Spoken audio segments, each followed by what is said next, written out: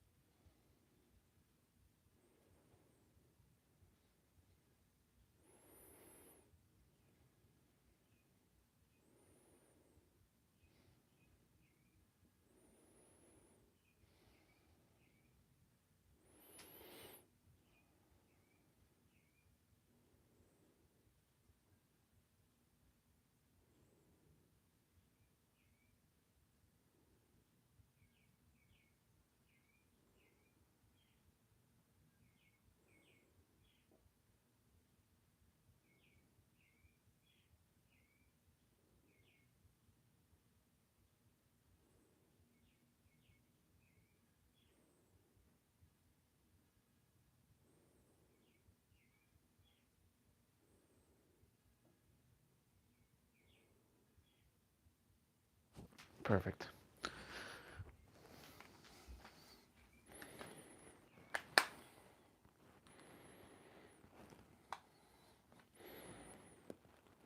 Test 1, 2, 3.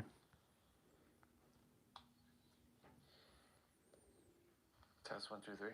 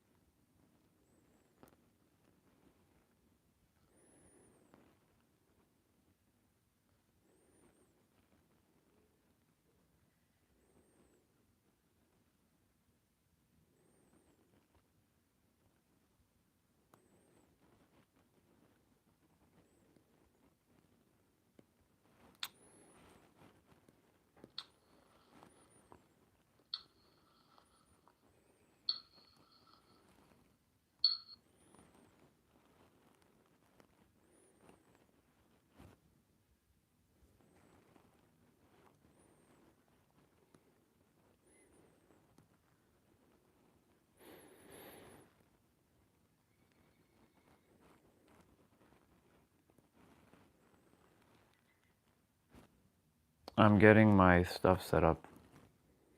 I usually get my, I have to do all my tests to make sure my sound is good, my stream is working.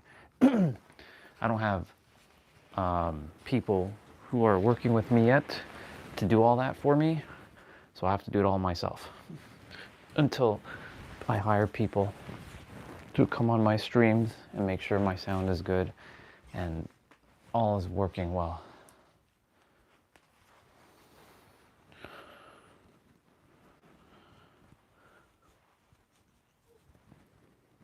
Well, you don't come on every day, so, and I don't really want you to be my mod, like I said, because I'm still pretty pissed at you for how you acted during the summer last year. So I keep you at bay, but it's whatever. I've forgiven you, but I don't forget. Once you cross me one time, that's it. I don't I don't really have time to play nice with people who... Yep. Okie dokie. Let's get rolling. Let me drink water first.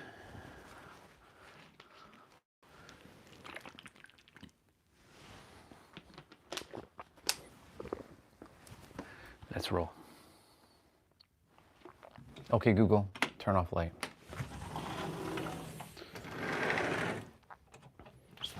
In the future, though, I'll have people who are in alignment working with me, helping me with my streams and such. But for now, I take care of all of it by myself, because I have to make sure my stream is working, because if there's no one online to check... Yeah, no more snow. It's warm. It's supposed to be warm in the next couple of days, but I'm not going to hold my breath, because April, which is coming up very soon, sometimes April is very random.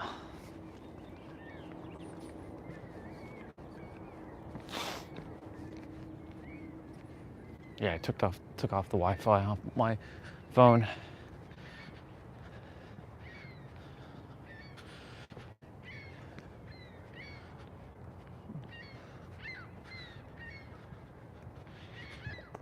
It's like 0 degrees right now, which is like the freezing mark. But it's supposed to be warm today. It's supposed to be like 18 degrees tomorrow, 18 on Tuesday, and it's gonna rain, which sucks, but you know, it's all good.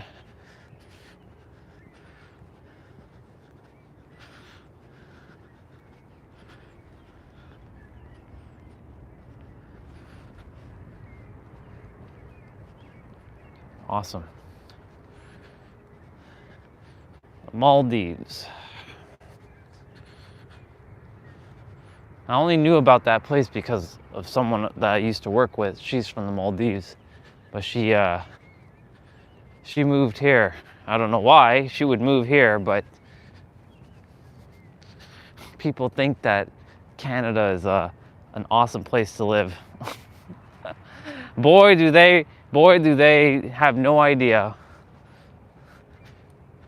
This place is not as ambitious as America is.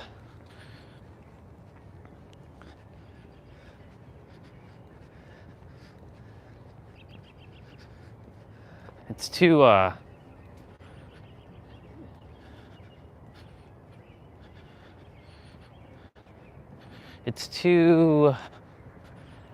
don't know. There's no words really to explain what Canada is. I respect it for what it is.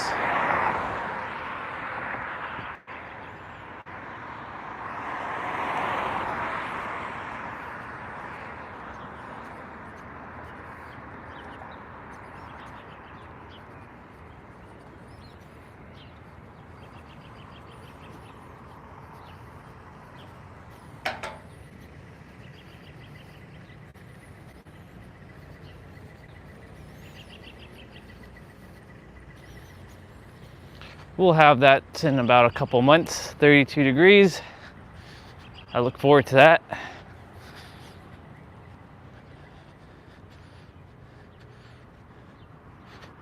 I won't be streaming at that time though. I'll be doing other things. Well, I will probably be streaming, but not for 12 hours a day. I'll be streaming for like 1 or 2 hours a day on a different channel. Maybe even different platform. I went that way yesterday. I'm gonna go this way today. Different platform.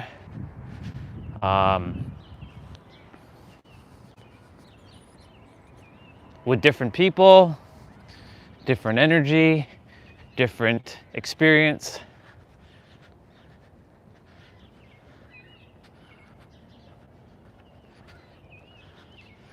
Umbrellas, wow.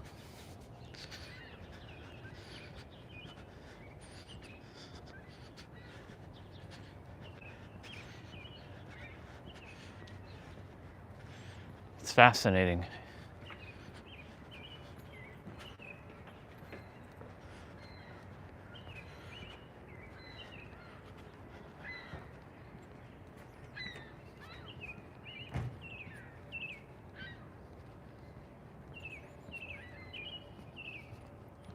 sunscreen, yeah.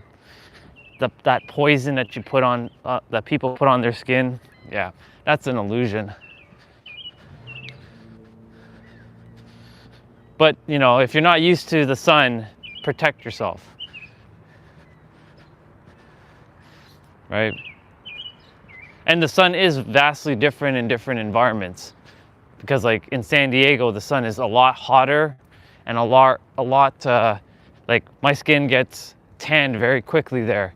Whereas here, it takes a little bit of time for it to get tanned, even with the same type of temperature. And the air is different there than it is here, so it makes sense.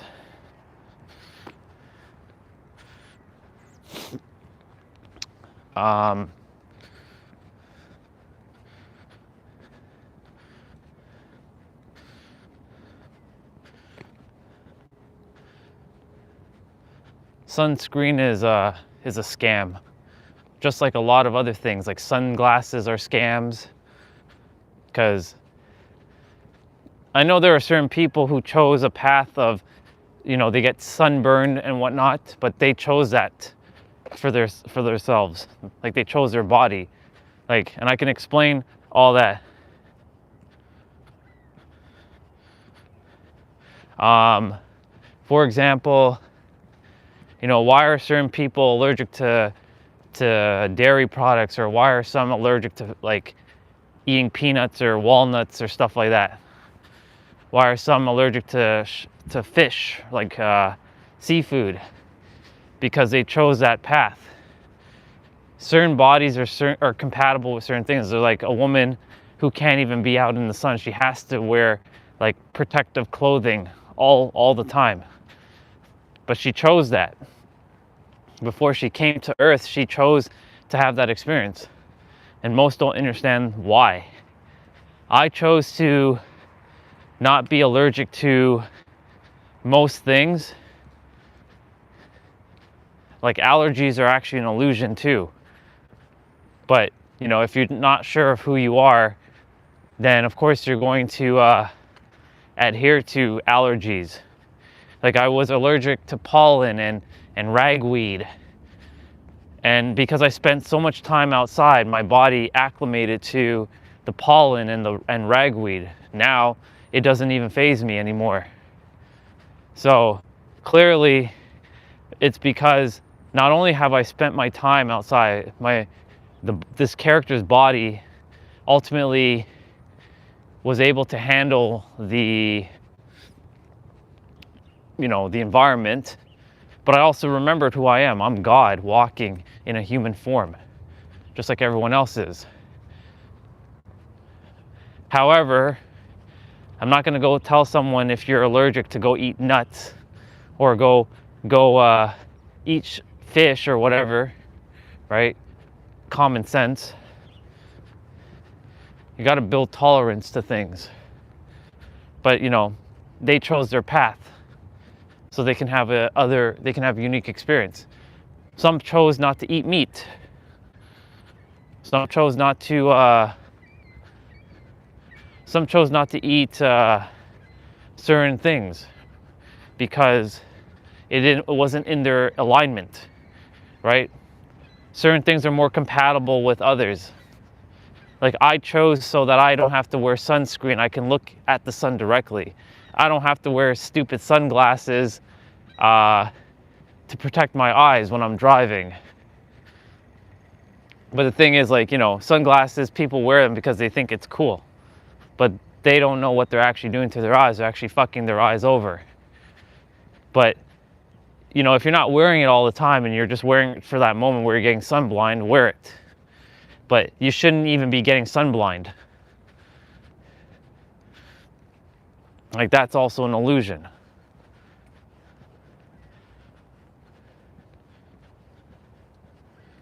Either I truly am an alien and the rest of you are not, or it's simply because I remember who I am and most people forgot who they are. And they put limitations onto themselves because they're like, oh yeah, I should pull down like those blinders, like from the car. Like, I don't even have to do that anymore when I'm driving. When the sun is blaring in my eyes, I can stare right at it and still see no problem. So it's interesting.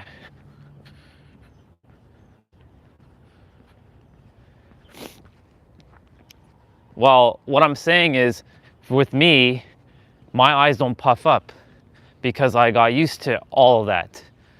What I'm saying is that for those who haven't practiced looking at the sun because they've adhered to the weakness of wearing sunglasses, and they've taken on the illusions that other people have said that, oh, you shouldn't look at the sun is damaging, the sun has UV rays, the sun does this, the sun does that.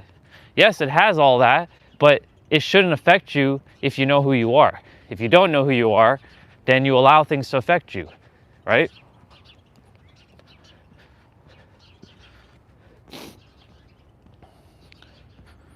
Later.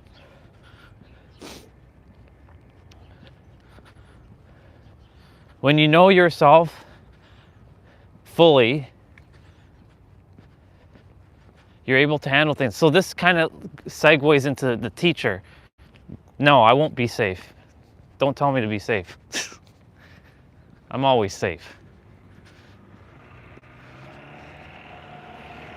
That's an illusion too. If anything, you'd be safe. No, I'm kidding. Be in danger.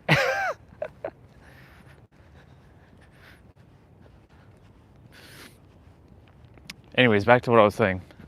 I'm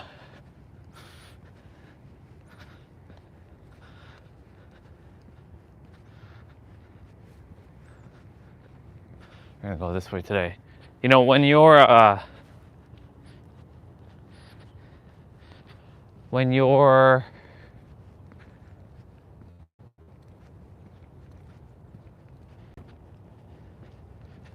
listening to others, right?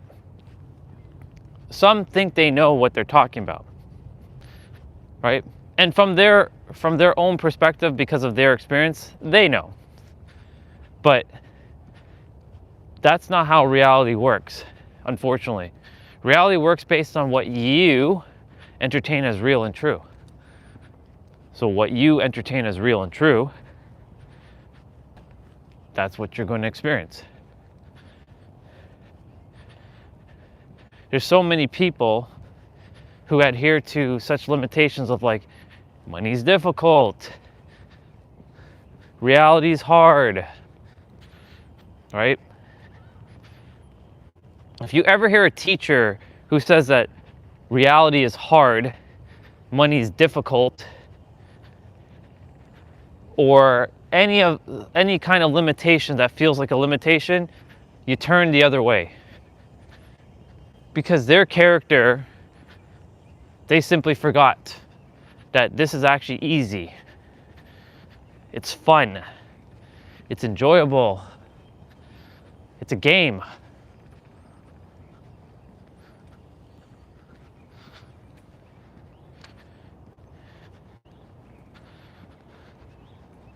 It's all a game.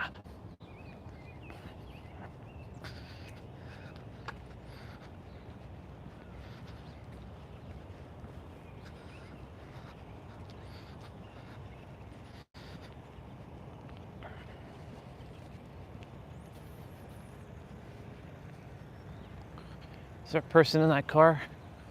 No.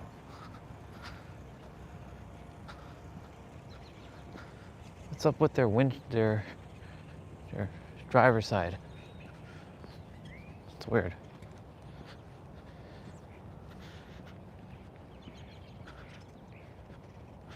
So back to teachers. You know, this character has had so many different, I'm going to use the word teacher for now, but remember, the word teacher actually means mirror for me. Because I don't adhere to fucking hierarchy anymore.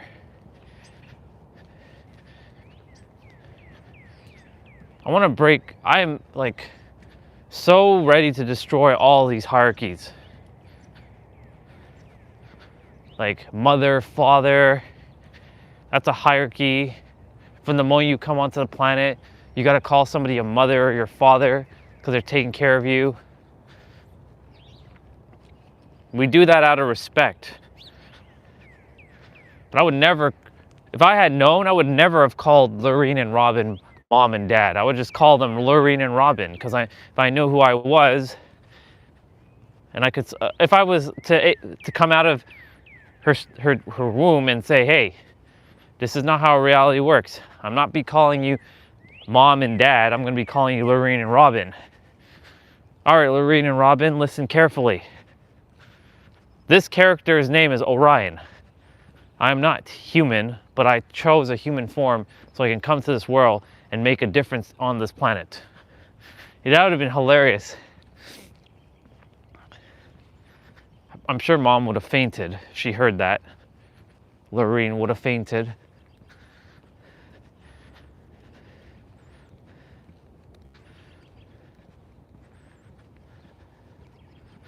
I'm living my own life, my own destiny.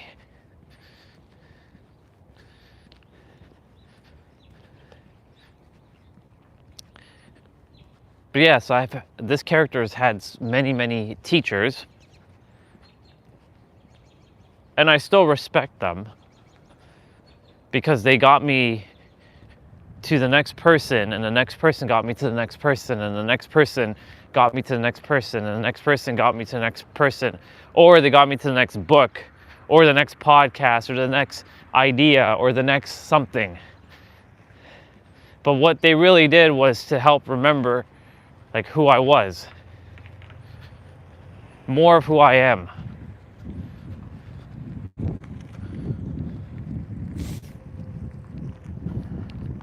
They helped me to remember more of who I am.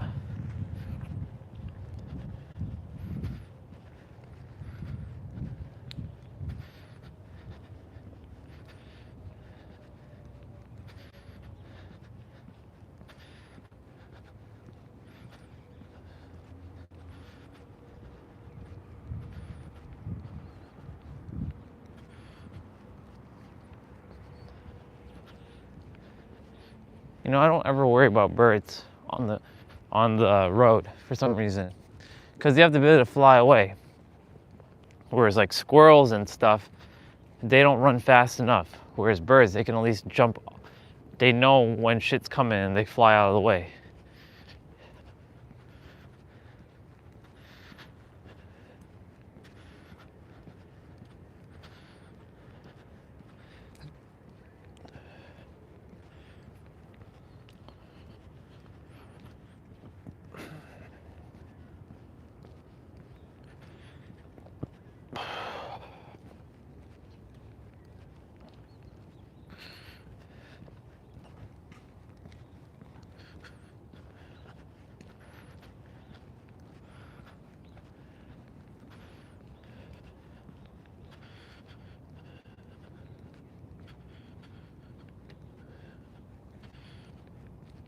Morning.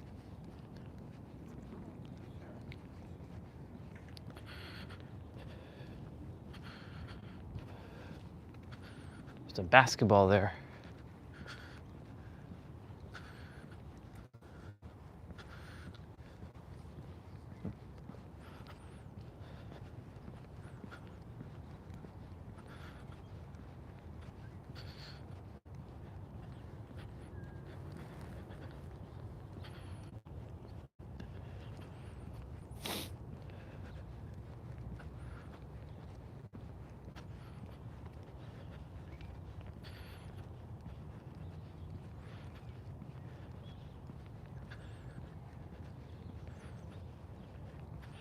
I gotta leave this.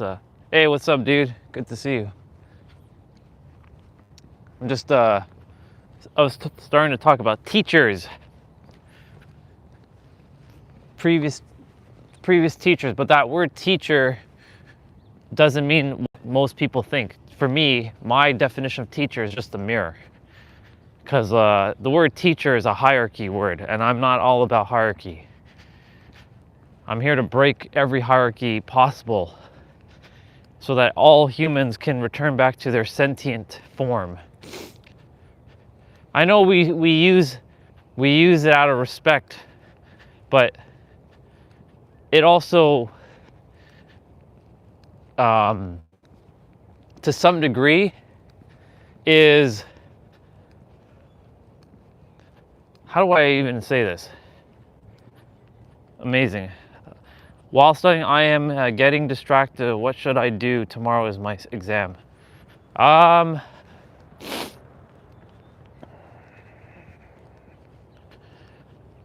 Well, don't label it a problem. Know that you know enough, and that tomorrow the exam, you're gonna do great. You gotta walk in with confidence that you're gonna pass.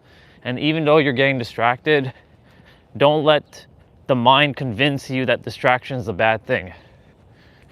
Because the mind is saying, oh, you're getting distracted. And it wants you to feel like you're not in control. But what if I told you you are in control right now? Because even you saying that you're distracted is actually you agreeing to that. What if I told you you're not distracted? You're just enjoying your time.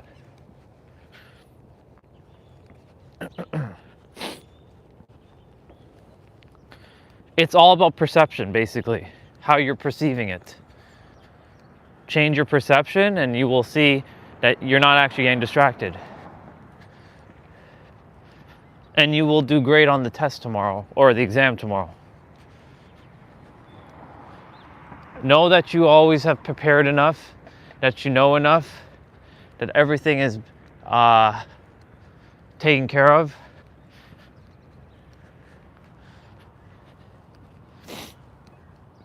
Let me see what else. Yeah, just don't label it a problem. Don't make it seem like it's a bad thing. Because the mind wants you to feel like it wants safety. So while you're taking, your breaks and such, enjoy your time. Just enjoy it. I know it doesn't feel good when you have to do something like an exam, right? If I had it my way, there would be no such thing as exams or tests. I would destroy all schools if I could. School's the biggest like trap in this world, because they don't teach you anything that you need to really know about life. They teach you bullshit that you don't need to know unless you're becoming like a scientist or a mathematician. But that's a different conversation.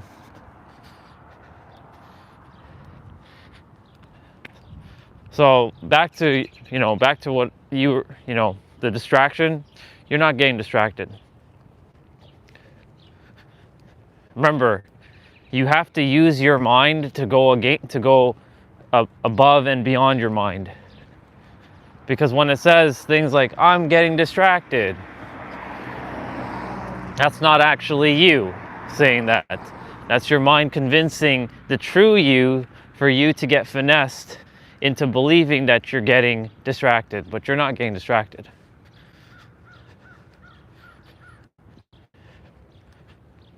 Most people won't understand how the mind actually works, because they've been convinced that they're this body and this mind, and that there's no such thing as like an itself within them. They know that they have a soul, but they can't explain where the soul is. But the mind convinces people that they are who they think they are, but who they actually are is beyond anything that they can even think of. So you're not getting distracted.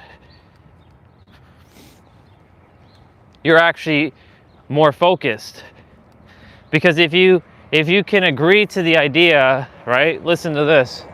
If you can agree to the idea that you're getting distracted, then you can also agree to the idea that you're extremely focused. Because the mind will also do its job to convince you otherwise, that you're getting distracted, and make you forget that there's an energetic opposite. The opposite of distracted is focus, right? So you just have to tell yourself that I'm focused, and that's it. Just decide.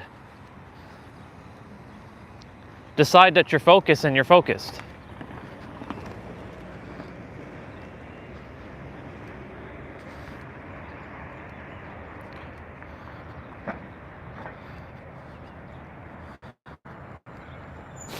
Because if you keep deciding that you're distracted, then you're going to be continuously distracted.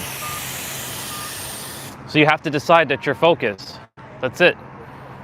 Right? Because most people, they don't know how the mind actually works. When they tell themselves, oh, I'm distracted, then they agree that they're distracted, but they're not actually distracted. They're actually focused.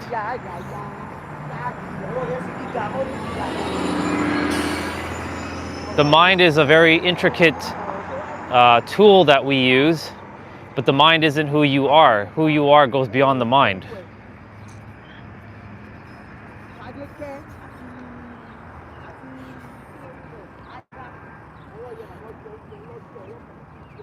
I am going to go straight.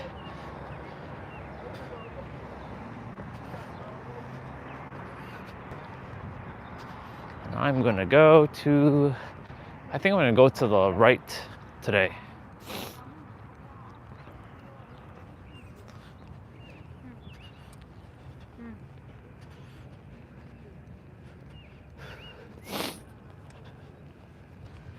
Let me see. What else? The thing about the mind, right? It always makes you forget that there's always an opposite. So like when you're feeling like pissed off or angry, there's also in that moment, whenever you catch yourself, you have the ability to shift back to like positive, happy, joyful. But it makes you forget that there's always an opposite to everything. When you're living on this planet, there's an opposite. When you're off this planet, the opposites don't exist. It's all one thing. There's a saying, the only reason why you've fallen is because you've risen before. So you can rise again. So the only reason why you're distracted is because you were focused before. So you simply just have to tune back into being focused again. It's a simple decision, but the mind's going to make you think it's hard to focus. But take it like, for example, you're on this stream, you're listening, you're focused. So you take the same energy, the same application, and you apply it elsewhere. Right? Because if you can listen to me for a couple minutes, then definitely that means you're focused. And you're not distracted.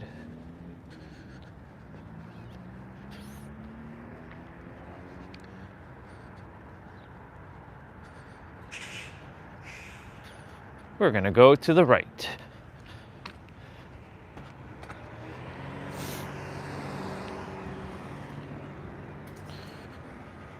But the mind's going to convince you that, right?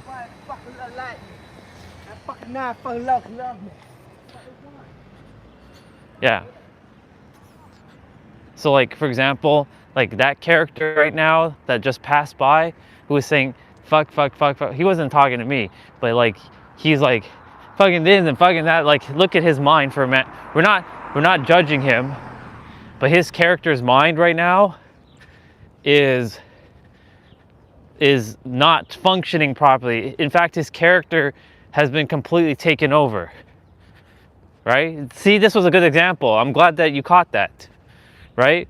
That character right now, right? His mind is completely like, it's like he doesn't know if he's even like in control. Right? So when you see things like that, it should give you the perspective that you're actually focused, right? Because I would consider is distracted. That would be considered distracted. Wouldn't you agree with that? So really, actually, you're focused. You're extremely focused, right? Because like, you know, if I were to speak to him right now, he wouldn't listen because his mind has taken full control over him. And once upon a time, I'm gonna tell you, that's how I used to speak too. There was times in my experience when, you know, many years ago where I was like talking and mumbling like fuck this, fuck that, fuck. Right? I'd be doing that because I didn't have control over my mind.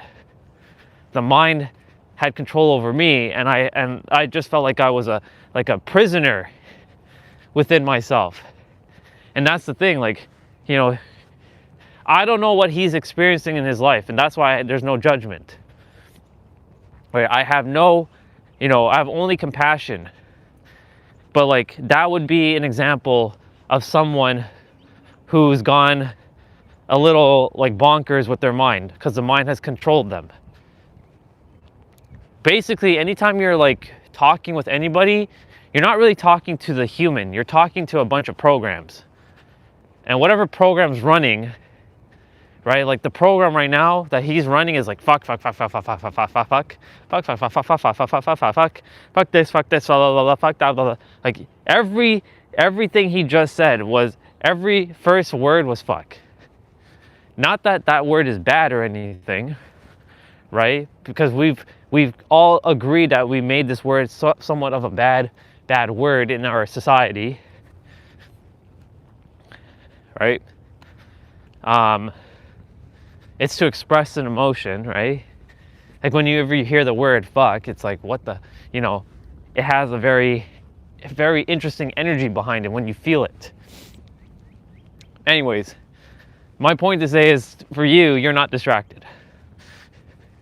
And I'm glad he showed up on our feed for me to give you a perspective that you're not distracted. You're very focused. And I'll also tell you this, because, you know, you typed out that you were distracted. The mind wants you to think that you're actually distracted, but you're not. You're focused. You're focused. You have all the focus in the world. In fact, you're so focused that, you know, nobody can stop your focus. Like, but the only person that can stop your focus is, and forever will be, yourself and the mind convincing you otherwise. This area of the internet gets a little blurry, so apologies in advance.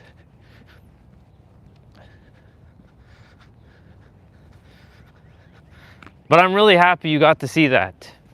That doesn't usually show up on my feed, just so you know. I don't run into people like that, who are operating like that. Usually, most people they're very calm and peaceful, because my inner world is very calm and peaceful. But it was for you to be on, for you to see that. That was by design, by the way, to help you as like a physical experience.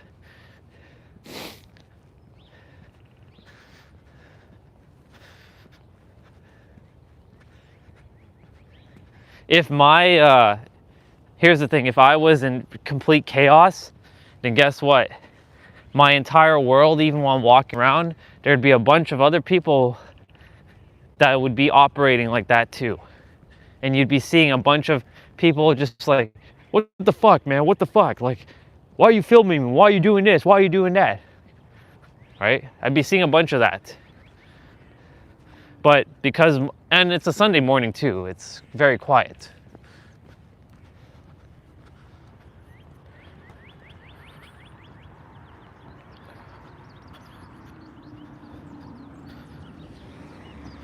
But, you know, in my inner world, I'm at peace. But like, for example, his inner world, I could tell you he's not at peace. his soul is screaming out to his mind, please stop this, stop this insanity, stop this madness, stop it. But his mind is too loud. You'll never see a peaceful person be operating like that. Even though I say fuck this, what I'm saying, I'm actually in control of what I'm saying, you know?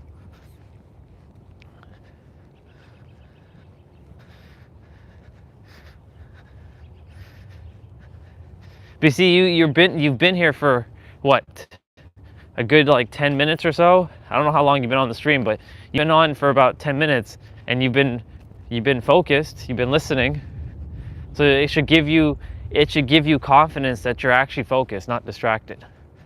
I'm basically pointing out from a different perspective that you actually are very focused.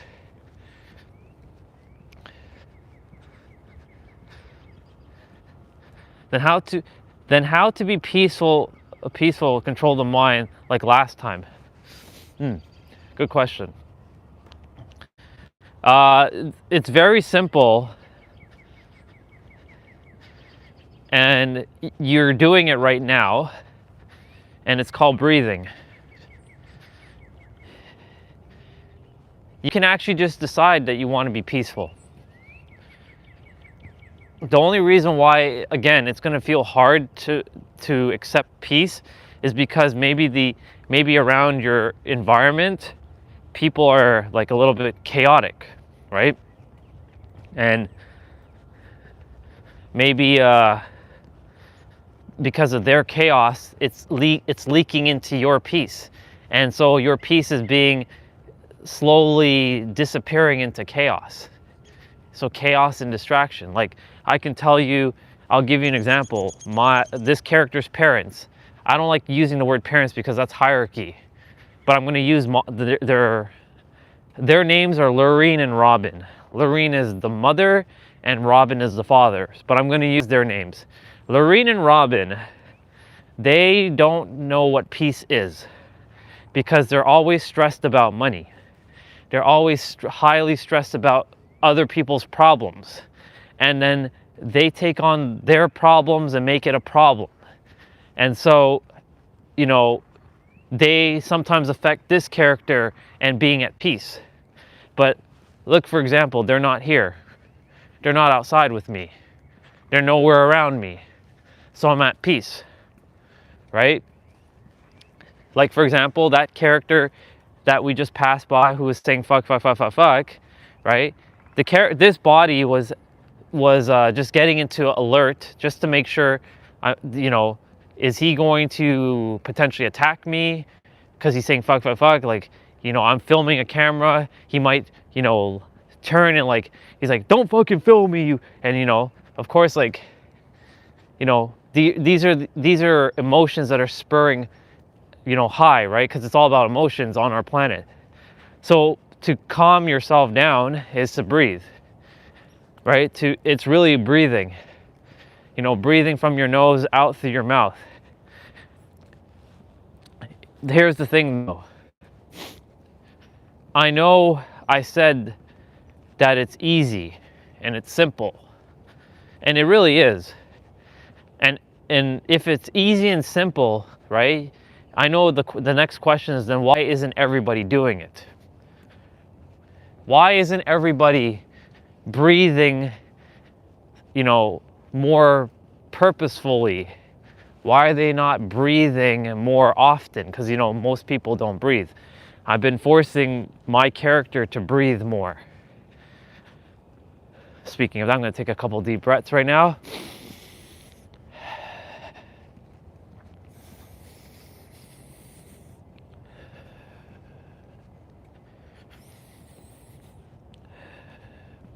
Okay, cool. So why aren't people breathing more? It's because the world is very fast-paced nowadays, and it doesn't give you time to breathe.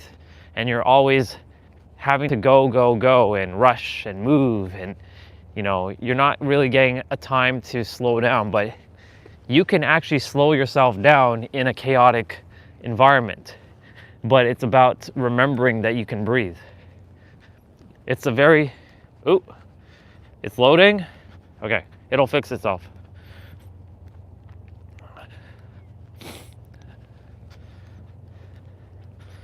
It will fix itself.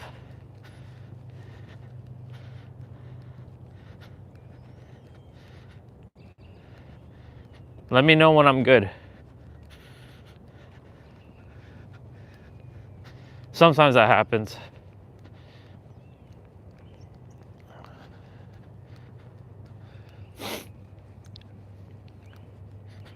Tell me if you can hear me. I'll keep speaking until. Okay, perfect. Yeah. Okay. Yeah. So this area, the internet's not that great, unfortunately. I don't know why. I just don't understand why in this area my internet is like terrible. But where we are, where I am, the internet's fine. It doesn't make any sense. But in any event, so I was saying, well, why isn't everybody able to breathe? Because the world is very distracted, right? You know, you use the word distracted. That's the key word to this game. It's distraction. And the world wants you to be distracted so that you don't have the power, and remember that you have the power in every present moment to be at peace, because they strive on you being, you know, in chaos. They want everybody to be in chaos, because when you're in chaos and when you're distracted, your immune system goes down, your defenses go down. Well, actually your defenses go up. Your immune system goes down, your defenses goes up. You're quick to judge. You're not capable in that moment to be like truly logical and analytical and feel things out. You'll be more emotional, you'll take more emotional type of actions, because the world wants to just distract you so that you forget who you are. That gate is behind. Hold on, I'll fix the stream.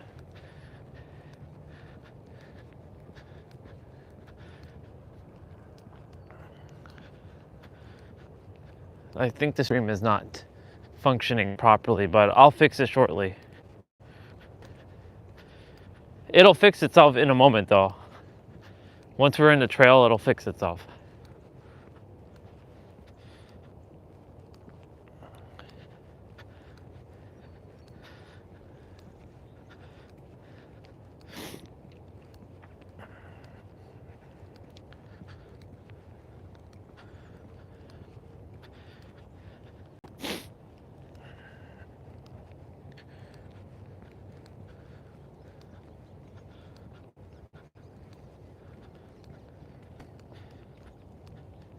I'll keep talking. But you know, the world doesn't want everybody to remember who they are, but unfortunately, it's unraveling itself. But there's a paradox to this. Maybe they wanted all this to be unraveled so that we can think that we're actually remembering who we are, but in reality, we're still forgetting ourselves. Like this is not really how it works. But I know that that's not the truth, because a lot of people started to remember who they are and they started to live a better quality of life. They started to feel more peaceful. No, I'm into the trail. I'm heading into the trail right now. It gets blurry here too, so just bear with the blurriness.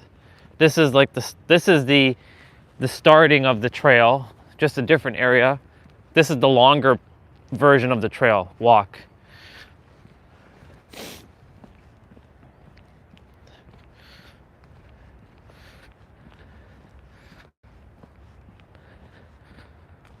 I just walk around that neighborhood for a little bit. When it's warmer, I take the longer walk. When it's colder, I take the shorter walk, because my battery doesn't last that long in the cold, since the phone gets affected by weather, by temperature. But because the temperature is not, I'm going to be going to the left. The right, unfortunately, the right will take me further away from, like, it won't take me back. I'll have to come all the way back this way, so to the left.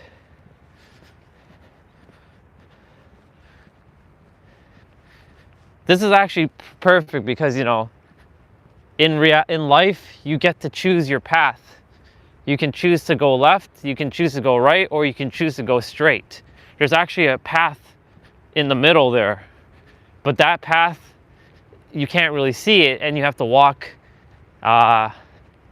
you have to kind of make your own path. But there's a path to the right, to the middle, but the middle leads you into, it'll lead you back to the left.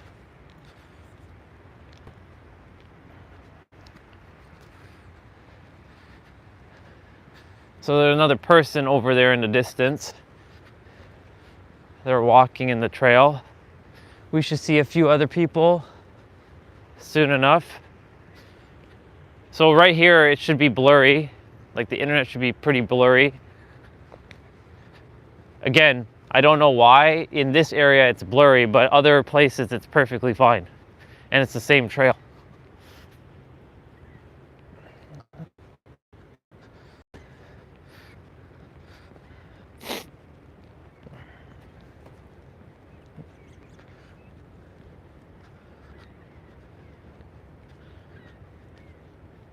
In a couple months, all these trees will have leaves again. And we go through the whole process of the season changing again.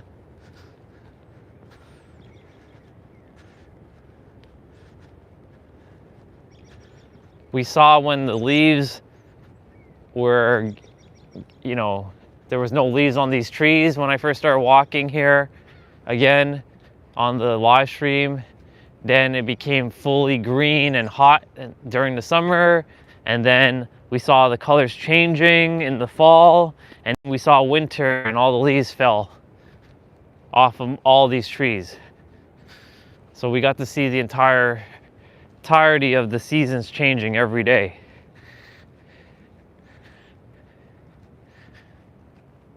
I'm super close to another goal of mine that I'm going to be accomplishing on April 8th. I'll have walked 10,000 steps every day for a whole year. 10,000 steps for 365 days. Some days I've walked like more than 10,000 steps. Like yesterday I did 15,000 steps. But like my average has always been 10,000 steps minimum since April 8th last year, and I'm very close to my goal. And yeah, I'm excited. When I'm done my stream, I just hang out. I either watch some content, or I sit and just, well, you can call it meditate. I meditate for a little bit, or I just go to sleep. I go to bed as early as I can. Like last night, after the stream was done, I watched about like 30 minutes on YouTube, like a video, but I didn't finish it. I'll finish it today. And then I sat and meditated for like 15 minutes, and I went to bed. I went to bed at like 9:30 last night.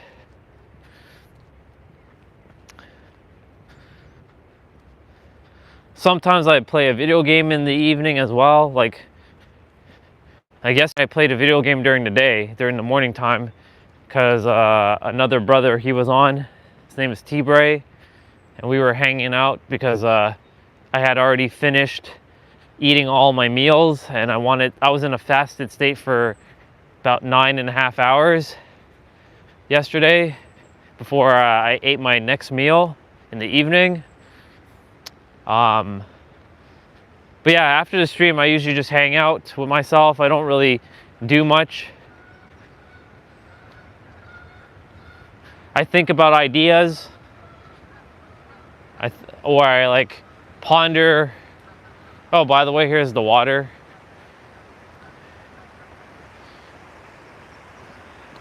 It's starting to get calm again.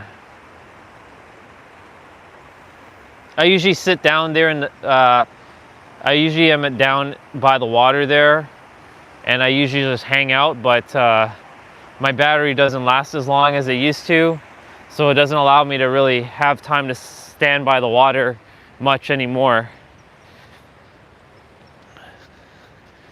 Yeah,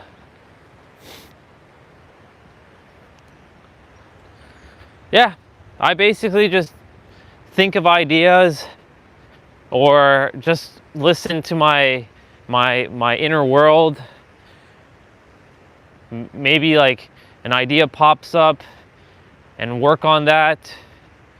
It's random, basically. There's nothing, it's not really usually like set in stone what I really do after my stream. It's going to be extremely weird though come May 1st.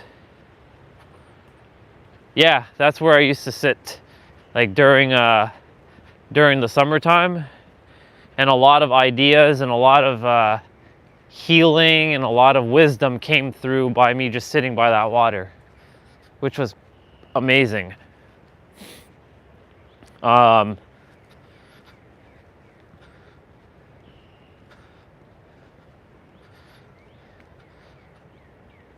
It's gonna be weird May 1st though, because I won't be live streaming on this channel much, and I won't be doing my 12-hour live streams anymore. Well, I won't say anymore. I'll just say I won't be doing my live streams for 12 hours on this channel, and more likely I'll just be on another, you have the other YouTube channel, and I'll only be streaming for like an hour or two, and then for the rest of the day, figure out my plans on how I'm going to get to San Diego and get my US citizenship. But I'm not worried about the how. I'm just focused on taking the action once I am clear exactly on what I'm supposed to do.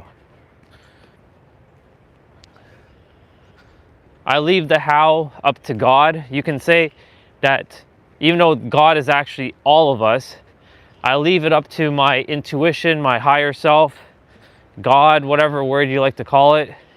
And I wait for I don't really wait, but I take the action once I'm in alignment to hear what I'm supposed to be doing next.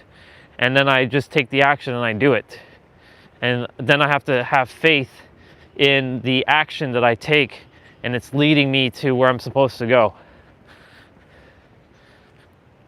Like, for example, I didn't know that I was ever going to live stream on YouTube.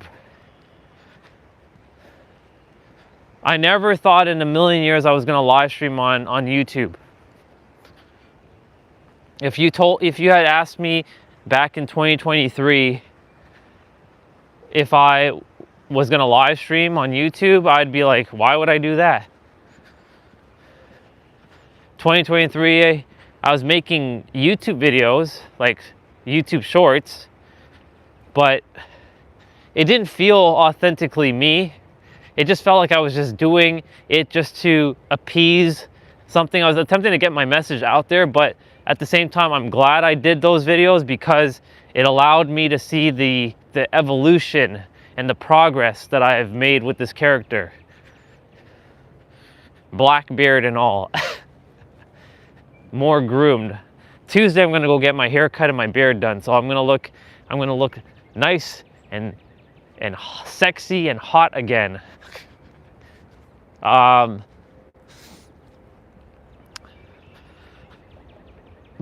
I didn't know what I was going to do. You know, in 2024, I wasn't live streaming either. In fact, I stopped making YouTube videos, and I didn't know what my path was going to look like. I had no idea that was going to lead to this. On October, I saw an article that Russia will stop supplying.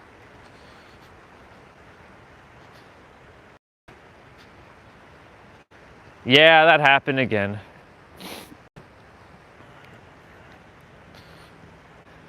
This time the internet cut off my phone. Yeah, the internet cut out from my phone. So I was saying that I don't usually get into politics and talk about world stuff. Like, I'm aware of all that, like Russia and, like, you know, all the wars, but I just don't talk about it because, you know, there's no point talking about it because we're just adding fuel to the fire. So I make sure that I talk about positive things to help, you know, change the energy of the world, right? But yes, I'm aware of the whole oil thing. That's why, like, you know, it's fascinating that when somebody says something in this world, then the entire world gets affected by just somebody's words. Because everything is just about a word, right? The moment someone says, I'm going to do this, but they haven't taken the action yet, but they just spoken the word, people get up in arms, and then the action happens because of the words. And that's why I said, like, it's important to be very mindful of words that people speak. And if more people were aware of the power of words, because my mission on this planet is to make people aware of words.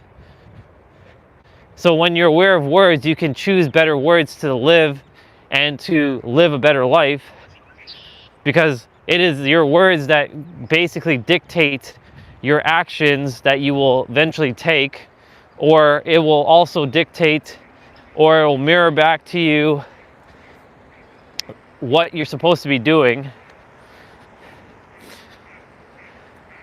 But yeah, I'm aware of all that stuff. There's ducks quacking over there.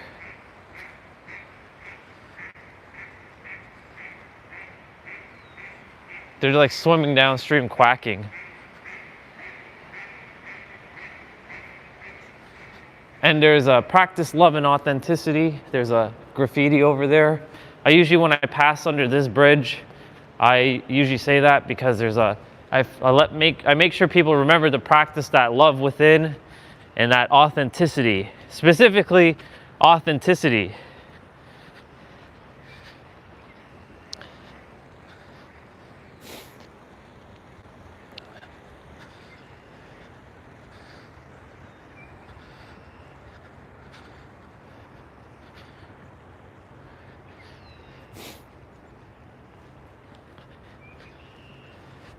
Yeah, an echo.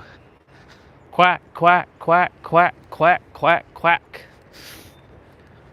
Ooh. I know what I want to watch today. I might watch The Mighty Ducks, the movie.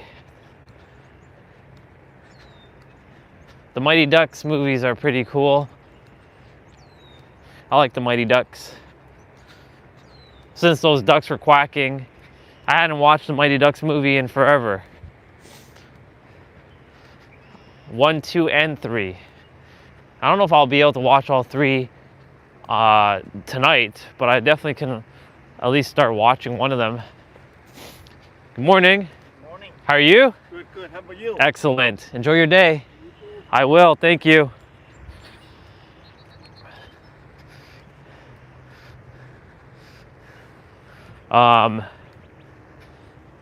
Each movie is about 1:30. 4 hours and 30 minutes, give or take, to watch all the Mighty Ducks movies. So if I were to start at 7 o'clock, I should be able to see all the Mighty Ducks movies by 11:30 before going to bed. if I were to watch Mighty Ducks movies today. I definitely want to watch those movies again.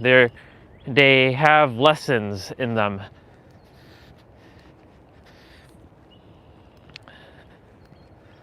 I also want to watch Speed again. No, it should be on Disney Plus, because Mighty Ducks is a Disney movie, so it should be on Disney Plus. But I actually have the movies on like an MP4 file that I downloaded many years ago in 1080p. So I have them on a hard drive, so I can remote to my hard drive downstairs in the basement and like watch my content on my tablet.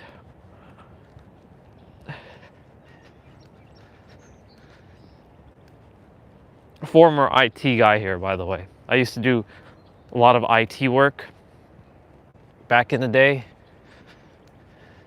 So thankfully I still have my technical prowess, though I don't use it as much as I used to. Morning. I don't use it as much as I used to, but I still use it to, you know, keep my tech skills sharp. That was my former career, just so you know, before I started being a YouTuber or streamer, or a speaker or a healer or a coach. I was an IT system administrator and a network analyst and a security analyst. And I did cybersecurity as well for a bit. I did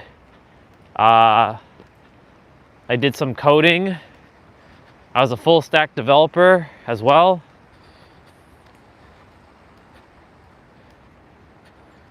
Amazing, awesome. It's a good feel, by the way. So I've done practically majority of IT, like application specialist, full stack developer, IT system administrator, network analyst, network admin, system admin. I did service desk, of course, like, you know, helping users, like end users. My favorite role was definitely cybersecurity and system admin. I didn't really like full stack developing. Coding isn't my thing. I don't really like it. I don't like typing code all day and stuff. I like to monitor shit. But that's a good feel that you're going into.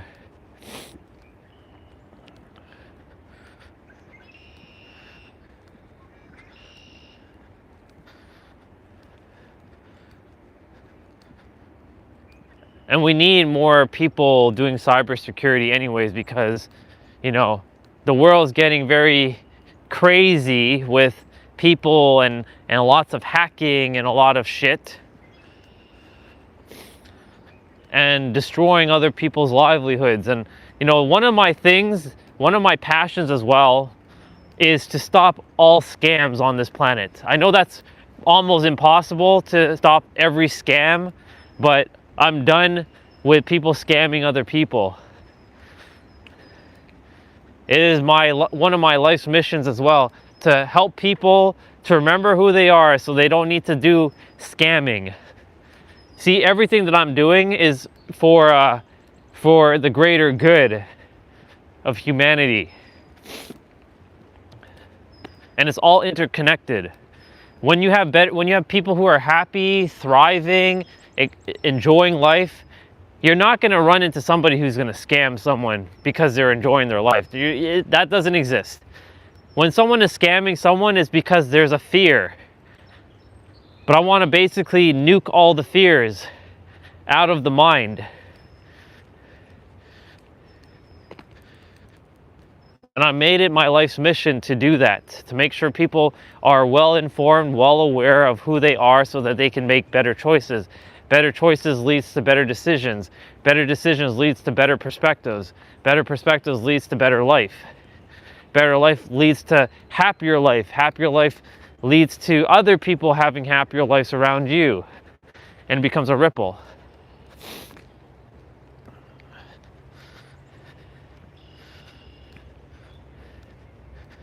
That's why for me it's very important that I keep speaking and helping people every day for as long as I live, to help people to get back to remembering who they are. Because when you remember who you are, you will stop fearing and stop adhering to the illusions that this world is created. But of course, someone has to listen. If they're not ready to listen, I can't help them. And they can't help themselves either if they don't want to listen, right?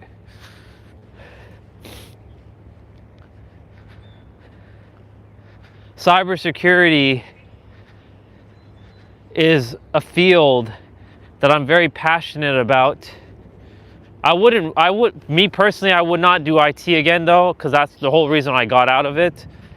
It was like, there's something more. Like, it just felt like my life was being wasted away. But, you know, I found my path. Now I'm just walking it. But the thing is, I'm very passionate about that field because it helps people to end their livelihood. Yeah, I should have brought my power bank, but I didn't. My phone battery's at 30%, so I gotta pick up the pace a little bit. I gotta speed walk a little bit more now.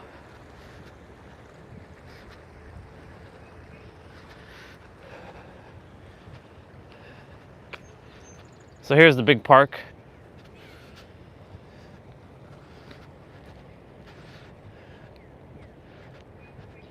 So normally, if we're taking a short walk, we'd be coming down from there.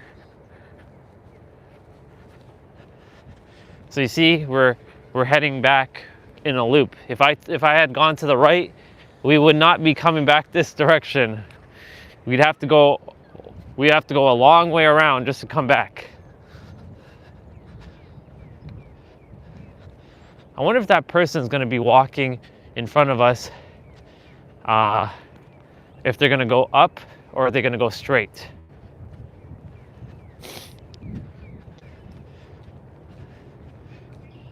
Let's see. Are they going to turn to the left or are they going to go straight?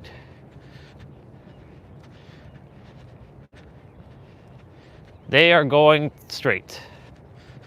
So we got to pass them.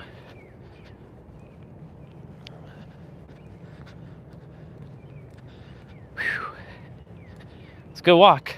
Let's go walk.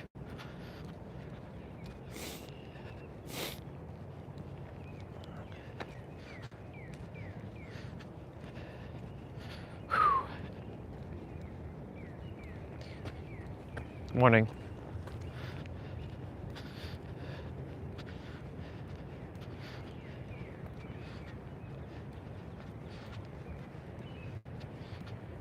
We're speed walking a little.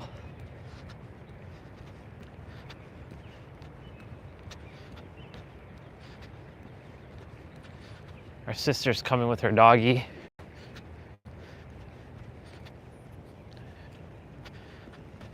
I don't like walking behind anybody while I'm filming, so.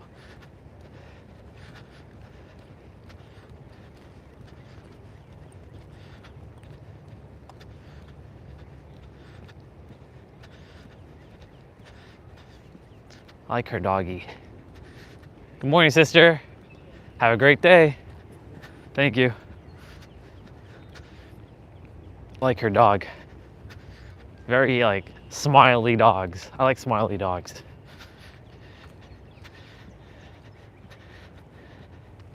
Yeah, that's a husky.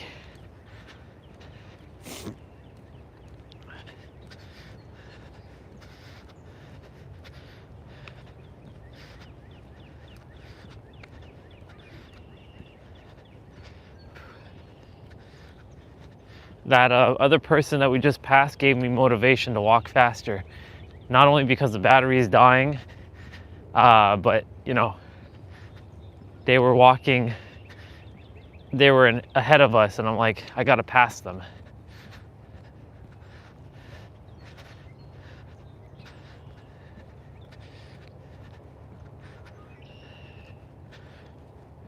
This area has a lot of birds, so I usually like just pay attention to the birds.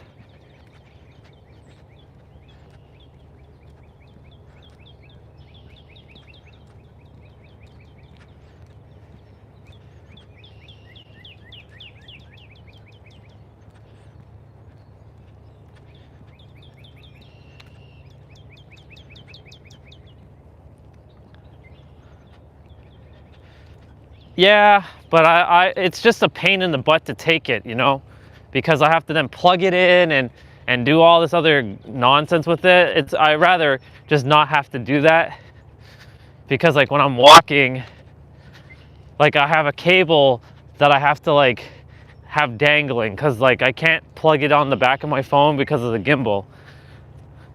Unfortunately, like, you know, I should develop a gimbal that is its own battery bank. Like it magnetically charges on the back of your phone, and it gives you power while you're using the gimbal. And it has like 20,000 milliamp hours for not only the gimbal but for the phone. Somebody should create that.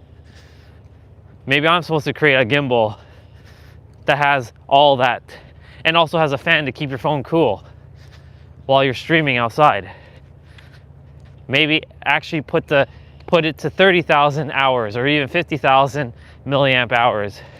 Of course, that'll be a huge battery on a gimbal, and the gimbal might be big, but you know, have a power bank, a fan, and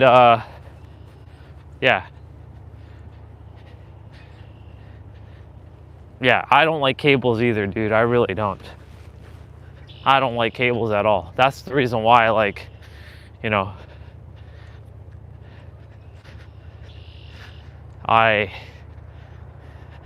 maybe I'm supposed to develop the world's greatest gimbal that can do all the things that I'm doing with this gimbal, but gives you a fan when it attaches to your phone to keep your phone cool through magnetic.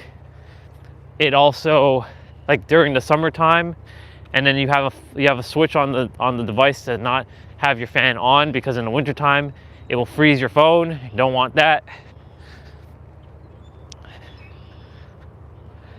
Or maybe there's an option to keep the fan cool, and then a heater to keep your phone warm in the winter.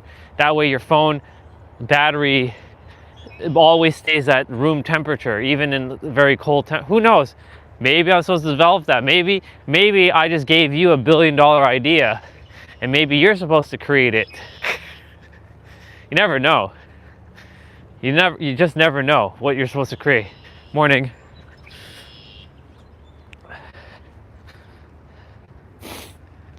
Yeah, the almighty gimbal. All right, my phone's at 16%. I will make it back. And if the phone dies, or if I'm just letting you know, if the phone dies, I'll come back. I'll start another stream. But because I've stopped caring, like if the phone, like I used to worry that, oh my God, I'm gonna die. My phone's gonna die, and all these people are on my stream. Now I stopped caring about that. If it dies, it dies. I'll get back inside, I'll charge the phone, I'll start a stream, and we'll just continue. But yeah. Look, there's a doggy here.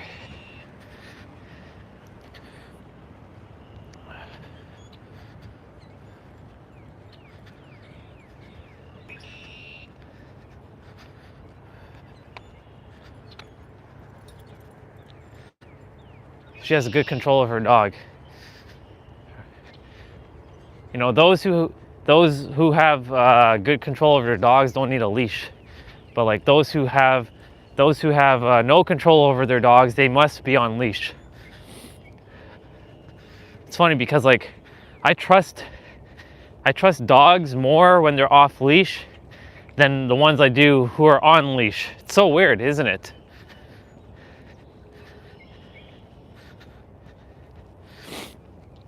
Her dog is properly trained.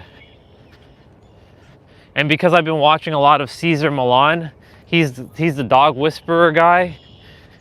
You know, it's all about calm confidence and calm surrender.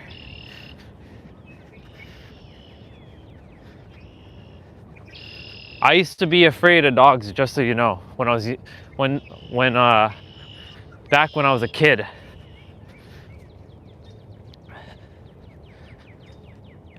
I was actually afraid of dogs up until like age like 30, 33, because I was bitten by a dog when I was a kid at 5 years old, and that scarred me for life.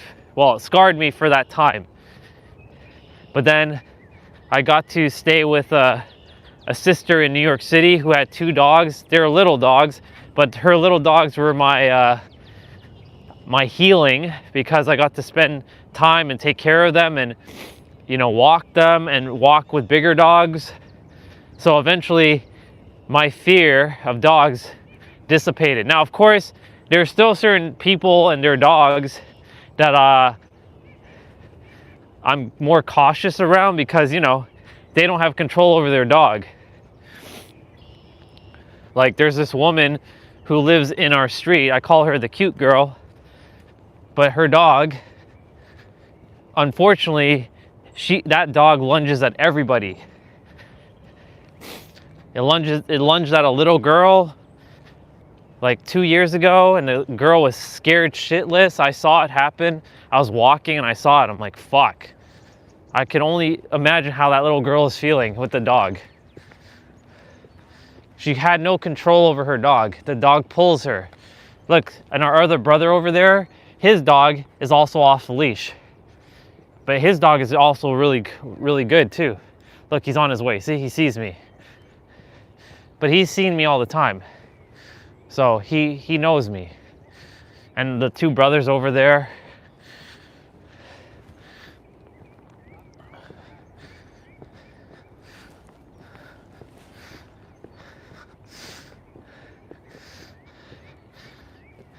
I just waved to them, by the way. His dog looks like a skunk, though, from a far distance. A black and white doggy. You see, his is off leash too, but he has really good control over his dog. So yeah, people who have dogs off leash, they have better control over people who have dogs on leash, because most people who have dogs on leash don't know how to actually control their dog. Because most people, they don't know about energy management, right? And if you know about energy and you can manage your energy, right, the dog feels your energy. Like the moment you touch the leash, the dog will either know if you're calm or if you're tense, if it needs to protect you or if you are the leader. This is why, like, I've been watching Caesar stuff. I think that cute girl used to keep her dog tied because dog psychology is very aggressive. Yes. Probably. Like, she lets her dog off leash when she's in the park. Not this park, a different park.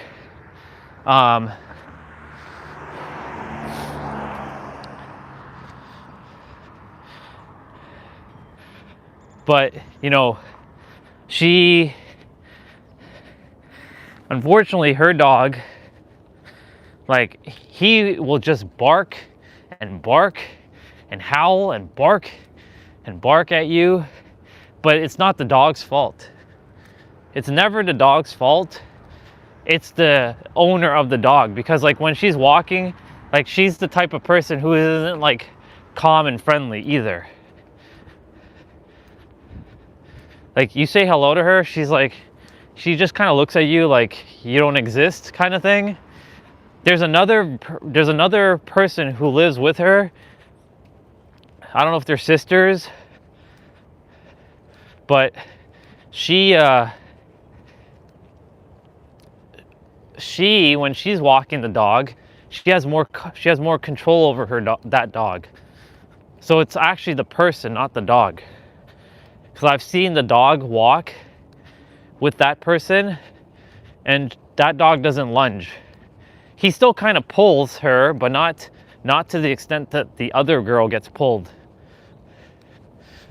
So, you know, now that I've been watching a lot of Cesar Millan and how he shows people how to, you know, handle their dogs, you know, he's shown me so many, and this is a good example of a great teacher mirroring back like effectiveness with dogs, because like he has calm confidence. He has no fear. Of course, if a dog is very aggressive, he'll use a racket to protect himself, right? Like I remember when he was handling a German Shepherd that was terrorizing the family's house, and they felt like they're prisoners in their own home, and he was able to like get the dog to be in calm surrender. He took away, he was basically boxing him in, making sure that the dog wasn't area dominant, and more he was in control.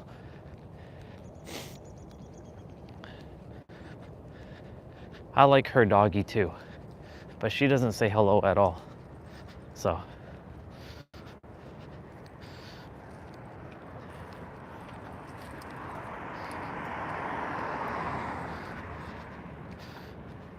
she has good control over her dog.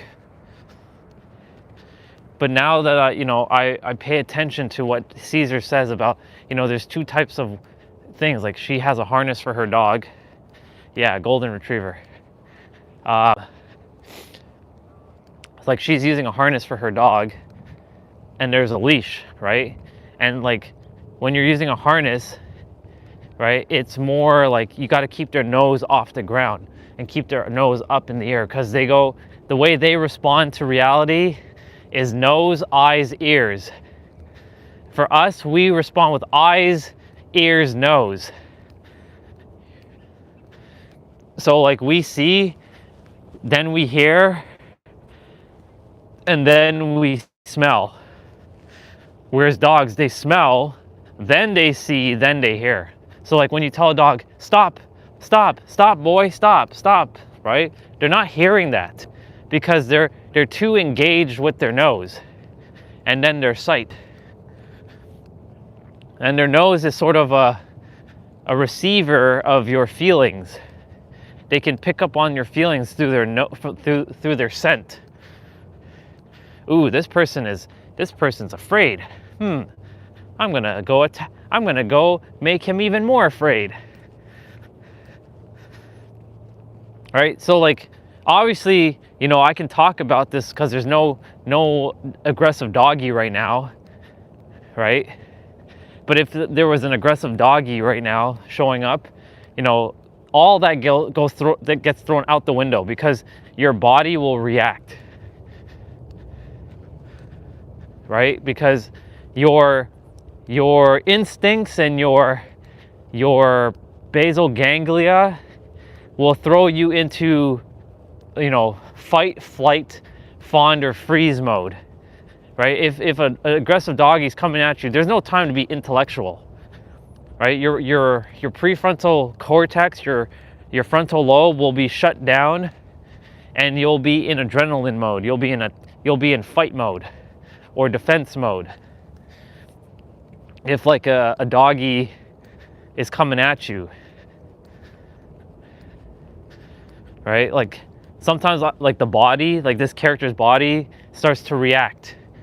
And I'm like just talking normally, and then all of a sudden the character's body's reacting, right? Because, you know, if we hear a weird sound that we've never heard before, like our body will start to like react. So technically speaking, we actually operate from ears, eyes, and then nose.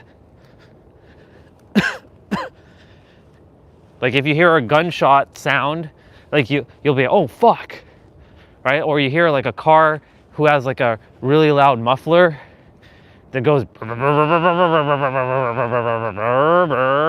right? Like you're hearing that and you're like, what the fuck is that?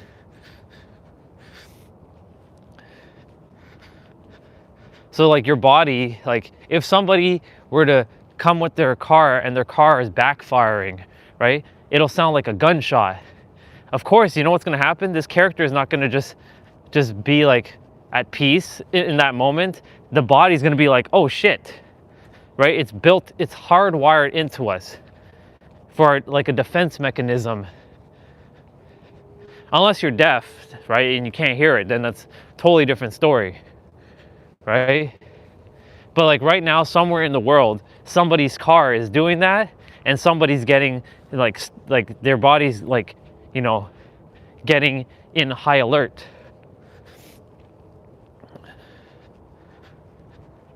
That's happened quite a few times on the stream. I'm like, what the fuck is that sound? And like the body's in alert. But then I realize, oh, it's that. That's what's making the noise. Sound can either create or destroy, just so you know. Like all of our voices is a sound, right? Like my voice is a sound. I choose to use my words to create at times, and then there are other times I use my words to destroy. When I say destroy, I don't mean it in a negative sense, but I do mean it in a sense to destroy and dismantle things that are locking people in like limitation, right? In World War I or II, when the enemy troops, you know, there was no such thing as enemies, but you know, people forget who they are. You know, they would use sound to distort the opponent, and then they would get the upper hand based on sound. So like when you're hearing a dog barking, like I used to think when they're barking, they're like, they want to eat me alive. But that's not true at all, right? Because if they wanted to eat me alive, well, that's the perception that I was giving out, because I didn't understand how dogs actually operated.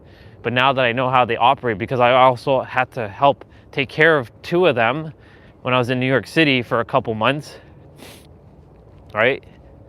It showed me exactly how they function. I observed one thing, that there are 2 views that are just like they are AFK. Yeah, exactly. There's always multiple perspectives, basically.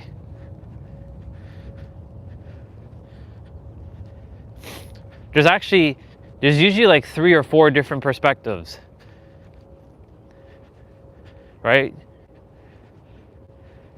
There's a reality where, you know, you can be afraid of dogs. There's a reality where you're not afraid of dogs. Then there's a reality that you don't even have the thought of a dog even being afraid, or even whatever. You're just, you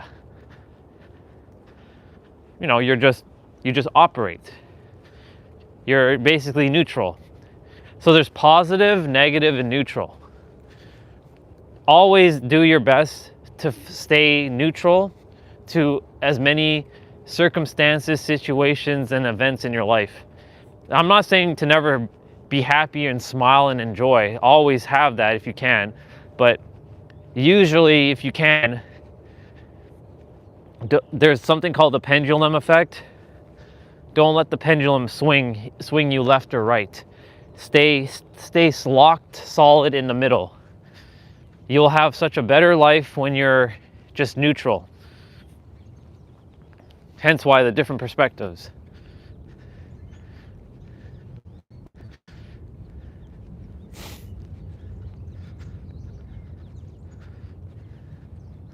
We're almost back, by the way.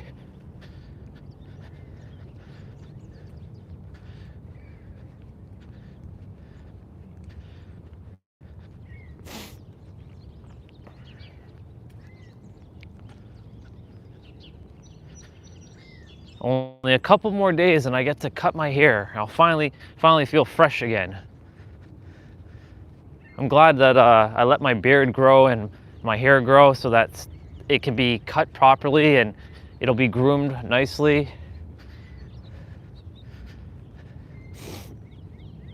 I'll be going inside and getting breakfast.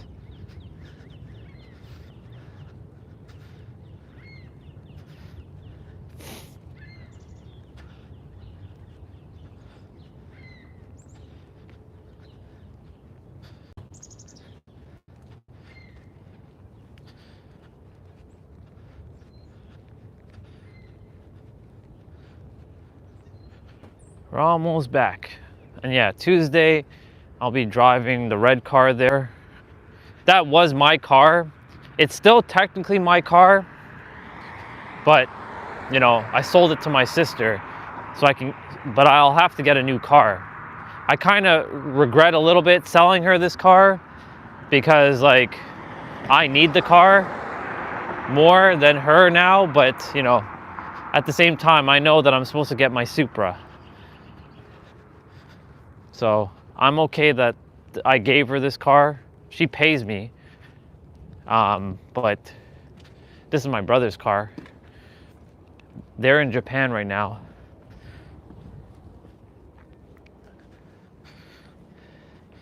I want the MK4.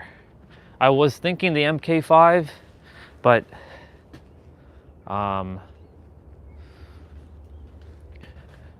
I really want an MK4. Like, I really thought about it. And the MK4 is definitely more up my alley. Yes, it has older technology, and the MK5 is newer, but the MK5 is not really you know, they discontinued it, right? So Toyota is ending the production of the MK5 in like 2 days. March 31st is when the MK5 stops production.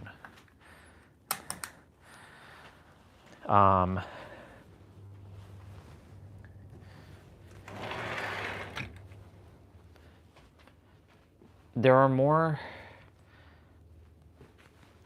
what am I saying? There are more parts for the MK4.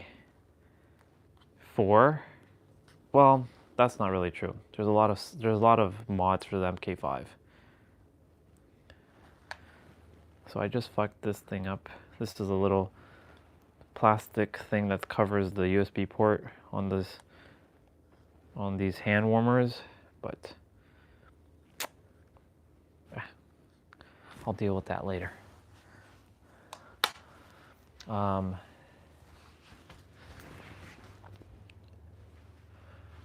The MK4 is just, it's all Toyota, right? Whereas the MK5, it's not fully Toyota, it's BMW, right? But there's gonna come a point where that can't be serviced from Toyota. Well, technically speaking, an MK4 can't really be serviced from Toyota, especially if you modded it. And my car's gonna be modded. So I'll have to know how to, you know, take care of my own oil change and all that. Because I want to be able to do all that myself. I don't want to be taking it to somebody. I don't want to take my car to a mechanic's just for oil. Like, I can do that myself. But like for modding, I want mechanics to put in like my turbos. Thing is, I want to buy the car fully modded. I don't want to have to do anything with the car. I want to buy it perfectly modded. And I want the Fast and Furious one. I want the orange car.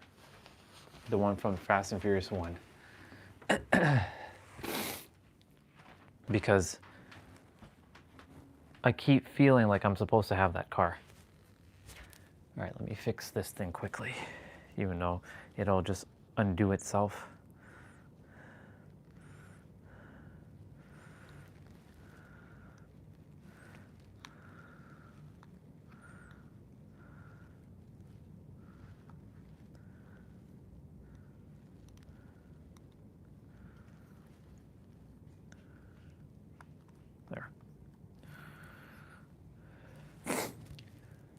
Let's After going to US, or, well,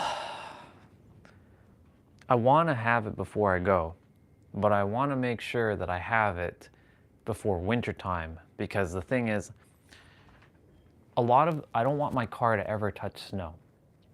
I don't want it to ever touch like the salt. Like, I don't want the car to ever be on any sort of like winter.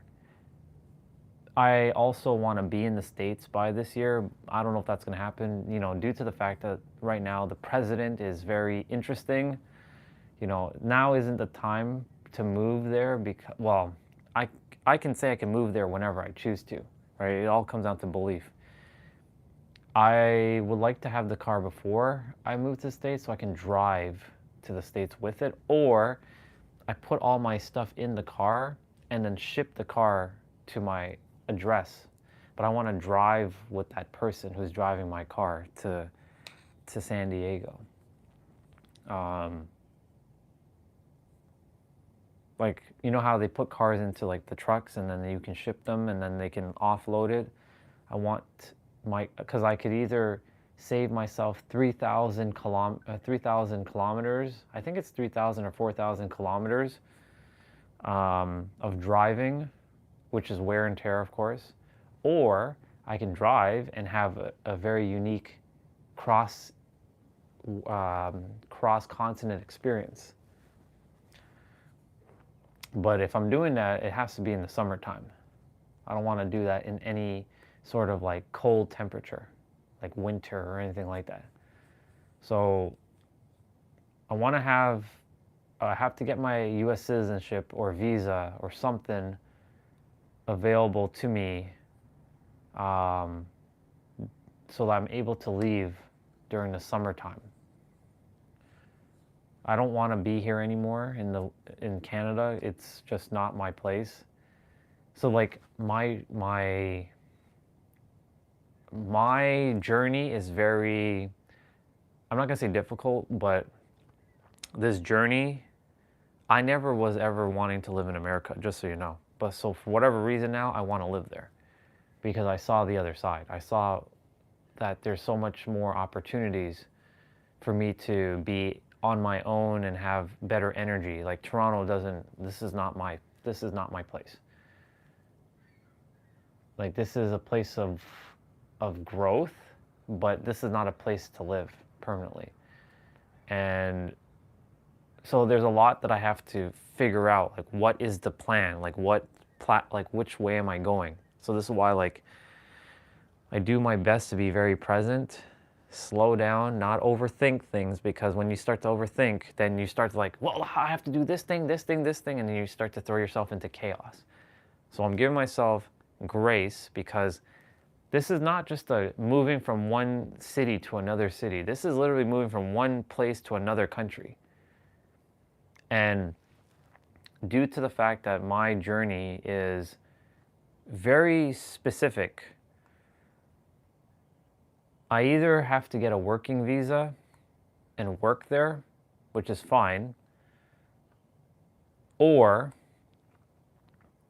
I have to marry someone and get my citizenship. I would prefer to marry the love of my life, Lindsay Sterling, so I can be there permanently. But I have to leave that up to the hands of God and allow it to unfold. So we'll see what happens. But yes, I want my car before I leave. 100%.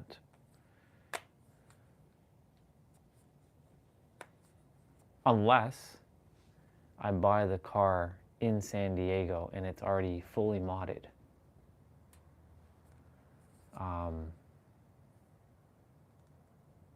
And like I travel there and I buy the car, and then until I'm able to physically move there, at least the car, I have a place where I can put the car. At one of my sister's place, my soul sister, her name is Victoria. She has a big like area, like she lives in the countryside of San Diego. She lives in the mountains. So the car would be there, and her husband and her could use the car while I'm just to make sure like it's running and whatnot. Plus her husband is a car guy, so I think he would enjoy driving the car, which is fine, until I'm fully moved there.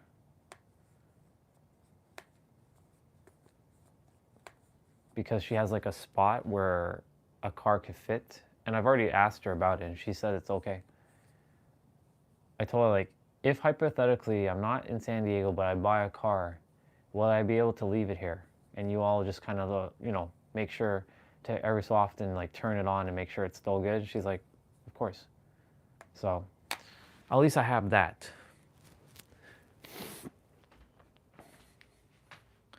Yeah, marriage. Yeah, I was married at one point. It's funny though, because my ex-wife, she was not from Canada. She was from the Ukraine. And we had to go through all of that so that she can apply for her citizenship to become a Canadian citizen. So it's funny how many years later, I'm going basically the way she did and doing it for myself. I never thought I was ever going to leave Canada, but I'm 100% leaving Canada. There is nothing here for me. I'm not leaving Canada to go to a different space in Canada. Like, I'm not going to Vancouver, even though they have beautiful mountains and ocean there. I don't want to live in Vancouver. I want to live in San Diego, California. California is where I want to call home, and I'm calling it home. I've been there 4 times. And I can tell you, in the 4 times I've been there, it's home. It feels like home. It feels at peace. I've been to Florida. It doesn't feel like home. I've been to New York. Doesn't feel like home. I've been to like Las Vegas. Doesn't feel like home. I've been to North Carolina, and I've been to West Virginia. These are the eastern parts of the United States. It doesn't feel like home. But I've been to California, and it feels like home. So I haven't been to Texas, but I don't really want to live in Texas. Texas is like,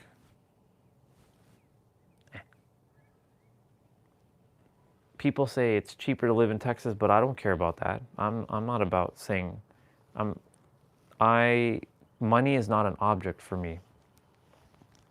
In my reality, I'm making sure money is never an object for me. I always have enough, and I'm always taken care of. So, using that philosophy, it doesn't matter where I live as long as I am enjoying it. It can cost $1 million more to live in California than it would in Texas. I'll pay that $1 million.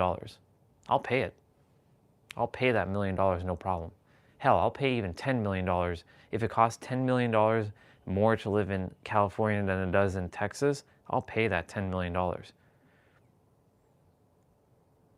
I'll pay as much as I can to be where I'm supposed to.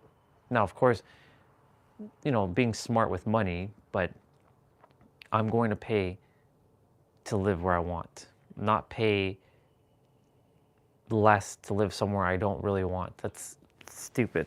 It's the dumbest philosophy. People leaving a place because it's cheaper to live somewhere else. I know sometimes you have to do what you have to do, but like, I'm not settling. I'm not settling for less. Never sell yourself short. You can have whatever you want. There is.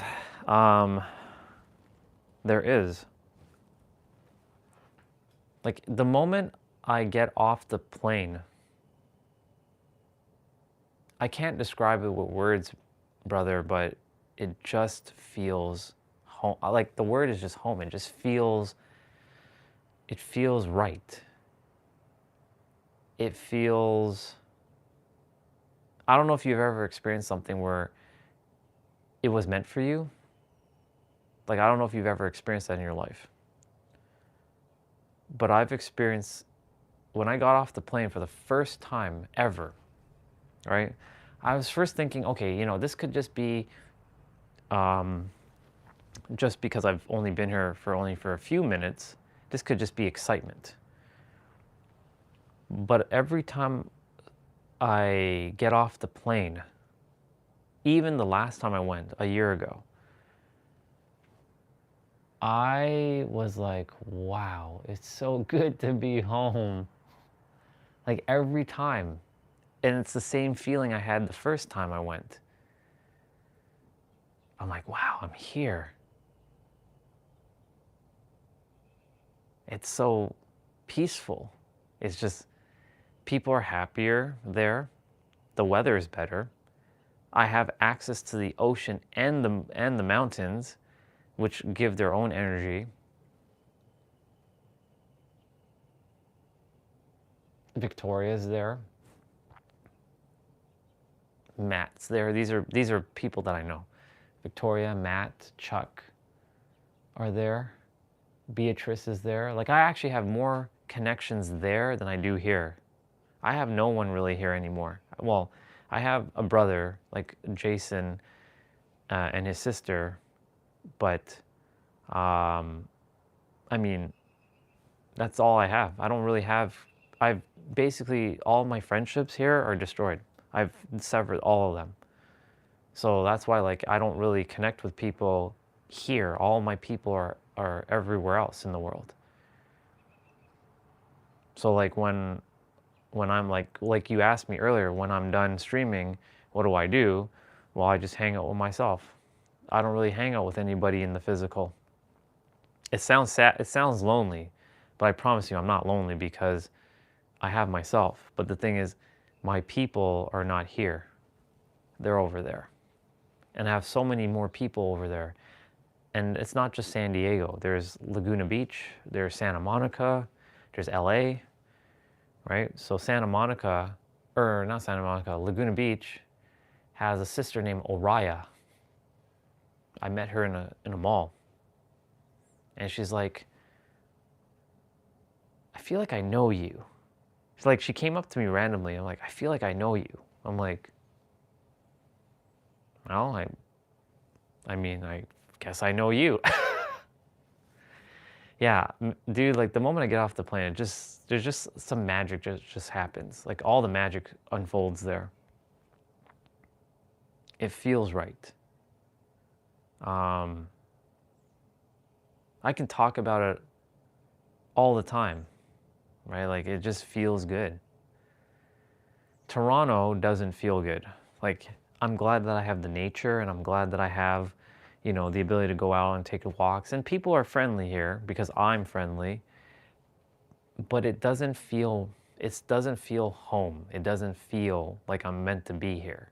It feels foreign, like alien, like I don't belong here. I never belonged here.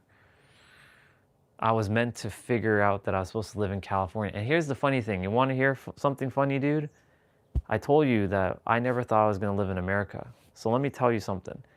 I was the biggest California hater of all time. I hated California. I hated anything California related.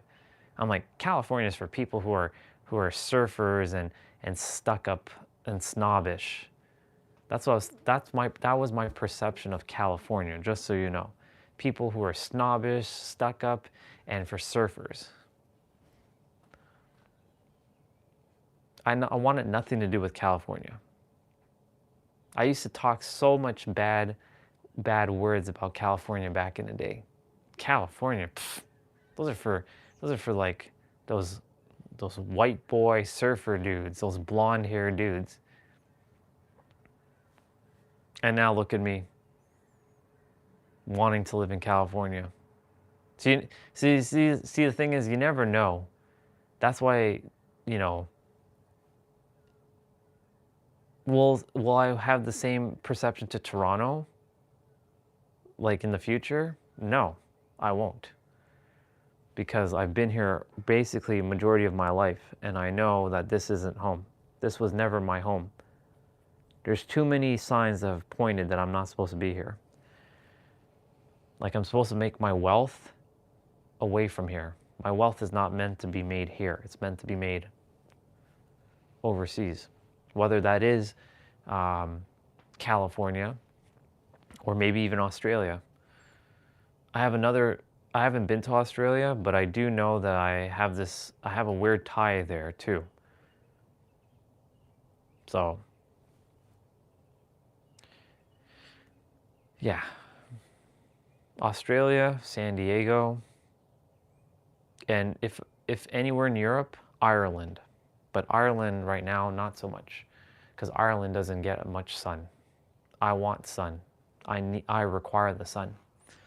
And San Diego has sun, an abundance of sun. Let's see what you wrote. Not until now I haven't. Okay, gotcha. It's okay. You'll know what that feels like. You'll know. When the time is right, you'll know. Yeah, honestly, dude, New Zealand is another place. If I had to choose between New Zealand and Australia, I'd probably choose New Zealand. So thank you for the reminder. Yes, New Zealand. I kind of forgot about that. Yes. New Zealand, Australia, Ireland, San Diego, or California, like lower part of California, not upper. There's NorCal and SoCal. SoCal is Southern California. NorCal is Northern California. Northern California is LA up. Southern California is LA going down. So I want to stay south, not north.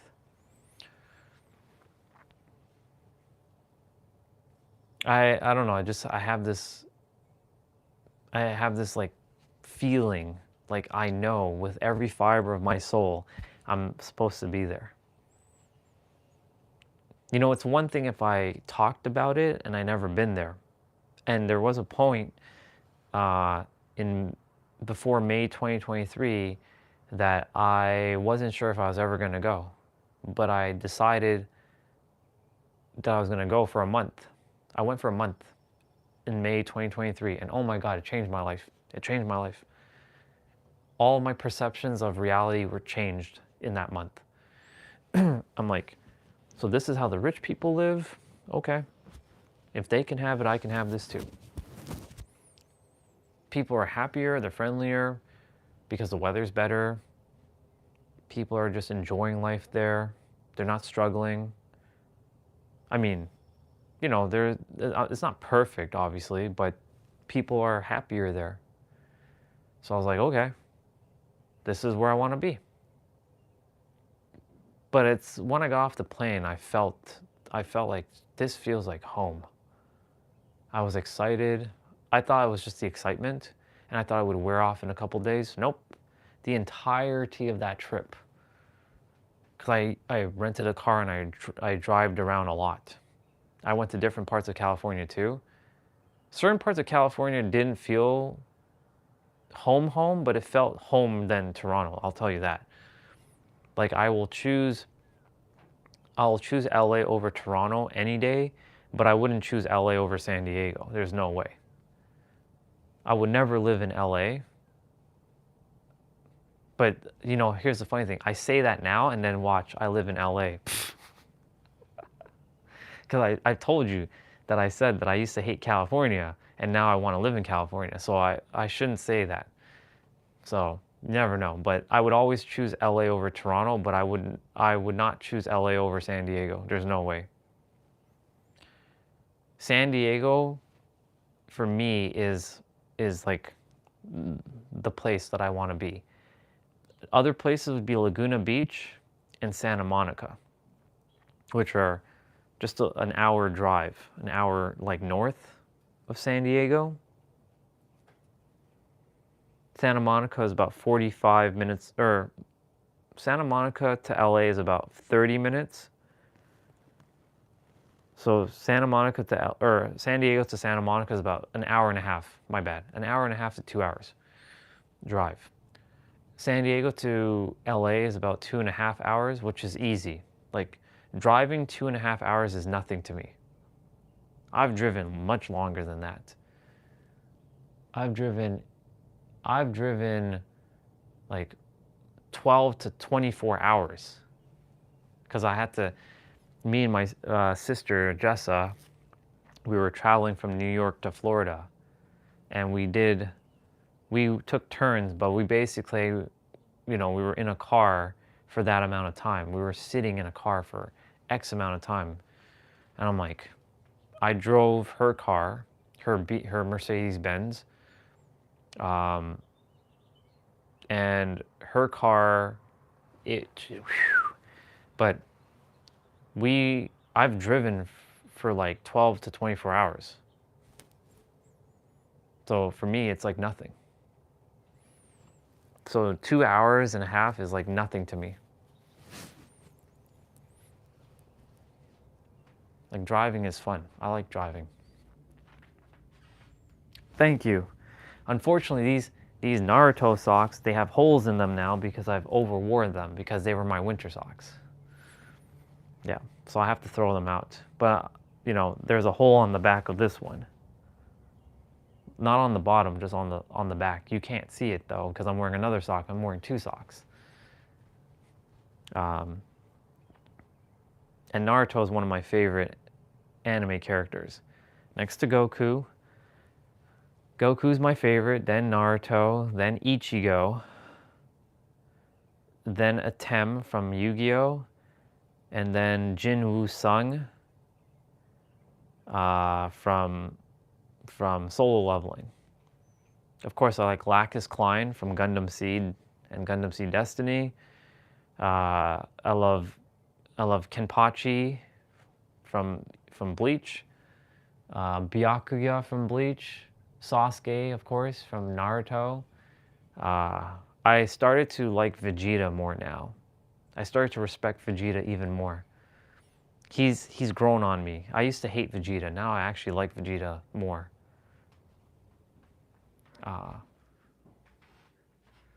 Yeah, Goku is usually the favorite. Yeah. Anything Goku. Yeah, he's my dude. He's my guy.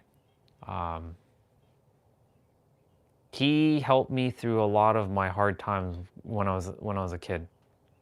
I actually grew up watching Goku as a 5-year-old because they used to show Dragon Ball, like when he was a kid himself, and he had the tail. And he always reminded me of like, I also feel like I'm alien to this world.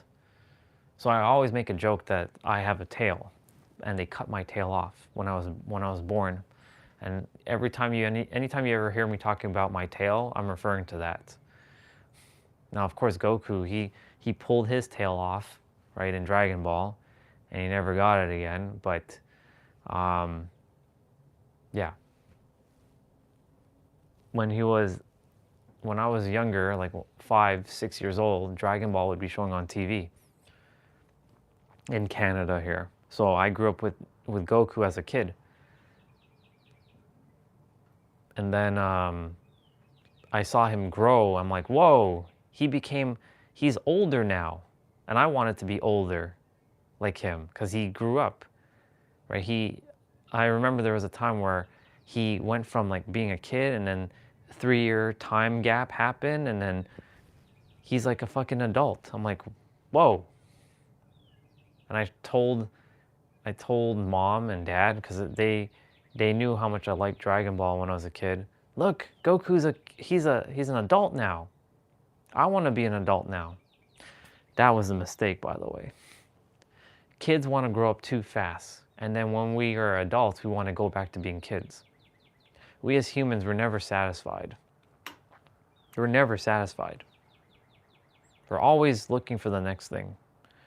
So for me now, I just desire to be in my youth. Keep the maturity of the adult, but be youthful as a child. And knowing the balance between the two. The maturity of the adult, but the youthfulness of a child. Merge them together, you have the ultimate human.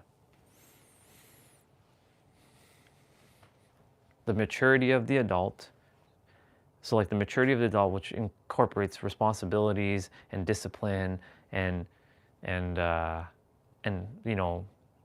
integrity and ethics and all that, but the youthfulness of a child, the playfulness, the innocence, the creativity, the imaginative, the joyfulness of a child, and you merge those two together, you have the ultimate human. I like to say that I'm the ultimate human right now. Exactly. Never. And I'm glad you know that. Always, always foster the kid inside of you, because that kid, no matter even how old you get, even though the word old is an illusion, you're never aging. Don't ever use the word old and aging. You're just transforming. Your body's transforming. That's it. I'm transforming every year. Transforming, morphing, shifting, changing. Use those types of words, but not aging. Aging will, your cells hear, when you hear that word, we've taken on the definition of aging, and then of course we start to age ourselves just because we say that. That's why I don't ever say that, you know, you're old. I had to come to that awareness later on in life, unfortunately. Well, not really unfortunately. I got to know it before I was on my deathbed. But yes, you're right. Don't ever kill that child. They are your source of inspiration, of joy, of happiness, of imaginative, of creativity, of excitement. They are, that's Shadow, by the way. That's not the dog over there. He wants in. He's like barking, let me in. He's on the other side of the fence. Can't see him. He's a black dog. We are to always foster that version of ourselves. Too many people have destroyed their inner child because of, you know, reality and being an adult. Oh, you should act like this because you have to act like this. You're a 30-something-year-old person, or 30-year experienced person on this planet. Instead of saying, oh, I shifted to the word experience there. 30-year experienced person. You shouldn't be acting like a 5-year-old. So guess what happens? It gets beaten out of you. That's why bringing back maturity and youthfulness. And you know the funny thing is, I just came up with this. Thank you, by the way. It's M-Y, maturity, youthfulness. My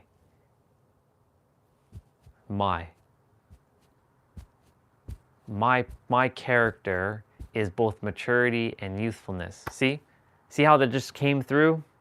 That just literally came through. Maturity, youthfulness. Ta-da! My character. M-Y. Love it.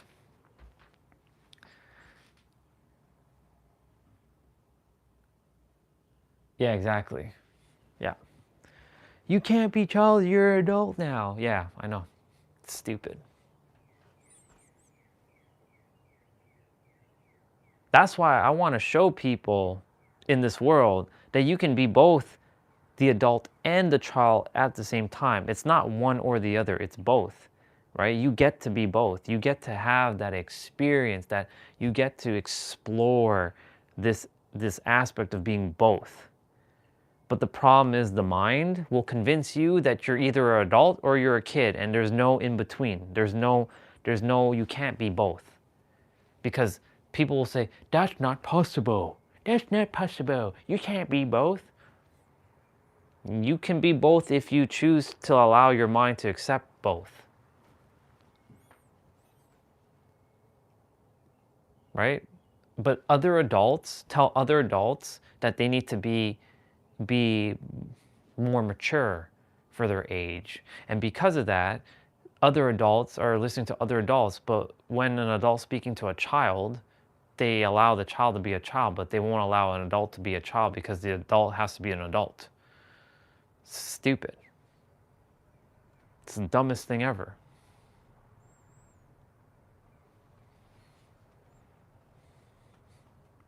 There's so many fundamentally backwards things on the planet that needs to be fixed.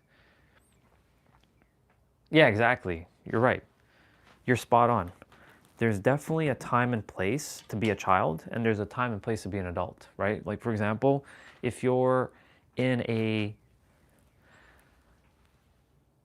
Exactly. I'm glad you know these things, brother. This is good. You have a good head on your shoulder, and I'm proud of you for knowing these things. Like if you're in a meeting, right, with business people, right? Yeah, show up as the adult. Show up confident and strong as the adult. But if you're out and about in nature, are you going to show up as the adult like you're in a meeting room, or are you going to show up as a kid enjoying nature? Right? You're right. It's a time and place for everything. That's why I'm saying, like, most humans, when you say something, then they lock in that it's like it has to be just this way. No. When others are speaking, take time to know that there are multiple ways, right? That's why I said earlier, there are multiple perspectives to everything. It's not just one way, there's all ways. There's all different ways, right? It's about how you view it. Are you looking from the mountain, or are you looking from the ground, right? When you're looking from the mountain top, you can see the perspectives. When you're on the ground, you can't see everything, right? You can only see what's in front of you on the ground, and that has its time and place too, right? And then you have the mountain perspective where you can see everything. And because you can see everything, right, you have better vantage point of like to make a better decision because you have more perspective, right? You know that. Let's see. Oh, okay. That's the same thing you said. Yeah, you're spot on. There is a time and place for being a child and being an adult. Like I'm not going to be a child when I'm speaking with billionaires who are, making deals, right? That's not the time to be a child. It's basically called situational awareness, right? It's merging the two together. It's being the adult and the child all in the same breath, but knowing when to switch. But here's the other thing too. There's also the masculine and the feminine. And most people on the planet think masculine is only male, is like being a guy, and feminine is only being a girl, a woman. That's not true at all. It's an energy.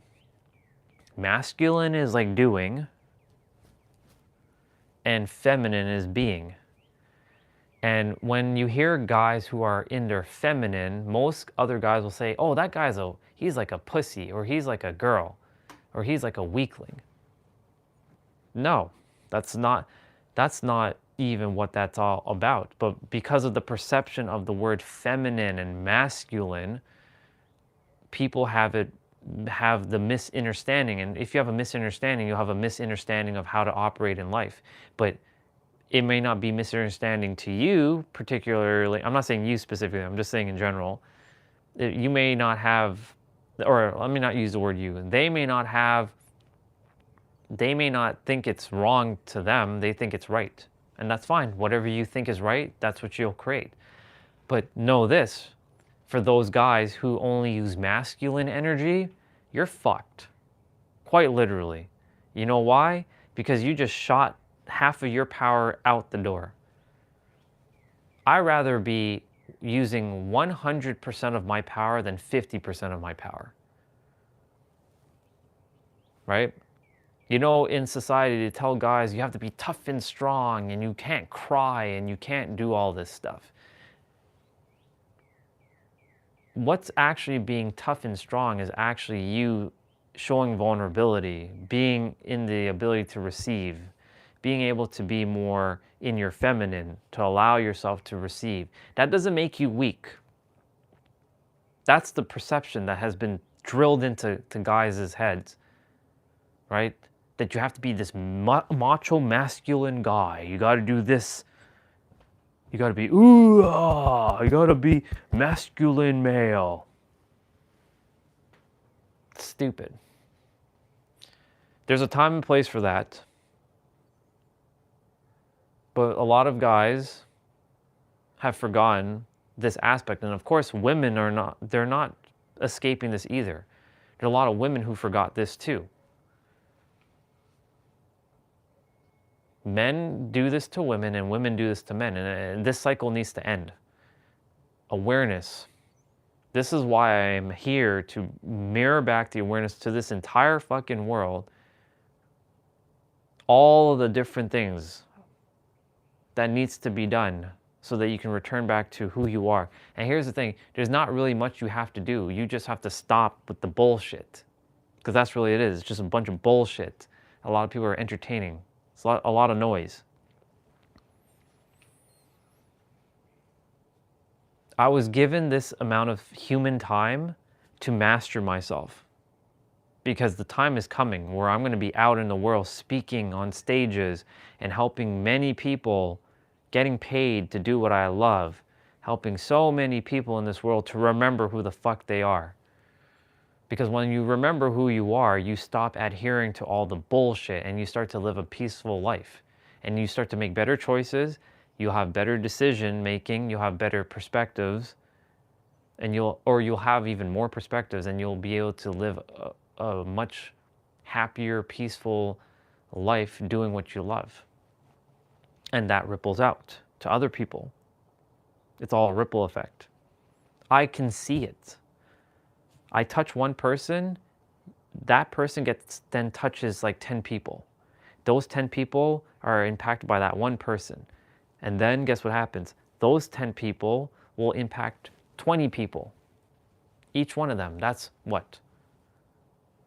I don't know the math, but 100 people? That's 100 people. And it ripples out. All because I touched that one person. And they talk to like 10 people, like, yo, like I feel more peaceful after listening to this guy. He was telling us, you know, to remember who we are and blah, blah, blah, blah, blah. You know, and I say whatever I say to that person and it changes their life. And then they want to go and share it with their people. And those people are also open to receiving the lesson. Ripple. The more people who are happy, the less problems we will have on this planet. That is truly a bar. It is literally a fact. The more people are happy, the less problems we will have, and the more happiness will happen on this planet.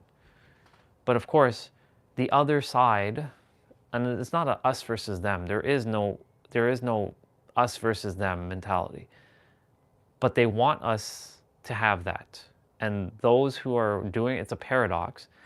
They know how this works, but they want to have control over everything. And I want to convince them to stop.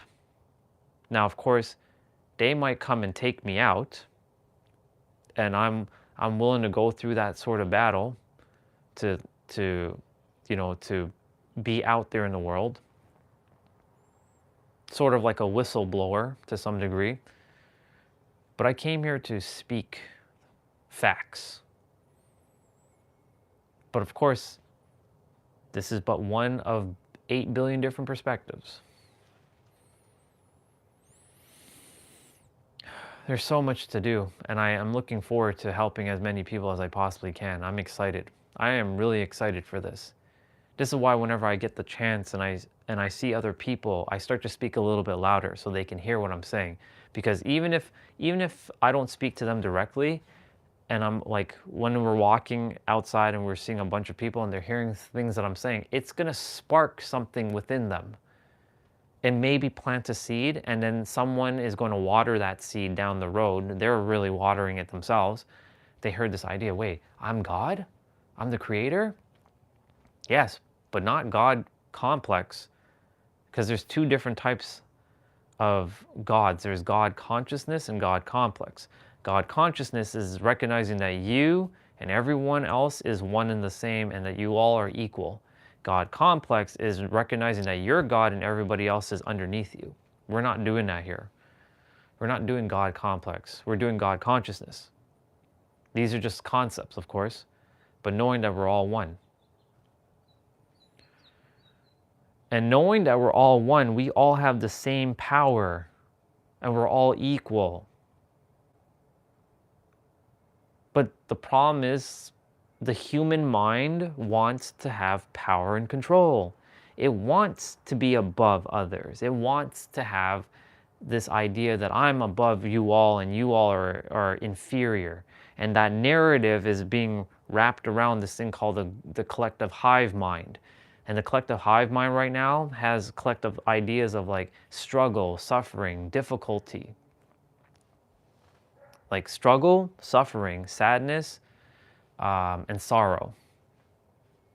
That this is how the world should be. And of course, let's throw in fighting, arguing, creating frustration, more annoyance, more madness, more and more of this. And this is the world's narrative. This is the collective hive mind. Think of it like a spider web around the entire earth. And there's ideas latched onto these spider webs, and people are downloading that into themselves, or I can say uploading it from within themselves. But if you change the hive mind to more positive, more loving, more caring, more kind, more patient, more considerate, more empathetic, more appreciative, more generous, more giving, more serving, more loving, more trust, more respect, then the world's hive mind will change and everybody will start to download that from within. It really is super simple, but the problem is the world is not going to make it simple because the mind is being, it's like everyone's minds are like the matrix. It's like tied to this collective hive mind. So it's just like feeding. But the moment you detach yourself from the hive mind, you see everything for what it is. And that's where I come in, and others are also doing the same thing too. They're helping others. And as they keep doing it and I keep doing it, we keep destroying the hive mind. And a new hive mind gets built. But of course, certain individuals in the world don't want that to happen. They want to have the control. The funny thing is, and it's us, there is no us versus them, but it's us who's giving the few the power, but we have the power, but we're giving our power away to the few who then controls what's going on in this world. This is what's happening.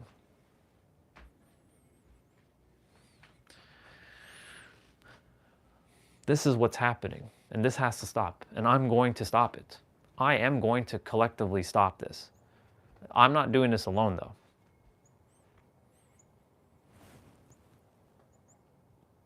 Everyone on this planet is meant to be at peace. We will find a way to live in a world where it's harmonious, more united, more collaborative, more togetherness.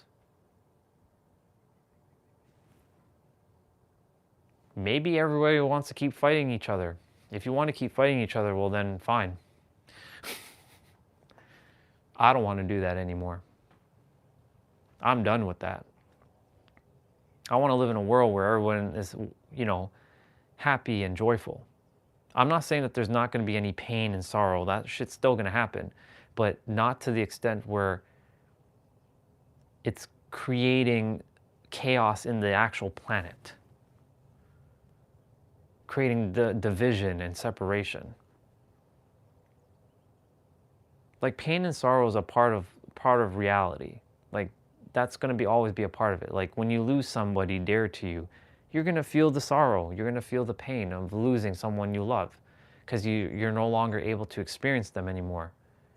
Like that's going to happen, but that should not create division and separation from the collective. That's the point that I'm getting at. But Orion, so I'm going to pretend to be some random person now for a moment. So I'm going to have a monologue with like a dialogue with a monologue person. or like one person.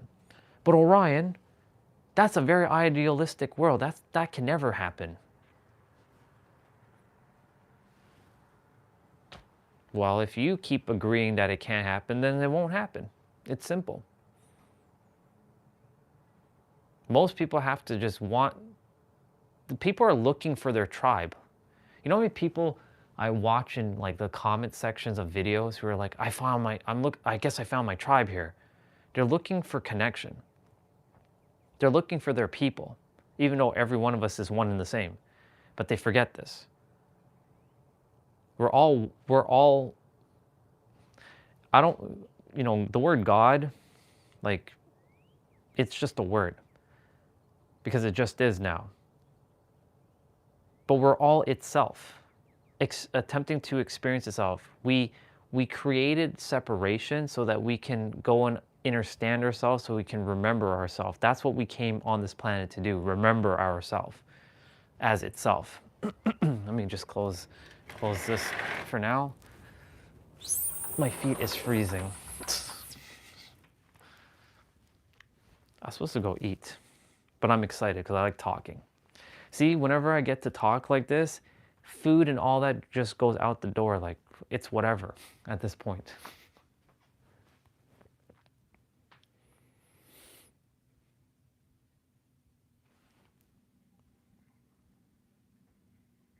Because we're all itself, who have forgotten that we are itself, because we've taken on a character, like I am you and you are me. Even Deadpool, even though, him and I, we had an incident in the summer last year, and this character still holds on at times to some memories of like the past. And I'm gonna tell the character, just relax. It's done. You don't need to do that anymore. But him and I are the same. You and I are the same. Anyone else is the same with me. Like every person we saw on the trail, like even the brother who's saying fuck, fuck, fuck, fuck, fuck, fuck, fuck, he's the same. The only difference between us is this. This is what's controlling everything. But if you don't have control over this, then guess what happens? You then entertain that, yeah, I'm this person and I'm doing this thing and I'm doing this and I'm. There is no I'm, it just is. Because the only way for the mind to survive is to give itself separation, to feel sentient. But when you are done with playing this game of being separate, you stop even adhering to your identity. Like, even though my name is Orion, I'm just itself. Like, that's just a name now. What I am can't even be described with any words, just like you. You're the same. You're the same. It's the Spider-Man meme. It's this. Let me show you the photo. I have to go on Discord. I know you've seen this before. I gotta go find that person where there it is.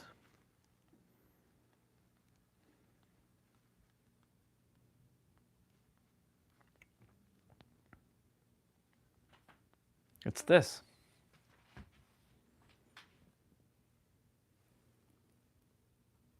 This is who we are. This.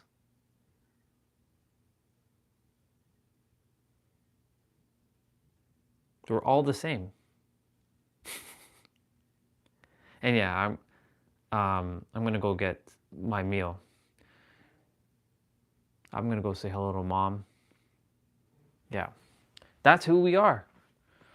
We're one and the same. You're that Spider-Man, I'm that Spider-Man, and the other person's that Spider-Man. We're all the same Spider-Man. We're just with a different character, a different costume. This is a costume. That's it. Your mind and your body is a costume of itself. Itself is basically Spider-Man. Yeah, you'll still hear me. I'm gonna go upstairs quickly and see what's there to eat. I'll be right back though, but you'll hear me.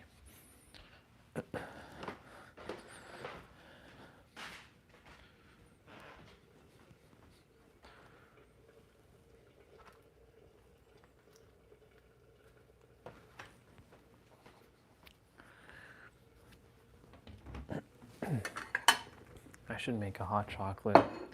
That's what I'm going to do. I'm going to make a hot chocolate.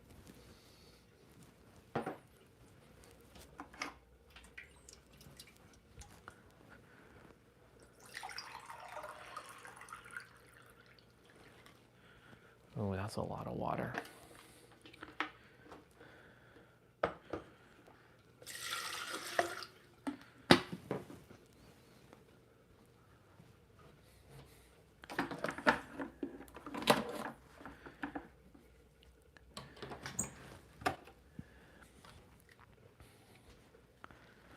The world is very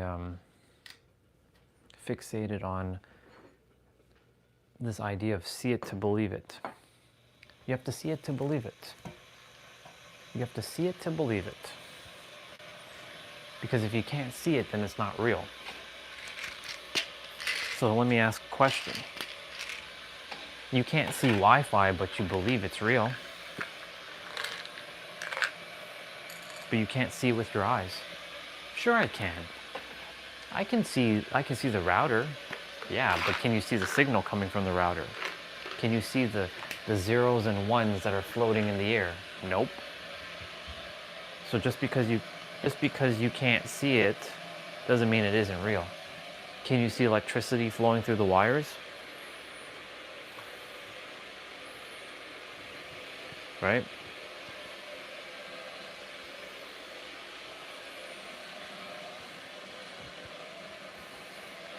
So when people say, I have to see it to believe it, it's because they forgot that as a child, you didn't need to see it to believe it. You were being able to believe it and see it because you were using your imagination and allowing yourself to experience things. Society just wanted to beat things out of you and control you. But the thing is, the more people start to realize this, the less it becomes what they call conspiracy. Because, you know, if you were to speak about this like 10, 15 years ago, people would think you're a conspiracy theorist. Oh, you're talking conspiracy. That's all conspiracy. Mom will be down here in a moment, so I'll say hello.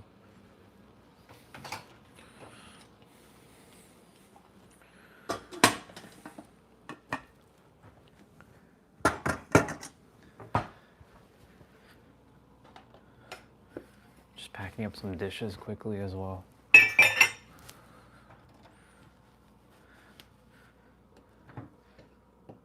But yeah, if you were to talk about XYZ thing, you'd be labeled a conspiracist.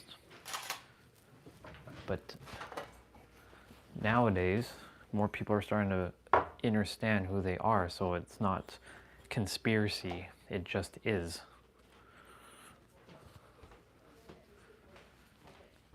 What do you want? Take that small bread? Yeah, you can take the croissant away. What about her? She got a muffin to eat, Okay. so you can take the croissant.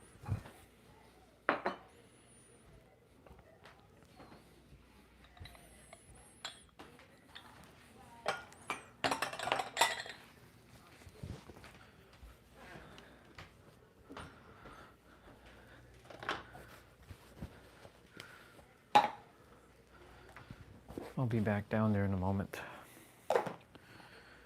Just a couple more things.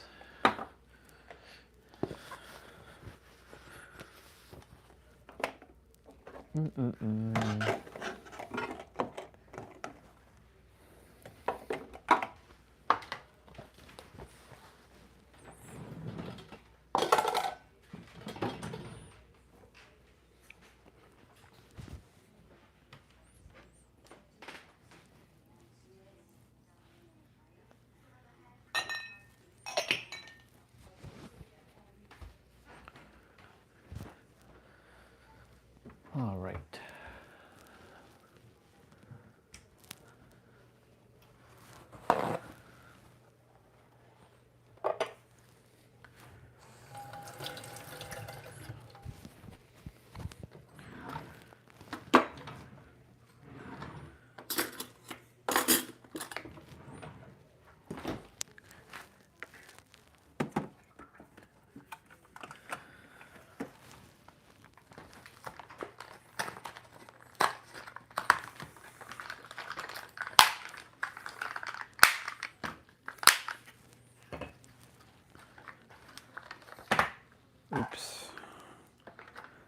gotta slow it down a bit. Slow down, slow down, slow down. Less mistakes. Less mistakes when you slow down.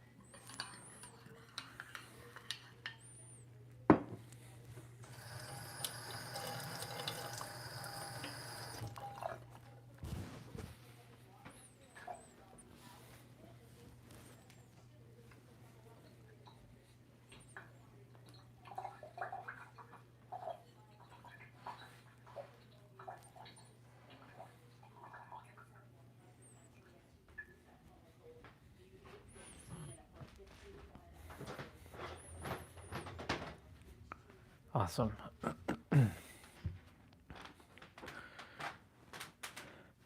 I got my meal. No, it was my mom. I was speaking to my mom. My sister's asleep.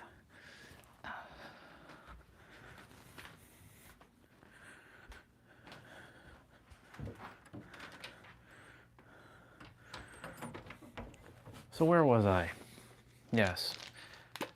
Distraction of the world and the chaos and, the conspiracies, right? If this was like 10 years ago and I was talking about this stuff 10 years ago, you'd be labeled a conspiracist for talking about such what they would call blasphemy. That's blasphemous. But this world right now is in a state that's about to change. We're on the precipice of changing human history, literally. We're on the precipice of shifting reality. We already changed it. Now it's just a matter of staying and anchoring into it. But we can't go back to whence we were. And there's so many people in this world who are actually knowing this.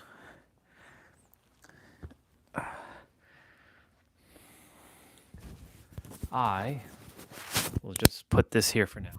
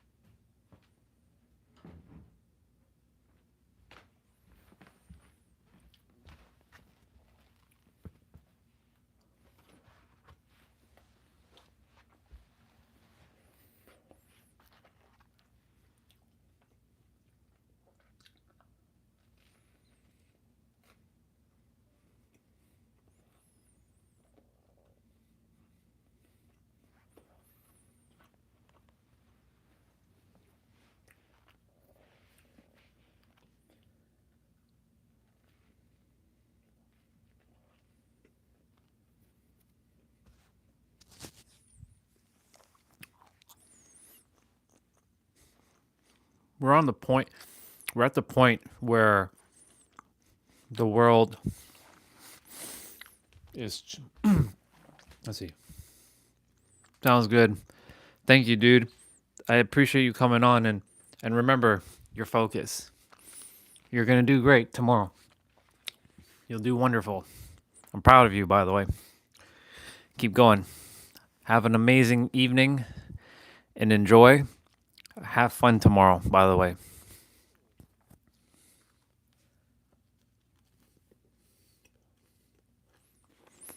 Peace out, bro.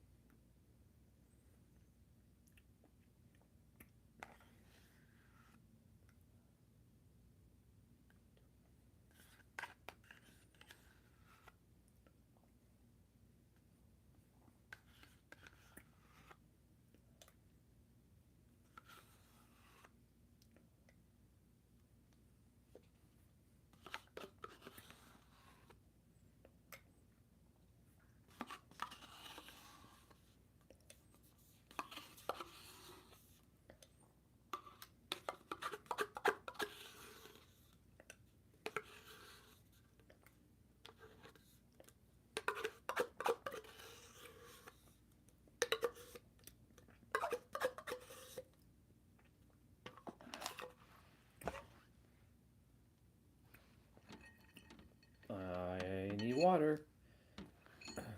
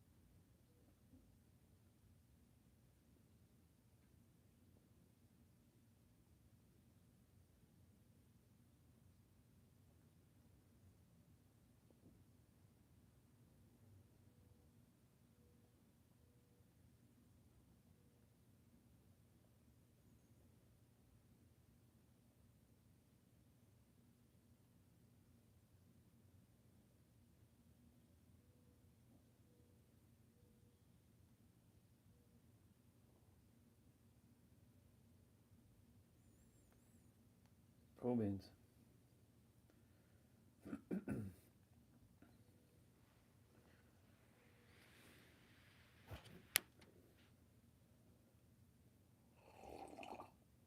Emotions are like waves. If you stay connected to your breath, you can surf for the wave. If you don't stay connected to your breath, the wave takes you under. So always remember, we can breathe through big emotions. emotions are like waves. If you stay connected to your breath, you can surf for the wave. If you don't stay connected to your breath, the wave takes you under. Back in 2023, I actually quantum leapt into a completely different timeline, and so much so where items started to go missing and then reappear. I have to tell you the story of it. Back in 2023, I had decided that I was no longer going to have these other two businesses, and I really wanted to go all in on this business that I have now that is a multi-8-figure company. I get to work from home. I'm the happiest I've ever been. But in that time frame, I had decided to make the biggest decision. Well, it makes sense to a lot of people. They're like, you have everything. What do you mean? What do you mean? And I was like, you don't understand. I don't like this anymore. I need to go. It was one of the biggest decisions I had ever made. And I remember the moment where I opened up my wallet at one point and I was like, where the heck is my debit card? Mind you, no one has access to my wallet, okay? It's always in the same place. It's always got the same cards. It's always got the same organization process inside of it. My debit card hangs in it's in the same spot every single time, okay? So I'm like, where the hell is it? Because I can't find it. I didn't use it anytime recently. Where is it? I am looking in my car. I'm looking in my bags. I like dump out everything. So the wallet is completely empty and it's literally nowhere to be found. And I was like, this is the craziest thing. At this point, it's been maybe like a week and I was like, okay, I still can't freaking find it. And I went and I called the bank and I'm like, hey, lost my card. Can you send me a new one? So they send me a new one and I put it exactly where the actual card is, okay? I go into Stop and Shop because I'm about to go buy flowers for a friend. And I go and I take the card and I give it to them and I, sorry, this card doesn't work. What do you mean I just got this card? What do you mean it doesn't back into the little slot where it was? And I'm like, oh, okay, I probably have cash. So I go looking for the cash and I was like, and there's another debit card in there. Mind you, I had completely emptied this.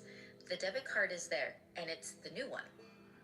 So the one I had used was the old one, the one I had been searching for everywhere. That was nowhere to be found. All of a sudden it ended up exactly there. I'm standing in Stop and Shop with the two cards, completely perplexed because I go, what do you mean? Where did this come from? I, to this day, still cannot understand what timeline had happened, but when I tell you, right after that moment, it was right after I had made this big decision, and life just unfolded in the most insane way. And I am convinced that there was a quantum leap, timelines, realities. The second I had decided to become this person I definitely wanted to be, and I immediately was like, that's it, I'm this person, this is what I'm doing.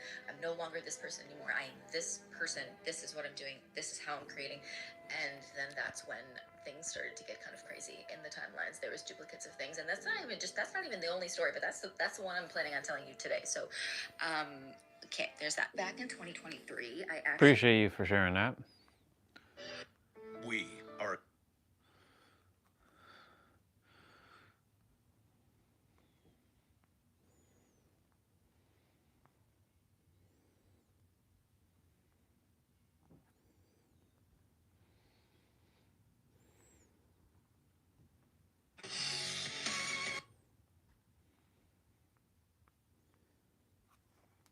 It's night shift now, so yeah, and yes, I'm recording this at 4 a.m. in the morning, which is interesting because the original plan was 10 p.m.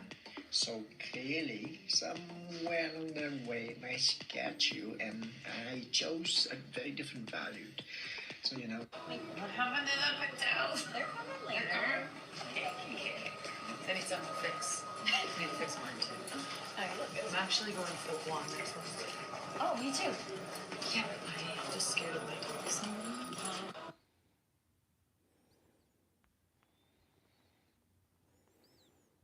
Okay, cool.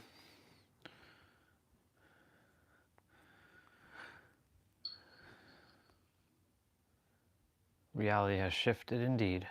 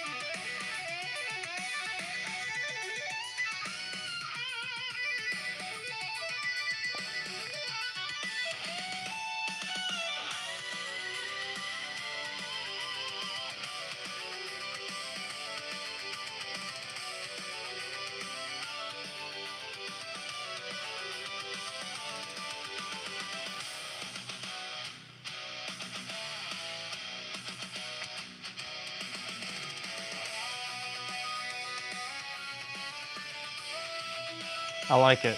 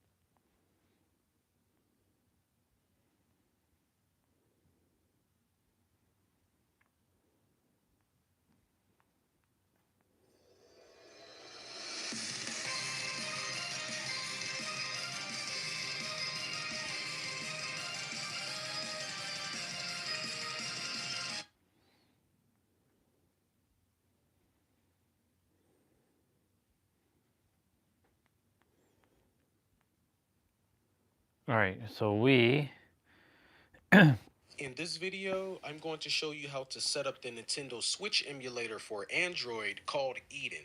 The phone I will be using is a Samsung Galaxy S24 FE paired with the GameSir G8 Galileo controller.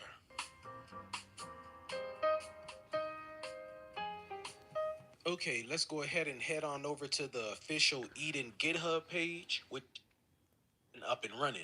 Now, I am sorry, guys, I cannot tell you where to find prod keys, firmware, optional permissions.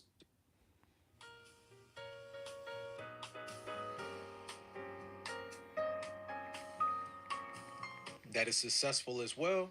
And last, I'm going to tell the emulator where my games are located, which of course are in that Switch Games folder, this folder here.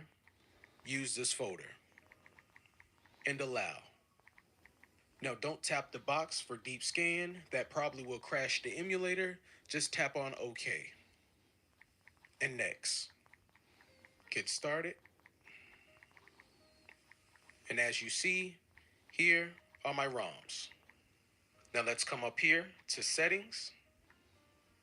Now, if your phone has a Snapdragon GPU, you will be able to add custom drivers. Unfortunately, my phone does not. I have an Exynos chipset, so I cannot add custom drivers. But still, this emulator runs very well with the base settings. Let's go to Advanced Settings, Graphics, tap on Resolution. Now, by default, it's going to be on 1080p, and this emulator will be running in docked mode. So we are looking at the resolutions on the right side. Now, if your phone isn't that powerful, performance will suffer, and you will experience lag in your game. That's when you want to come back here and try lowering the settings. But if you have a really powerful phone, then you may be able to up the resolution. And also, this depends on what type of games you're playing. The games I have installed really won't push the emulator that much, but if you are playing something like Mario Odyssey or Breath of the Wild, then you may see some stutter and you may want to come back here and lower your resolution. I'm going to keep it at 1080p. Now honestly, we do not have to change anything else here. Everything at default settings will work perfectly. So if it's on, leave it on. If it's off, leave it off. All the way at the bottom, you will see aspect ratio. And by default, this will be at a 16:9 aspect ratio, but it will not fill out the full screen of your phone. If you want to fill out your entire screen, then you can select stretch to window, but I'm fine with 16:9. Now let's go back. Let's go down to performance I overlay. wonder if there's any new drivers. Scroll down. Now, by default, show FPS will be turned on, which is a good thing so you can see how your games are performing. And also, show shaders building will be turned on, but we can go ahead and turn that off unless you want to see your shaders being built out. Now, something else about these shaders, guys, is that when you load a game up for the first time, yes, you will see some stutter, but it is because the emulator is storing your shaders for that game for the first time. Once you go back and play that game for a second or third time, you will see less stutter, if any stutter at all. Let's go back and scroll down to Input Overlay. Now, since I am going to be using a controller with this emulator, I do not want to see the on-screen touch controls, so I'm going to go ahead and turn this off. Let's go back and back. Now let's come down to Controls, Player 1, tap on Auto Map a Controller. And if you have a controller connected to your phone, you should see it here. In my case, here is my GameSir G8. Go ahead and select it. And now if we scroll down, you will see all of your buttons are mapped out to that controller. And of course, you can change them around if you're not happy with the layout.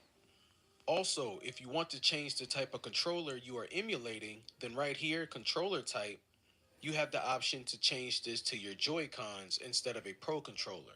And for some games, you will have to do this. For example, if you want to play Pokemon Let's Go Pikachu, you will have to use dual Joy-Cons because you can't load into the game with a Pro controller. That's stupid. Let's scroll down a bit. And right here, manage Eden data. So let's say in the future you want to uninstall your firmware keys and install new ones. You can do that here. You have the option to uninstall firmware, install firmware, and install prod.keys. And also, if you have any update files or DLC files for any of your games, then this is where you come to install them. I don't have any for the games I have on my phone, but you would just tap on it and then go ahead and locate whatever folder you have your DLC and update files in. Now let's load up a game. And I'll do Sonic Superstars.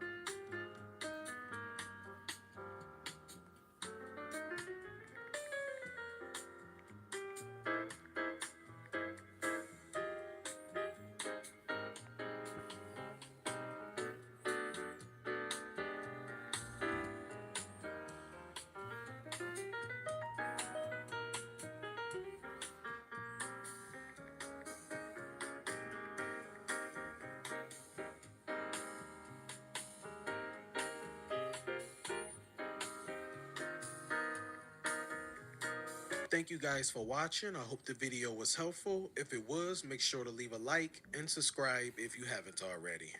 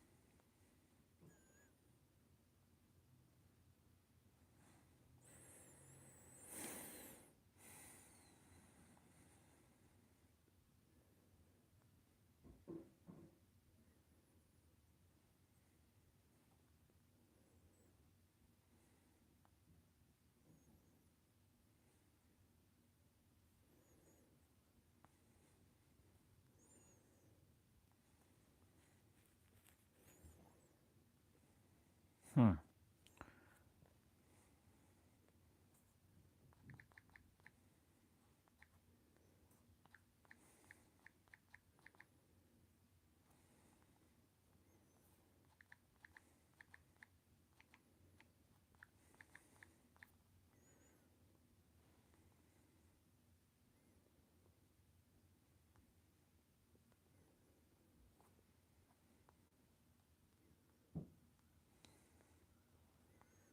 I just signed up. What the fuck?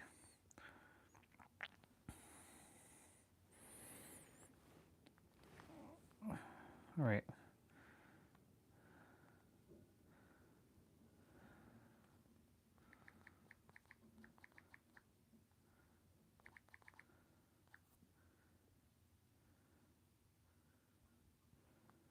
There's a crappy 10 megabyte upload limit, the weird microtransactions or quests, and now they're asking people for their IDs? That's a little weird. Recently, Discord announced that they would require a face scan or an ID for users to access adult channels in their new teen by default system. Now, I'm not using Discord for not safe for work stuff. I'm using it for work stuff. But just the thought of giving my ID to someone else who might end up leaking it, ooh, scary stuff. Discord's already had a huge leak of 70,000 user IDs before. What if it happens again? Surely there has to be a better way. That's why in this video, it's time to find an alternative to Discord. But will any of them be good? And more importantly, can they really replace Discord? So the team and I rummaged and scrolled through Reddit posts and forums, collecting all the names of suggested Discord alternatives that we could get our hands on. But it can't just be any random piece of software laying out there on the internet. I need something that's committed to protecting our privacy, that doesn't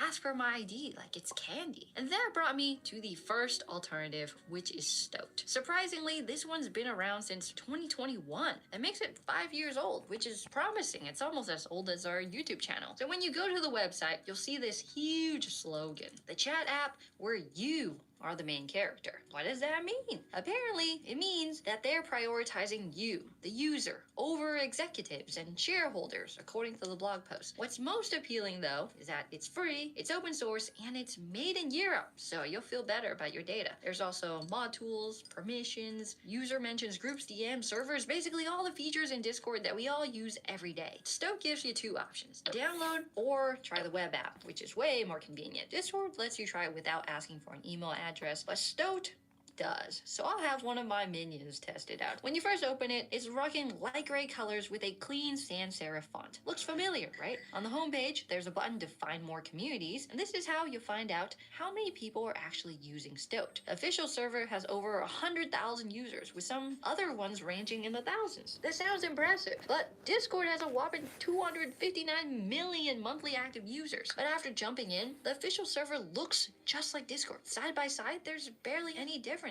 There's user roles, colors, all the text channels, voice channels, even categories. It's not bad, but how easy would it be to make your own? So I go whip up a fresh server, and I'm hit by this disclaimer that says, by making one, you automatically agree to their acceptable use policy. It basically says, don't. One crucial moment. This one is super easy to set up. It takes less than 5 minutes. And once you turn it on, you're greeted by a extensive database Come of on. Discord. The Remedy has the servers and inbox set up on the left. But what's not like those other ones is a feed section that says create a post in the text box. Where does that post go? And to who? So I send one and it shows up on the dashboard. There's even a like, reply, and repost button on a welcome screen, and an option to publish your server. Now, putting my sure-to-be popular server on the internet wasn't exactly on my mind, but maybe it's something I'd be forced to do eventually. I went back to the server and then checked if they had webcam and screen share, which they do. Good job. Then I started sending some messages, but before I could upload an image, the Remedy asked me to upload it using the CDN, Content Delivery Network, or Google Drive. So I tried uploading my picture using the CDN, but it didn't send. I had to be a Remedy supporter to send attachment images to a private server, and that meant money. So I tried the Google Drive option next, but it still didn't work. So I did the one thing I didn't think I would have to do. Many people who are working on the Remedy, and there's other alternatives out there. One of feel and look like a Unfortunately, the invite expired. I really thought I could get away with it that time, but again, my email is going to everyone. I opened up Fluxer in my browser, and what I saw was a complete clone of Discord. The UI, exactly the same. I checked out the public server. It has about 3,800 members, a little more than the Remedy, but it didn't work when I tried to join it, so I tried joining the Linux gaming server instead, and it gave me the same error. But after a few seconds, they popped up, so it's a bit laggy. I guess you've got to expect some few bugs here and there for something that's in public beta, but look at the server. There's channels, users, text search. It really does feel and look like a clone of Discord. But will it have all the same features? It's time to find out by making my own server. In the pop-up, I got an option to import a Discord server template. Pretty convenient. I don't have to go hunting for a plus button anywhere. So I went to Discord, got my template, copied over my text channels, voice channels, categories, and even the member roles. Just not any of the threads or discussions. It turns out, like Stoat and the Remedy, Fluxer doesn't have those either. Maybe not yet. Seems like that one is a tough nut to crack. It's not a deal breaker though. So I carried on my testing with messaging. And boy, it was slow. The messages would take up to 6 seconds to send. It's practically dial-up speed. But I must have caught it at a bad time, since a few days later, I tried again, and they sent. And when I tried to upload a photo, it worked for free, and they can be up to 25 megabytes. That's more than double Discord's measly 10 megabyte limit. And I can send animated stickers and emojis, also for free. Discord's starting to look kind of stingy. But how can Fluxer support the bandwidth for all of this, especially with no subscription plan? Well, that's when I came across their premium subscription called Plutonium. It's the same as Nitro. It offers global emojis, 4K screen share, longer message sizes, and even 500 megabytes upload limit for just $5 a month. That's way more bang for your buck than Discord's Nitro at $10, but now it's still not making sense. How are they getting all these benefits for cheap? I dug into the website and found it's by a Swedish developer called Hampus Craft. He's even had experience with Discord's development through their bug hunting program. So he's promising pretty extraordinary things, like having a mobile app or even being self-hosted. I looked into the documentation for that, but there just wasn't any available yet. So Fluxer really is well on its way to becoming a true Discord alternative, but it's just not there yet. The thing is, there's too many bugs. Over the course of the week, I'd get errors trying. This is one of them, and like, changes are up to the people. yeah, one of those bait and her channel's called Switch and Click. It's more like bait and click. It's like bait and click. I'm like,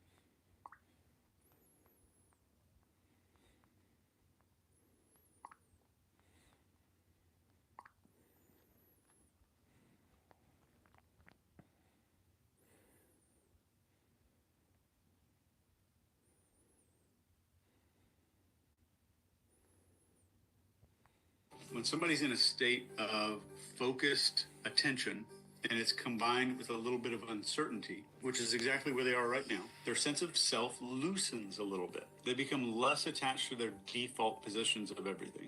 So their internal script, like I'm the kind of person who blank, gets quieter. So what we're softening is I'm the kind of person who. We're just taking neurology of the brain and weaponizing it. So the brain can't maintain a rigid identity while simultaneously processing brand new, novelty, high authority input. Someone has to give. And what it gives is the grip that they have on who they think they are in this interaction. The grip instantly loosens. So this is the interval where what you say starts to land super different in their head, because you're not talking to somebody with their walls up anymore. But why? Why did the walls soften? You didn't tear them down. You made the walls irrelevant. And this is where language starts to really matter. Whatever you say in this interval right here carries disproportionate weight. So a very well-placed identity statement, something like, you seem like somebody who already knows this, but Hasn't had anyone say it out loud to you ever. That lands 10 times harder at the 30 to 60 mark than it would at the beginning of the conversation because the architecture is in place. When somebody's in a state of focused attention,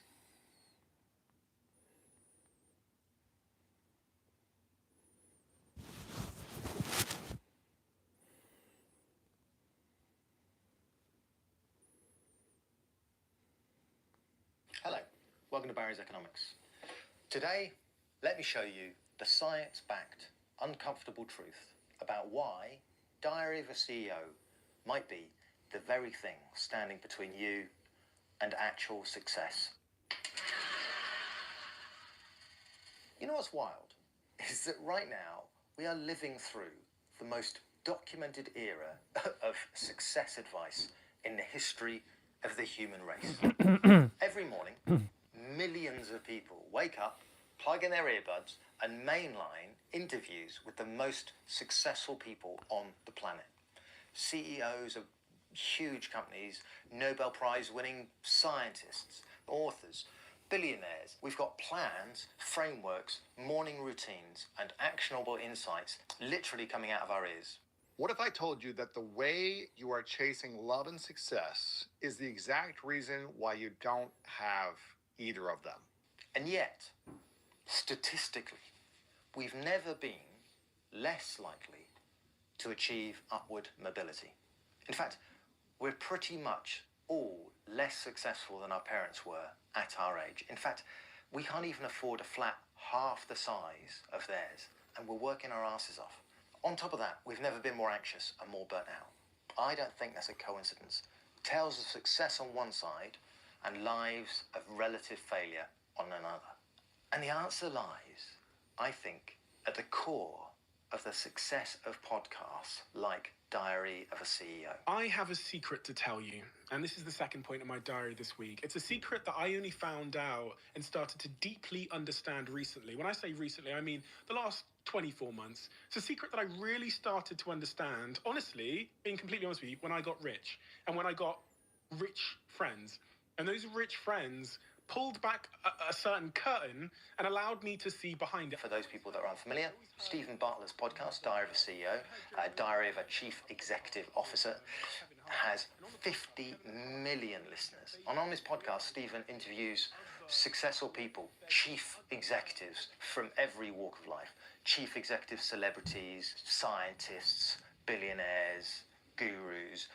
And the show claims to give you actionable secrets, strategies, or frameworks, the ones that you need to become successful and live a better life. What a claim. And like millions of other people, I've watched it loads. I would listen to it on my commute, at the gym. Yeah, I go to the gym. Out on a walk, cooking dinner. Yeah, I eat. And the podcast felt like a shortcut, like I was learning directly from the source. But when I looked into the podcast more deeply, I found not only an industrial scale distortion about how success really works and how people really do become successful, but also that the podcast itself is actually doing the exact opposite of what it promises to do. Not only is it not helping you succeed, I think it's actively stopping you from succeeding. In fact, I go further. I think stopping you from succeeding is its actual business model. Yeah, I said it, Stephen Bartlett. Come at me. I'm ready for you. I go to the gym and I eat. I'm ready for it. Actually, I'm not ready for you at all. Don't come for me. The first thing that made me feel something was off was a study that I read that was actually on the very field of expertise, right? That showed something really, how to put it, alarming. So a researcher named Philip Tetlock at the University of California, Berkeley, he spent 20 years studying experts, like proper experts, economists, political scientists, you know, the kind of people that would go on Newsnight and speak with tremendous confidence about what's going to happen next. He tracked 284 of them, and he collected over 80,000 predictions and measured their accuracy.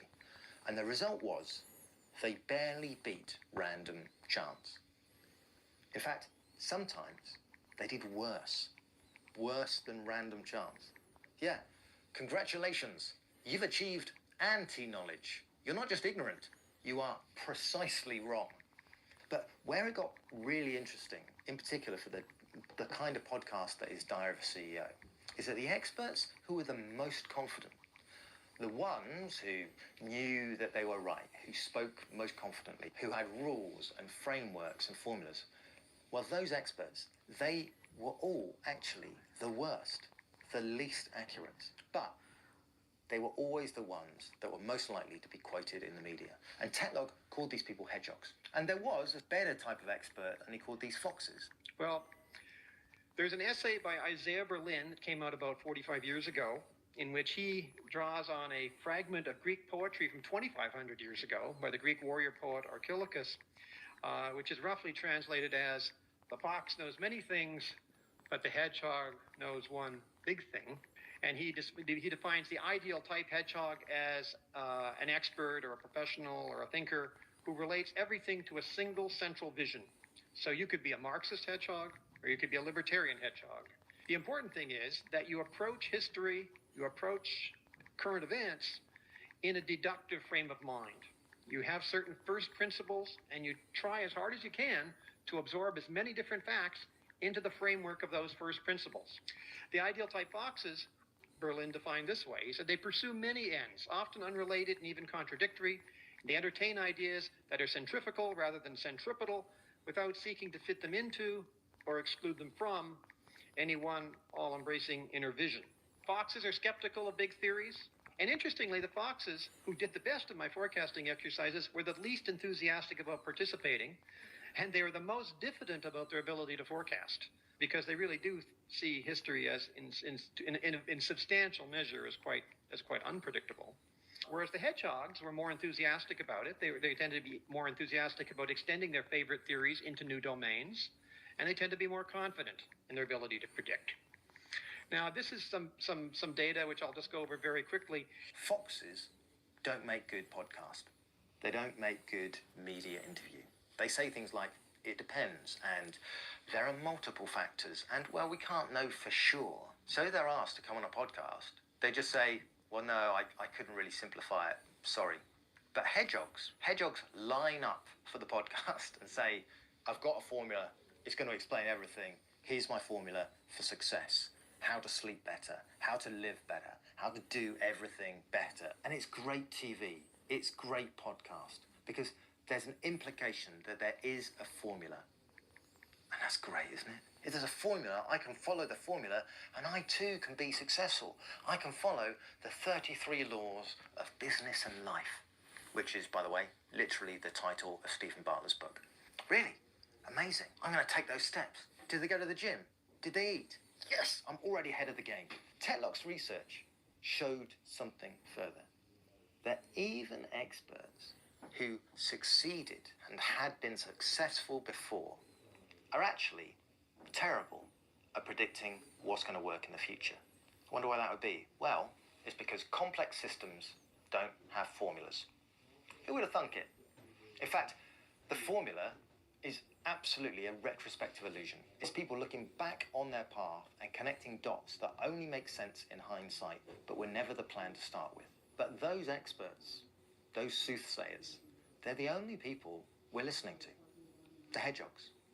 We're listening to confident people, because listening to confident people is just great, isn't it? It's so persuasive. You know, like, we're all just exhausted by the chaos and the uncertainty of the world. And those people, oh, they sound like they know what they're talking about. There's an answer out there. Even you are doing the same. There is an answer out there.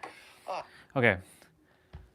I don't know if anyone's here. I don't think anyone's here. But if anyone is here, so this guy, right? This guy is talking about Stephen Bartlett, the guy that we've been watching, the Diary CEO, and the podcast.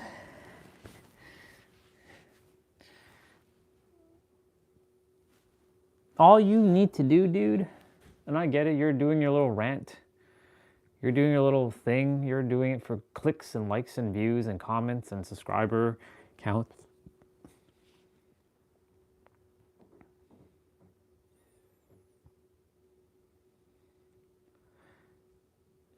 I need to.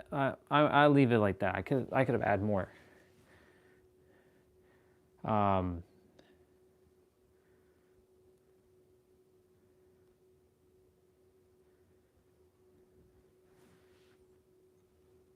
If you knew that the answer was you would have just said the answer is you and would have jumped off. But you're giving a bunch of context, and I understand where you're going with it.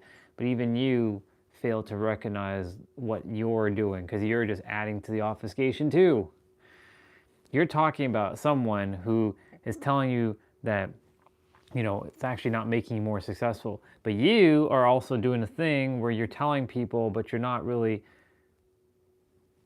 You're dancing around this information. So, like, you're just obfuscating shit, too. It's just funny. There's an answer out there. I mean, I haven't cracked it, but there is an answer out there.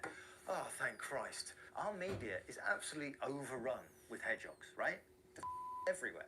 But by definition, if you're confident enough to go on a podcast, that's not the type of expert that we want to be listening to. And that problem that Tetlock pointed out is magnified by something called the Kruger-Dunning effect, which you might actually have heard of because it's relatively famous. In 1999, MIT psychologists David Dunning and Justin Kruger, what a great last name, Kruger, discovered something. I'm Barry Kruger. I'm here to destroy. Discovered something that should probably, I think, be taught in schools, which is the less you know about something, the more confident you are that you understand it. Exactly. I'll let that sit. So they ran a series of experiments where they tested people on logical reasoning and grammar. And then they asked those people to estimate how well they'd done. And the results showed clearly that the worst performers massively overestimated their abilities, often believing that they were way above average. Meanwhile, the actually good people, the experts, slightly underestimated themselves. The reason? Incompetence doesn't just make you bad at something. It makes you too bad, too incompetent to recognize that you're bad at that thing. Just because you have a qualification doesn't make you competent. But it can make you even more confident, even more deaf to learning new ideas. As people truly learned more and more about a subject and actually became more competent, their confidence dropped because they started to see how much they didn't know. Because real expertise breeds humility, whereas ignorance breeds confidence, which explains why the loudest voices in any room are often the least well-informed, and why Diary of a CEO only books confident founders instead of thoughtful experts. But even now, right, I can kind of hear you saying, but Barry, the people on Diary of a CEO, they've already been successful, right? So they are experts, but it's been proven, right?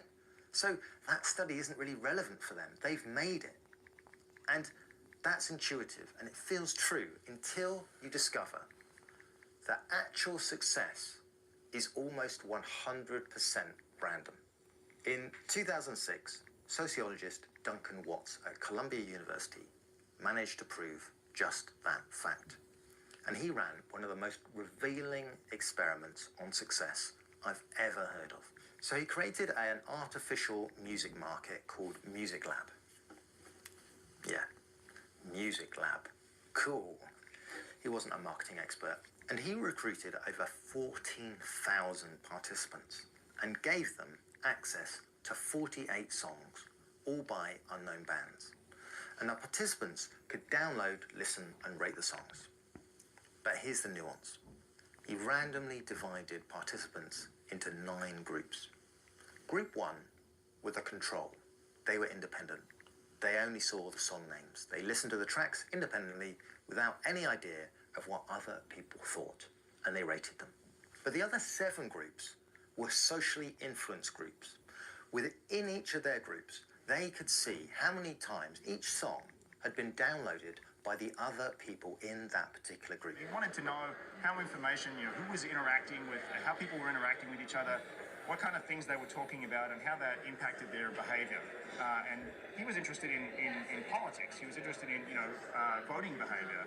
But very soon, this question people realised was relevant to marketing and to all kinds of social behaviour. So one group only had their own judgment, but others had some knowledge, some information about what some other people liked. So, if success and quality were the same thing, you'd expect the same great tracks, the same bangers to be topped time and time again, right?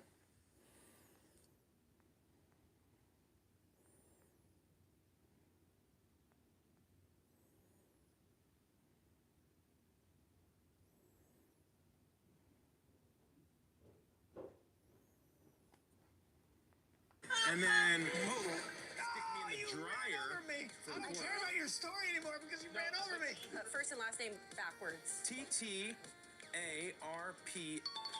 Baby Bowser, no excuses, Baby Bowser. You do the best you can. Moving up to third. What in the world is that? Oh my god. The Super Mario Galaxy movie is about to race. I don't know. How did I get 9th place out of 4? All right, now let's check the standings. Luigi out in first. Charlie in first. Chris in second. Anya in third. And then, you know what? Lucky number 7. It's going fine 7 down in points. fourth, Keegan. Lucky number 9. But anything could happen in the next race, so let's see what happens. Anything could happen. Like I could come in 12th. Hey, Anya, not to distract you, but if you were the ruler of Mushroom Kingdom, what would be your first act as ruler? Oh, if I was the ruler of If I ruled the world, I could speak and drive at the same time. That's the first rule. I don't even have my own license, like for real cars. Oh, for real? No, for real. No license for driving. No license Very for good. Anya. I would throw a really big party so that everyone could get to know each other better. And then I would hold a big dinner where I would ask people what they thought would be better that I could do.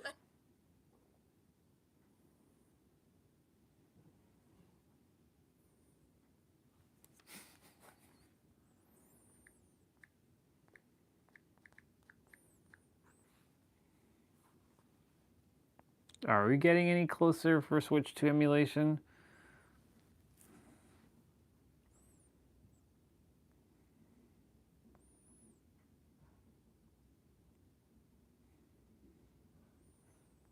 Something unbelievable just happened.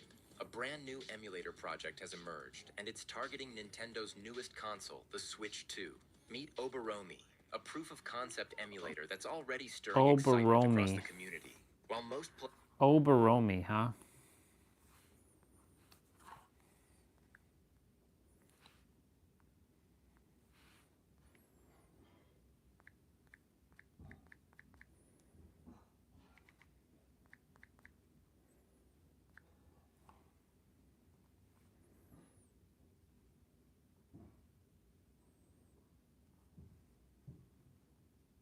The Switch 2 is already being emulated, except no it isn't. Let's talk about it before you get scammed. You may have seen reports that there is a Switch 2 emulator already available and that there's footage showing that it's true. Except if you take more than 3 seconds before posting your video reporting this, you would have realized that the footage was really familiar. Because it's just footage of the Mario Kart World trailer, and thanks to RGT85, we can see here how easy it is to spot. So why were people so eager to believe this? Well, there's a few reasons. One, the footage was slowed down, so it looked like it was a glitchy emulator, which is normal when an emulator is brand new because it hasn't been optimized yet. But I think the more important factor is that the Switch 1 was hacked almost immediately after launch. But there's a couple of details that would make it obvious that that wasn't going to be the case now. Because you see, the original Switch was using an off-the-shelf chip, and so people had access to it before the Switch 1 was even launched, and they could figure out the vulnerabilities right away. But the Switch 2 is using a custom chip that was made by Nvidia and Nintendo, and nobody's had access to it until the Switch 2 was actually launched. And believe it or not, it takes a long time to figure out these vulnerabilities most of the time. Because the reality is, a lot of people are very excited about the Switch 2, and if someone has an emulator that's working, people are going to rush to go get it without thinking twice, especially when there's footage to prove it. And so that way they can easily compromise your system, taking... Yep.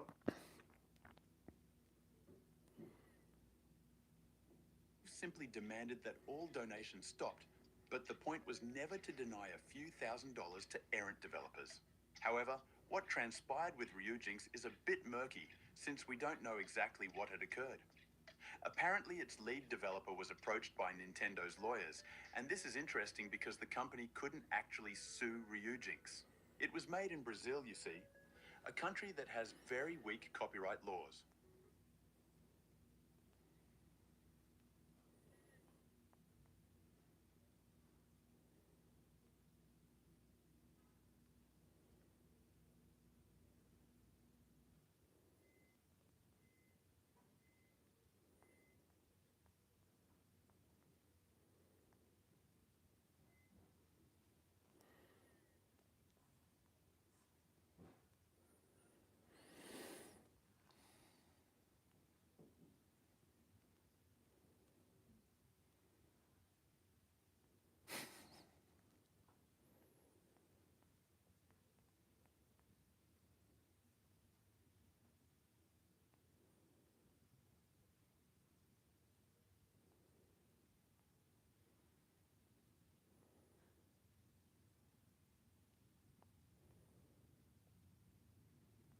Are you tired of being forced to watch AI ads such as this one?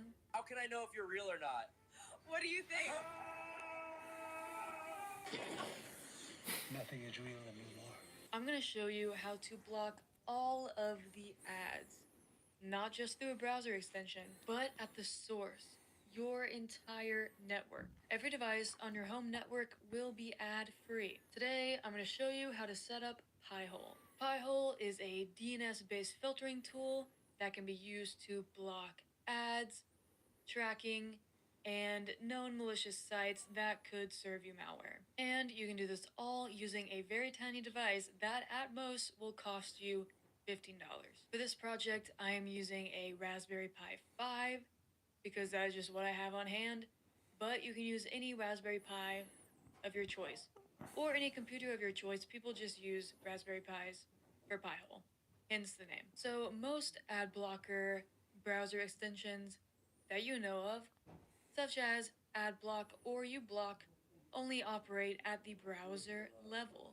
As your web page loads, these browser extensions scan the web page content and kind of takes out anything that they detect as an ad or tracking or anything malicious.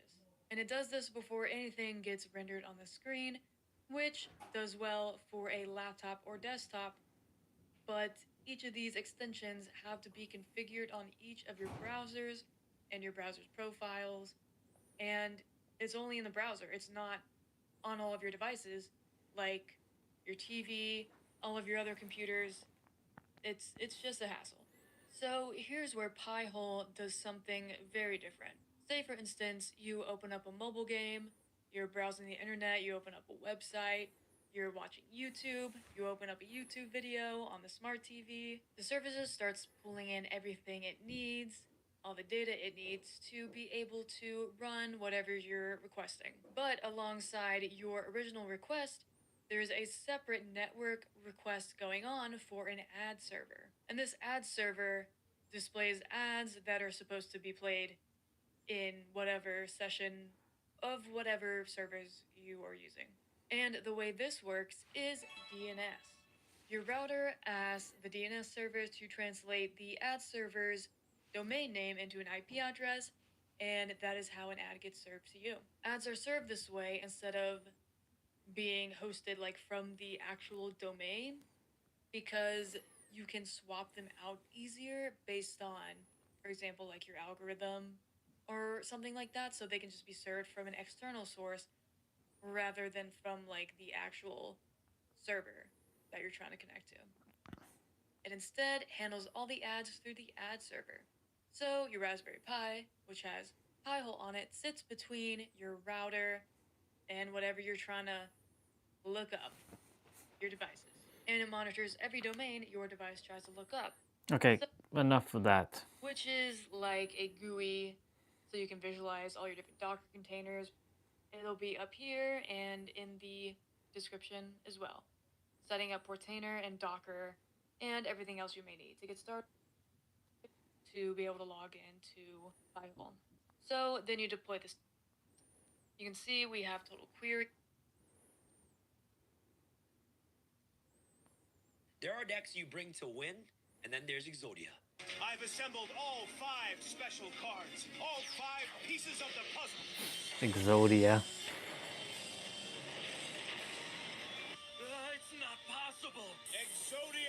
Obliterate. 5 pieces, 5 cards. 5 cards that haven't been relevant in competitive play for over a decade. A strategy that exists in the anime as a myth. Something really cool for the show, but not for the real life game. Modern Yu-Gi-Oh! Doesn't care about myths. Hand traps, 15 card combo lines, boards that can negate everything. This game has evolved into something that Exodia was never designed to survive. And yet, at a Yu-Gi-Oh! Championship Series, cameras rolling, crowd watching, commentators live, someone assembled all 5 pieces of Exodia.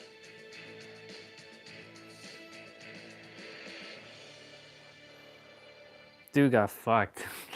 This was not at a casual locals. This wasn't in a YouTube video. This was a Yu-Gi-Oh! Championship Series feature match. And the man holding those 5 pieces was a grandpa. Grandpa? I'm home. And I see you've brought company. Did anything interesting happen this weekend? Well, I did summon Exodia at YCS Indy. Other than that, not much happened. So this is Jeffrey Leonard. And honestly, Jeff has a great story. He didn't grow up grinding this game. He got into it because of his son. His kid was into Yu-Gi-Oh! Jeff started playing with him, and somewhere along the way, it just clicked. He genuinely fell in love with it. But the way Jeff plays is pretty much different from everyone else in the competitive scene. While other players are studying the meta and learning optimal combo lines, like myself, Jeff is drawn to the mean stuff. The decks that make people uncomfortable. Hold on. He was interested in the strategies that just mess with the flow of the game that nobody was prepared for. For a while, Jeff was known for running Mystic Mind, a field spell so oppressive that Konami just banned it outright. And when that happened, Jeff didn't just pick up a meta deck. He started playing Exodia. Shout outs to Jeff, man. Now, and this is important, let's talk about who Jeff is actually playing against. Sitting across from him is Justin Singh. Justin is a legit competitive player. Multiple Yu-Gi-Oh! Championship Series tops, a proven track record at the highest level of this game. He's not the kind of guy who shows up to a YCS hoping to run well. He's the kind of guy who shows up expecting to make a deep run because he's done it before. And he's on Tier Elements, which at this point in the format is one of the strongest decks in the game. So just to put this in perspective, Jeff, a grandpa, This is so weird. Exodia, is sitting down across from one of the better players at the Yu-Gi-Oh! Championship against one of the best decks of the format, playing on stream live at a feature match table. Jeff did not stumble across a soft matchup. This is Justin Singh he's playing against, and he's playing Tier Elements.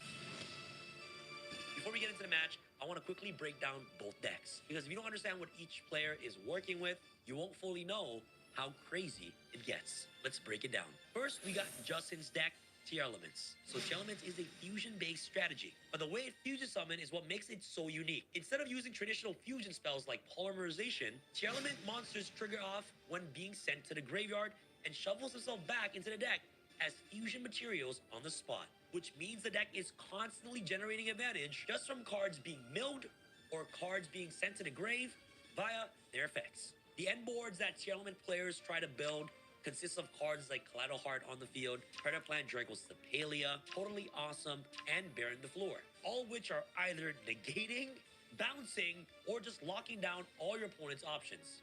Negates, and more negates. That's what Tier Element does, bro. And here's what makes this deck absolutely Interesting. crazy.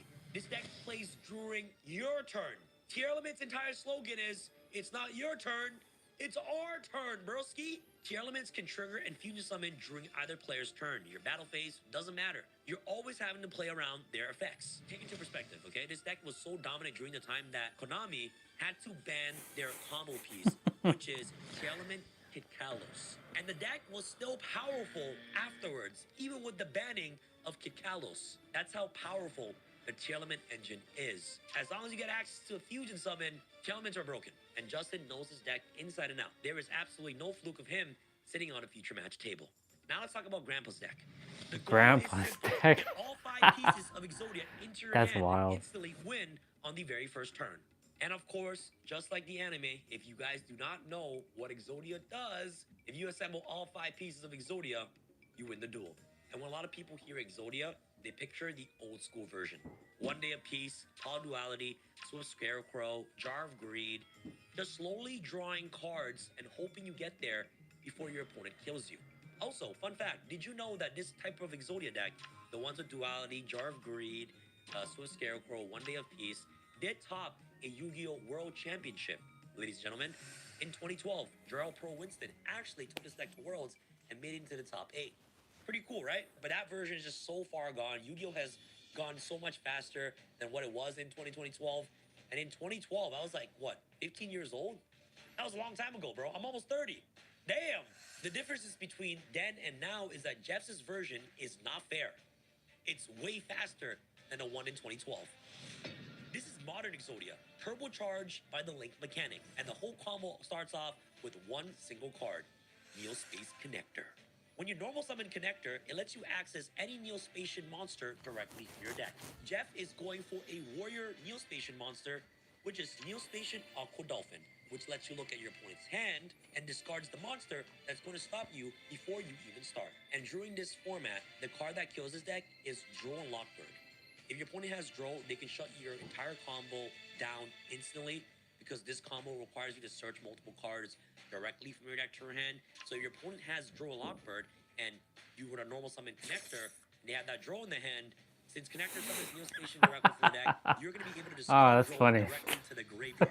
Aqua Dolphin lets Jeff seize That's the crazy. card before he even attempts Wow. to combo off. And once Connector resolves, I've never, like, I wasn't even looking up anything Yu-Gi-Oh! What the fuck is going on here? monsters. As you guys can see, Neospace Connector is a warrior, and Aqua Dolphin is a warrior. And what happens once you have two warriors on the field during that time, you can easily link them off for Isolde, Two Tales of the Noble Knights. And once Isolde touches the field, the game instantly ends. Why? Jeff's plan is simple. Two warrior monsters on field, get access to Isolde. Once Isolde resolves, you win the game with all 5 pieces of Exodia. Why This is does not that? typical grandfather's Exodia? Well, actually, in this case, it literally is. Guys, I remember this match vividly, but I haven't watched the live stream yet because I actually attended this YCS. I was at the YCS when this happened, and I remember this is the craziest story ever because the crowd was going crazy, bro.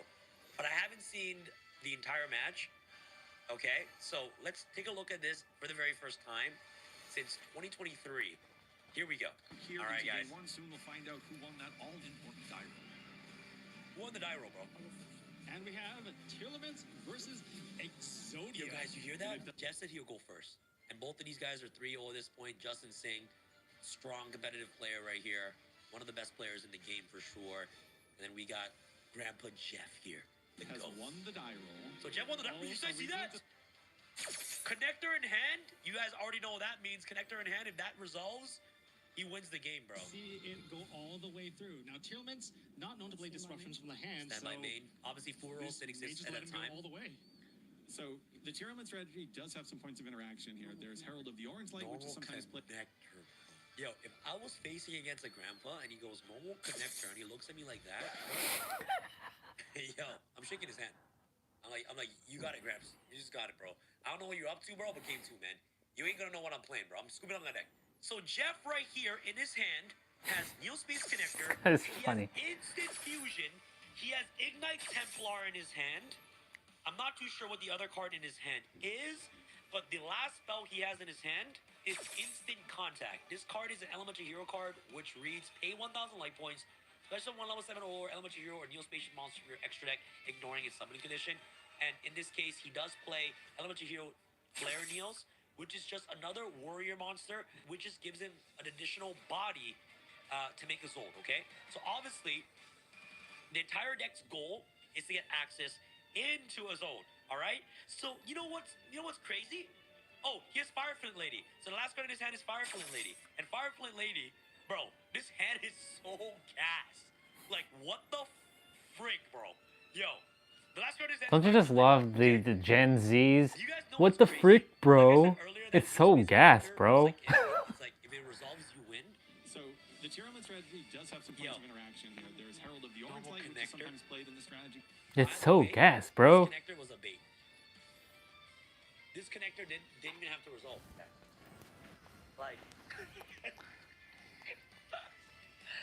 even if Justin, okay, somehow orange light this. You guys know Herald Orange Light, discard itself, another fairy to negate a monster effect and destroy it. Let's say connector flops and it didn't resolve, okay? Yo. Can we like?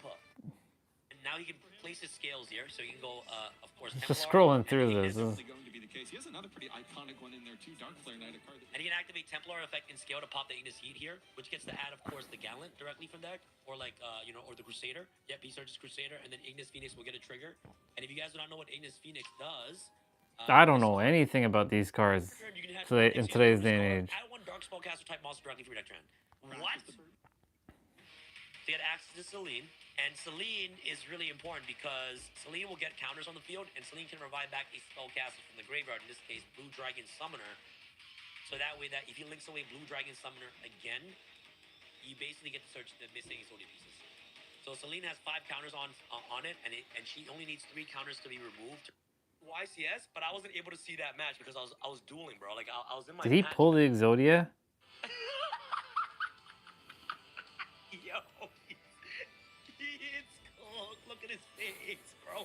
Look at Jeff's face. He's like, sorry, bro. I'm sorry, man. Bro, I gotta do it to you, bro. And the Appaloosa obviously is banned right now, and he's gonna search the last piece of Exodia right here because it was sent to the graveyard one last time. Oh my god! Boom! Boom! Boom! Boom! Boom!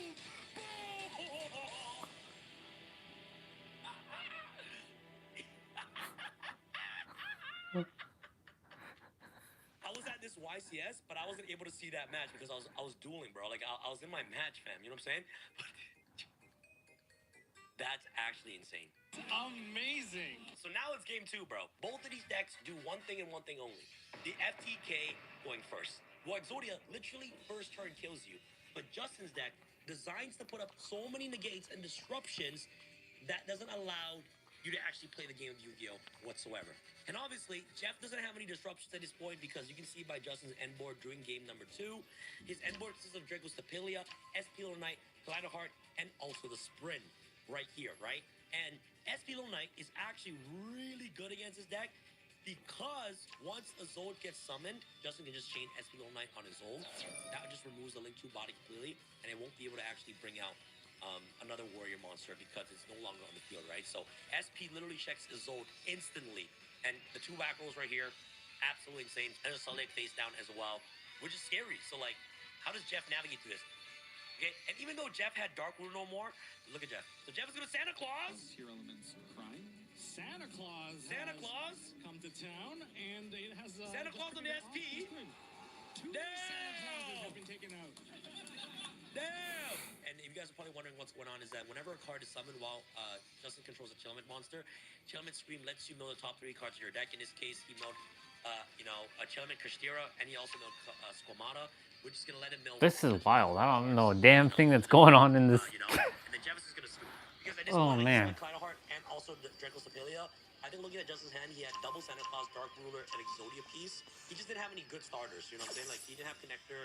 He didn't have any ways to get 2 warriors on the field against Predator Plant, Draco Stapelia, and also Kaleidoscope with the 2 back row as well. Wow, Justin milled the Kashtira Chelamet and also the Squamata as well. So, like, Jeff is actually just cooked. Yeah, and you see that he has Exodia piece and also Magical Midbreaker on the field. He's just going to take it back and he's just going to scoop, which is the right thing to do, you know what I'm saying? You actually don't want to lose into time, you know? So now Justin takes game 2. Game number 3, bro.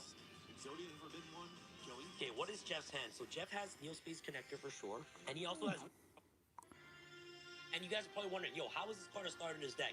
Well, Herald, when it's summoned, gets to dump any fairy monster directly from the deck or extra deck to the grave.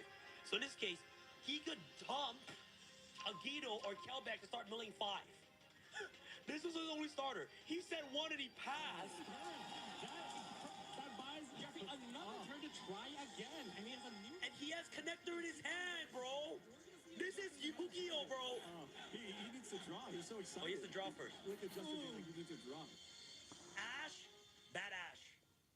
Bad Ash, fam. Bad Ash, Justin, man.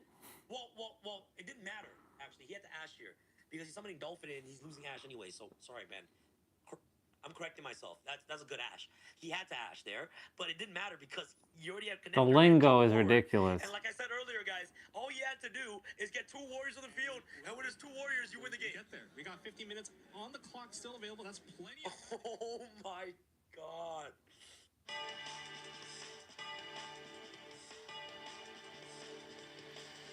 Are we gonna pull Exodia again?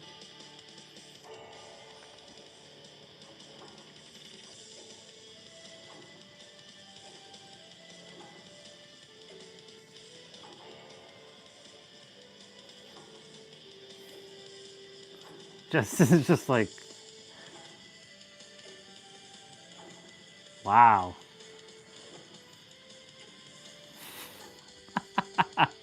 just looking him.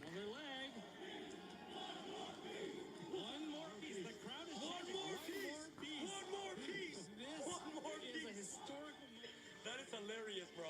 The crowd is cheering one more piece. I did remember people were cheering that when I was in my match at this YCS. That was insane.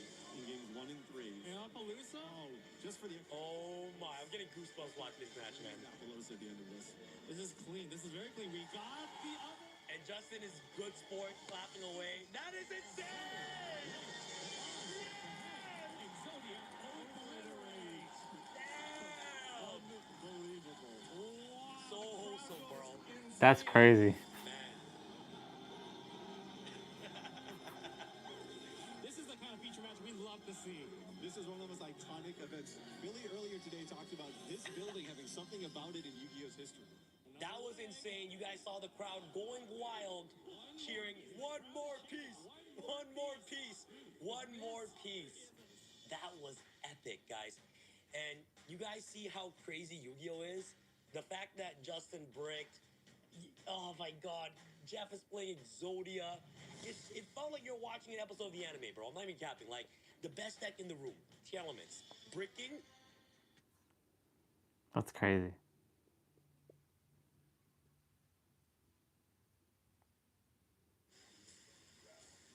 Good boy right there.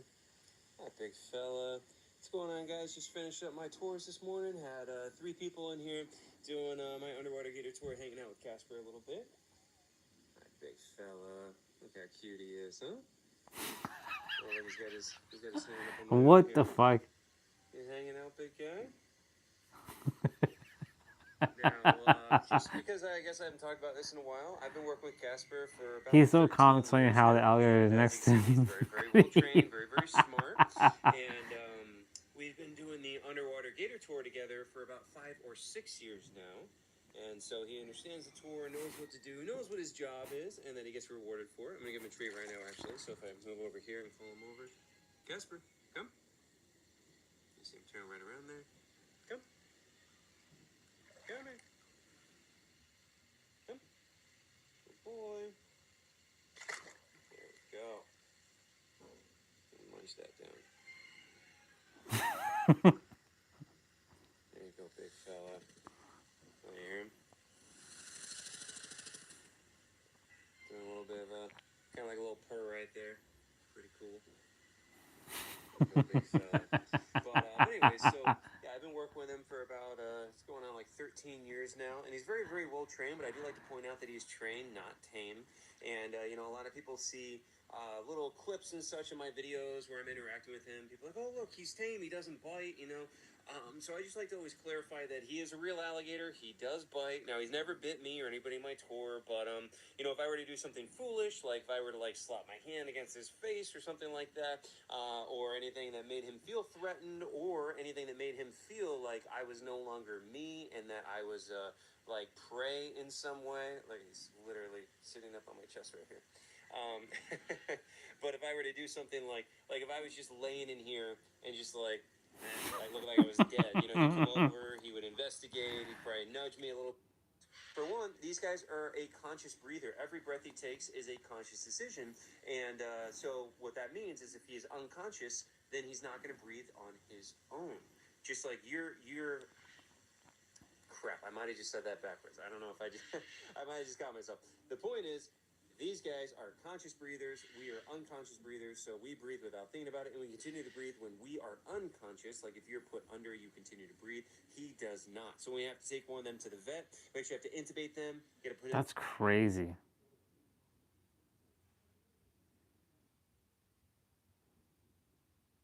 Man, this is cool, the Hong sending us to Hong Kong.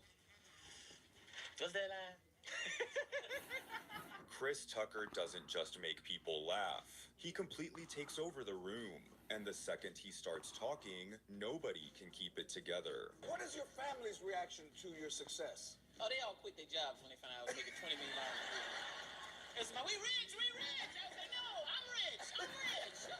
You get your jobs back before it's too late. Chris Tucker and Jackie Chan are one of the most iconic comedy duos ever. But being friends with Jackie gets expensive fast. Jackie would give me a gift every day. First rush hour, Jackie Chan would give me a gift every day. He'd send it to my trailer. Yeah, I'm like, what is going on? I'm like, he's so nice. And I had to buy him something out the wild. I said, I gotta get him something. But then I realized he's from China. They make everything over there. He was getting it for free anyway.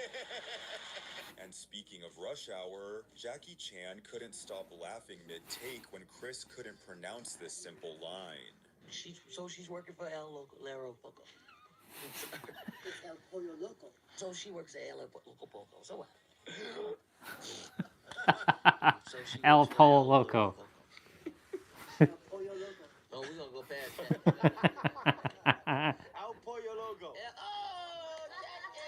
Pollo Loco. But when the internet confused Chris Tucker for Chris Rock during the infamous Will Smith Oscar slap, Tucker had the perfect response. And I can tell you why I'm pissed off about that slap. When Will Smith slapped Chris Rock, because they mixed me up in it. Because, because of the Chris's. People call my mama that night, talking about, is Chris okay? I heard he got the shit slapped out of him. That is not my baby.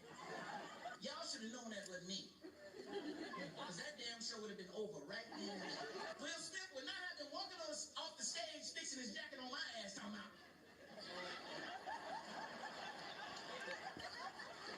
The joke on his back, what the Even Tucker's run-ins with the police somehow turn into comedy. I don't like cops, because I think cops are childish. Oh, you do? Because they childish, hiding in the woods waiting for somebody to speed. That's childish. They ask stupid questions when they pull you over. Because I was driving one time. The cop said, "Didn't you see me back there? Why you start speeding up?" I said, "Because you was catching up. That's why I said." Why you ain't got your seatbelt on? Because I want to die. Oh, you think I ain't got it on? I forgot it. If you care about me, don't give me a ticket. Let me go. Just tell me to put it on. They don't care about you. Like they love you. Put it on because we want you to be safe. Yeah, I'm going to kill myself because of this ticket because I can't pay it. Let's work this out. Yet some of his funniest moments come from his legendary friendship with Michael Jackson. Do you ever go in public anywhere with Michael Jackson? Because what's that like? We go to the movies, but it's hard because Michael got to sneak in the movie right before it starts. So Michael come in there like with a ninja suit on. He's hiding and all black. All of a sudden, I'm sitting there going, "Where's Michael?" And then I turn around. He's like, "Hey, Chris." I'm like, "Oh, man. How long you been here?" "About 5 minutes."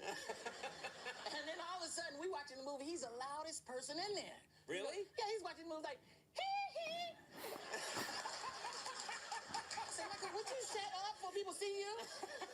One time we went to a mall. We was out. Michael wanted to go to the record store or something. And only thing was in the car was a Spider-Man mask. So Michael said, "I'll put this on. We'll go in and we get." I said, "Michael, you can't do that. Spider-Man ain't gonna just be walking through the mall. Ain't nobody they gonna know it's you, Michael." He's like, "No, he won't. Chris, it'll work. It'll work." We go in the mall, and he was getting away with it until people figured it out because I was with him, and he was like, "Chris, is that Michael Jackson in that Spider-Man mask?" "No, that's Spider-Man. That's Michael Jackson." He would give me anything if you like something. Like I was just looking at a flat screen TV he had, and he gave it to me. I was like, "Michael, I didn't want the TV." But then the black came out of me. I started liking everything after that. I was like, I said, "Mike, I like that Rolls Royce. That's a bad Rolls Royce. Not the old one, the new Rolls Royce, right there." He was like, "You like it, Chris?" I said, "Yeah, I like it." He said, "You sure you like it?" I said, "Yeah, I like it." He said, "Well, you better go buy one because I ain't giving you no Rolls Royce." I gave you a TV. Damn. But Tucker also admits he's an overprotective dad, especially when it came to his son turning 21. He wants to come to Vegas. But what he don't know, I'm coming with him. He's not gonna know I'm here though. I see. I'm gonna be watching him behind slot machines. I'm gonna tell waitresses, no, don't give him no beer. Just take him some milk. Take him some milk. That's my baby. Watch out for him, please. I'm one of them protective dads. So. Yeah, well, that's good. There's nothing wrong with that. Yeah. Does he find it annoying? No, I think he's cool with it because I'm rich. I don't know. And Chris still found a way to give a hilarious response to one of the most bizarre interview questions ever. Have you ever thought, Chris, if you had 20 seconds to live, what your last joke would be? My last joke would be, I wouldn't were be joking about- around at 20 seconds to live. I'm like, don't get everything together. Whatever I got left, you can have it. Son. Yet despite being so famous, sometimes people don't even recognize Chris in public. I was the only black person in Hong Kong. I was looking for black people. I said, where are the black people at? No black people, no. They thought I was Kobe Bryant, man. They didn't know who I was. Really? Kobe Bryant? Like, Kobe, sign my autograph, Kobe. We love you. Where's Shaq? Do they leave you alone in Atlanta? Sometimes, man, but people, they sometimes because they don't see a lot of celebrities, so they be coming up to me, looking at me like, hey, man, you? You? I'm like, yeah, I'm me. You? Like, what you doing out in the grocery store shopping? I gotta eat too. I gotta go home. You think I'm a superhero? Get away from my cart, man. And Chris Tucker's impressions are absolutely side-splitting, starting with his Donald Trump. You mean Donald? Are you serious? Believe me. Believe me. I know Chris Tucker. He's a great comedian, great guy. I like him. It's true. I do like him. I met him. I didn't say much, but I said hello. Believe me. But Michael came to the house and the dog just attacked him. Michael like, Chris! I got in the car. I said, Michael, what's going on? Michael was like, dog came to the front door and he told me and he bit me. I said, Michael, are you okay? Michael, are you okay? Are you okay, Michael? Chris, I'm get that. A small animal. Prince is shy, so I didn't know. I just heard this noise behind me, and I didn't know what it was. He just trying to get my attention. He was like, So he was like talking to me, but he was licking on his fingers when he was talking to me. I was he was like, how you doing? You like the show? It was good. Thank you for coming, Chris. I love you. You're funny. I was like, what's screaming, man? Think about Robert De Niro, Mr. De Niro, this legend and stuff. So you get a little tensed up, but he's just like us, I was with him, he asks simple questions like me. He's like, what are you having for lunch? You having... So I don't know what you're having. I don't know. Whatever you have. Whatever you want to have. I don't know. Whatever they're serving, I'll take whatever they... He even managed to turn firing his own family into a hilarious story. Because my family worked for me in my kind of club, and I went there. The club wasn't making no money, but everybody had new cars. That's what... My brother was drinking up all the inventory. He's like, I gotta try this stuff. Make sure that... Who made the call to shut it down? I did. I was like, this is over. I'm not making no money. This is gonna mess up my movie money. Were they upset with you? My dad was upset with me because he was the cook. He was like, what am I gonna do now? I said, be my daddy. And things got even crazier when he went to China to visit Jackie Chan. What's it like in China with Jackie Chan? Is it just ridiculous? He's the man. Jackie owned everything. He's like, you like hotel? He said, you like hotel? I said, yeah, it's my hotel. That's my hotel. No. So I gotta do more movies. But he really just goes over and he walks around with like 15 people, and then I'm like in the back of the 15 people. Jackie, wait up, hold up. This don't look right, man. We're supposed to be together. He's like, oh, come on, restaurant. We go to a restaurant. But did you know that Chris's iconic role as Ruby Road in The Fifth Element almost went to Prince? I saw him in a club in LA one time, Prince. I saw him, and his security came over and got me. He said, Prince wanted to meet you. I said, what? Prince wanted to meet me? Yeah. Went over in VIP. I said, hey, Prince. And we like looking over at everybody else downstairs. He said, you played that part in Fifth Element. I supposed to play that part. I said, for real? He said, I didn't like the costumes. I didn't like that. And I looked at him. I said, but you got your butt hanging out your pants. He said, but this is my design. Then there's the time he was so starstruck working with Viola Davis, he blacked out.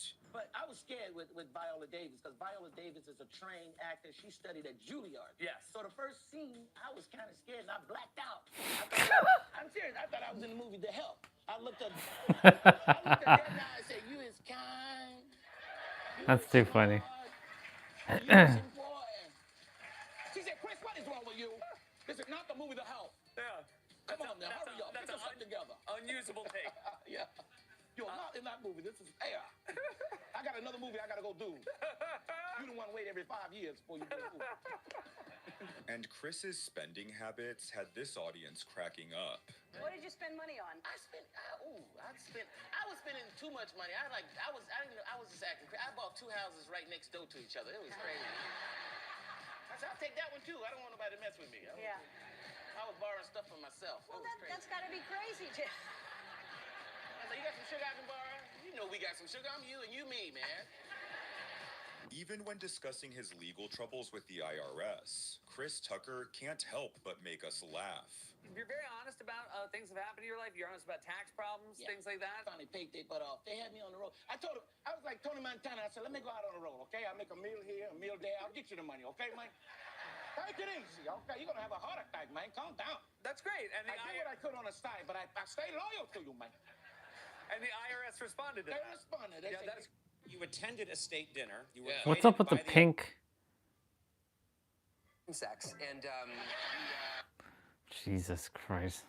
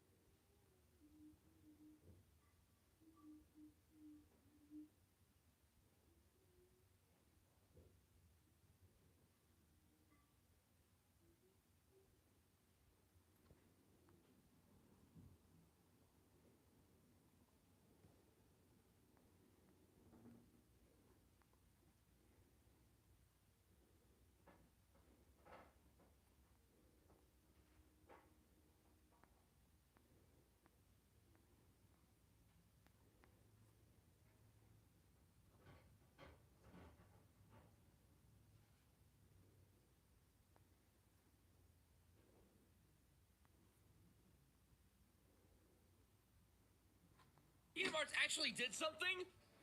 What? It was recently Kingdom Hearts' 24th anniversary, and for a while, Square Enix wasn't really posting much about it, and people were thinking, like, maybe they kind of forgot about it. But Mr. Nomura-san came through and gave us a new piece of art, and there's a lot to unpack here, so let's go. The art depicts young Xehanort and probably Quadratum with an umbrella. This is very similar to another piece of art that he posted a while back, and it's kind of like another angle to this art as well. In the background of that art was showing something in Tokyo in Shibuya, so he's probably going to be in Kingdom Hearts 4. Let that man's soul rest, God. There's also some text at the bottom of the image, and it says, "We are working hard towards the 25th anniversary. Thank you for the support." Lastly, there are these flowers at the bottom of the image, and they are actually Japanese hydrangeas, I think that's how you say it. And they're more or less they're sprinkled things in there with a purpose, and there might be 2 reasons why they're in here. Firstly, these kind of flowers spring in Japan around June, July time, around the summertime, which Summer Games Fest? Could they be planning a trailer for Summer Games Fest? These flowers also can signify offering an apology to somebody, so, you know, sorry for the long wait. Here's some flowers. Here's what I think all this could mean. 1, they are planning a new trailer for Summer Games Fest and a release next year for the 25th anniversary, since they said they're working towards that. Or 2, they're planning a new trailer for the 25th anniversary and maybe releasing around the summertime next year. I really hope it's not that last one. But hey, at least they did something. It was on the actual Kingdom Hearts Twitter account. They didn't forget the password. What?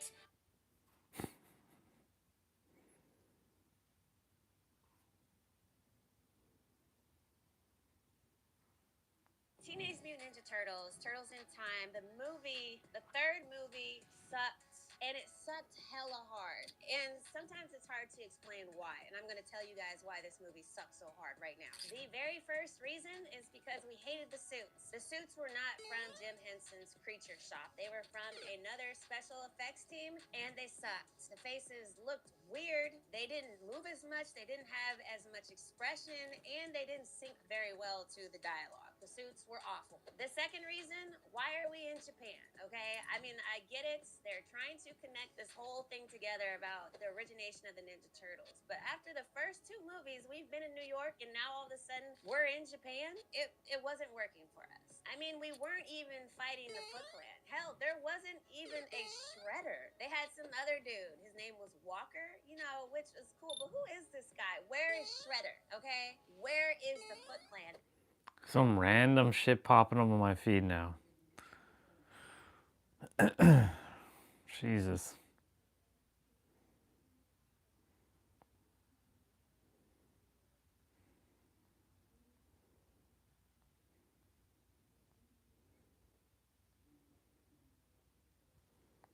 But it is not normal to start the day with prayer.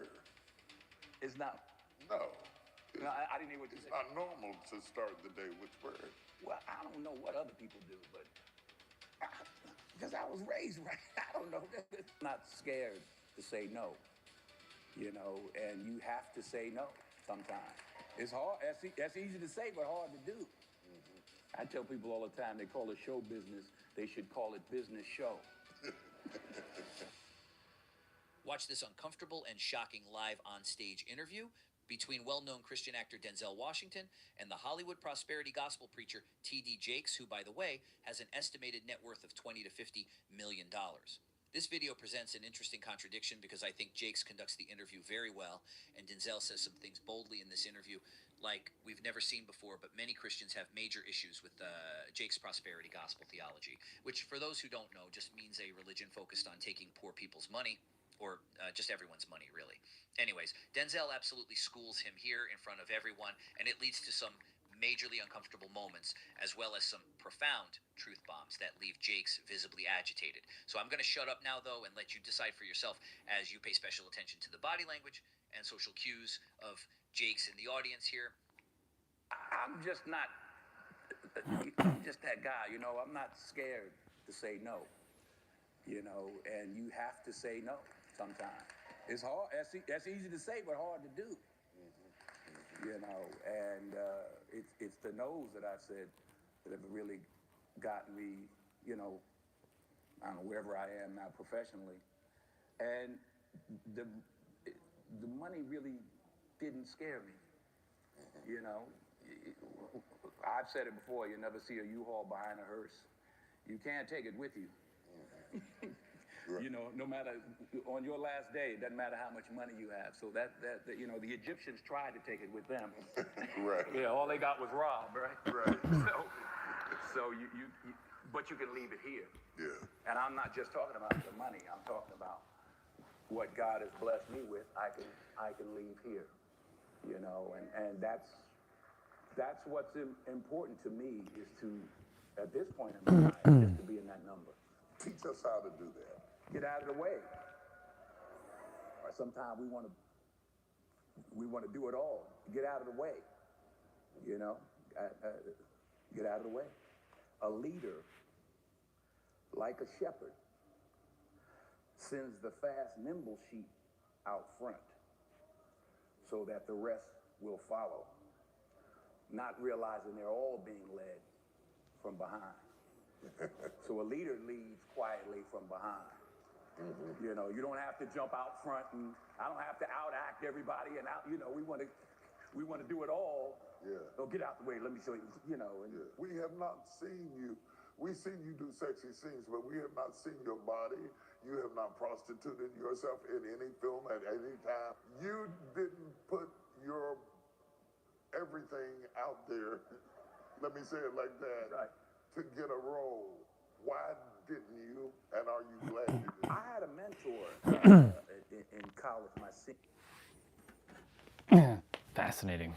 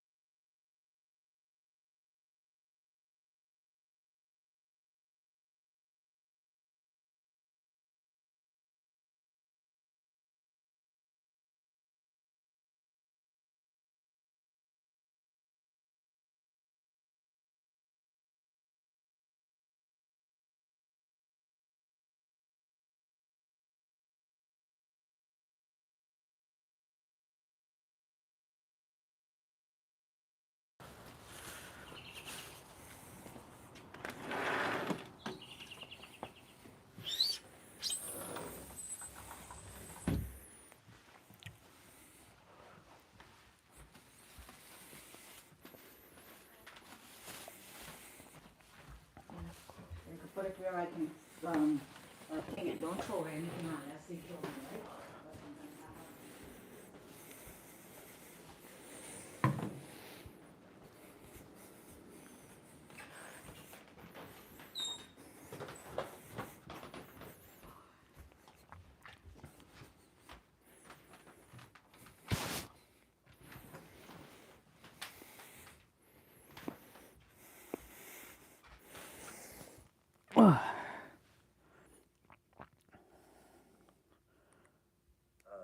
In college, my senior year, when I really just started acting, and he taught me about never having to compromise, myself,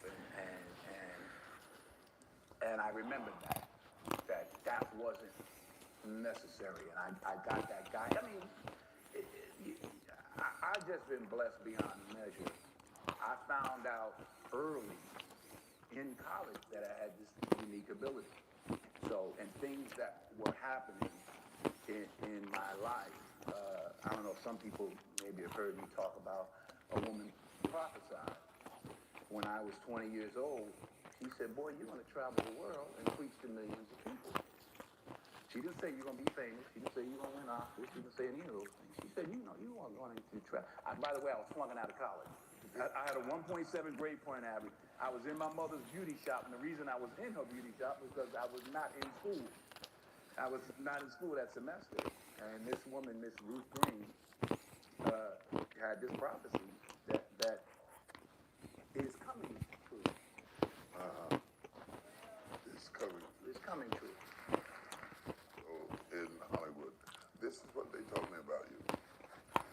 They told me that you were as much a director, producer, as you were a pastor. As you were a pastor. They said you started every morning with prayer. They said they were spiritually enriched up under your leadership because of your consciousness of God. Well, thank you. But it is not normal to start the day with prayer. It's not. No. No, I didn't hear what you It's said. not normal to start the day with prayer. Well, I don't know what other people do, but I've not seen a lot of people do that in Hollywood. or where are we? What town we in? Or in Charlotte? But that, you know, it's funny. It's funny. Yeah, or in Charlotte. People talk about Hollywood. I'm in the movie business. Right. I'm not in the Hollywood. I don't even know what the Hollywood business is. Right. I don't know how to people do, but I've not seen a lot of people do that in Hollywood. or where are we? What town we in? Or in Orion. I saw my name.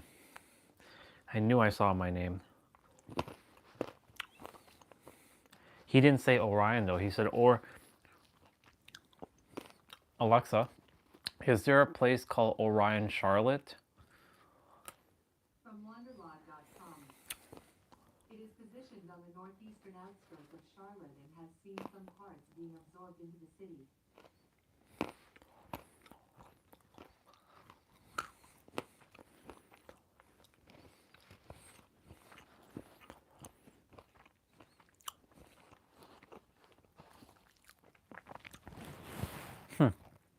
Interesting.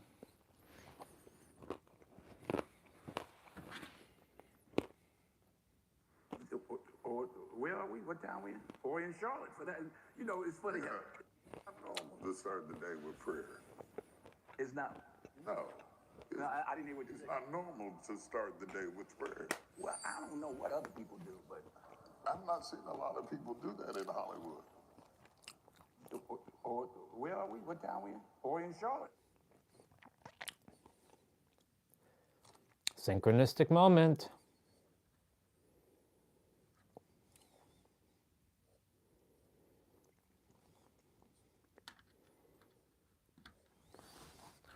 Synchronistic moment.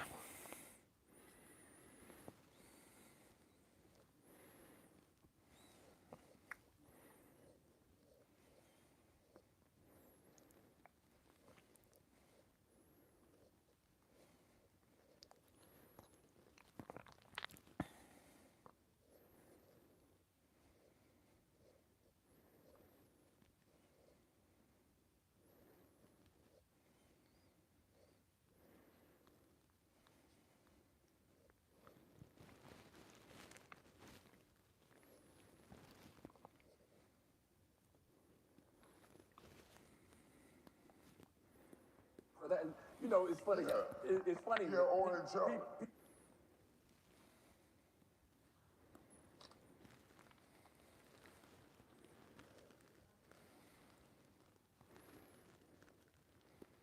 People talk about Hollywood. I'm in the movie business. Right. I'm not in the Hollywood. I don't even know what the Hollywood business is. Right. I don't know how to do that. I make movies. I do plays. I direct and act. That's. That being said, I'm just saying, in the course of doing business, not every person in business brings the cast together and has prayer. That doesn't happen. Why does that happen with you? So we're going to get to Denzel's answer, which is convicting for the Hollywood pseudo-elite like TD Jakes here in just a sec. But I want to take a moment to remind you to leave a comment if anything is sticking out to you. And I'll share real quick what weirds me out personally, which is simply that it's wild that Jakes seems so genuinely surprised at Denzel's faith. That seems very odd to me. Why is he in such shock? Why would he say that prayer isn't normal? Feel free to share your thoughts below. And while you're at it, please consider subscribing and supporting us by picking up the Make Faith Famous hat that you can find in the links in the description below this video or via the QR code above. We've got multiple colors like black, which is the one I wear myself, and also white, red, forest green, light blue, navy blue, and they've got the iconic phrase "Make Faith Famous" with a cross on it on the front. You don't really know what faith is, unfortunately. Keeping light in an otherwise dark world, just like the dark world of Hollywood prosperity. Denzel exposes the message. I don't know if Oscar Denzel's wisdom.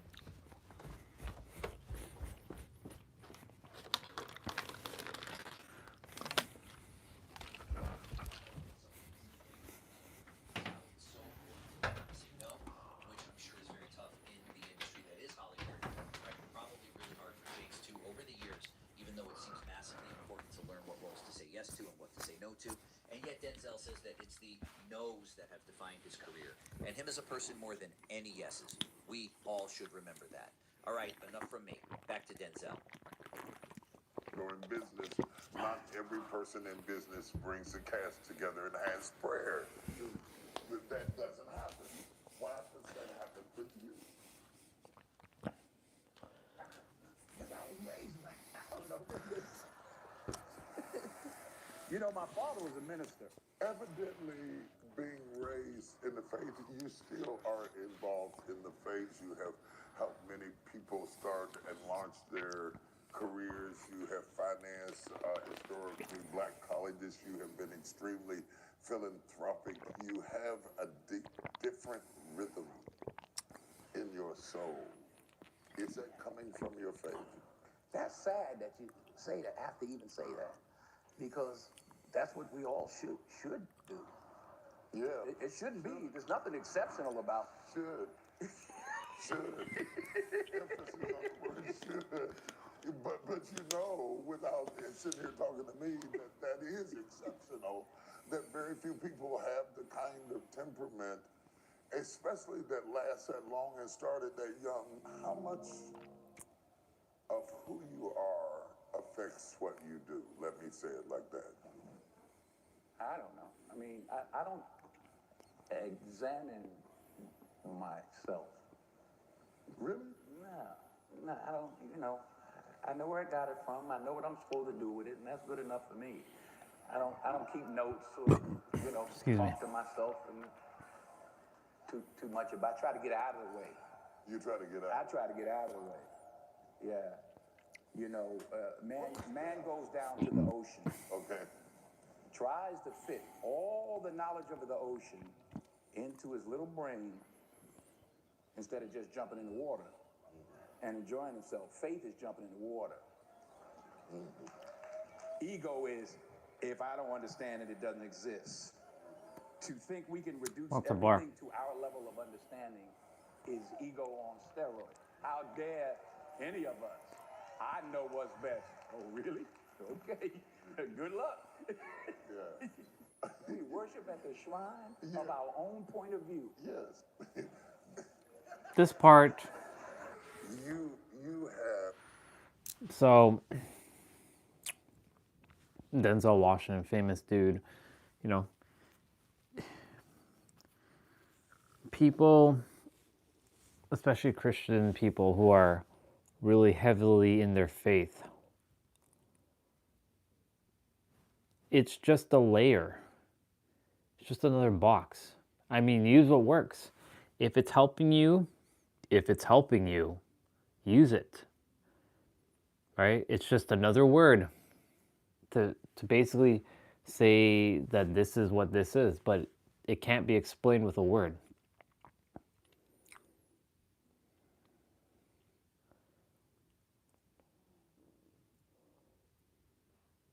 So when he says, like, if you know best, well, the mind doesn't know best, but the soul knows best.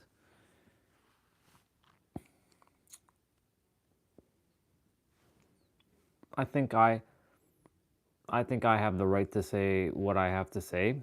I don't even think I know I have the right to say what I have to say, because I've been through my fair share of battles and fires and brimstone to tell you what works and what doesn't work. And when you know who you are as the creator,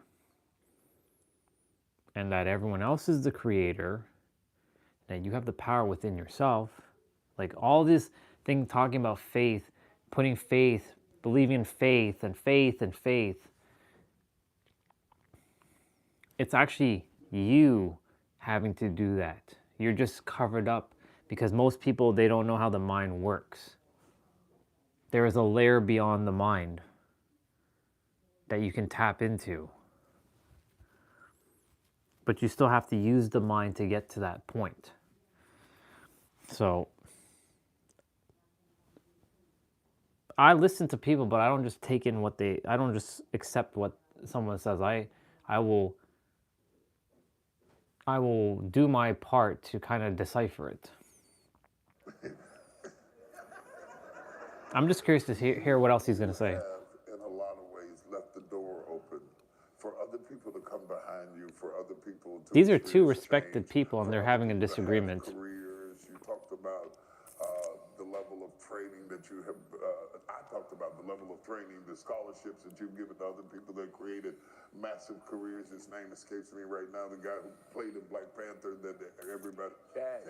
Yeah. It's interesting you mentioned that because I was about to tell a story about Tell him about it. No, Denzel's story is amazing, and spoiler alert, he gives an impromptu, on-the-spot power prayer at the very end, so you'll absolutely want to stick around for that because it is so insanely rare that we have footage of A-tier actors or just people of influence in general actually praying, not to some satanic force, but to God, like Jesus, and it's just such a blessing to see. But first, real quick, I just want to ask if any of you have heard that incredible ocean parable before, the one about wisdom and faith and the man trying to understand the ocean rather than just splashing around and enjoying it. I don't know if that's some biblical reference I missed in Sunday school or some popular saying, but wow, is that profound. I actually You don't know about that, close to dying by and drowning in the ocean. you're a person of faith. Because the ocean is not something to mess with, right? It's not something I don't want to hear your talking, dude. Like, And, shush. He's like, oh, you just the person I wanted to see. I said, yeah, I wanted to see you too because he owed me some money. But when I sat in the audience, and watched that film, I understood that the baton had been passed. You know, I looked at I said, boy, these young boys are gone. Yeah. To the tune of $1 billion that movie ended up making. I said, they're gone. Now, you know, when you run a relay race and you hand the baton off, you don't stop. As soon as you hand it off, you run behind the person. So I handed it off, and I'm running behind him, but I know I'm not going to make it all the way around the track. Yeah. Now, none of us knew that Chad wasn't good right there. That's good right there. That's good right there? Oh, that's good right there. Man, I'm ready to go over and throw $20 on the altar because of that. But I had to, when I watched the movie, I had to shed a tear. I mean, I sat there and I shed a tear. I'm like, these young boys are gone. Yeah. You know, not make anything out of myself, but Sydney took it a certain distance. I took it a certain distance. And now, they're gone. Yeah. They're gone. I hope it doesn't put you on the spot, really. But I'm going to put you on the spot. And I'll only ask you to do this because you do it every morning for your cast and your crew. I am going to ask you to close this. Let's bow our heads. Let's bow our heads. Dear Father in heaven, we thank you. We know that to whom much is given, much is expected, much is required. And we know that you require from each and every one of us our undivided love for you. You are our It's actually, of life you're doing it to yourself. in this darkness. This prayer. And we say thank you and thank you and thank you and thank you and thank you.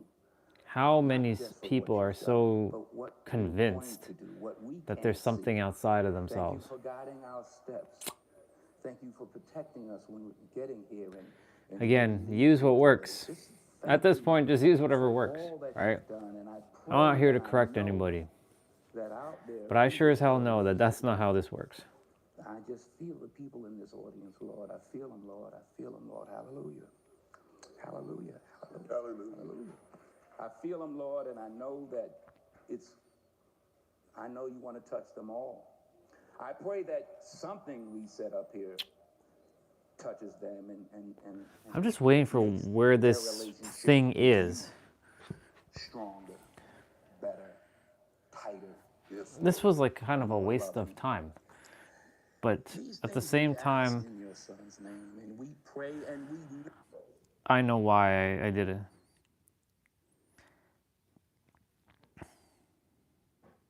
Tyson, you saw abs when he came out of prison. Remember that? Dude, he was prison jacked. That was like maybe the scariest Tyson ever. Like they finally released him.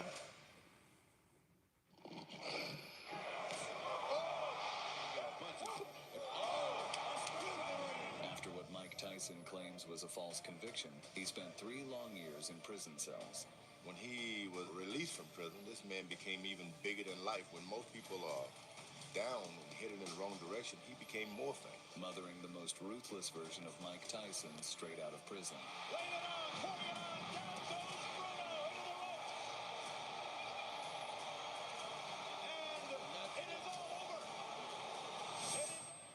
Mike Tyson. Up-and-coming boxer Peter McNeely was the first to stand in the way of newly freed Iron Mike and brazenly let his tongue loose. I'm Hurricane Peter McNeely from Medfield, Mass. On Saturday night, watch me kick Tyson's ass. Mike Tyson. Peter McNeely. Your ass is about getting beat, boy. Tyson was there in the moment.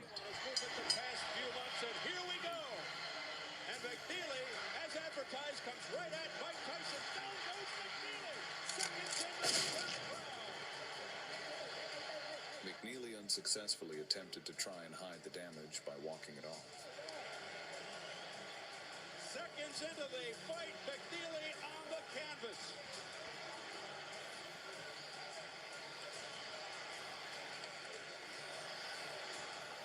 Tyson seeming to just hang back there waiting for that one shot. He isn't moving, and he's letting McNeely get away with an awful lot of power. 1 minute gone by. McNeely's already been down. I'll tell you what, Steve. But there is simply no covenant between men and lion. From now, it was a death sentence. Mills Lane and stop that nonsense because they were starting to butt heads.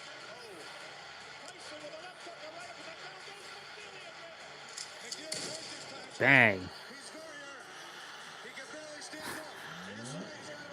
McNeely was so serious that he had to read his short script. Tyson's ill intentions, the cornerman jumped in to save his protege. It's too bad, yes. At first, it appeared as if McNeely. What did you personally think of the stoppage? Well, eventually he would have got hurt. As you know, I'm a blood man. I like to finish it. Next in line was Frank the bodybuilder Bruno. A powerhouse, as rumors had it, he had secretly undergone a procedure to replace his hands with torpedoes. To show the sort of pressure there is, and this time a left. I commend you. You came out very well, and I'm very impressed. Thank you very much. I think you're a great man. Thank you. Same to you, Mike. Bruno and Mike were old sparring partners and also buddies outside the gym. Nevertheless, sensing Tyson's at his weakest, Bruno's attitude changed in an instant. On this fight, his mind not conditioned for this fight, and I was confident before all this happened. And I think this is a peak time to beat Mike Tyson, Harry. I see myself knocking out Mike Tyson spectacularly, knocking him out. No way he's going to beat me. No way. It's quite simple. A guy. Mills Lane, Tyson's people wanted to bob and roll, be less of a target. It's nice up.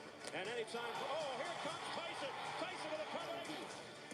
Oh, a left hook by Mike Tyson. Flush in the face of Frank Bruno. Another left. Hey, Curly, you can't fix the gym. It was never great to begin with. A left hook by Tyson. But Bruno comes. Realizing the true colors, old friend was now trying to butter Tyson up. Close to his feet. And that Bruno doesn't have the foot speed. Short punch, and if he just worried about holding.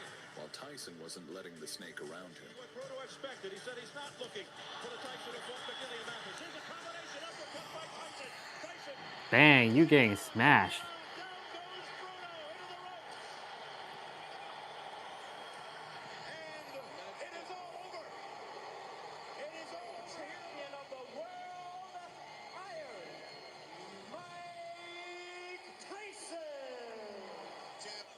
Last question. Bruce Seldon, is he next? Whoever's next. Bruce, you want Bruce or anybody?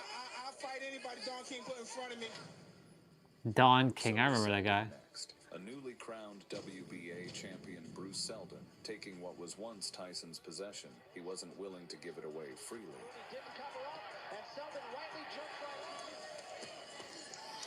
Man, look at these old school matches. And was constantly clinching to try and deprive Mike of the essential oxygen. But you know what? Those punches of that Peter McNeely fight, jumping in, jumping out, pressing Mike, staying inside. We'll see what happens when he gets hit, though. Running punches, there's a shot. From the throne for a fight as soon as possible. Tyson! Both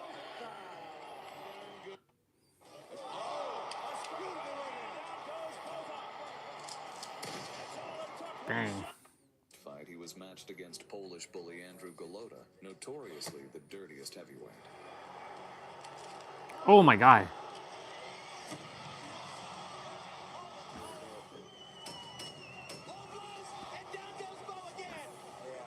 I wish your mother hit me low.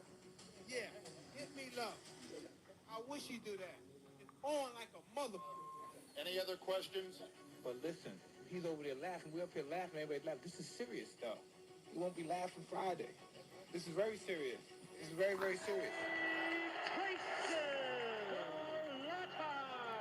Composure under pressure. Here. Tyson immediately pressed forward. There's a little salt in the belly too, Steve. He missed a few shots, but you can see there's some fear in his eyes. Until the hell was unwound.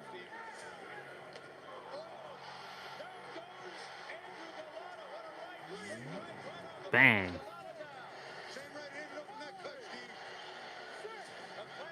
Seven. Eight. The next round, hail of 9. punches shook Rat's head from side to side. Rights to the head. There's another right hand. Golota withstanding that, but how much more can he take? Tyson again. See that big right hand got him all souped up. He's not bobbing and weaving behind the jab. He's bobbing. Apparently, the heat overwhelmed Rat, and he reserved to fleeing the shed.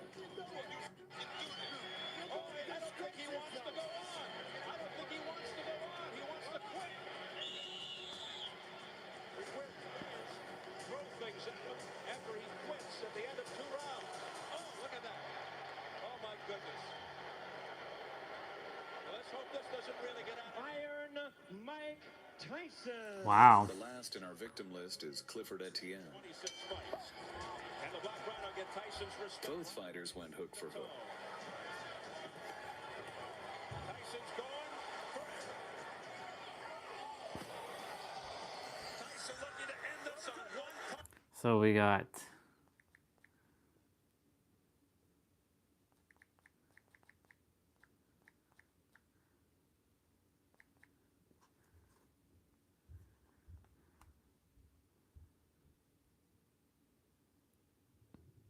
that didn't actually happen yet.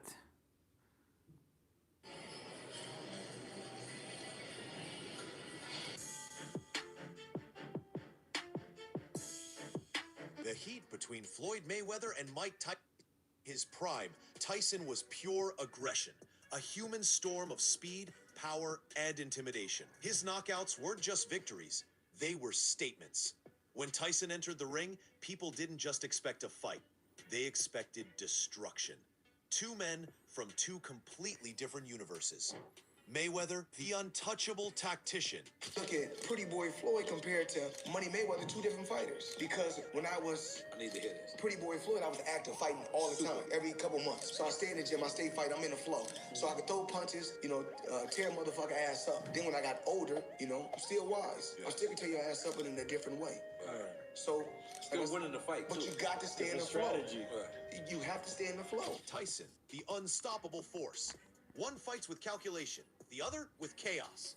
One is undefeated, the other is unforgettable. And now, for the first time, their paths are set to cross. Not as teacher and student, not as fans of each other's legacies, but as... To be honest, boxing's never seen nothing like this in the history of boxing. Since it began 250 years ago, it's never seen anything like this. I believe this is going to be great for boxing. I believe we're going to win. He's going to have, after the fight is over, then so be it. I'm already in a no-win situation anyway. To me, it's a win-win. But I'm in a no-win because if I knock him out fast in the first round, they're going to be like, oh man, this wasn't worth it. If I let it go a few rounds and drag it out, they're gonna be like, oh man. I've always been in the gym training, and I'm boxing professional fighters. I'm just, activity is great. I had 15 fights. You've been training? Listen, I was wearing extra large. It looks like I'm wearing large. Exactly. Jeff Mayweather says Floyd may.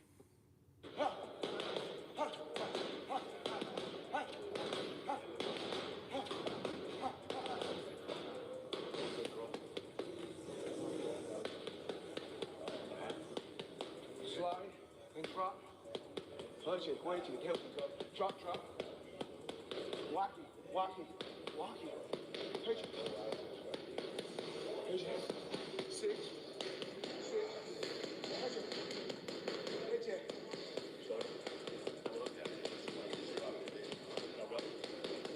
Watch it. I step back like I have my distance. That's why I step. See, I have my distance. Fighters don't know their distance. You gotta know your distance. Floyd pounds the heavy bags with power and precision, showcasing his speed, technique, and relentless focus.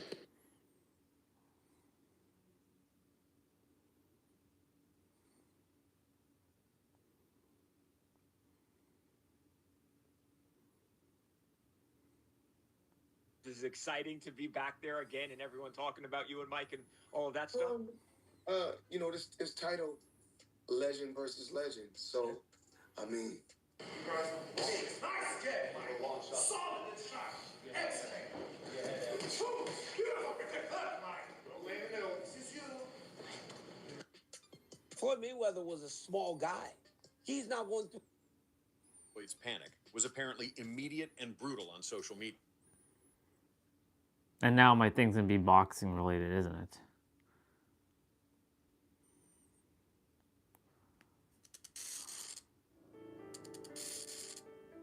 Your focus energy can accelerate manifestation instantly. You're actually manifesting that potential time event within your reality. And how you bring that in, once you focus that amount of energy, your soul, your electromagnetic field, the soul, and you funnel that energy into one thing, it's like a speed train. The magnetic field of the physical body is very strong when you're awake. Now, there's a way to do this controlled. You could lower the magnetic field of the body controlled to a certain state that allows the soul to freely exit.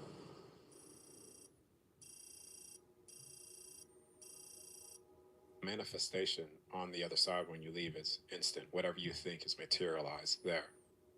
So there's no delay in your thought form manifesting that which you want to experience and do when you're on the other side.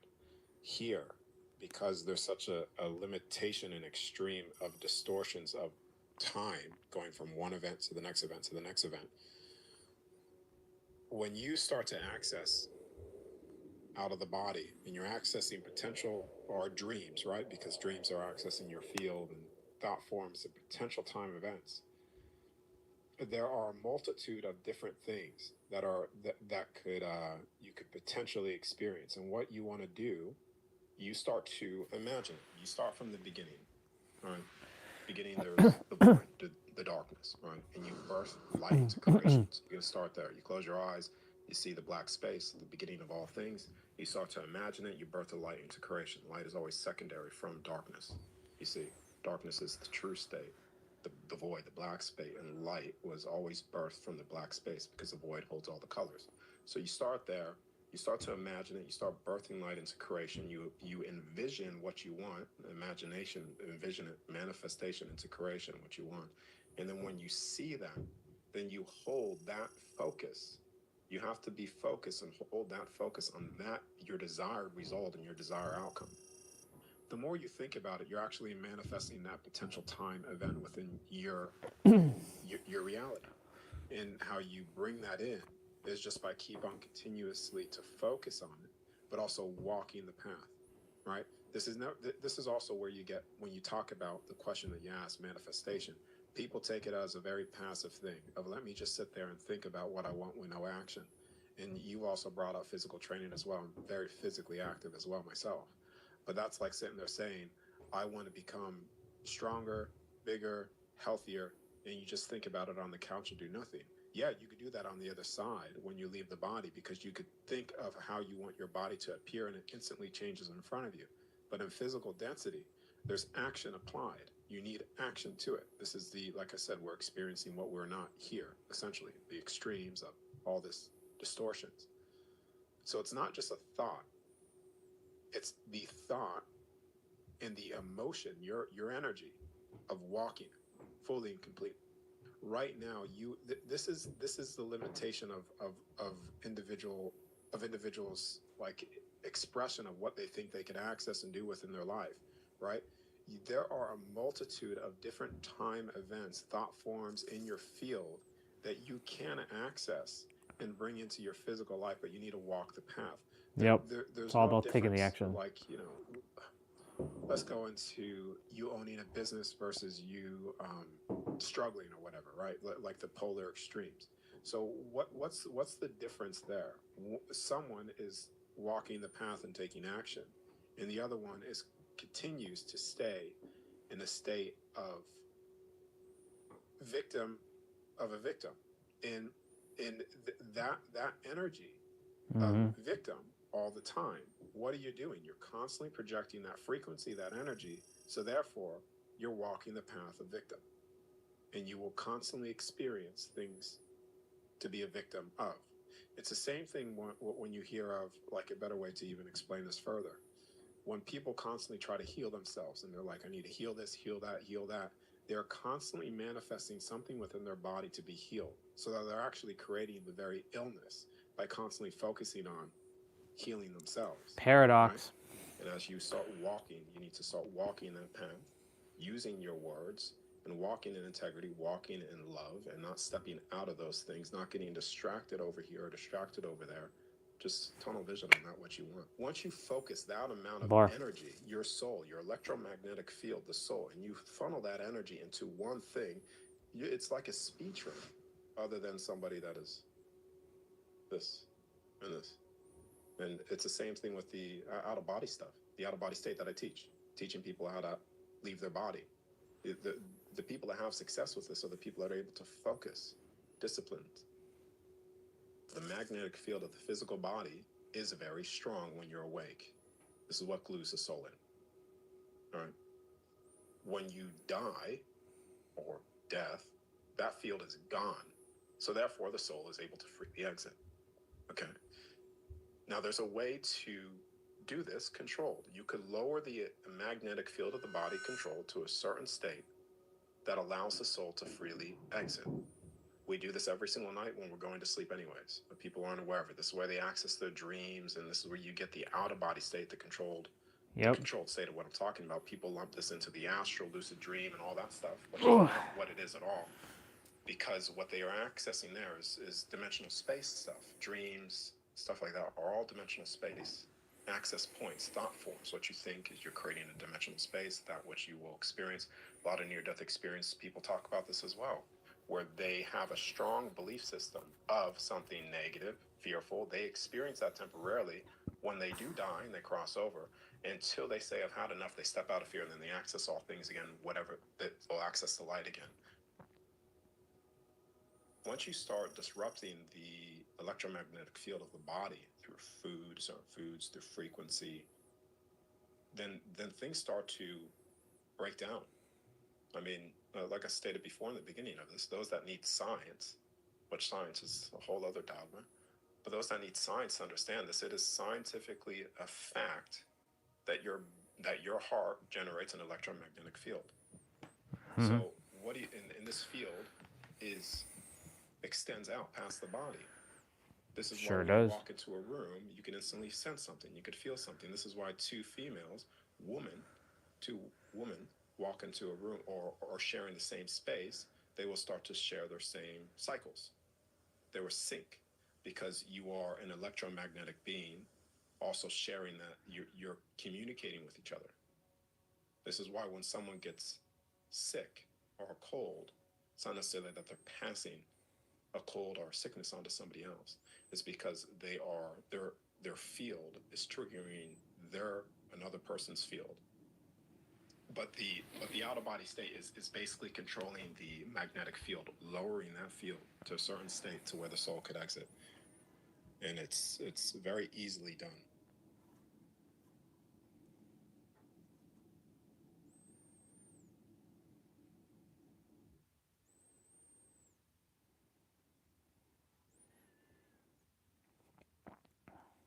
I'm going to just be honest. There were times where Joe Biden greatly disappointed me and frankly, angered me. Like on the day of my debate with Trump, the stakes were so high and the president calls and he said to me, it just was so unnecessary. And you took something from that. That his motivation was all about himself. Do you think he wanted you to win the election? Madam Vice President, there's nothing you said I couldn't ask you. Because I have a lot to say. And so...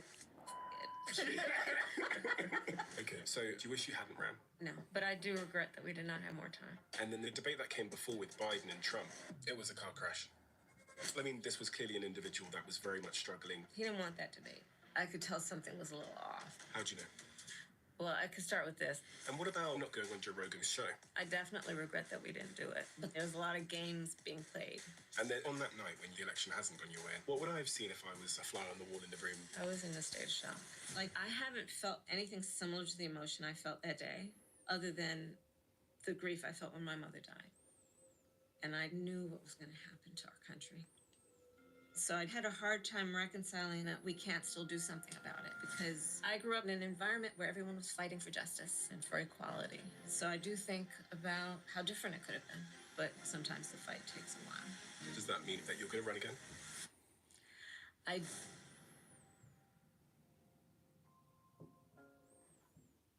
see messages all the time in the comment section that some of you didn't realize you didn't subscribe. So if you could do me a favor and double check if you're a subscriber to this channel, that would be tremendously appreciated. It's the free thing that anybody that watches this show frequently can do to help us here, to keep everything going in this show in the trajectory it's on. So please do double check if you've subscribed. And thank you so much, because in a strange way, you're part of our history and you're on this journey with us. And I appreciate you for that. So yeah, thank you. Madam Vice President, how are you doing? I am well. I mean, all things considered. It's interesting. I'm going to just be almost all of it that I did predict. Now, I know you only had 107 days to potentially intervene in the course of history. But when you see these things playing out that you're referring to, that incite those feelings you have of frustration, a little bit of anxiety, etc., do you feel a sense of like responsibility in a weird way? Because there was a percentage chance of sort of intervening in these things. This is a complex question to ask, but it's... I do think about how different it could have been. I do think about it in the context of the number of people who are being impacted in such a horrible way. I think of it in terms of the number of people who are existing and living in utter fear right now. Afraid of being attacked, or afraid of being targeted with hate, much less misinformation. I do. And I know that the race that I ran for President of the United States, the outcome of that election is what has happened. Politics. And it would have been different. Lots of politics. I try not to allow myself to think too much this way, I will tell you that, because I, for better and worse, really do like to be centered on the present. So I want to understand the set of circumstances that created someone like you, because you're an anomaly. There's a lot of firsts that appear in your career. But if we start at the beginning, what is the context that shapes someone to become such an anomaly in their professional career? My parents and the community that raised me. My mother arrived from India. Only respect to her.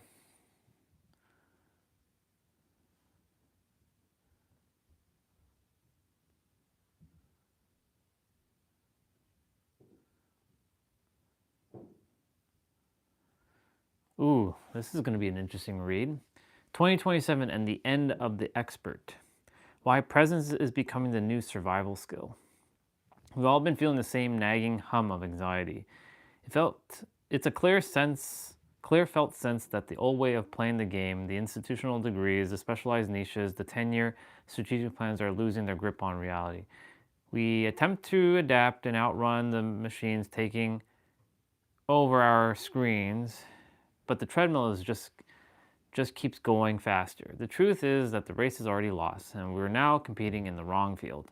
What if the problem isn't your lack of skill? What if the problem is that you're still attempting to master a world that is already disappearing?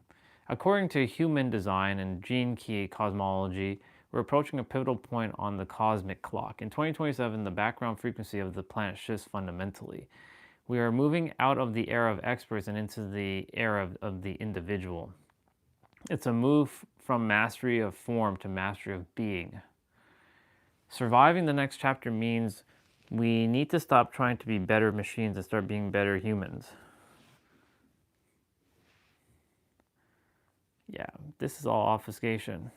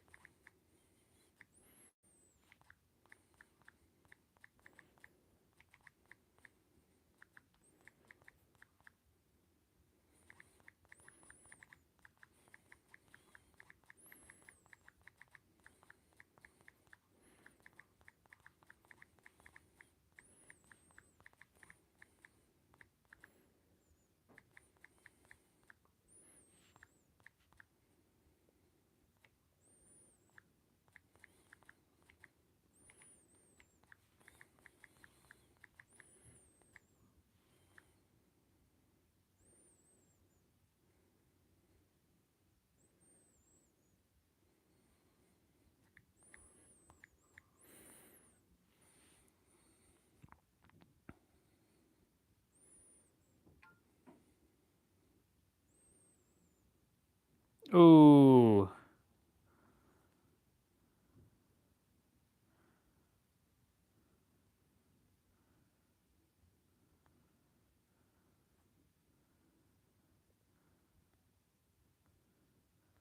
My post was completely declined. All because they can't accept my words.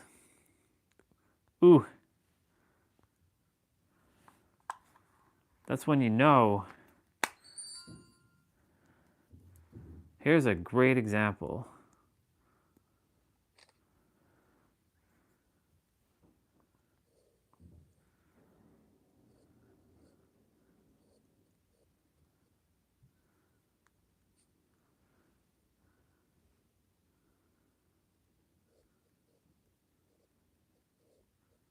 Spiritual noise.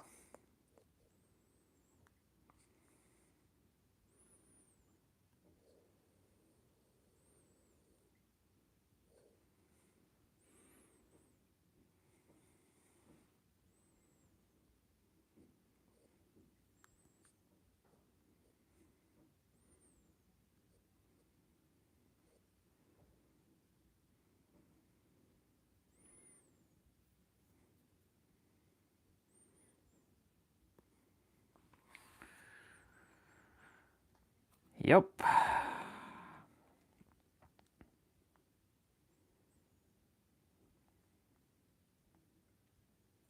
What's this?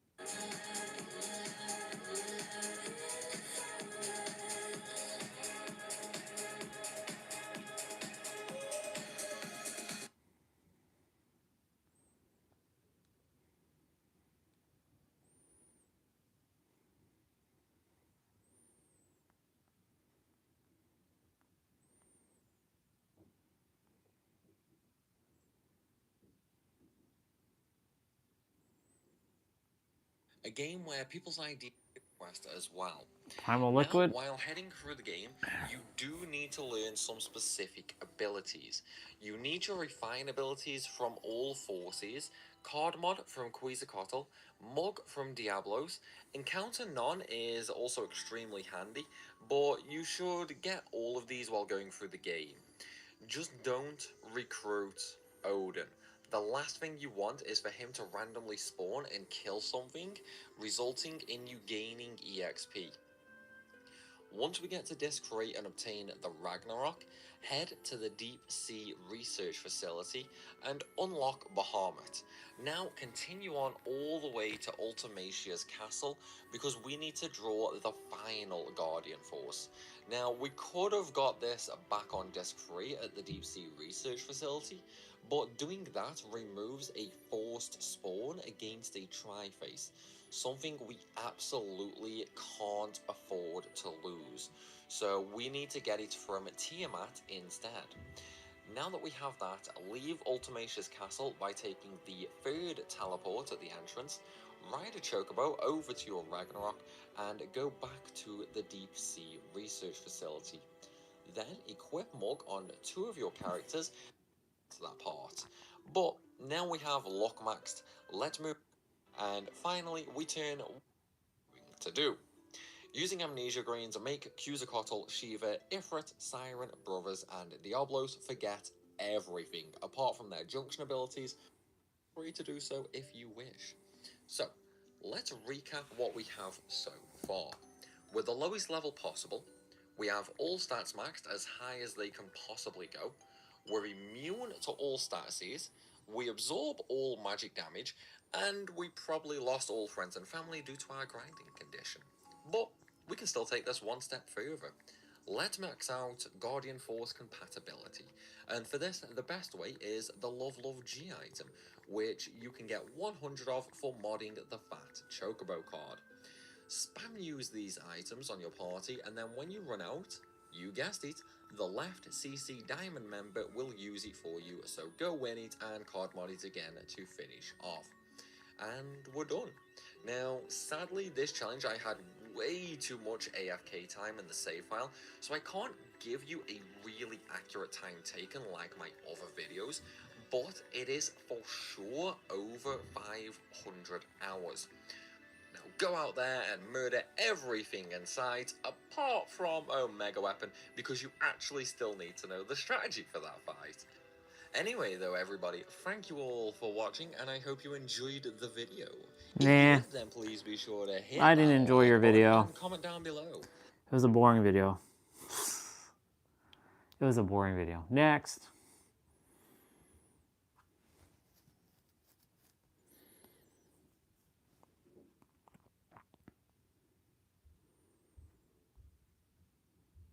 Why Yu-Gi-Oh! Never had Pokemon's longevity.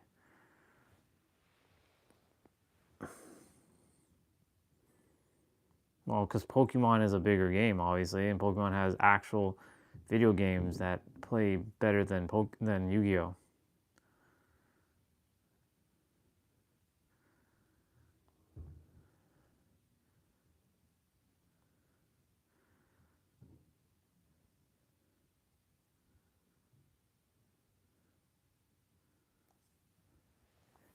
Eat this every morning. 55-gram protein breakfast burrito, eggs, beef, and 0 boring morning. What if I told you this breakfast burrito packs 55 grams of protein for just under 600 calories? It's filled with beef, fluffy eggs, and a creamy avocado sauce that tastes illegal for the macros. Oh yes, today we're making breakfast burritos. Not only do they taste delicious, but they're also perfect for meal prep, insanely filling, and freezer safe. We're starting with 10 whole eggs. Crack them into a bowl and gently mix them until just combined. No salt yet, and yes, that's on purpose, not an oversight. Salting eggs too early can actually mess with the protein structure and make them watery instead of fluffy. Set these aside for now. They'll have their moment. A stainless steel pan goes on Who medium-high puts heat, salt and in we're their letting it eggs? get properly The hot. fuck? To test it, add a few drops of water. If they bead up and dance around, you're good to go. This means the pan surface is hot enough to prevent sticking through the Leidenfrost effect. Science aside, this just means your beef won't weld itself to the pan. Light spray of cooking oil, and let's add the beef. In goes 800 grams of lean ground beef. That's about 1.7 pounds. We're spreading it out and letting it sit untouched for a minute to develop a crust. Color equals flavor, and flavor equals happiness. If you stir too early, you're steaming the meat instead of browning it. So just let it do its thing and trust the process. No helicopter parenting. Once the beef has color, we add the spices.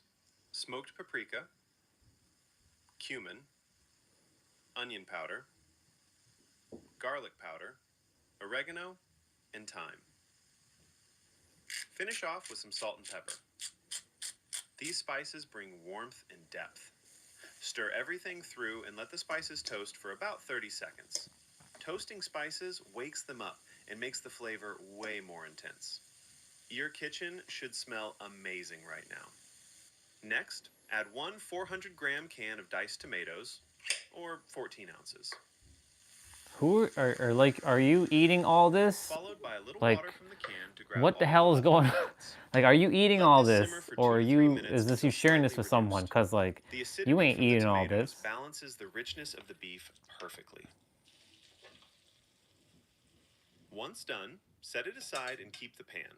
We're not finished with it. Lower the heat, add 14 grams of butter, 1 tablespoon, and let it melt gently. We're That's using a the same lot of pan on purpose fucking because all that butter. leftover flavor matters. Stainless steel isn't ideal for eggs, but the flavor payoff is worth it. You can absolutely use non-stick if you prefer. No judgment here. For creamy scrambled eggs, stir slowly and continuously. Use a spatula and scrape the bottom, letting soft curds form. If the eggs cook too fast, pull the pan off the heat briefly. Eggs keep cooking even after the heat is off, so This don't is true. chase fully done. We want them just shy of finished. That's how you avoid dry eggs and morning disappointment. I would rather my eggs a little bit dry than what you got going on here, boy. Tender and properly seasoned. No, thank you. I don't like how your scrambled eggs are looking. Grams of light shredded cheddar, 3.5 ounces. Residual heat melts the cheese perfectly without overcooking the eggs. Cheese is optional, but yes, it's included in the macros. For the sauce. And by the way, this is the easiest sauce you'll ever make. Everything goes straight into a blender. Or in my case, I just use a stick blender in a tall container. Avocado gives creaminess while packing in heart-healthy monounsaturated fats. Greek yogurt boosts the protein and adds a probiotic punch. 1 teaspoon of honey gives that sweet little kick, acting as a natural energy source. And lime juice cuts through the richness perfectly while providing a hit of vitamin C. A pinch of salt and pepper, and we're ready to go. Blend until smooth and adjust thickness with milk if needed. Too thick? Add milk. Too thin? Add yogurt. Congratulations, you made a sauce that feels Congratulations. indulgent, behaves responsibly. Each burrito gets an equal portion of beef and eggs. As always, consistency matters. Lay everything side by side so it rolls evenly. Add a generous drizzle of sauce. Yeah, I don't do that. No, I'm good. Fold the sides in. I'm roll good with the tight, sauce. And keep tension as you go. A tight roll prevents blowouts, and nobody wants that. Also, if you're enjoying this, consider liking and subscribing. No pressure, but also No, I'm not going to subscribe to your channel. You can wrap these now, but crisping them takes things to another level. Yeah, I was about to say, are you going to Place crisp all them? burritos on a baking tray and lightly spray them with oil. Bake at 200 degrees Celsius, 400 degrees Fahrenheit for 10 to 15 minutes until golden. I was about to say, were you going to... Tightly in foil. Foil-wrapped burritos store beautifully. 4 days in the fridge or up to 3 months in the freezer. To reheat, unwrap and microwave, or oven bake straight from frozen. These hold up incredibly well. Perfect for busy mornings or lazy evenings. Each burrito clocks in at around 590 calories with 55 grams of protein.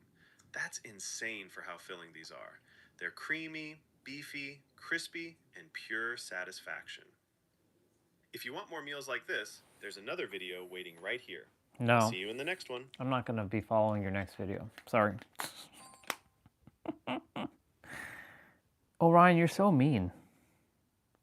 A classic Nintendo handheld turned 25 this week amidst an ongoing bust-up about the very future of graphics tech. An anniversary that reminds us how hollow the pursuit of ever-increasing graphical fidelity is. Blah, blah, blah. More talking. Just Upcoming technology that seeks to enhance video game. Stuntman, also rubbish, and Driver 3. On a $300 GPU. In a manner where it can be antithetical, harder to achieve at the cost. Yeah, I don't care about all that.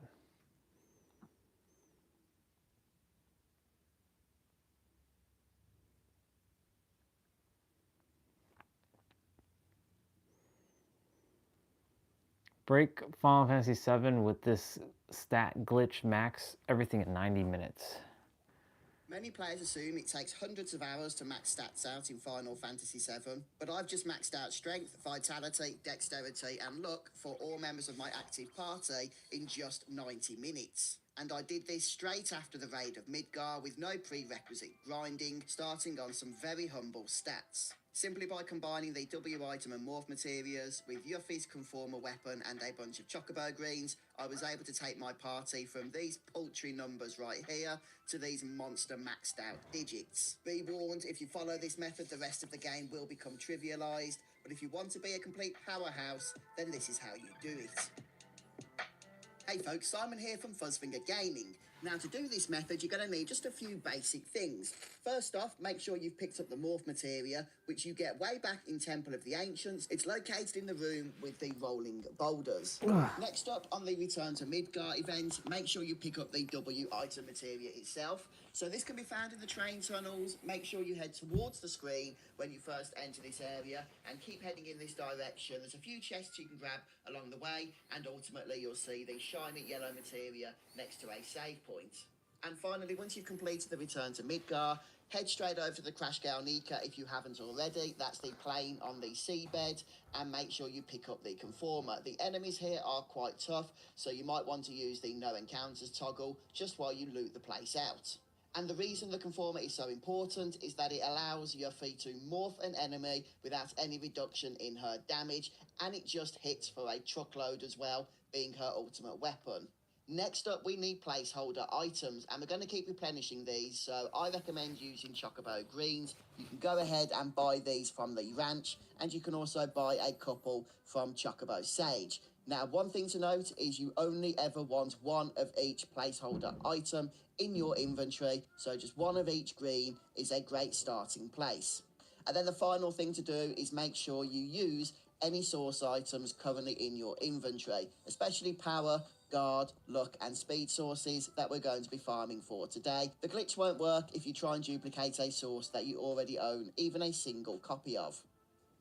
Oh, and I mustn't forget this, make sure before you go into combat for source farming that one of your placeholder items is positioned in the very top item slot of your inventory, and underneath that is any other usable battle item. Set your ATB mode in the options to wait. That means enemies won't act whilst you are performing the glitch. Make sure any counter or counter-attack materials are not equipped. And finally, if you have them, get your ribbons equipped.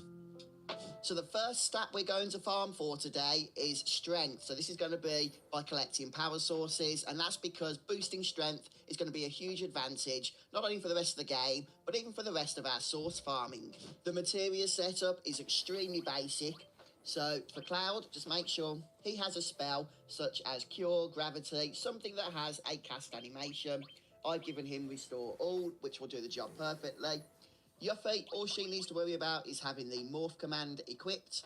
And then your third party member, in my case Barrett, needs to have the W item materia. It's called 2x item in my version because of a mod that I'm using, but that does not interfere with the gameplay at all. And the enemy we need to farm power sources from are the Screamer enemies. These can be found right on the screen, just outside of the Mount Nibble reactor.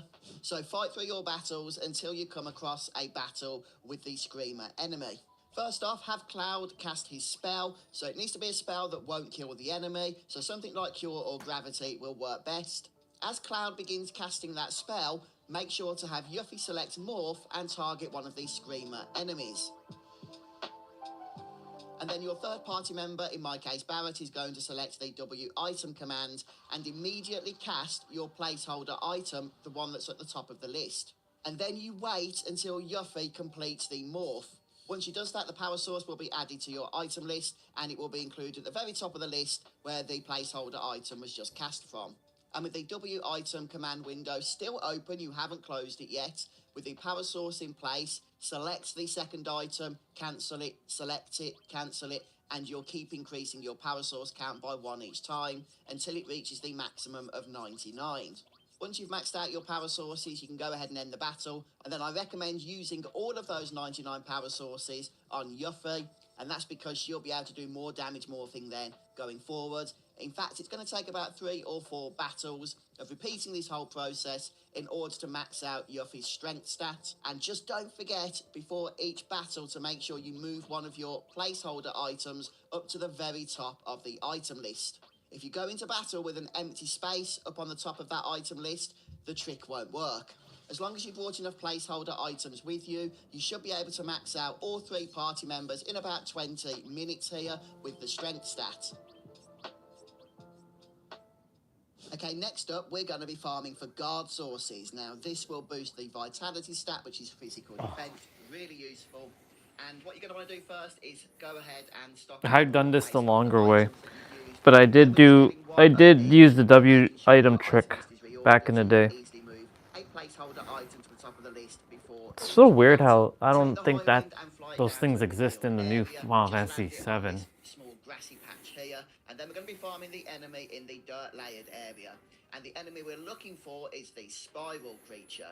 Now, this is a little bit tougher than the screamer enemies, but with Yuffie's new strength boost, along with her conformer weapon, she'll easily be able to one-shot morph them. And just a little tip for you guys as well, in this area, on the beach, you can encounter an enemy known as the landworm. You might want to go ahead and morph this because it will morph into a dragon scales, which makes a perfect placeholder item. Just remember, you can only have one in your inventory at a time for it to work as a placeholder item, so make sure you double check you don't have any before using that method, or just sell them if you do. But the process itself is otherwise identical, so go ahead and farm enough guard sources to max out the vitality stat for your 3 active party members. And now the final 2 sources we're going to be farming today are speed sources and luck sources. And both of these are found in exactly the same place, which is why I'm grouping them together. So you are going to want to head over to the crashed girl Nika and head into this corridor here, which is the second room from the entrance. And the first enemy type we are looking for is the Poodler, and these can be morphed into speed sources, and you can also one-shot these with the morph command. The second enemy we are looking for is the bad rap enemy, and I know the enemy designs here look pretty horrific. I love it. Anyway, we're going to be able to morph these into luck sources. Now, one thing to note is a cast of morph will not actually one-shot the bad rap enemy, so you'll want to hit them first with another attack before setting up the W item glitch system. And by the way, the Poodlers and Bad Raps can both appear in the same battle, so if you plan accordingly, you can get 99 speed sources and 99 luck sources, all from a single encounter. You will need to use 2 placeholder options for that battle. And quite unusually, I'm going to advise that you don't give any of the luck sources to Yuffie. Later on, once we've got the correct materia, we won't have that at this stage, but much later, we are going to be able to farm magic and mine sources. However, the method for that is a little different, and trust me, it might not make sense now, but it is going to be much easier to do that if Yuffie's luck stat is low as possible. And as you can see there, folks, from my previous save file before I started any source farming to my save file now, just 1 hour and 40 minutes has passed, and that includes some faffing about as well. Honestly, I think if you put your mind to it, you can do this grind in about 1 hour and 20 minutes, straight after the raid on Midgar, which means now we are perfectly set up with a ton of additional power, ready to go into the end game, ready to start farming materia AP, player experience. And of course, eventually, when we take on Ruby and Emerald Weapon, they're not going to stand a chance. So hopefully this video has been helpful to you. How strong did you manage to get? Please do let me know down in the comments. I mean, I maxed out my characters And you can also check out my written back in the day. for this guide at buzzfinger.com. But thanks so much for stopping by. I'll see you soon.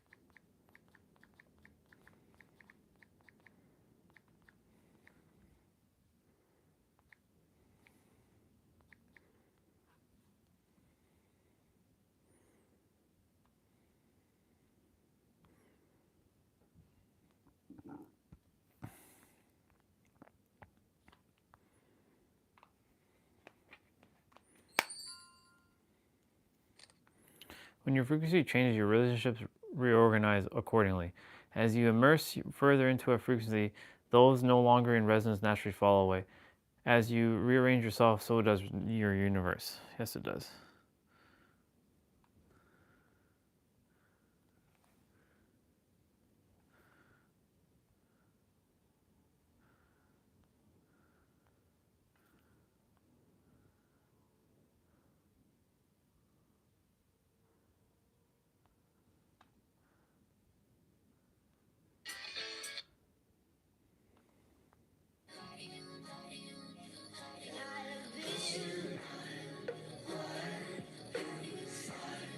I thought that house.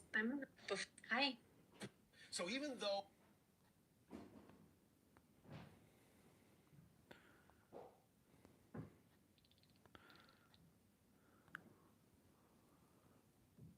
Do do do do do do do do.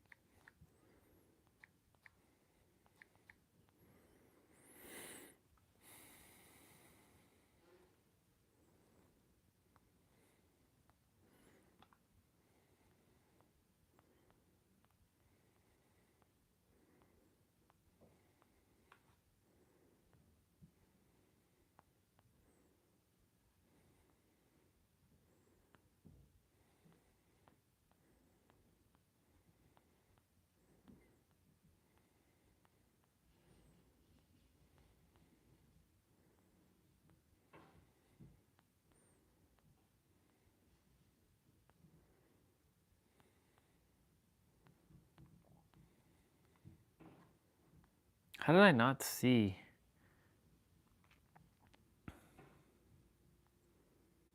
these from her?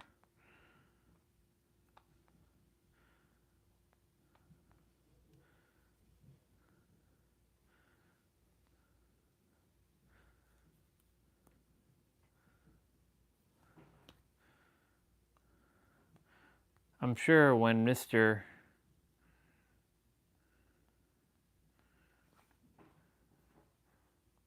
Cool. The mechanics of the universe. There's two main mechanics of the universe. That is the first one, which is magnify. The universe will seek to magnify your base emotional state. Why? Because emotion is energy emotion. That energy emotion emits an energetic signature that we call a vibration. When a vibration builds interest and compounds, it becomes a frequency. A frequency is nothing more than immaterialized reality think about the world that we live in, like frozen imagination, frozen consciousness, frozen frequency. The frequency that you have eventually freezes into reality.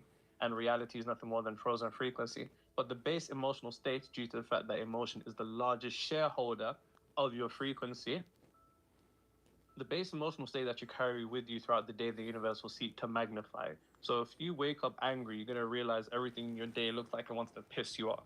If you are an individual who feels like a burden, then the universe will use conditions, people, circumstances, and events to make you feel more like a burden. If you feel ignored, the universe will use people, conditions, circumstances, and events to make you feel more ignored. If you feel unseen, it's the same thing. If you feel upset, the universe will do nothing more than seek to magnify it. Why? Because the universe is you. It is quite literally doing what you're doing to yourself, just on a greater level, and that's a bar. Write that down. When you begin to frame it like that, you realize that everything starts with you. So what is the base emotional state that you're occupying every? He should be releasing that video soon enough. I made a Chick-fil-A better with 3 ingredients. They use 55. What the fuck is that? Ooh. The tastiest high protein cheeseburger. Oh wow. They look good. With 31 grams of protein, you can store in the freezer and reheat whenever you need. To a bowl, add all-purpose flour, 0% Greek yogurt, and mix until you get these doughy clumps. Then knead the clumps into a big dough ball and divide it up into 8 equal balls. Now to a hot pan with some cooking spray, add your lean ground beef, let it get a crispy sear, then add diced onion, the seasonings listed on screen, and mix well. Then add beef stock, light cream cheese, ketchup, mustard, and diced pickles. Mix Wow, all of that? creamy, then roll out your Damn. dough ball, add 1/8 of your cheeseburger beef, low-fat cheese, then fold in the sides just like this, pinch to seal, flip it over, and press down gently. Repeat for 8 more, then place them in a pan with some cooking spray, cover with a lid, and cook for 3 to 4 minutes on each side till golden and crispy. Then just store them wrapped in the freezer and reheat when you're ready to eat. If you're trying to build muscle, these high-protein, delicious cheeseburger Hot Pockets make the perfect grab-and-go snack with 31 grams of protein. You can store in the freezer and reheat whenever you need. That was funny. This guy left a comment saying, "That's very audacious of you for saying that they'll see the freezer, because not to make the assumption that they won't be in my stomach within 5 minutes." That's funny. In Dissidia Duelim Final Fantasy, Cloud Strife is a melee beast, doing his best damage in enemies' faces. Every character's basic attack can be pressed 5 to 6 times for a combo. You can cancel the end combo lag by walking a little bit forward and immediately inputting the attack button again to instantly do that combo once more. Do this to maximize your damage output, and not just in enemy encounters, but for clearing camps. The faster you clear camps, the more levels you gain. This applies to your entire team, as this is shared XP. This will make your damage higher and win more games. Cloud's Omni Slash is a UR ability which gives him invincibility frames through its animation. Enemies can walk out of its multi-hits, but this move is best used against bosses with teammates around. It's not a great PvP move. Cross Slash is another UR move that also makes Cloud invincible. But when hitting an enemy, they get stunned for about 5 seconds, and it gives you and the team a huge window to then KO them. His best PvP move, in my opinion. His finishing touch ability is an SR move, and it knocks enemies up and is also an AoE attack. It's great for displacing enemies and getting them off of you so you can escape. Cloud's Braver ability is a standard rare attack, but it can lock onto enemies and can be dodged, so it will miss, but it's a very good move to close the gap and execute enemies that are low HP. Don't sleep on Braver. In Cloud's unique ability, Ascension, when you hold down his melee attack, you can see a line in front of him. This allows him to charge forward, and he'll launch enemies upwards, making them incapable of acting until they land. Hilariously, you can actually chain these back to back on enemies if you time it well enough. And my favorite combo is to Ascension an enemy, and when they land, you can use Finishing Touch to launch them back up again to stall them from battle and stifle their offense. Follow us for more guides on Dissidia so you don't miss out what else. Nope, not following you. Sorry. Ain't nobody got time for all that. Final Fantasy IX just got even better. And at that, it's gotten even easier and streamlined to do everything that we are about to do. We're going to further enhance your experience with this game, even more so than we did back in 2021 when we did that video talking about Final Fantasy IX mods. And since that time, it's been about 3 years now, because in addition to all of this, Maguri Mod has a new update. Version 9 further enhances the pre-rendered backgrounds and battle screens, improvements on the lighting, updating textures on monsters and NPCs, while reworking some of the cutscenes and giving us 120 frames per second gameplay now, which feels absolutely amazing. We're going to be revisiting this amazing game and blow your minds again with these new mods. Follow us and check out the full video so you don't miss it. Final Fantasy IX just got even better. And at that, it's gotten even easier and streamlined to do everything that we are about. Hey everyone, Mr. Sujano here, your source for gaming, tech, Oh. emulation, and open source news. Let's get started. We're gonna get rolling in a moment. Alright, to kick things off, we're talking about PlayStation and price increases. Now, we talked about this a few days back when it was rumored, and then the news came out that yes, PlayStation was increasing the price of the PlayStation 5 and by a significant margin. So this information is posted right to the PlayStation blog. I wonder if food's done. I'll be right back.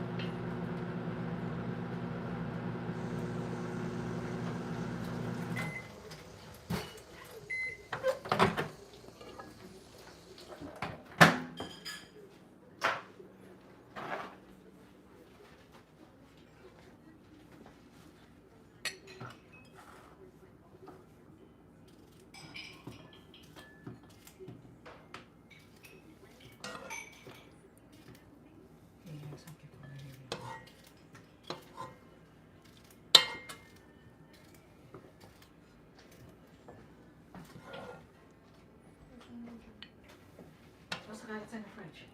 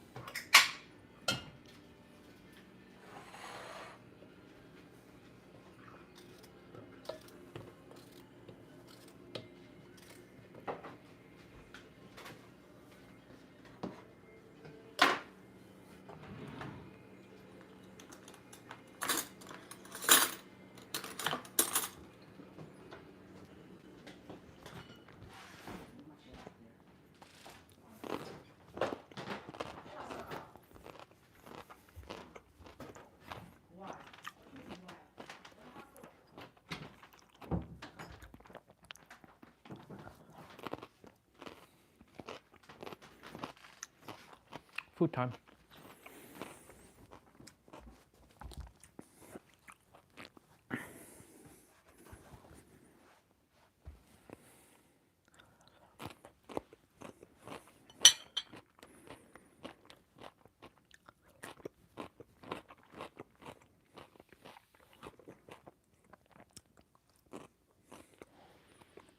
Posted right to the PlayStation blog, and they say right here, with continued pressures in the global economic landscape, we've made the decision to increase the prices of PS5, PS5 Pro, and PlayStation Portal Remote Player globally.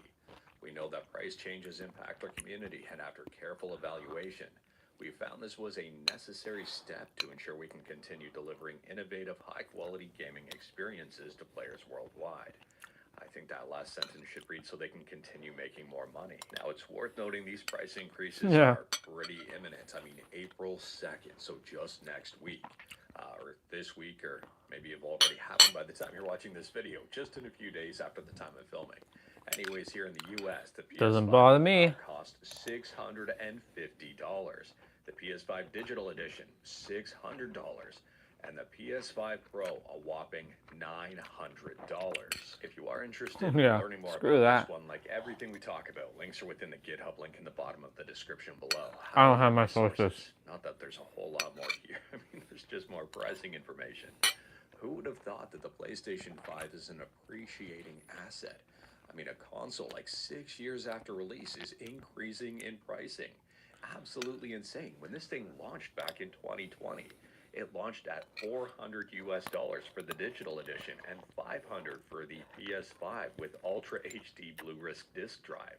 I mean, the fact that that's now $650 and like a $600 respectively, absolutely mind-boggling. Now, it's worth noting I'm laughing because I think this is absolutely ridiculous, and it's not necessarily fully Sony's fault, but at the same time, it's just a sign of the times that, holy smokes, I mean, this to me is wild. When the PS5 Pro launched, it launched at a whopping $700, which is now even a more whopping $900. Like everything else, everything is going to come back down. Consoles nowadays, it just seems like consoles are pricing themselves out of the market, in my opinion. Now, I'm going to try not to go on a rant here. Realistically, I could do an entire video ranting about this stuff because I get really fired up about it, and I'm not going to do that. I'm super disappointed here. Taking a look, I mean, who would have thought that buying a PlayStation 5 on launch would be the best and cheapest time to do so? Just absolutely mind-blowing. I think this is horrible news for console gaming. I think this is horrible news for gaming in general. And realistically now, instead of buying a PlayStation 5 Pro on arguably a 6-year-old system at $900, it's probably worthwhile to buy a PC instead and just try to play games that way, maybe at a lower resolution, lower graphical settings. But the PC can do way more, or just buy a frickin' smartphone. I mean, looking at the price of consoles now, especially with the PS6 on the horizon, I mean, there's rumors of that releasing in 2027. What the heck is going on? So to cap this all off here, I think this is horrible news for a number of different reasons. I mean, obviously horrible news for people looking to buy a PlayStation 5. Horrible news for console gaming in general, because we've also seen price increases of stuff like the Xbox and arguably the Switch 2 on the way. There are some rumors about that. And on top of that, I think it's bad news for AAA gaming and big gaming companies. I mean, we've already seen gaming companies lay off developers left, right, and center. And this just, maybe the future of gaming is gaming handhelds, or are gaming handhelds, and like PCs and indie games and all of that. Maybe the bubble is burst on gaming. I don't know here. Let me know your thoughts, and we're going to have to wait to see what happens moving forward here, but to me this is not good. And speaking about the future of gaming, arguably, maybe that was a hot take, maybe not. Next up here, we're talking about Android and Windows games on Android. So we talk a lot about Game Native and Game Hub Lite, all of that stuff, because I think it's very exciting and awesome. And also, I think it's very accessible to a whole lot of people. It's just really cool stuff. Anyways, here, check out this post on Reddit emulation on Android. Call of Duty Modern Warfare 3, all titles, 60 FPS. So the poster behind this one says, all 3 Call of Duty Modern Warfare games work super well with 60 FPS cap with max graphics settings on Game Hub Lite. Highly unstable during recording though. The device was a OnePlus 15R with a Snapdragon 8 Gen 5. And check out this one here, Resident Evil 2 Remake with a Snapdragon 865. It's a Samsung Galaxy S20 FE.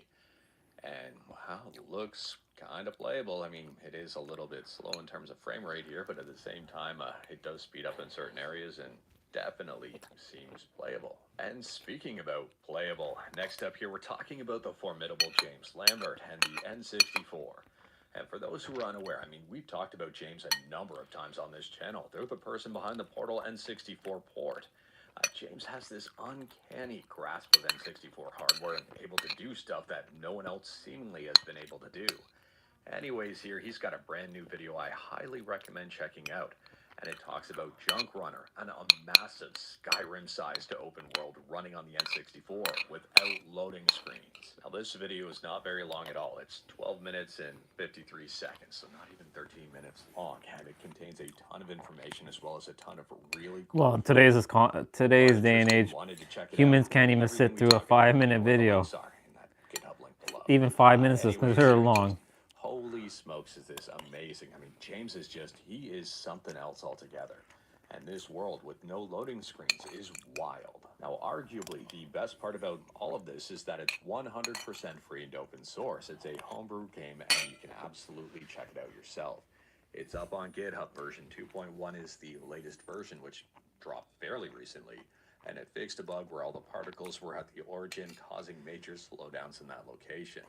It does work with emulators like Ares. I'd probably recommend Ares for this one. But either way, if you haven't checked this one out yet, I do recommend putting it on your list and letting me know your thoughts about it. And speaking about game development, next up here, we're talking about Final Fantasy IX. Now, we talked about Final Fantasy IX a while back when it was rumored that Square Enix was going to remake this game. A number of people were very excited about it. Anyways, here it's now rumored that this game is on ice with no ETA as to when it may be taken off ice. So it seems that the game is not moving forward, even though I would say Final Fantasy VII Remake has been very well received. And speaking about Sony again, next up we're talking about a very interesting report of Sony freezing memory card orders in Japan. Listen to this one. Memory card order? Sony freezes memory card orders in Japan amid growing storage crisis. The company attributes the cause to shortage of semiconductors. And take a look at the cards that it's putting on pause here. CF Express Type A, Type B, and most SD card lines are all affected. Now, it's worth pointing out, I personally, at least I don't think so. I don't think I know anyone who uses these types of cards from Sony. Not to say they're not mainstream. I would Tough argue, cards, yes, huh? they are. But at the same time, I think they're for a very specific audience, and most people probably aren't used to using them. I could be wrong. If you do, let me know in the comments below. I mean, if that was a super hot take, let me know. Either way here, I am wondering what's going to happen with the rest of the industry. If we're starting to see this now, will micro SD cards from like SanDisk and Samsung be harder to get? I mean, they're arguably already going way up in price. But flat out pausing availability of them is a little bit concerning. We're going to have to wait and see here, and I'm not trying to put on a tinfoil hat or anything. I mean, I don't even have my serious hat on. But at the same time, I mean, seeing stuff like this is concerning. Next up here, we're shifting from arguably bad news to arguably good news, and shifting from Sony to Microsoft. Anyways, listen to this tweet. We're talking about Grand Theft Auto 4, and to me, this is super interesting. A user bought an Xbox 360 for £5 at a car boot sale, which turned out to be a Rockstar North dev kit containing a 118 gigabyte Grand Theft Auto 4 beta build. And that contains different radio stations and cut songs, unused logo models, a cut zombies minigame, Fairies model from the first trailer, beta character models, and more. The downside, he's looking to sell it for more than £800. However, and the big however here, is that the person behind this one has preserved the files. So they're just asking £800 for the dev kit, and whatever. If someone wants to pay that, great. At the same time, they're not holding the files hostage and taking a look over on the Hidden Palace, and it appears everything has been backed up here. I would say this is a big win for game preservation and super cool information. And speaking about super cool information, next up here we're talking about ScumVM. For those who are unaware, ScumVM stands for something I can't quite put my finger on, but it also stands for Script Creation Utility for Maniac Mansion Virtual Machine. Anyways here, ScumVM got a brand new update. So at the time of filming, ScumVM version 2026.2.0 Rail Monocon is the latest and greatest update. And they say here, 3 months have passed since the last release, and here we are again with our new release approach. We are both worried and excited, but hope that in the current reality of the absence of pre-release testing, with more frequent releases, we are able to deliver critical fixes faster. And they say here for newly reported games, Necronomicon, I think I said that right, Necronomicon, The Dawning of Darkness, Crime Patrol 2, The Last Bounty Hunter, Mad Dog McCree, Mad Dog 2, The Last Gold, Space Pirates, and Who Shot Johnny Rock are now compatible. On top of that, because yes, there's more, they've improved PC speaker emulation, implemented multi-select in the GUI launcher games list. They've significantly reduced compilation time and memory usage while building the TinyGL component, and even more. And speaking about a bunch of games, next up here we're talking about Mega Man. And if you're a fan of Mega Man, you might be excited about this brand new Legacy Collection that is now available. There's a brand new release trailer on YouTube you can check out if you want, titled Mega Man Star Force Legacy Collection. Now, I personally haven't checked this one out yet. If you have, let me know your thoughts about it in the comments below. There are 7 games in total in this collection. Mega Man Star Force Pegasus, Leo, Dragon, 2 copies of Mega Man Star Force 2, and 2 copies of Mega Man Star Force 3. And speaking about new games, kinda. I mean, the last one was a collection of older games, not necessarily a new game, unless you're talking about the Game Awards, in which they consider that stuff new games, I think. Anyways, here we're talking about an indie game called Scritchy Scratchy. And if you're a fan of scratch tickets and not a fan of spending your real money for scratch tickets, well, there's a cost for the game, but at the same time here, if you're a fan of scratch tickets and that kind of stuff, there's a brand new indie game here on mobile you might be interested in. In Canada, it's $7. So they say here, Scritchy Scratchy is a super satisfying scratch card incremental game where luck is your weapon and glittering riches are just a scratch away. Dive into a growing collection of scratchers, each with its own quirks, surprises, and sometimes downsides. And taking a look, this game has really got my attention because it's got over 5,000 downloads and over 408 reviews. And it's got a perfect 5-star review score. This one was sent in as a news tip, and I may check it out. If you've played it, let me know your thoughts. And speaking about games with good review scores, last up here we're talking about Boomer Road. And if you were looking forward to picking up this game at some point in time, or, well, it's a free-to-play game, so you don't have to pay for it. But if you were looking to play this game at some point in time, you're not going to like this news here. And if you're currently enjoying the game, you're not going to like this news. So this game was released on March 26, 2024, so about 2 years ago. Has an overwhelmingly positive overall review score on Steam, and the game is shutting down. So they have this notice of distribution and posted to Steam here, and I think this one's worth pointing out. They say, please be this video. Leave a like. If you hit the subscribe button and check out my other videos, don't tempt fate, save your state.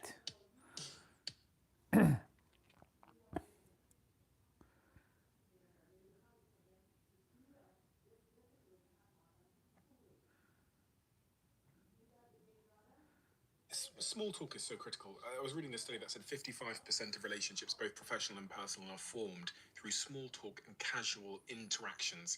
A study done by the University of Oxford. And it says that 80% of conversations in the workplace involve some form of... That... Hi, Vin. Very difficult. You have to have a private conversation with them outside. But to the 99% of people who are interrupting because they want to add value,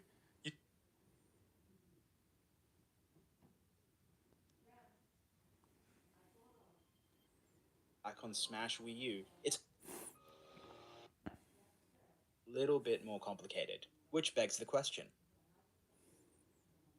It's 13 days after the reveal. His inclusion also aligned perfectly with the Kingdom Hearts 20th anniversary. Even the whole premise of World of Light fits Sora's confusing journey into Kingdom Hearts, being the literal key to restoring corrupted hearts, and this is referenced in Sora's reveal trailer. Maybe his addition will finally give me the motivation to finish the slog that is this game's story mode. Yeah, never mind. As you can imagine, Sora's design and animations would have had to be reviewed and approved by both Disney and Square. The creator of Kingdom Hearts stated in a tweet on the official Kingdom Hearts page, Nintendo were very thorough and did a great job responding to our frequent reviews and detailed requests when it came to designing Sora for Smash. And it shows, as Sora is easily one of the most animated fighters in Smash, with a sense of flow and fluidity that replicates exactly how he moves in Kingdom Hearts. His design takes after his appearance from Kingdom Hearts 1, where he's younger and slightly happier about life before shit hits the fan. Magic comprises of 3 elemental spells, Faraga, Thundaga.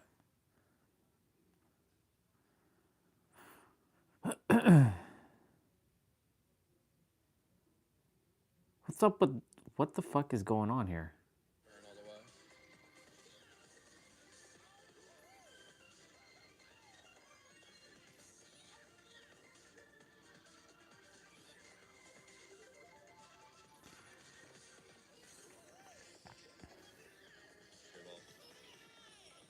Definitely the best shortcut is to just use 2 shrooms for that. 1 fireball hit world record? True.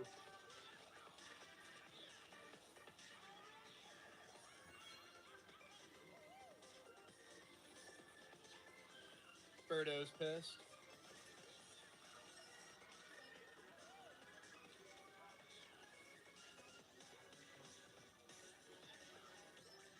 The legendary F1 driver melted.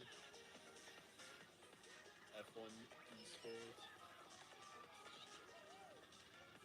Yeah, this is gonna be like F1 gaming all day long. Today's going to be just a pure display of mind lines for once. That's all it is. All you're getting today.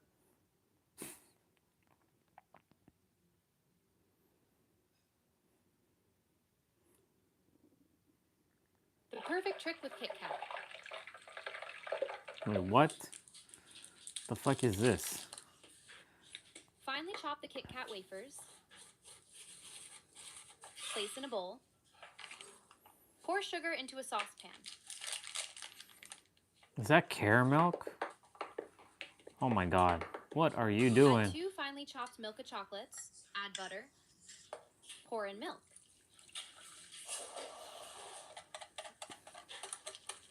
Boil the cream, stirring continuously. Pour the mixture over the Kit Kat wafers. Mix well. Pour the mixture into the baking tray. Level with a spatula. Cool for 30 minutes. Mix the sugar with flour and starch. Pour in milk as well. Boil, stirring continuously with a whisk.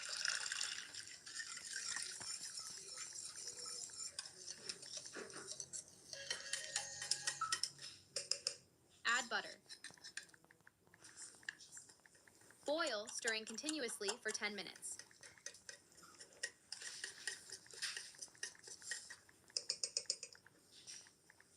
Pour the cream into the baking tray.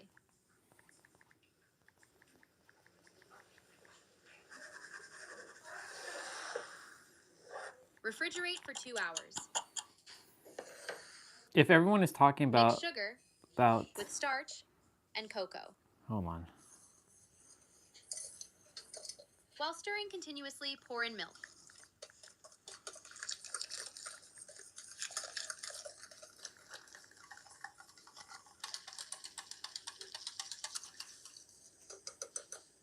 Also add pieces of milk chocolate. Mix well until the chocolate melts.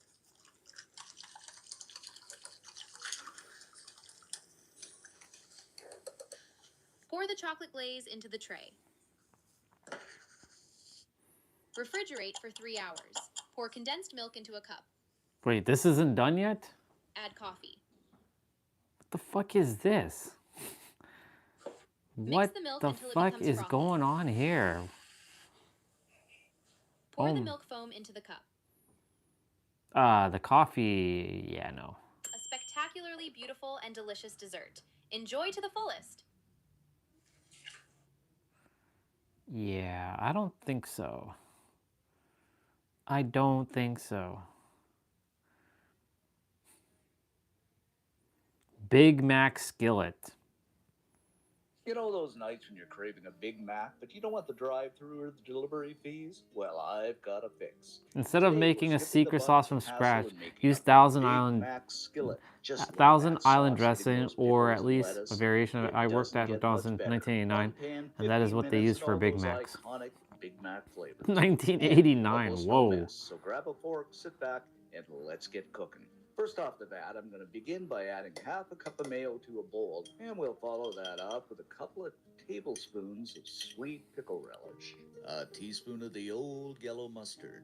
Then I'm going to add a teaspoon of pickle juice, and this is just from the dills I'm going to put over top. Half a teaspoon of smoked paprika, and use the smoked if you got it. Half a teaspoon of garlic powder, and last but not least, a half a teaspoon of onion powder. Grab up the old spoon. Wait a minute. Alexa, when was the Big Mac made? Hey, welcome back. The Big Mac was created by Jim Deligatti, who stated later he did not invent the Big Mac but merely copied the double-deck hamburger marketed by the Big Boy hamburger chain since the 1940s. Mr. Deligatti operated several McDonald's restaurants in the Pittsburgh area. It was created in the kitchen of Deligatti's first McDonald's franchise, located on McKnight Road in suburban Ross Township. Okay. I didn't even know you were there, dude, until I saw like the pop-up. Oh, time didn't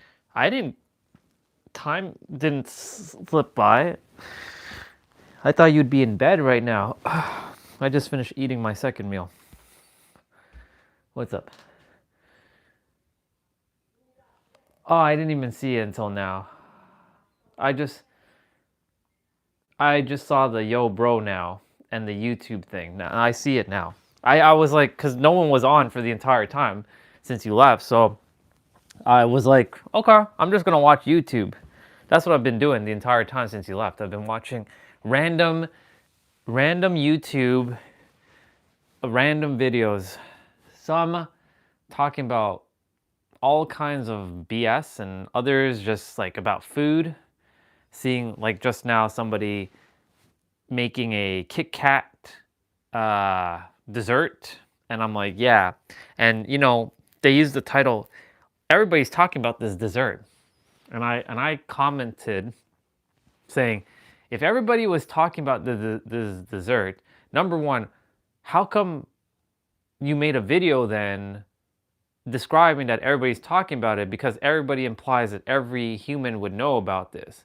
And if every human knows about this, then why would you need to make a video on something that everybody already knows and everybody's talking about? Paradox, you see? They like to use clickbaity titles. I like to poke fun at videos and just the ridiculousness of words that people use. And I also read comments at times too, because I just see a bunch of limitations. Like there was a guy who was getting upset at the fact that somebody was going to sell some like GTA 4 development kit on the internet for some money, but then he was happy that he actually leaked all the files online, and then he said, this now restored my faith in humanity. I'm like, so that means that your mind is only focused on games? Really? Really? So that means if he had went through with this, that means you would have lost your faith in humanity? What the fuck is wrong with you, kid? Right? Like, what is wrong with you? You know what I'm saying? Like, and then there was another comment I saw about, there was Camilla Harris, and, she was on a podcast that popped up. She did it like 6 months ago. And the comments, right? Because a lot of people, they don't watch videos anymore. People actually run to the comments to see what other people are doing. That's what YouTube is really about nowadays. People are not really watching the videos anymore. People are actually watching the comments. They read comments instead of watching a video. So anyways, I jumped in within a minute, you know, I paused the video, right? I'm not gonna watch the video. I was only respect and all that, but like I see a bunch of comments and I see how many people are getting angry and stirred up within a minute. They're watching her and they're so mad that she destroyed this thing and like all this stuff. And I'm like, you humans are so foolish.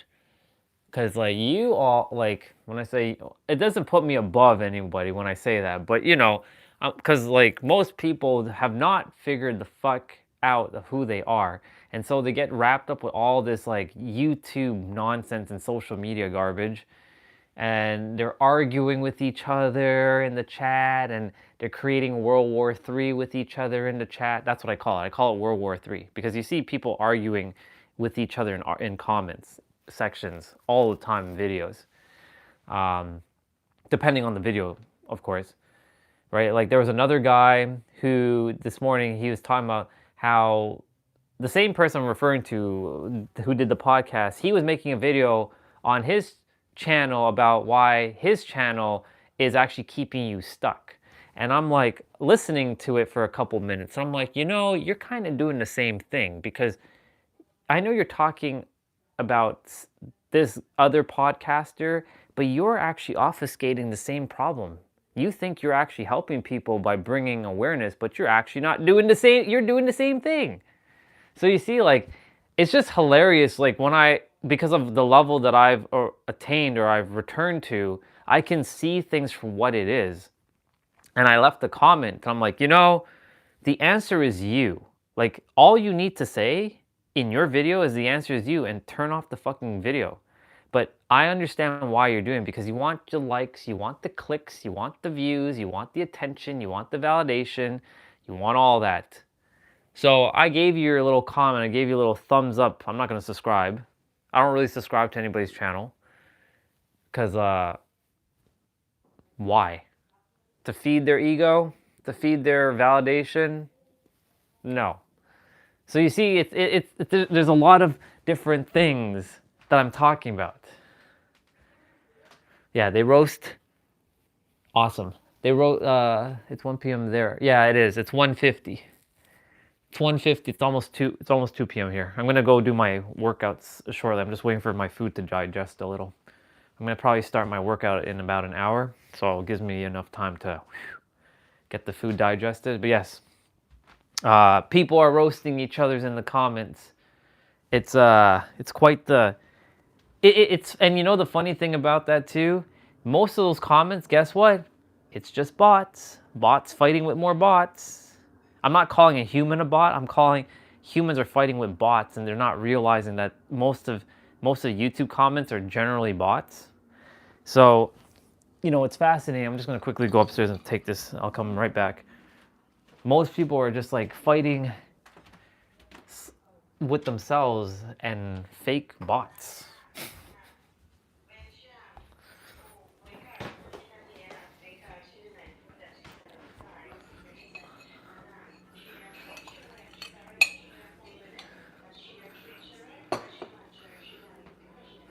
I'm gonna grab an apple. But didn't you just eat? I did.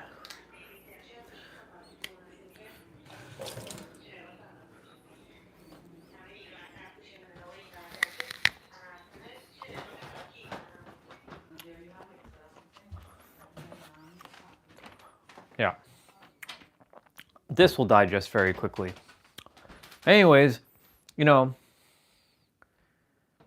kind of like grok. So, for example, there's a brother, his name is Nero. I watch his content, and he has a client who he actually told Nero all this, and Nero shares it with his audience, that he actually has an AI company where people hire him so that they can have false engagement on their channel to make it look real. So like you'll see a comment on YouTube that has like, you know, you'll see one that says, you know, there's this person who who talked about this book, and his book was like XYZ book, and then someone else will comment underneath, and another person will comment underneath that one, and then that one has the most likes. Those are an example of fake bots, or bots in your comments. And he gets hired for people, and people pay him to have sort of fake engagement and he created these bots on Facebook, on TikTok, on Instagram, and on YouTube. So really, when you're seeing a comment on YouTube, you may or may not be speaking to another human. It could be just a bot. You can kind of tell when it's a bot, but now that the bots are getting more sophisticated, you don't know if you're really commenting. So really, there's no point even engaging in the comments. So why do I do it? For the fun of it. Just for the sheer fun of it. Because it allows this character to level up the mind even more. Speaking of Nero, his video should be coming out soon. Unless it's already out. We watch it every Sunday, by the way. Let's see, am I right? I'm right. 8 minutes in. We're 8 minutes in and he's already released the video.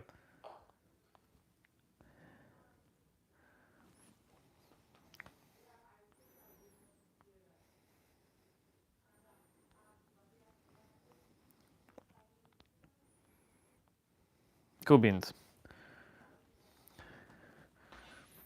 So I'm gonna put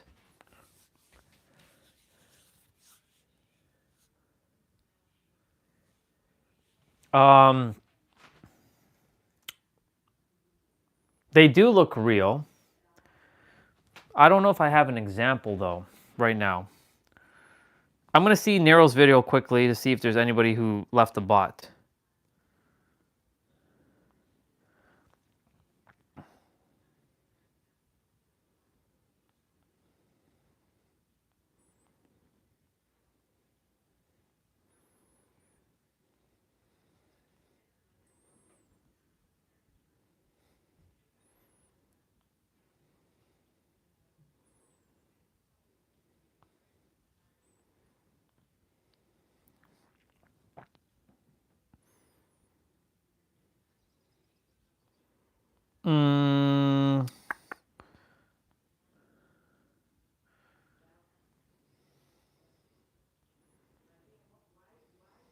Nope, no bots yet. I'm gonna play his video. You might enjoy his video. He talks about manifestation. How to collapse time delay to manifest instantly. Now he's somebody that I respect a lot because he speaks like me. Well, he speaks almost identical to me, just in his own unique way. So I usually watch this Sundays while I get ready for my play out. It's like it's like Sunday school, but not Sunday school, you know what I'm saying? You might enjoy some of his stuff that he says though. That's Nero, by the way. Speed up the time it takes for your manifestation to materialize on the physical plane. You see, when it comes to manifestation, I'll leave the microphone here. Delay, a time lag, a gap in between when you shift to when it materializes on the physical plane. And that's somebody who's quite literally hired by 7 to 9 figure entrepreneurs, professional athletes, and Hollywood actors to help them materialize their desires in a short space of time. There's something that they know that you don't. Have you ever thought? Yeah, my phone is pink. Why do some people take a long time to manifest something? Why do other people do it almost instantly? It's almost like, why should it take me so long, but somebody else can materialize a job opportunity, a certain amount of money in their business, a certain amount of money, a promotion, or a particular relationship quicker than me? You hear these stories. For some people, it's instant, and for some people, it's long. And it all comes down to something that you don't understand. And that's everything that we're going to be covering in this video. Because as you can see, our good boy over here, who is hacking time, collapsing the delay, hacking time, hacker time, broken clock in the middle of the laptop. So, like, is he showing us what's on the laptop, or are we looking at the back? Art is open for interpretation, brother. Well, art is open for interpretation. You see, when I create these pieces, I just, it's up to you. All jokes aside, though, this video is going to help you materialize things much more quicker than you've been materializing things. Because when I say collapse the time delay when it comes to manifestation, I'm not just saying that because it sounds good. Like I said, I'm hired to help people materialize things in a matter of weeks. And it's because when it comes to the realm of manifestation, there's intricate things that will end up blocking you without even realizing. And if you've ever felt like, why should it take me a long time? Or what do I do in between this time where I'm waiting for it to materialize? All of those things are going to be answered in this video. I'm not only going to show you the things that have been distorting your frequency, state of consciousness, self-concept that's fucking up your manifestation, but simultaneously how to bypass and hack that, like our good boy that you just saw right there. You know, I'm gonna pause for a moment. So, again, the only reason why I watch him is because I hang out with him on Sundays. Like, watching his videos is like connecting with a brother. Everything he talks about, I already know. Sometimes he does drop like a bar, and he says something that catches my attention in terms of like how he says it, like another way of reframing like something that I think about, and he gives it in another way. So I'm like, ooh, I like that. It's a good one. Like, for example, we're the creator of our reality, but like he gave a bar a long time ago saying, if you can define God, then you can find God. I'm like, oh, that's a bar. I like that. And I knew because God is infinite, right? So like it's the same concept, but the way he explained it with his word, like his way of saying it, I was like, ooh, I like that. I'm going to take that one. Right? So I only watch him because he's just a cool guy, and I respect him. I do talk about manifestation practically every day, but I haven't spoken about it today. But everything I was mentioning earlier when you were on, I was basically leading towards manifestation. Because remember, if you tell yourself, remember you were saying distraction, right? If you tell yourself, or if the mind tells you that you're distracted, then you're manifesting distraction. But if you tell yourself you're focused, then you're manifesting you're focused, right? But you have to tell yourself what you want, what you desire, right? So instead of saying I'm distracted, say you're focused, and that's basically a form of manifestation. Anything you think about is technically manifestation. Anything you think, anything you feel, anything you talk, you text, you write, you think, you feel, you speak, you read is all about manifestation. Because like when you're reading something, like even in a book, depending on the book and the context, some may say like this is going to be a little hard and da da da da da. Then you're taking on the words of someone who manifested that something is hard, right? Because most books, when you read them, right, they don't talk about, they don't get straight to the point, right? I don't know if you read personal development books, but when I was reading a lot of personal development books, I have a handful. I have his book too. I have Nero's book in my hand. It's right here. It's called Outsmarting Reality. Again, I bought all these books, but I already know what's going on before I bought these books. Like this is just more of like a reminder.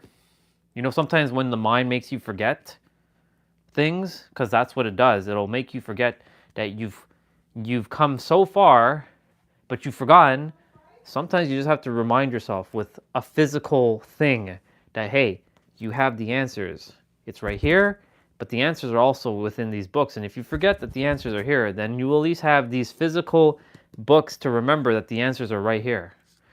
One of the other books is called The Kabbalion. This one is just a quote book called Believe in Yourself, Parallel Universes of Self, and Outsmarting Reality. And then there's The Process of Realization, which is a skinny book, which is right here. Process of Realization. This is all you really need, to be honest.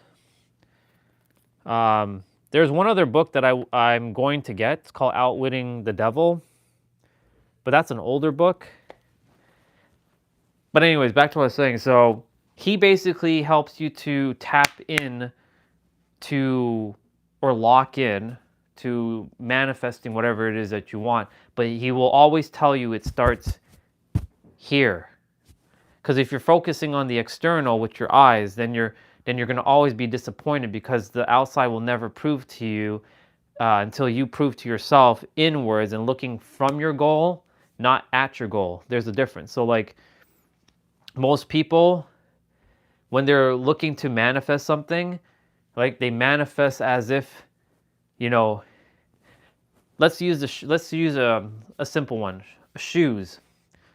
He's brought this example, but I'll share the example. So let's say you want these shoes. These are very old shoes, by the way. You don't want these shoes, trust me. But let's say these are brand new shoes, brand new Nike shoes, and they're in the store, right? And you're walking by the store and you see it in the glass window, and you're like, man, those are really cool shoes. I like these shoes a lot. I really like these shoes. They're so cool. And you're walking and you see them. Most people put themselves away, like not from their goal, but away. So they're like, I really want those shoes, because they see a physical product, but they don't have it. And the universe's definition of having is vibrationally owning. So you have to feel like you already are wearing these shoes. That's what it means by being from your goal. You have to imagine that you're already wearing the shoes, not looking at your shoes. So same thing with your goals. You got to feel that you're already living in your penthouse. You got to feel like you're already driving your dream car. You got to feel and know. And that's the other word, know. Not just believe, but know. Know with absolute conviction, just like how you know how to blink your eyes. You know how to blink your eyes. You know how to breathe through your mouth.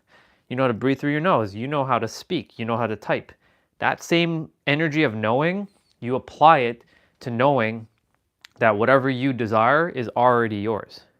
So you look from the goal, meaning I'm wearing the shoes. Oh, I'm wearing the shoes. Even though the shoes is in the store right now, I'm wearing the shoes. I have the shoes. I'm wearing the shoes. I'm walking with the shoes. I'm feeling what it feels like. I'm making it very sensory. And then one thing or another, your mind will then latch on to ideas on how you're going to get the shoe. And then you take the action and then you get the shoe. So basically his channel is all about that. So I will put back on his video. I didn't mean to cut him off, but you know. It's okay, that drawing only took me like an hour and a half, but you know. I'm still here though. Now, I'm actually very, very excited for this video. Because it's always the smallest of things. It's always the smallest of, it's like a butterfly effect. Like the smallest of causes have the greatest effects that you don't even realize. And that's one thing that I continuously see, especially in the realm of manifestation. Now, as usual, make sure to take notes and leave them in the comments. Because by the time this video is done, you'll be able to materialize what it is that you want instantly. And you should see it materialize quicker than anything else that you've been trying to materialize into existence is taken. Now, let's go with purple. First things first.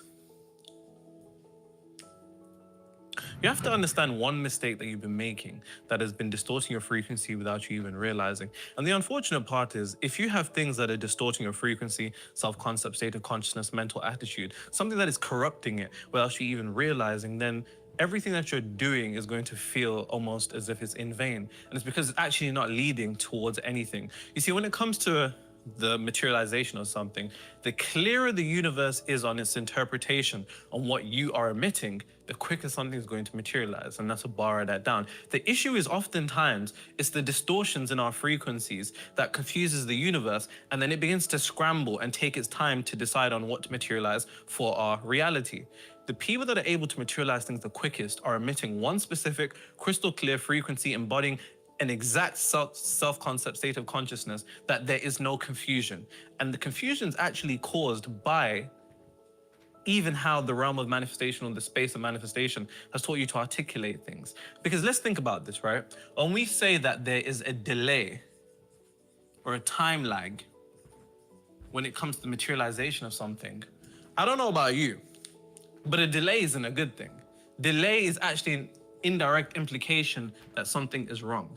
And this is the first mistake that you haven't even realized has been fucking up your manifestations. Because think about this. Like I said, it's quite known in the manifestation space that the materialization of a particular reality, desired reality, it takes its time, right? It doesn't just happen instantly, or does it? But it takes its time. And indirectly, the idea that it takes its time or that it's delaying in of itself or there's a lag is an indirect implication of something being wrong. Because think about this on a more, in a human context. If you say that your package is delayed, how do you feel?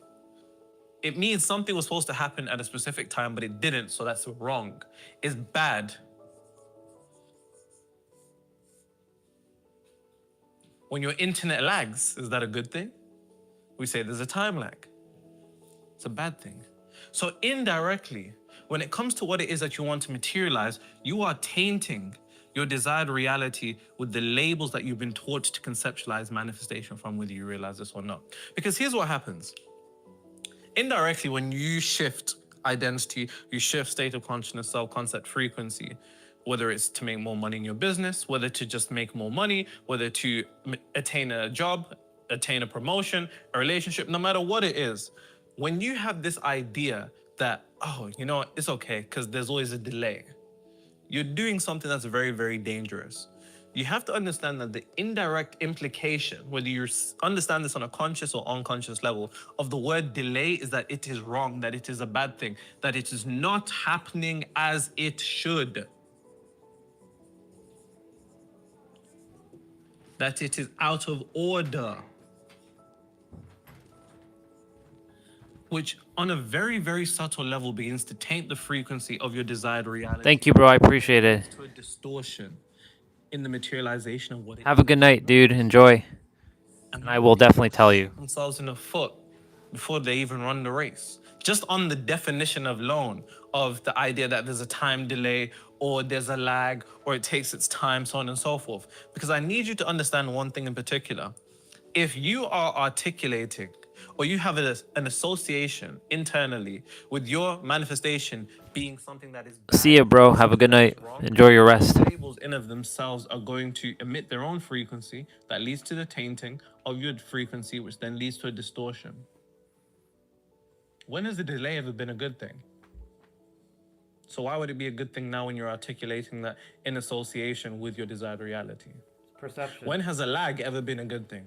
It's all about perception. If you ever played a game and it lags, you know it's fucking annoying. Yep. Right?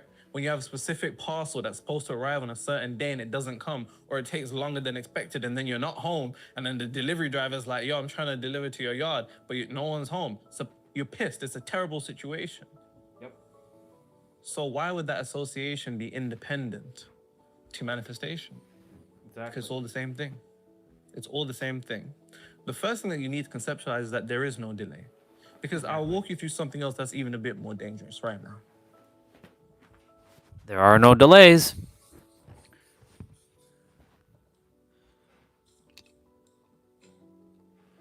I'll be doing my thing in the background. Saw you and AJ's live stream. 2 words. Choo choo. Choo choo. Crazy work. Can you Crazy work. Can you just like break that down for me? Because I'm not sure I understand. Crazy work. By your laughter, you know exactly what it is. I'm not sure, to be fair. Choo choo. Yeah. This isn't that type of show.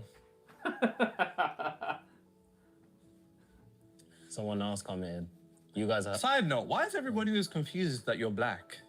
Yeah, they're always shocked. Everyone's always shocked when they see AJ on our YouTube lives because they're like, I didn't expect him. They're like, this is the first time seeing AJ. Wait, you're black? Is this AJ? I didn't know he was a black guy. Someone commented, you guys are hilarious. You went from super sentimental when that guy donated $20 and then said you were going to use it to buy alcohol. Just dropping a... There's nothing funny about that. That's not a joke. I don't know why you found that hilarious. He goes, just dropping appreciation. You're half my age, but you're very wise beyond your years. Love the authenticity as well. I've seen several of your videos, and they are the type that's always good to get my day started. Gets my mind where it needs to be, like a strong anchor / foundation for the day. Much love from the US. It's an honor. Thank you very much. It's an honor. Shout out to the US. Now, the second dangerous thing about internalizing or normalizing the idea of there being a delay is that you actually begin to internalize that idea. Now, you have to understand one thing in particular. There are few truths in reality other than what the subconscious mind accepts as true. Meaning, if you internalize the idea that, oh, when it comes to manifestation, that's just the way it is, there's a delay, and, you know, it takes its time, and so on and so forth, you actually end up creating time. Yep. This is almost like that idea that good things take time. Good things don't take time, you make time. That's a bar. Time is an illusion of this third dimensional realm that you adhere to. And because you adhere to it in terms of linear time, your manifestations they have no choice but to unfold in the accordance of whatever is taking place up there on a subconscious level. When you normalize the idea that manifestations, when things just manifest into reality, there's that delay, there's that lag, so on and so forth. You then actually, funnily enough, you end up creating delays unnecessarily. Yep. Just like anything else. Which is very ironic because most people want things to materialize fairly quickly, but then they normalize the idea of a delay. They normalize the idea that things take time, which is a contradiction in of itself, because it's like, do you want reality to shift instantly? Then why the fuck are you adhering to the concept of a delay? Oh, because you heard it from some person online, yada, yada, yada, and, that's been your experience up until this point. Well, just because life has been a particular way prior doesn't mean that it has to be like that going forward. Bar.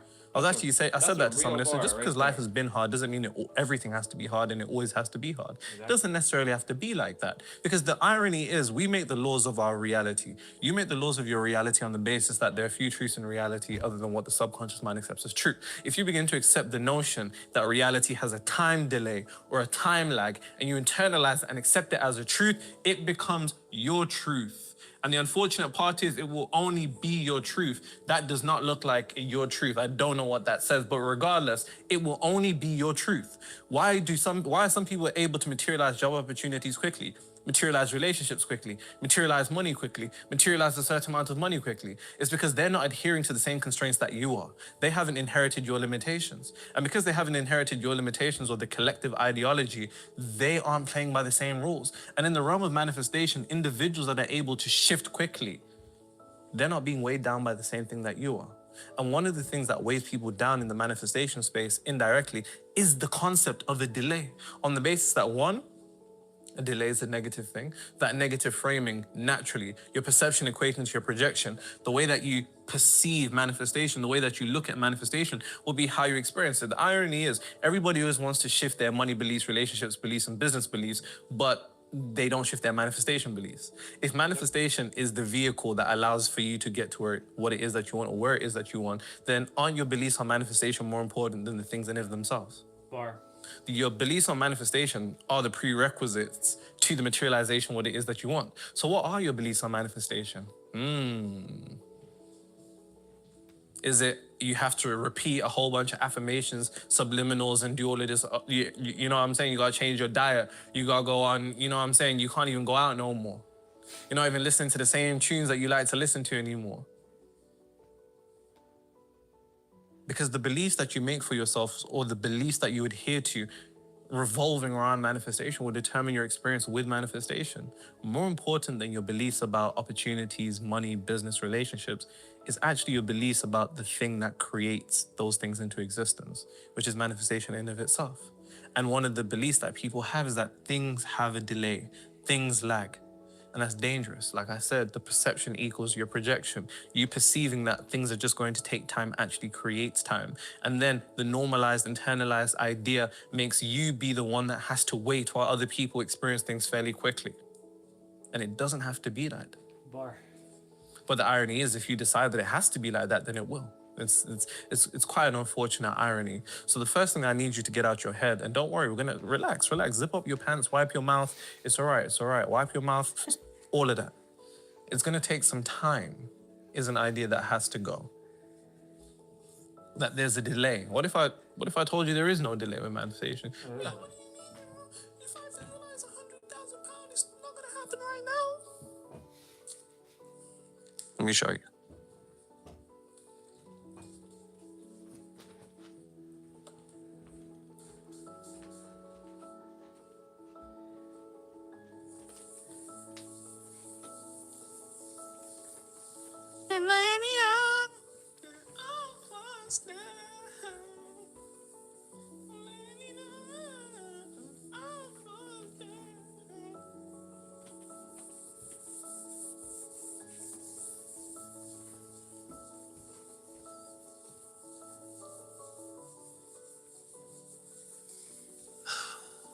Okay, that sigh didn't sound like a sigh of relief.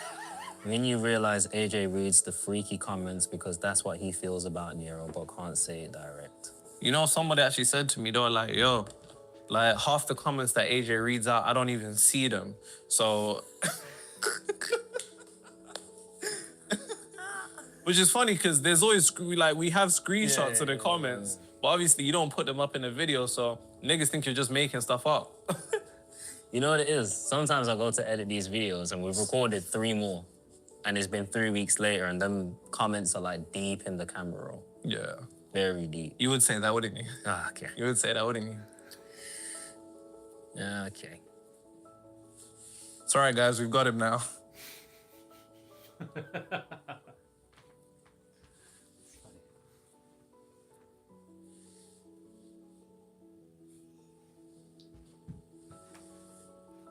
Someone blessed me the other day by anonymously paying for my food. I understood the universal laws Nero teaches, as well as that actually blends in with his teachings about manifestation to a certain degree. I say that to say I'm slowly seeing different results than usual. I'll let you guys know on my next update. I got a feeling it's going to be a testimonial comment where I break things down. Here's a drink to you and AJ. He donated $25. See, I like the fact that when niggas donate money to the channel they say, here's a drink. They know what at least you know. At least you know what we'll be spending that on. He said, I am in my desired reality and I'm continuing to manifest my desired reality. $25. Yeah. $25, what's that in pounds? Like 18 pounds? Yeah. That's good conversion from you still. Up to date with the... Yeah, you know what I mean? In fact, perfect. This is a good purple.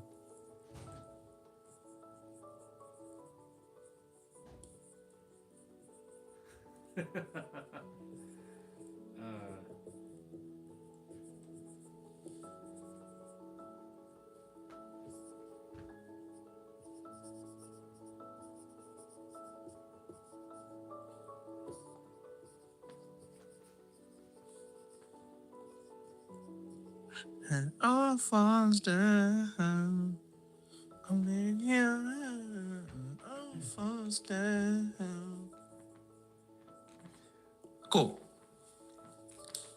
Now, framing manifestation requiring or having the prerequisite of a delay doesn't just frame it negatively to distort your frequency, self-concept, state of consciousness on the basis that a delay isn't anything that's fucking good at all. A delay is something that you actually don't want to take place. You don't want anything to lag. So indirectly, that perception distorts it negatively altering the frequency, state of consciousness, self-concept of your desired reality, but then also forcing you to adhere to the idea that things have to take time. And then you end up creating time on the basis that you heard that things have to take time. It's this terrible thing. But the second thing is that a delay has a consequence.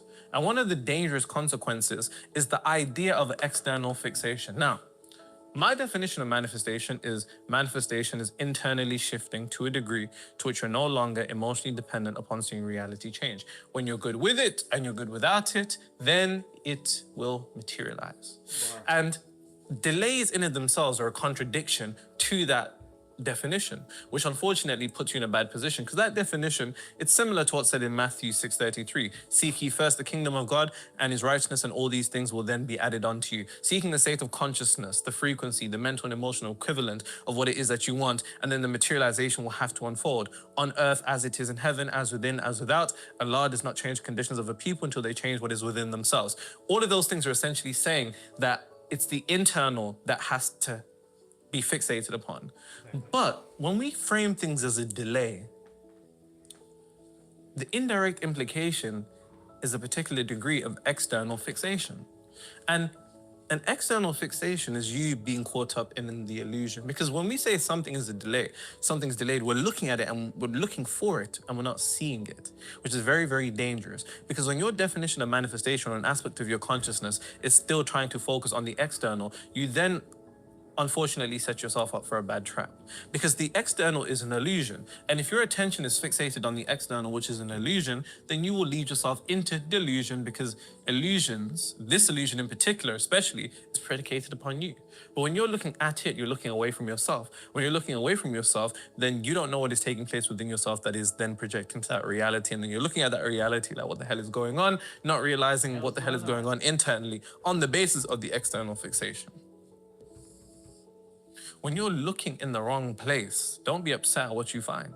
That's what borrow that down, because you're looking in the wrong place. You're looking externally to gauge an idea of if everything that you're doing, the meditation, the visualization, the affirmations, the dieting, cutting out future, and all of this other stuff, you're trying to see if that stuff is working.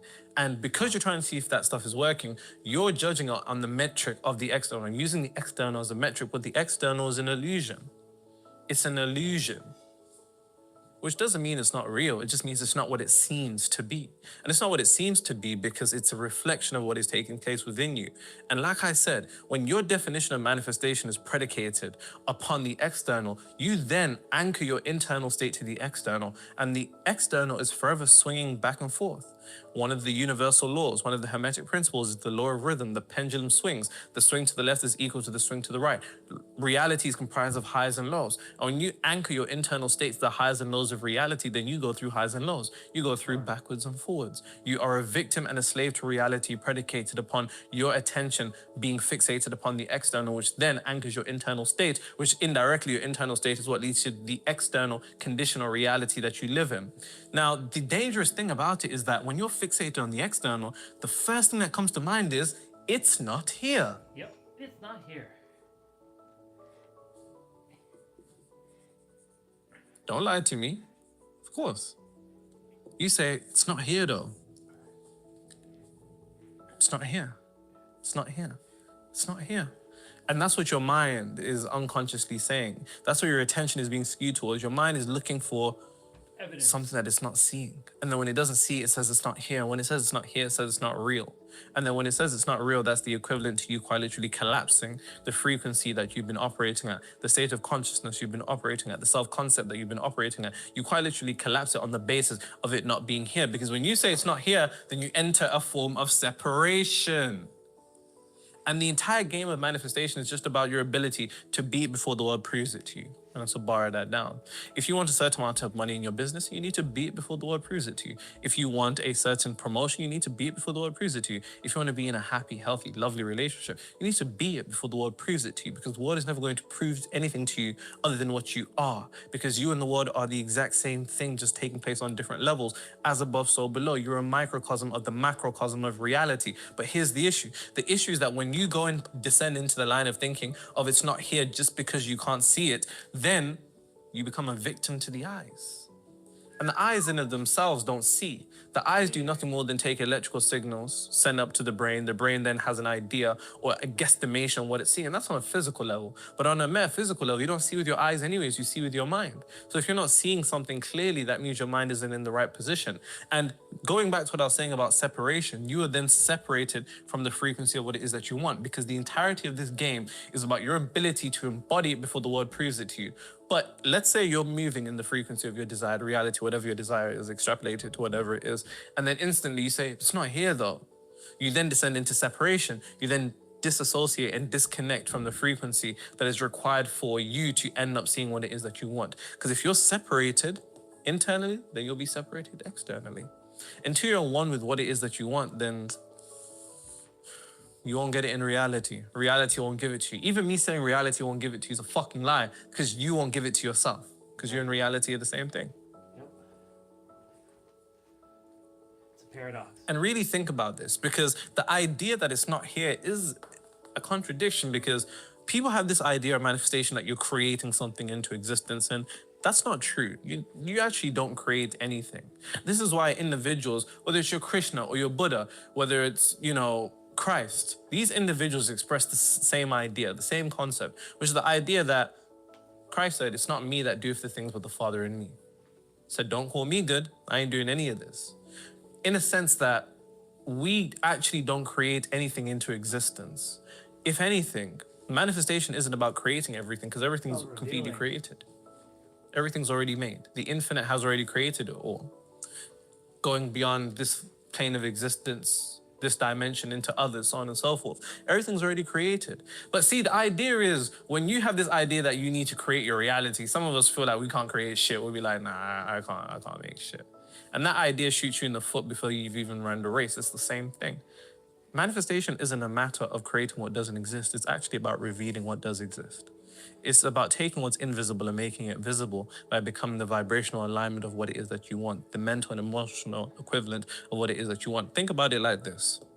Just because you can't see a seed in the ground doesn't mean the plant isn't there. Would you say that the seed isn't there just because you can't see it? Just because you can't see the baby in a woman's stomach, does that mean that it's not there? It doesn't make any sense at all.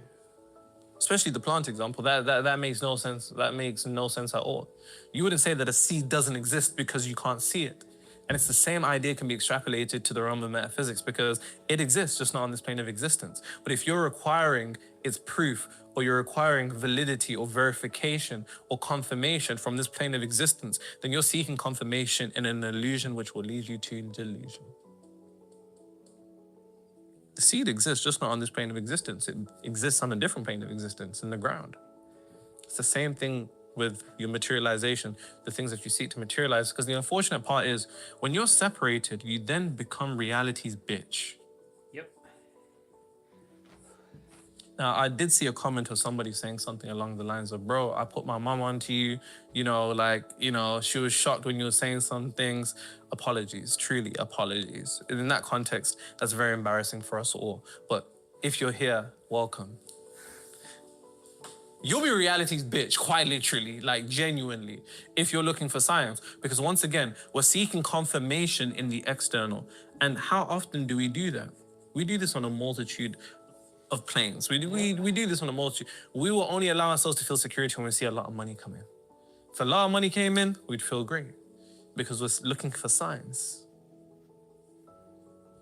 Same thing about a relationship. Most people would want to see themselves in a happy, loving relationship, see it physically before they can feel something differently, which ironically, it's feeling differently that allows you to see something different, because you see nothing other than your frequency. And if your frequency is dependent upon what you see, then your frequency will forever be changing, because what you see is forever changing on the basis of you.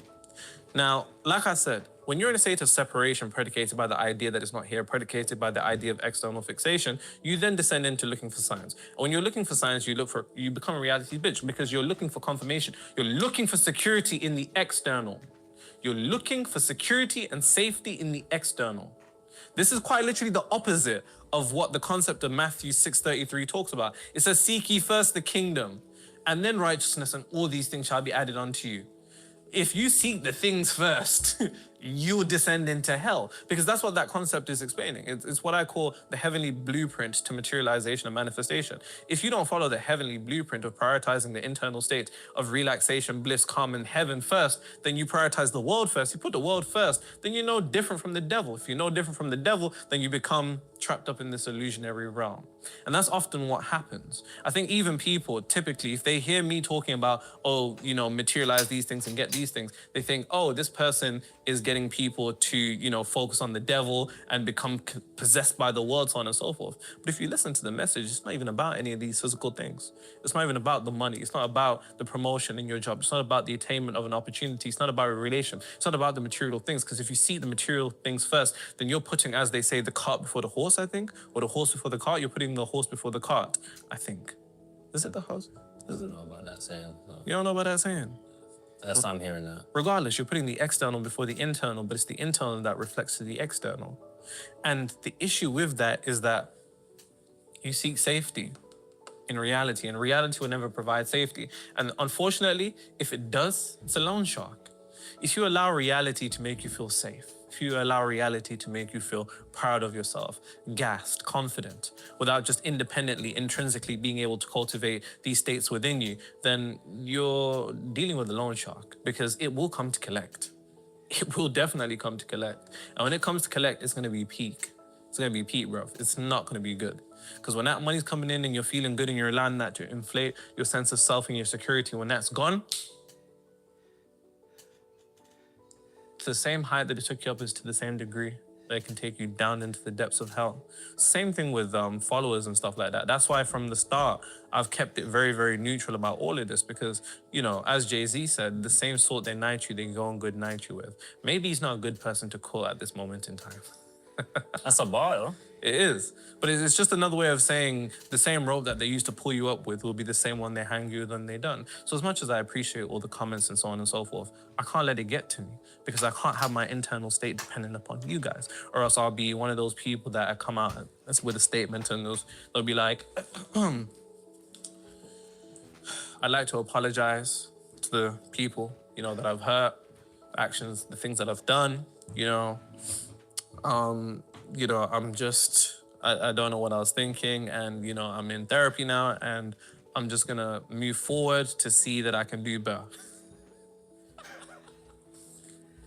Why when niggas get cancer, they all got the same script. That PR on point. To go back to my point, you can see how the concept of a delay has a whole bunch of consequences that begin to affect you whether you realize this or not. And there shouldn't be a single person right now that should be like, no, I don't move like this. We all move like this, especially in the realm of manifestation. I have to pull myself out of it sometimes when I'm like, oh, this delay and this and this and that, because it seems something that is very, very innocent. But as you can see, and as you've heard, it has a lot of dangerous implications that can begin to distort what it is that you're seeking to materialize into existence for a multitude of reasons. Negative framing of the delay, something that is bad that distorts the frequency of your desired reality. Internalized idea that there has to be a delay, then ends up leading to you creating time, while other people are able to materialize things fairly quickly. You're taking long. Then simultaneously, external fixation, which gets you focused on an illusion. Then that gets you to focus on the idea that it's not here because you don't see it here, which then is a contradiction to your ability to embody that state of consciousness, which descends you into separation from your frequency, internally separates you externally. Then it leads to you looking for signs, which leads to you being reality's whore, because then you're going to get confirmation from reality and you're looking for signs. And the irony is, when you don't see those signs, how do you feel? When you've been really visualizing something or whatever technique it is you've been doing and you haven't seen it, how do you feel? Demoralized, deflated, apathetic. You're like, fuck this. Why am I even listening to some nigga with shades on YouTube? And get back to the real world. Right? And the irony is those emotions internally begin to sway you, and it begins to disconnect you further from what it is that you seek, which just makes everything much more difficult. But don't worry, guys, it gets worse. And the beauty of it is, once you hear this stuff, you're never going to be able to unhear it. That's what I always say to you, make sure you take notes and write them down, so when you write something down, it solidifies itself further into your head. There's always that one person that... Wait, what? That will always have your heart. You never see it coming cause you're blinded from the start. Ooh, that you're the one for me. It's clear for everyone to see. Oh, baby. Ah. Yeah. I don't know about y'all, but I know about us. And it's the only way we know how to rock. They don't make music like that anymore. Speaking of which, I'm sick of this generation. Said this to you the other day. I was in the gym. I was doing arms. You got caught? A girl came up to me. My ego's out of control. I thought to myself, oh, someone knows me. Big fucking shock. She comes up to me. She's like, oh, hi. I'm like, hi. What song are you listening to? Bear in mind, guys, I wear glasses in real life, so I sometimes I just can't see in it. And I only realized this after. But anyway, she was like, oh, what song are you listening to? I'm like, Touch My Body by Mariah Carey. And she was like, then she was like, good choice, and walked off. I saw her walk over, walk back to a camera and go, ding! I sat there and just looked up at the ceiling. I was like, oh my God. Was it a proper camera? Proper camera. Yeah, you got caught in 4K. In the gym. I can't even work out at the gym anymore. Well, why does everything have to be a clip?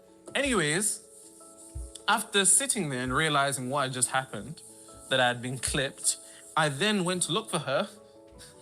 She vanished. Gone in the wind. What do you not say in Jamaica? A duppy. Yeah. She gone in the wind. She disappeared. I'm like, what the hell?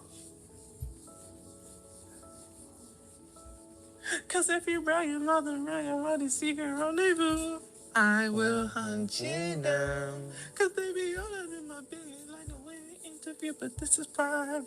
You and I touch my body. Someone said, I don't know why, but Nero gives me L from Death Note energy. Oh no, I'm very L from Death Note energy. Death Note was so good. Yeah, I'm very, very L-like. Yeah, I do. I am that. Yeah, that's a good catch. You know, I think Death Note's the best anime. That you've watched? No, it's just the best anime. I don't think that you've watched. All the other animes are like fighting animes and so boring. Oh, you like the psychological ones? Yeah, I need some mental warfare. You want? That's what I need. And watch Monster. No, that sounds crap. Okay. You know what? I seen a TikTok talking about, don't tell me to watch no anime if it's titled, this is where you find me, my boot you hole type shit. I was like, this is where you find what? Yo, that's what the TikTok said, nigga. Apparently some anime names are wild.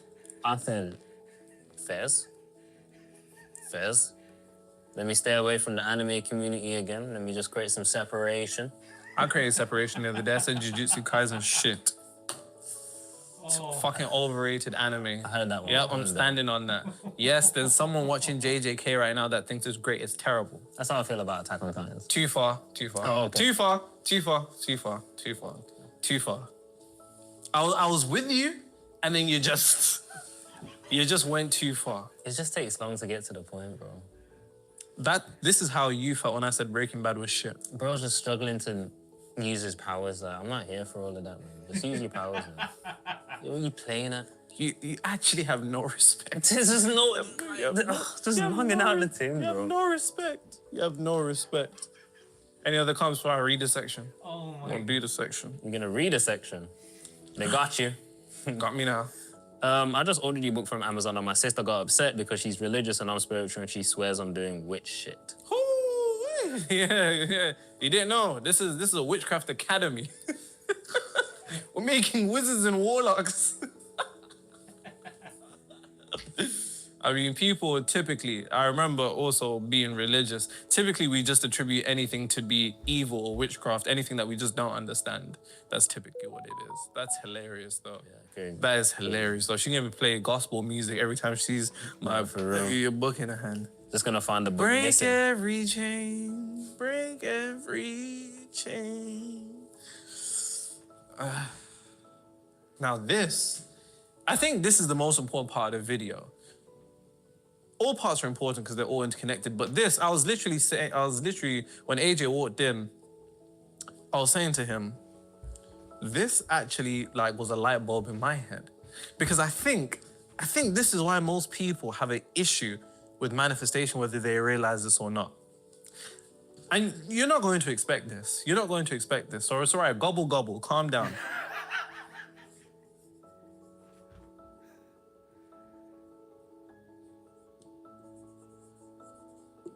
And when I say this and I explain this, it's going to be a light bulb moment. Your relationship with waiting. Who would have ever thought that something like this would affect your ability to materialize things or the speed that it takes for you to materialize things? And this is why my clients actually materialize things so quickly. By the way, if you're an entrepreneur who's stuck at a multi-million-dollar revenue ceiling and you know you have a mental block and you're doing everything right strategy, techniques, method, but you're still stuck at the same multi-million-dollar revenue ceiling, link in the description. You can apply to work with me. But this is something that I've realized in my clients. And when I realized this changed the game, hence why they're able to get results fairly quickly. What is your relationship with waiting? What is my relationship with waiting? Write that down. Because here's the dangerous thing. In the time that it takes for something to materialize, in a sense, you're waiting. You're in waiting mode. But I thought to myself, damn, I hate waiting. Like, I hate waiting. Ask AJ. If there's something that I'd like for him to do, he'll be like, I'm busy. And I'll be like, what's your price? Because I'm like, I want it quick. You understand what I'm saying? I hate waiting. Pause. What? Pause. Waiting makes me feel uncomfortable. And I know I'm not the only person. Because here's the thing. If when you're waiting for your manifestation, you descend into panic, then naturally that's going to affect your manifestation. And why would you? Now let's think about this. Now, you have to understand one thing in particular. Our subconscious mind forms its definitions. There's something that I call subconscious associations. Your subconscious associations are predicated upon your observations or experience, either experiences or observations that had an intense degree of emotion, emotional intensity. Why does this man, Nero? Wait. Here it comes.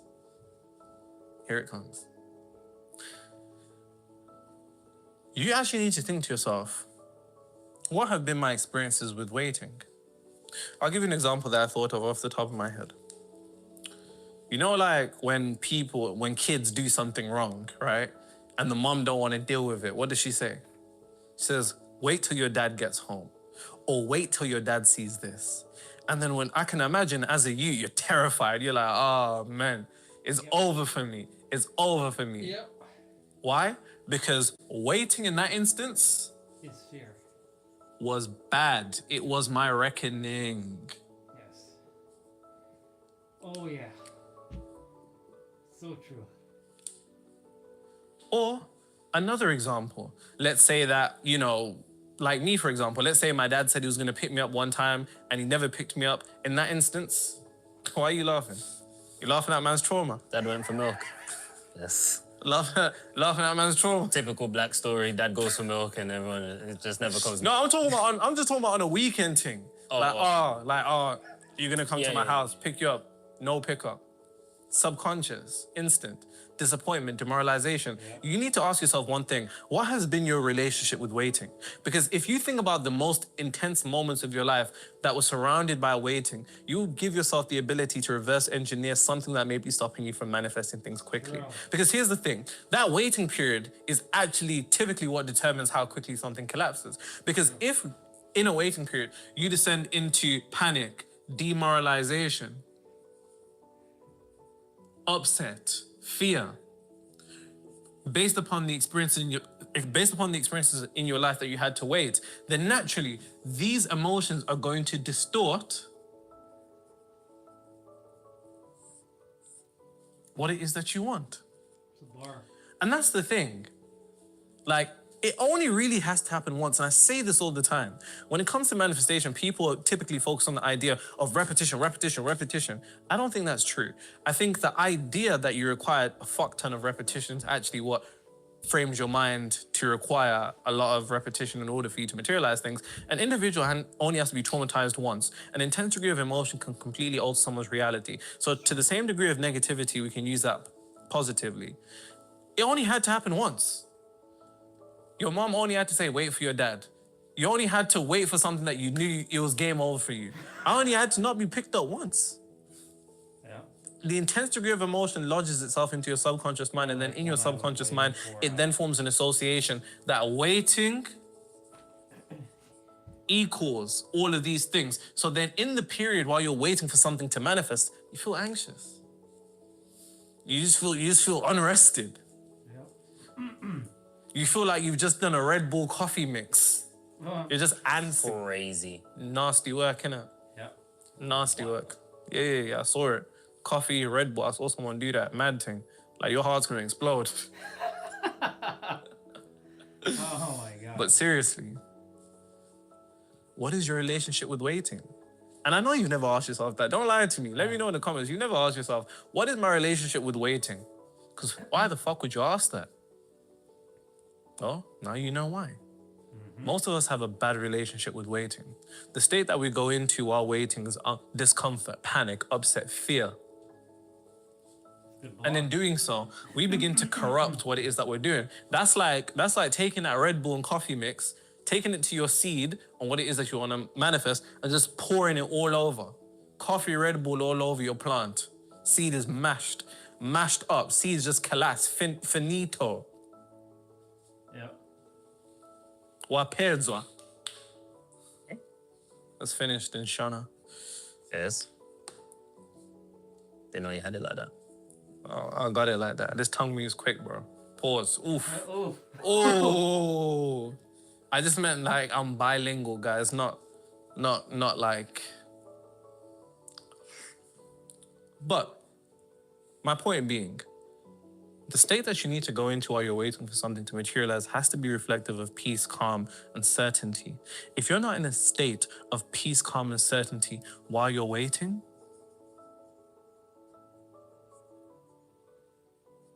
then naturally you begin to doubt. And that's what it is. Yep. It's the doubt. Because think about it. If you know that you've shifted internally and you've done the visualization and you're embodying the state of consciousness and you're waiting for it to show up, but then while you're waiting, due to the subconscious association and what waiting has meant for you, you then have this panic, this upset, this fear, this discomfort. Then naturally, your experience with waiting for something to materialize, that is going to naturally corrupt and infect the frequency on what it is that you're materializing into existence. Because if waiting feels uncomfortable, then you will stop yourself from waiting just so you start feeling uncomfortable. And you'll stop yourself from waiting by taking yourself out of the state. Because think about waiting like that midpoint.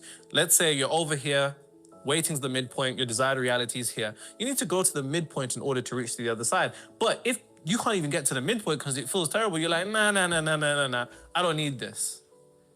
And this is what we do. Again, again, and again, and again. Okay, now, but how do I fix that? It's okay. I'll show you. Relax, you gonna get some. Wipe your mouth. Zip your pants up.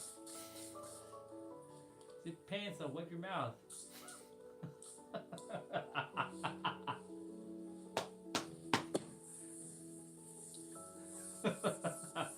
Oh. After volunteering for the past 4 years, I just got a completely different job offer. You're a good soul, man. You know, 4 years. You're a good soul. My dream job offering $28K a month. Nice. The past few months have just been me telling myself that I don't have to struggle anymore. Damn right. I only need money in my subconscious. Then the universe will deliver it to me using people, things, and circumstances. Damn right. My life has just changed instantly. Thank you, Nero. South Africa.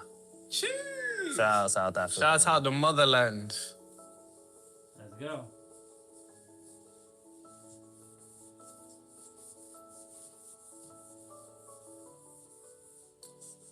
Yo, so Samsung had an event yesterday, yeah? And they're dropping their new phones. Samsung Galaxy S, whatever. There's a new feature.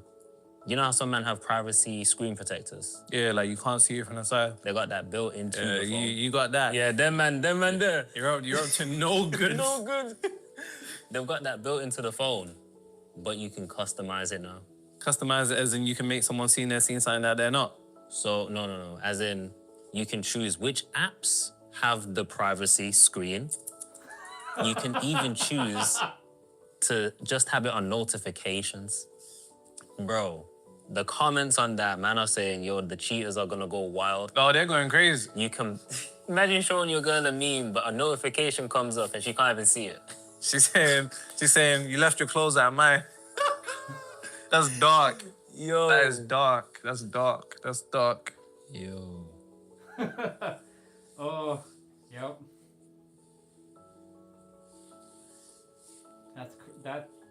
That's a mad thing right there. I can't believe I was clipped. I can't wait for that video. I can't believe I was clipped. And I was thinking about clipping you, bro. Like, you just can't even have conversations with someone anymore. Is that even legal to record me without permission? Like, is that legal? She did. Is that illegal? Dits with her whole equipment. See, that's some Gen Z shit. Somebody was like, you were born in the wrong generation. I don't think I was, because I can't lie. I love technology. I like Uber Eats. I like online money. I can talk to someone across the world. I like that. You know what I'm saying? I was not born in the wrong generation by any stretch of the imagination, because anyone that was born in the late 1900s, how are you sending each other letters and stuff? Like, pigeon letters. Like, come on, man. You know what? They're gonna come and be like, we used to knock on each other's doors to play out. We used to knock on each other's doors to play outside. I used to do that in primary. I used to do that too. But the issue was, if I was playing outside and I needed a drink, if I go in the house, I ain't going back out. I ain't going back out. My mom's closing that door quickly. Yo. Quickly, she's closing that door, bro. Yo. So, you need to alter saying delay. It's not a delay. It's not a delay. Say it with me. It's not a delay. It's not a delay. What is it then, Nero? It's not a delay. It's a calibration period. It's a calibration So instead of saying that your manifestation takes a delay, say that it takes a calibration, because calibration is a neutral term, and it also actually embodies exactly what I'm about to conceptualize perfectly. Because you have to understand one thing. In the time that it takes for something to materialize onto this physical plane, you have the opportunity to stabilize your frequency. Yep. And the whole point of stabilizing your frequency is so you can sustain your desire when it materializes. Now, if you cannot sustain what it is that you want, so let's say you want a certain amount of money, right? You'll be no different from a lottery winner who wins 100 mil, and you hear that 2 years later, them niggas went broke. And everybody's like, yo, how did they lose all that bread?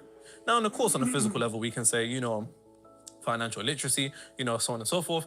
On a metaphysical level, understanding that cause, this is the realm of cause, is because they didn't have the frequency that could sustain that particular reality, because they hadn't stabilized in wealth. They were stabilized in poverty, and you can't outrun your frequency caught up to them. It's like the person who gets a good girl and then fumbles her.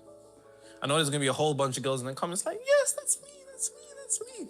You're a wicked woman, I know who you are. And there's gonna be a whole bunch of niggas in the comments that would be like, yeah, this girl, yeah, she fumbled me, stuff, da. But you get the point that I'm trying to say here. When we materialize things that we don't have the frequency correspondent or resonant that has been stabilized to maintain it, and we don't have the ability to sustain it, we lose it. And that's what you don't want with what it is that you want to materialize. So if you want a certain amount of money in your business, you continuously doing these visualizations, thinking from the end, feeling from the end, that is giving your frequency a chance, which is going like this, look, to then stabilize. And when it stabilizes, you have the capability of sustaining it when it materializes. Because what you don't want to be the individual that God has gifted and they fumbled it. You don't want to be that person.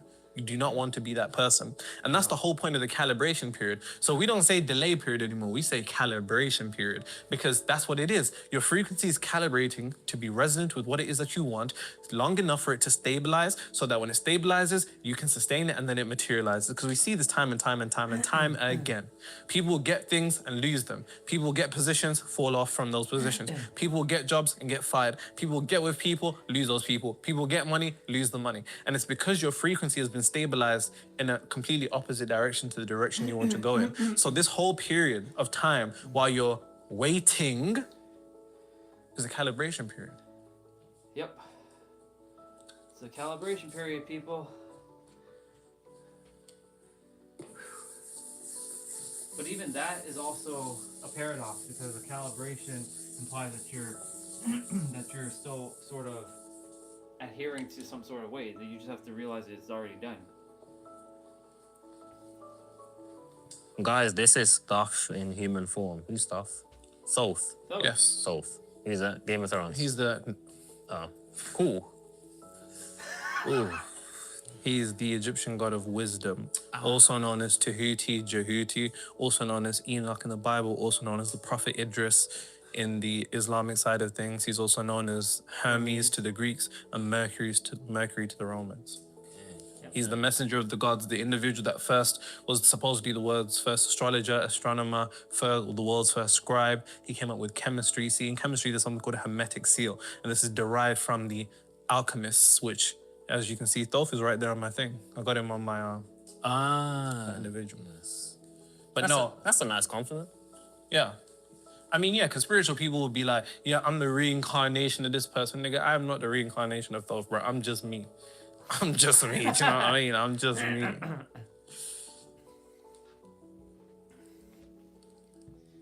Nah, Nero, real talk. Everyone got a whiteboard now. That's okay. Guys, I don't own whiteboards. And if anybody's putting out great information, then I'm in complete support of that. You understand what I'm saying? So if other people are talking about the things that I'm talking about, you know, if it's good, then... You call it great information? Huh? You call it great information? Great. Oh. What's great information? I don't know. Sorry. But yeah, it's all right. Like, I think people's first thing is to see people and be like, oh, he's copying this and he's copying this. Like, they couldn't, like, copy me even if they wanted to, because we're all different anyways. So one person and doing something, like, you know what I'm saying? Just support people, because it's not easy putting yourself out there. If people are trying to make a positive change in the world, then you know what I'm saying? That's why I'll never get on my YouTube, regardless of what anybody says about me or any of my platforms, and get down and put somebody down. Because it's hard putting yourself out there. You get me? So much respect to those people. And, you know, yeah, man. Much respect to you too, bro. You also need to see that waiting period as a training ground to exercise independence to reality. Now, my definition of manifestation, remember, is manifestation is internally shifting to a degree to which you're no longer emotionally dependent upon seeing a reality change when you're good with it and you're good without it. In that period of time when it hasn't materialized, that is an opportunity for you to see if you really fucking have it or not. And that's the best period. That's the thing I'm excited about with clients. Like when clients, like one of my clients, Matt, when we started working together, he was around 60 mil. 4 months later, he's on track to do 90 mil, he's about to get 100 mil.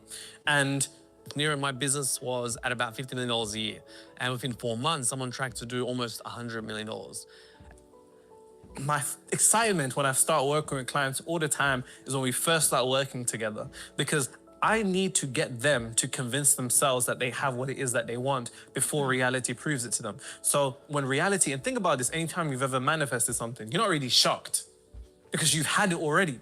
Yep. And that's the entire game. That's how you should see this period, this calibration period. It's also a training ground for you to exercise true independence of being dependent upon reality. Because if you can cultivate how you'd feel upon having it without having to see it, then you really have it. Because what you don't want is to be given that feeling by reality, because it will take it from you. It is a training ground for you to exercise independence to reality. And you need to understand one thing in particular. Even the whole concept of, oh, it's delayed, it's not here. I want more money, it's not here. This relationship isn't here. I don't have the job. You're still not getting it. It's not about those things. I said that earlier in the video. What do you really want?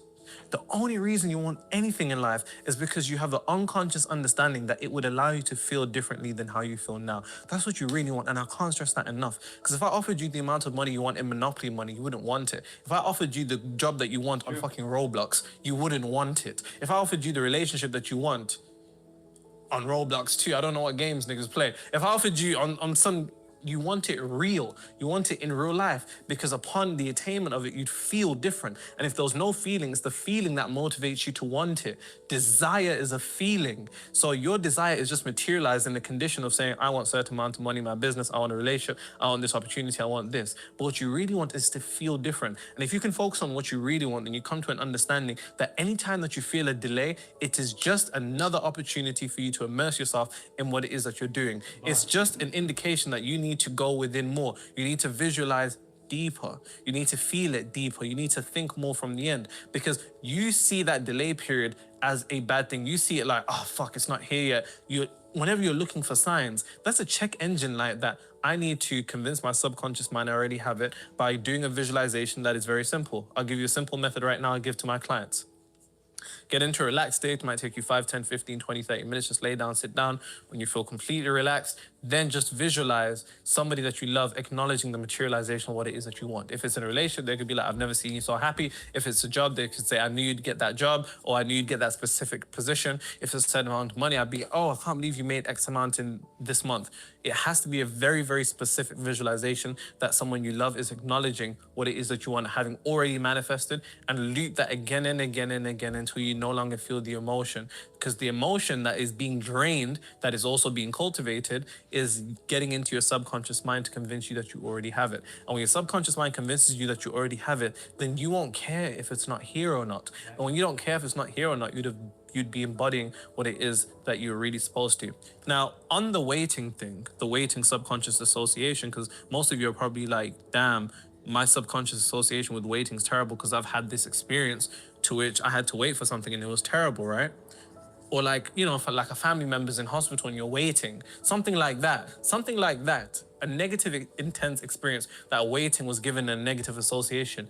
I need you to recreate that. So get into a relaxed meditative state and then recreate it to be from negative to positive, to then change the subconscious association that you have with waiting. So when you're in that waiting calibration period for your manifestation, you don't feel antsy or panicky or worried or anxious. And in doing so, guys, that is how you collapse the delay of manifestation. And with that being said, congratulations on you manifesting what it is that you want, because it is already done. It's done. It's done. It's finished. Thank you, bro. I appreciate you. I appreciate you. I appreciate you. Ooh, shit. Because it's finished. It's already done. It's been done. It's been done a long time. We're in calibration period. But even saying that, you know, even getting into calibration, like, this is for those who are, there's still like a layer that can still be tapped beyond that. Because, you know, saying that you're in a calibration period implies that you're still not, you still haven't received what you want, because you're still kind of adhering to the physical to some degree. So really, like, even saying, you know, even saying that you're, it's already done is already done. And like, you know, this is fascinating. I can already recall a couple times when I had to wait, and the waiting was very negative experience, and that's why it's to change, to, you know, reframe waiting to and delay to recalibration, right? So for example, I remember there was a moment, and this one's coming up clear as day, with my cousin Amanda and her mom and dad when I was younger. They were supposed to come to Toronto. I was living at the apartment. She had come before, right? We hung out. I enjoyed my time with her. I remember we did like back flips on the sofa. Like we were hanging upside down from the sofa. We were having so much fun. So she was supposed to come again, but she never did. Her mom and her dad, grandma and grandpa, they were supposed to come. They're supposed to visit, but they ended up not coming. And they actually never left New York. And so I was at the window waiting and waiting and waiting.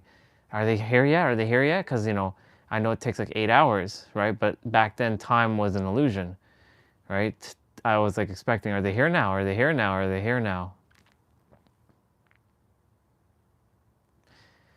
And they never showed up. And I remember, and that's the thing, what Nero was saying, he was saying, I'm right here, by the way, you can see me. He was saying, you know, when you're waiting and then you feel demoralized or deflated, or, you know, it was a bad experience, I felt disappointed that they didn't show up. And then, of course, you know, from that moment on, there were other experiences where waiting was like punishment. Like wait till I tell your dad. I remember there was an experience where I skipped school a bunch and mom found out, and then, you know, I got grounded for the first time in my life. And my dad, he never punished me. Mom was the punisher, but she told dad about the experience. Wait till I tell your dad what's going on. And then, yeah. That was quite the experience. Alexa, what's the time?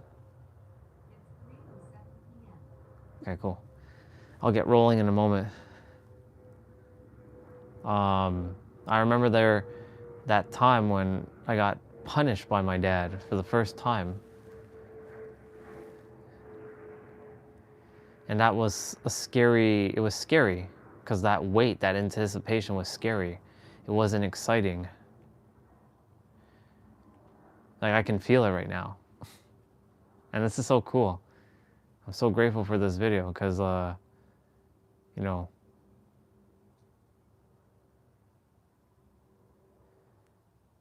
it's so fascinating how we uncover these things for each other.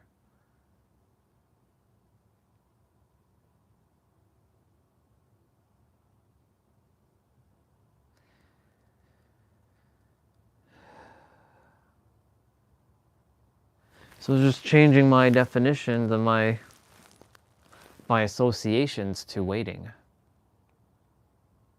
and delay. There is no delay period, it's just a recalibration period. My manifestations have already arrived.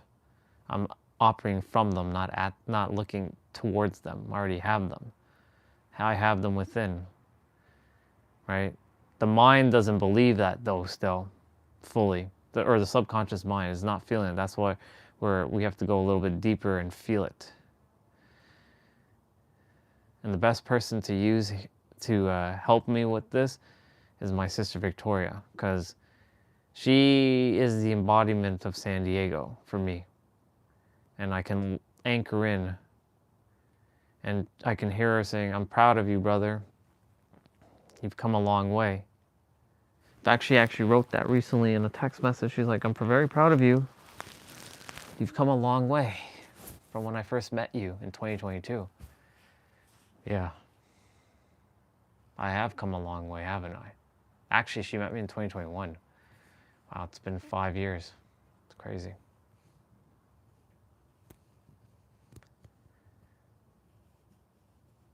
It's actually been 5 years since I met Julia. Wow. It's like I met her on OkCupid 5 years ago, right around this time period, because I remember taking a photo of myself wearing a suit, and I met her just before my birthday.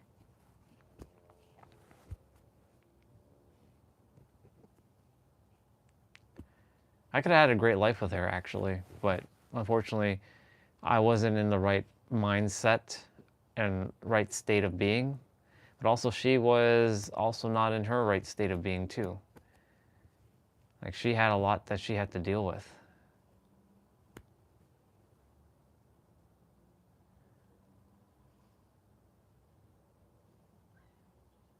I would like to see her one more time, if that's permitted. No, I don't ask for permission. I would like to see her one more time, just to, you know, I've made peace with her, but I would like to see her one more time. Not to prove anything, but just to say thank you. Because if it wasn't for her, I could have been with her and I could have had a much more difficult life. If it wasn't for her, I may have not ended up where I am. All of it's a ripple.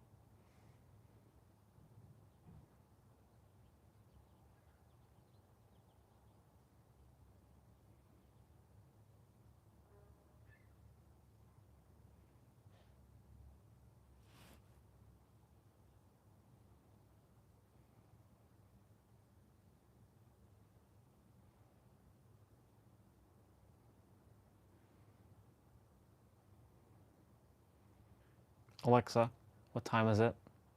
The time is 3:24 p.m. Cool, 6 minutes.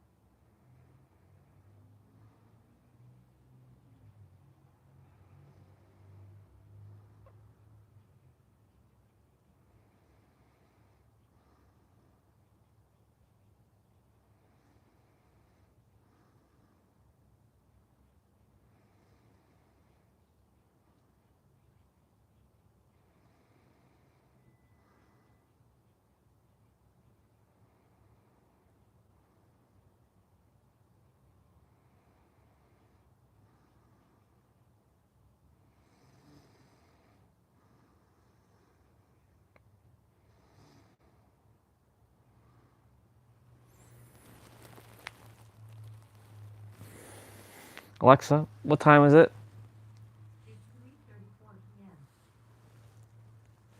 Okay, we gotta get rolling. Oh. Mobility training complete. 55s are complete. Now I just gotta do upper body, or cardio, and or main quest and side quest, and then just a couple stretches, and then we're done. Oh yeah. Lock in. Oh. Lock in, people. It's time.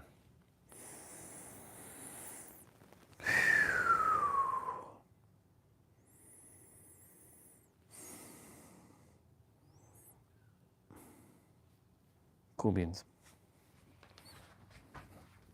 Ooh.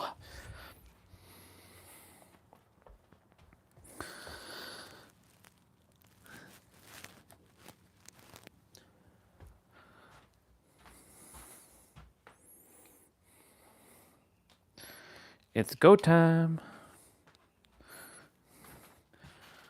Took a momentary pause. Now we're ready to roll. And I started it right at the tail end of 500 minutes. Nice. Alexa, what's the temperature right now? Right now, it's 10 degrees Celsius. Yeah, feels like a 10 Celsius kind of day.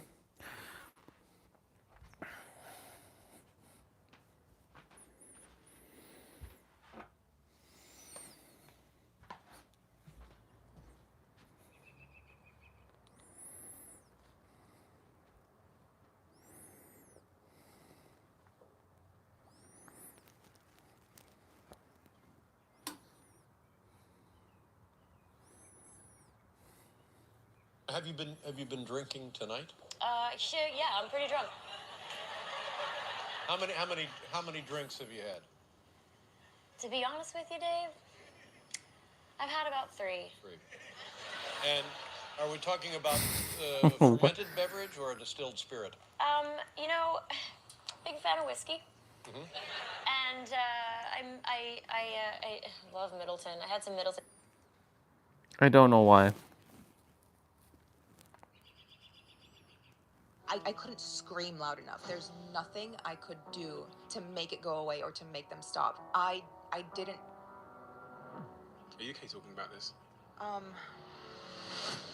we take a break? Mia Khalifa. I'm Sarah. Sarah Joe. Sarah Joe. The former adult film star. Now business owner and social media activist. With over 50 million followers.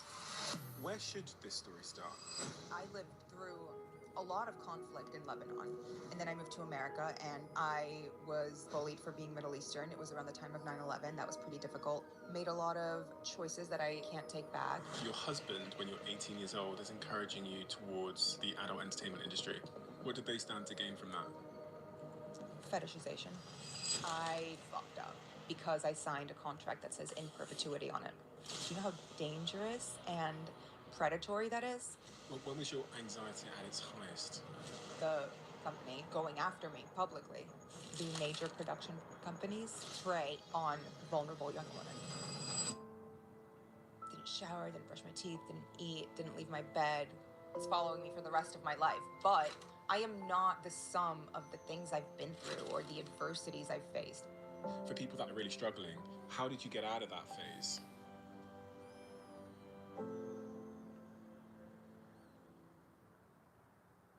I have some breaking news. And no, this is an emergency. I've spent the last 2 years writing a book. And I've written 33 laws for business, marketing, and life that are derived from all of these conversations I've had here. I traveled the world to write this book. I interviewed some of the most incredible people.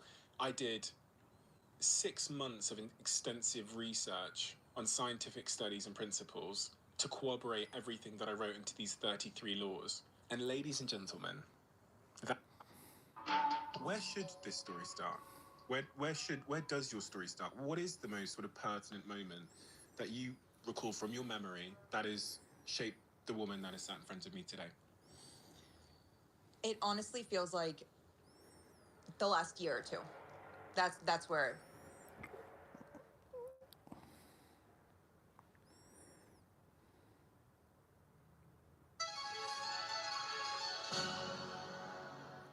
Oh, wow.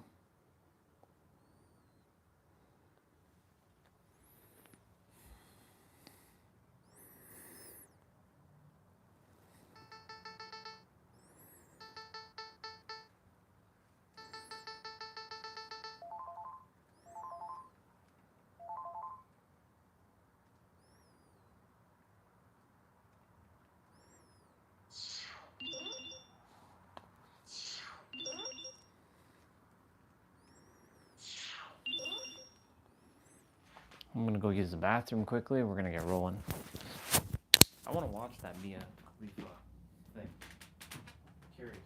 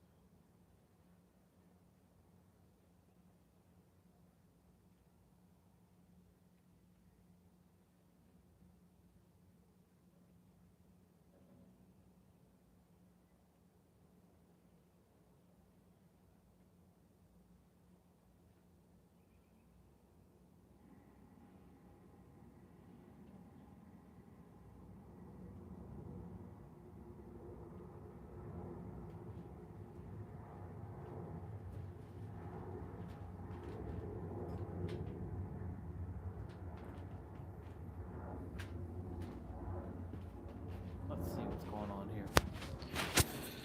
All right.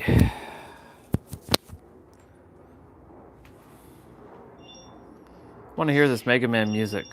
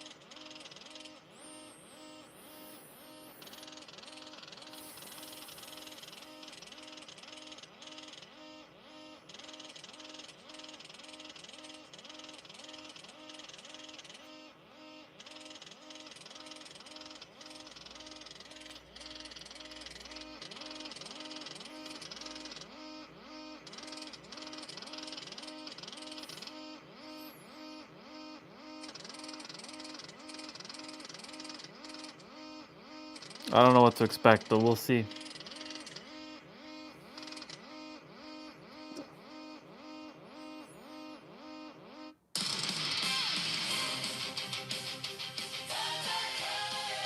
Oh, okay.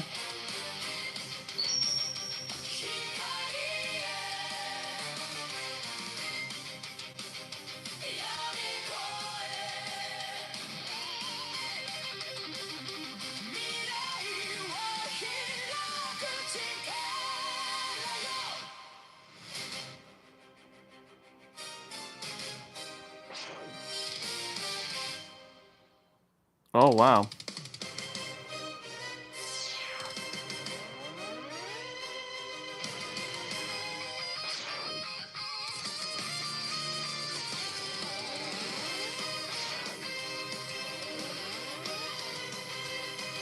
Not bad.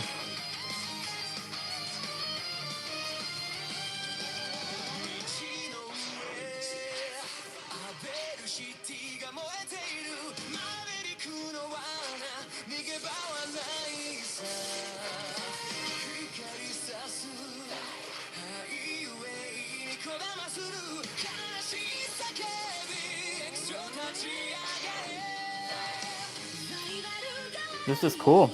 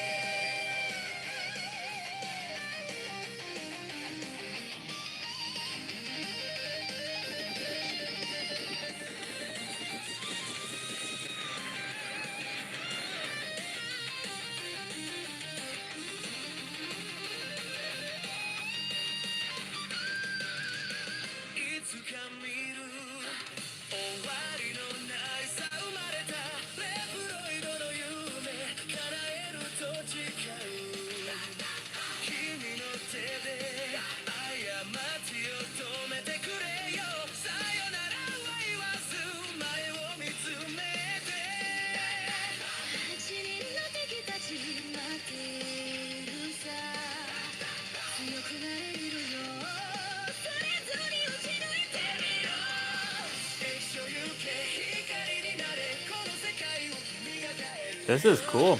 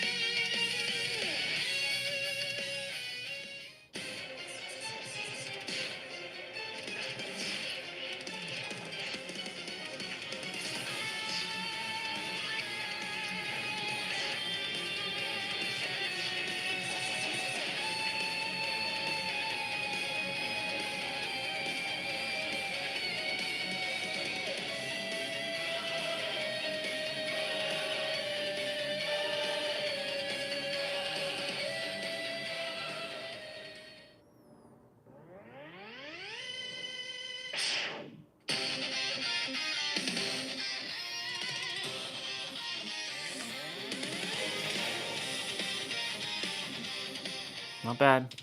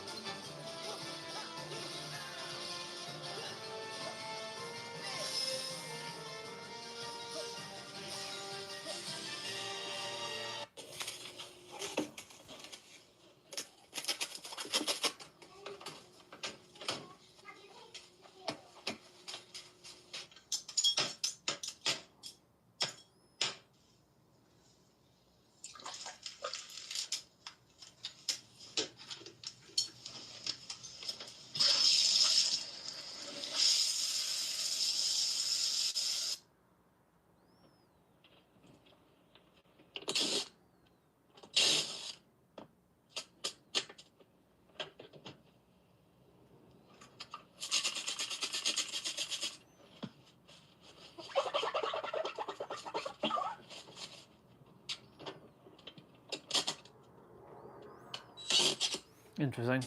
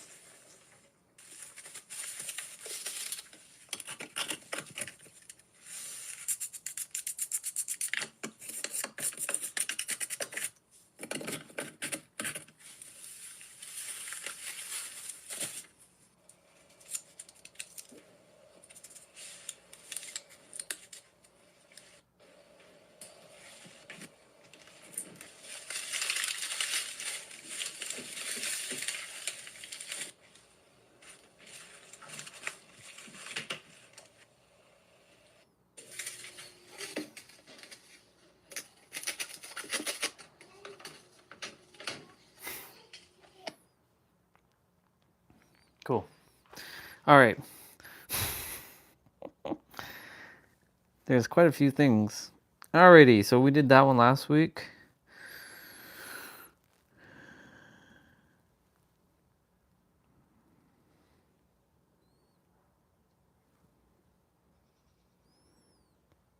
About to leave, already packing. Come with me. I'm not really All right, let's go. asking. We'll get away to a place where we don't know. Let's go. We're starting with a warm up.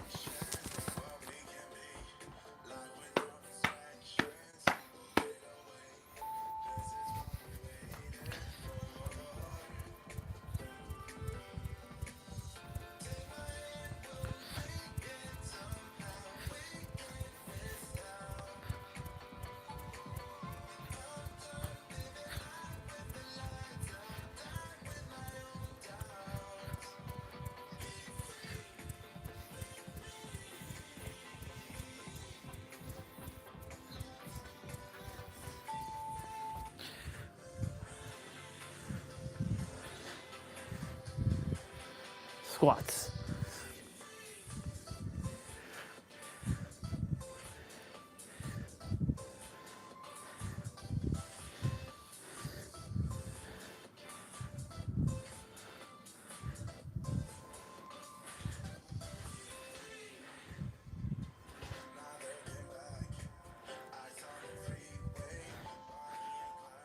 Reverse lunges. So there was some Kingdom Hearts 3 mod, that Mega Man X vocal track.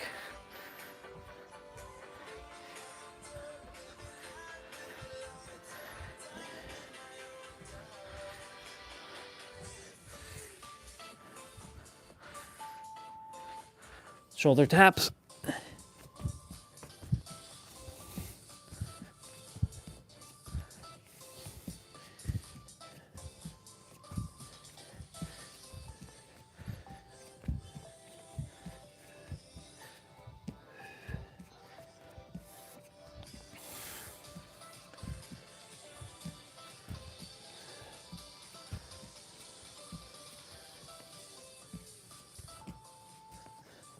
Mountain climbers.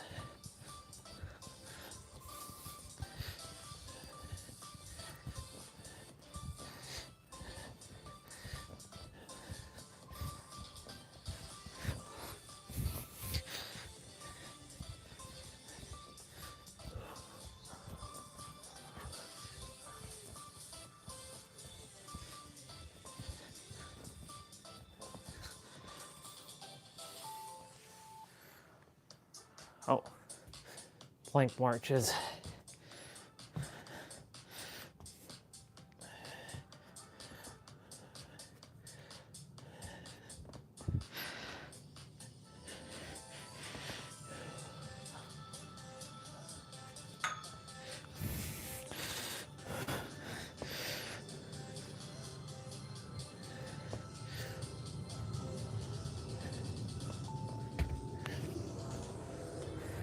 Side to side squats.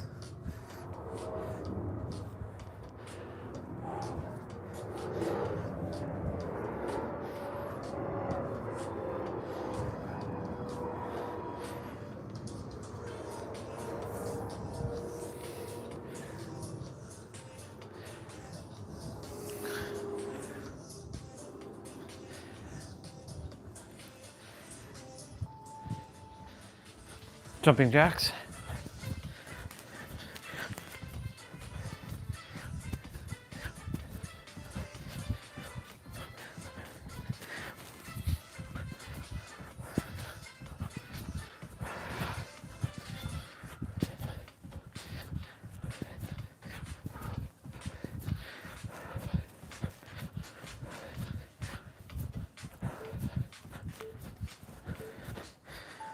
Awesome.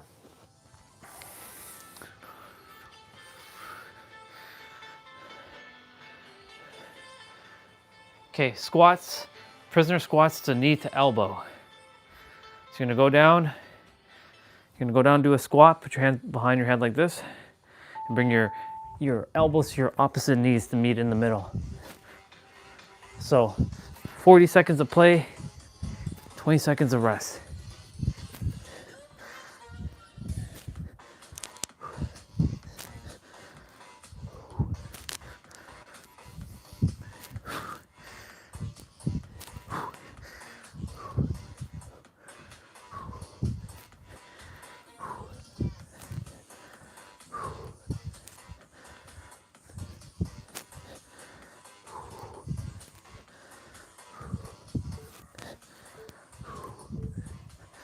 Awesome. 1.5 lateral lunges.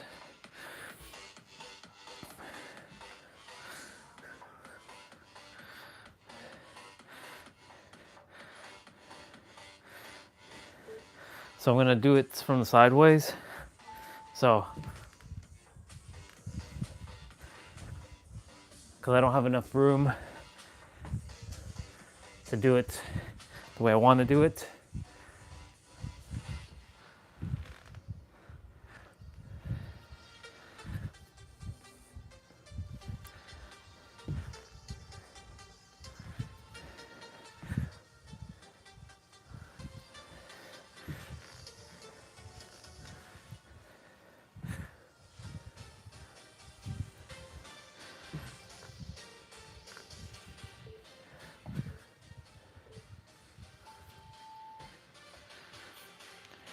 Butt kicks.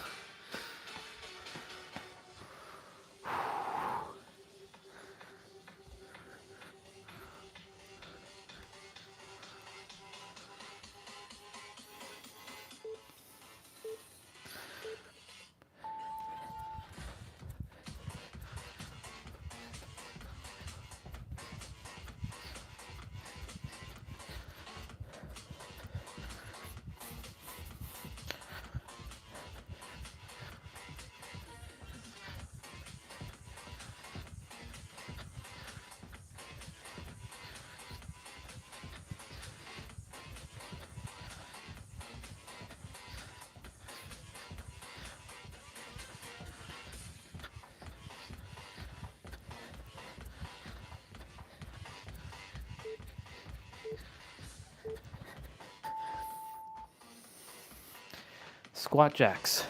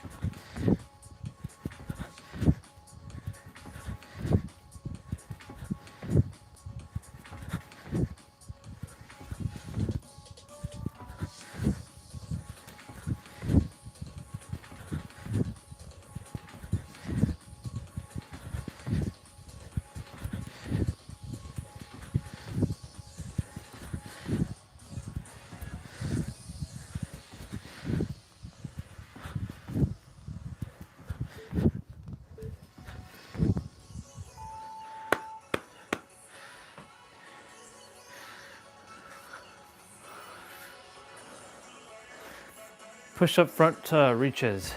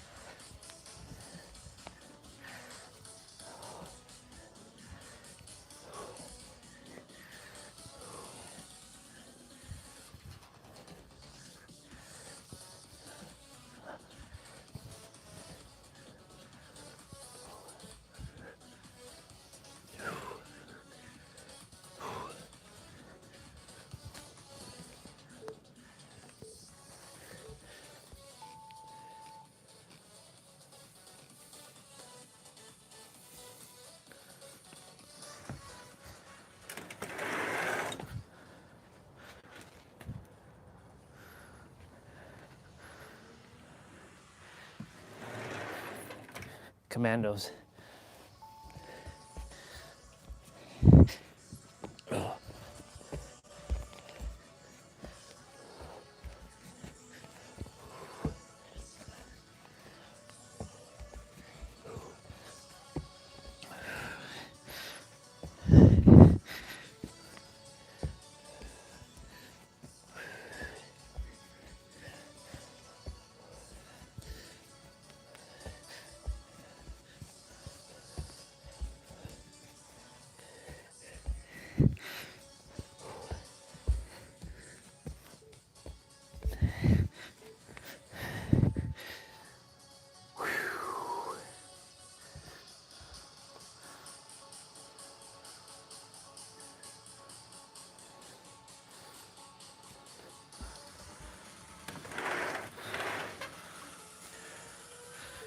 Cross mountain climbers.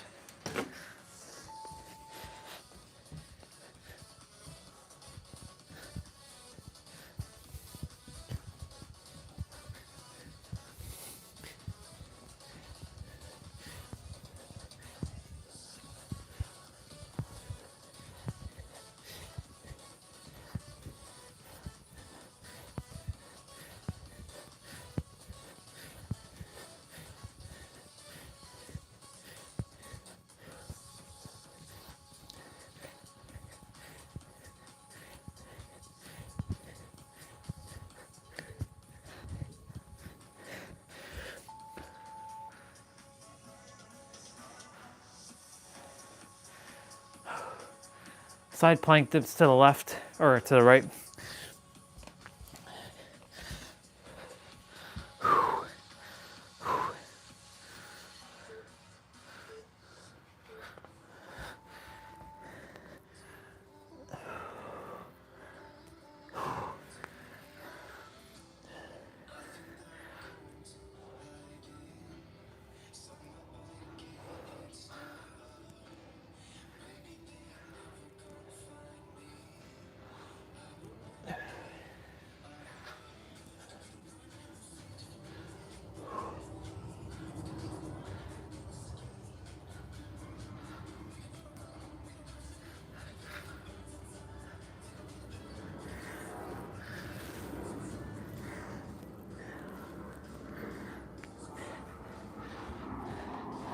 The oh, we're doing side plank reaches to the right. Outside, the concrete's starting to go down. See, it was just a matter of when. I manifested it going back down.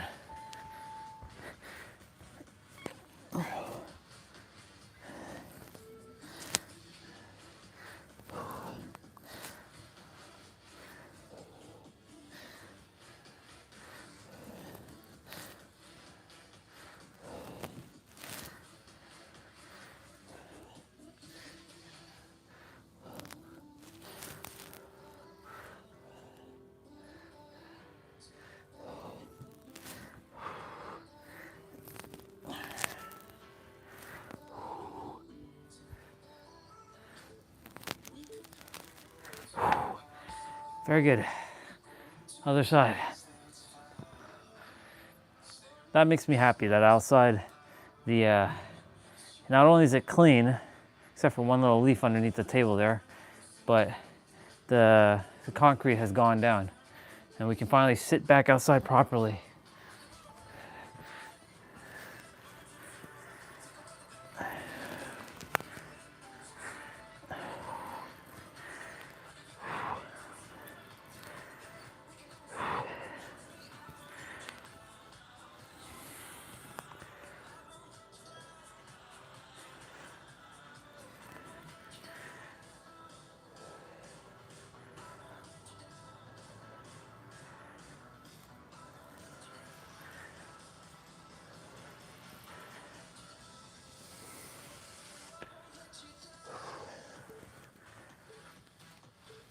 Very good.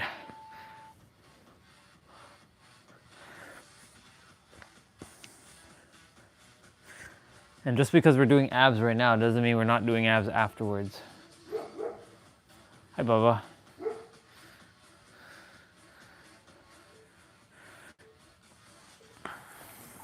Reach throughs.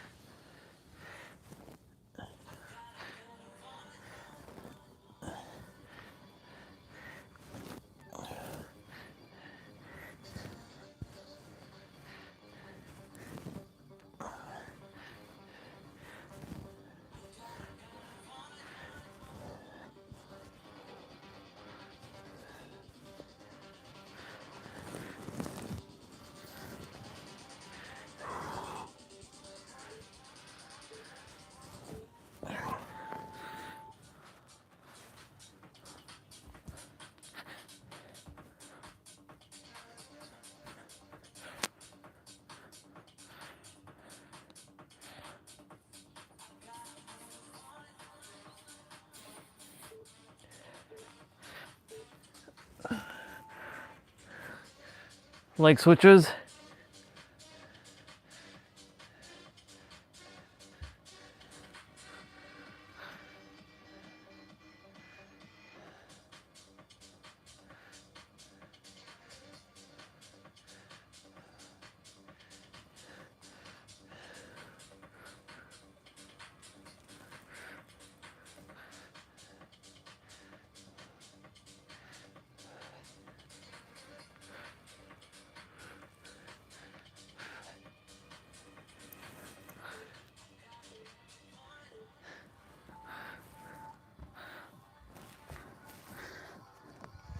Skaters.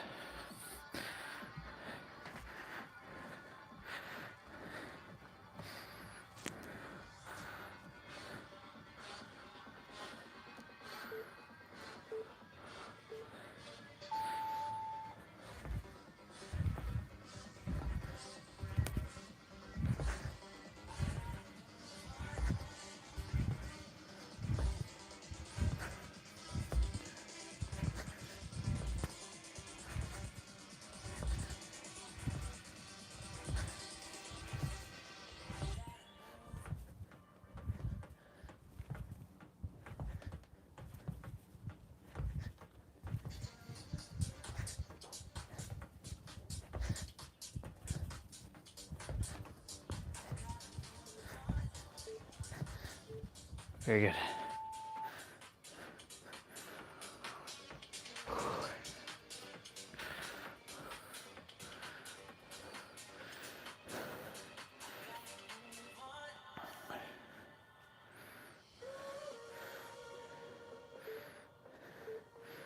So squat plus cross punch.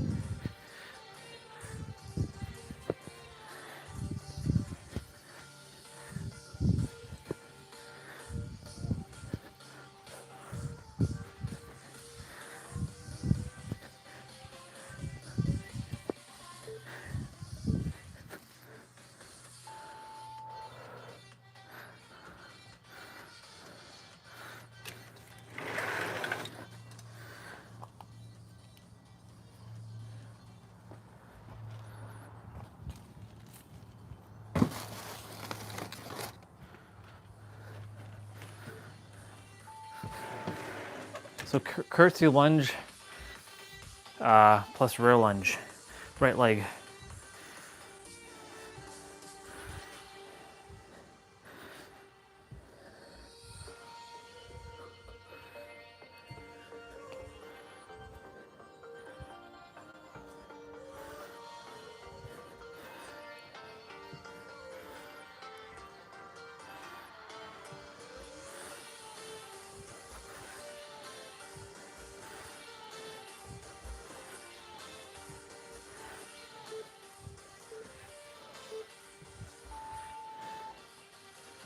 Left side now.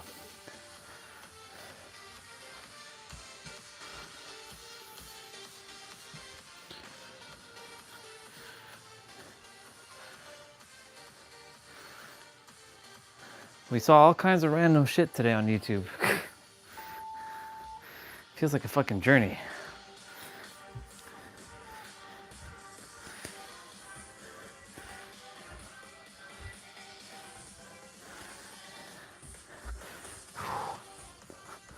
Some pretty cool stuff, some pretty weird stuff, some interesting stuff, and some like, the fuck?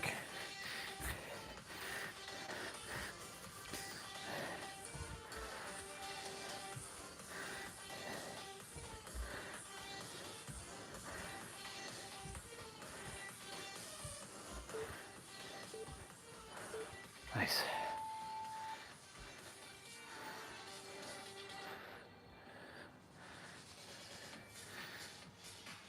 Power jacks.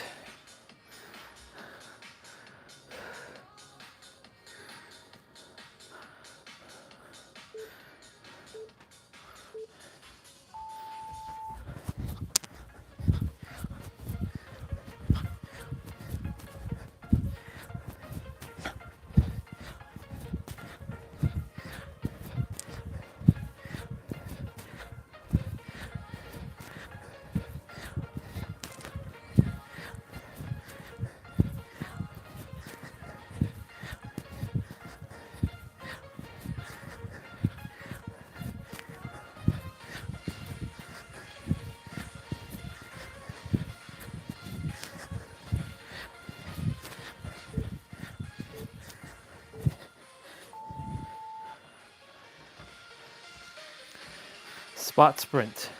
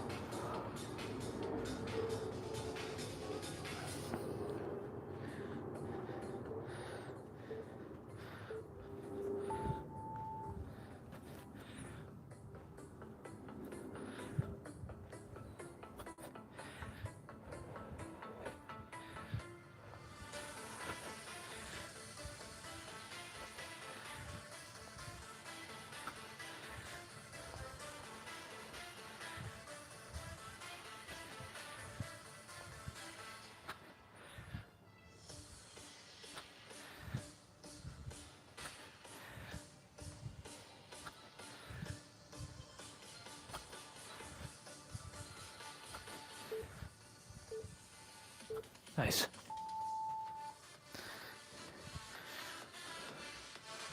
Switch lunges. So this isn't plyo lunges, this is standard switch lunges.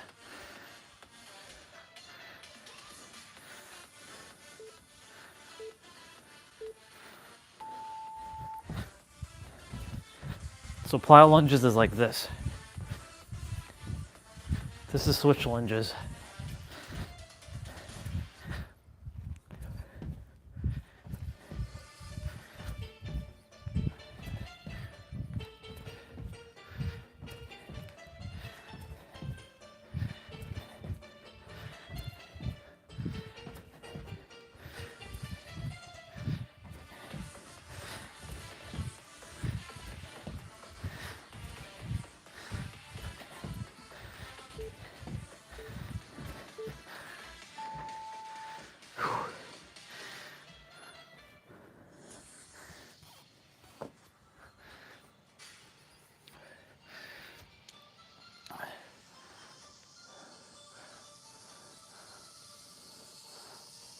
Step knee drives to the right.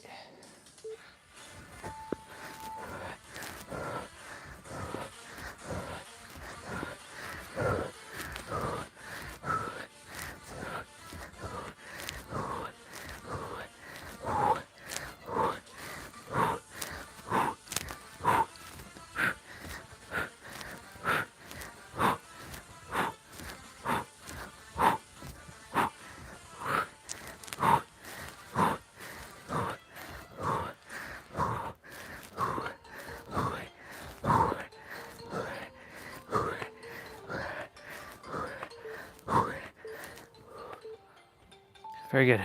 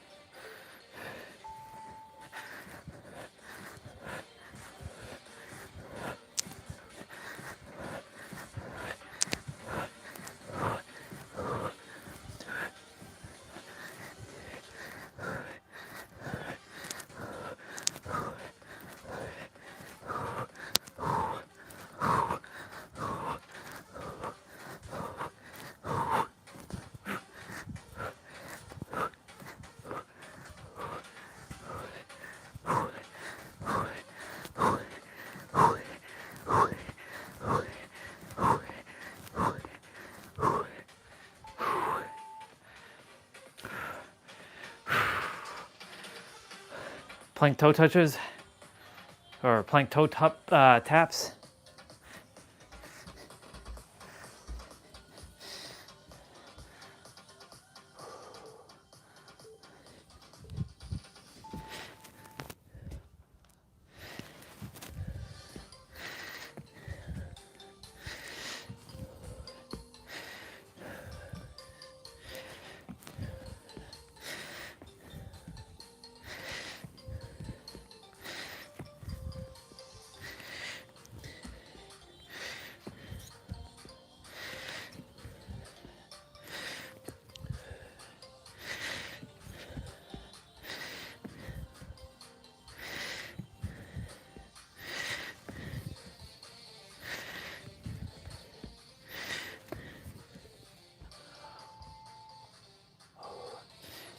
Spider crunches.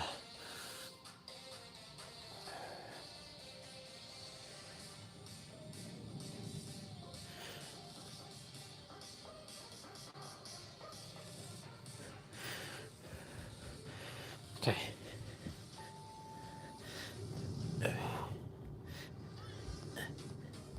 This is targeting your obliques. Your obliques is the side muscle here. So squeeze and contract.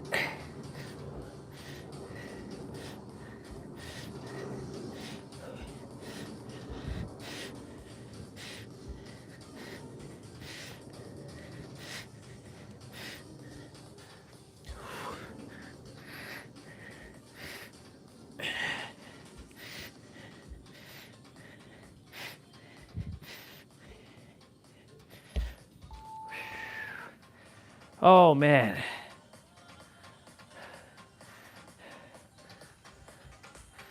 So 3x in and out squats.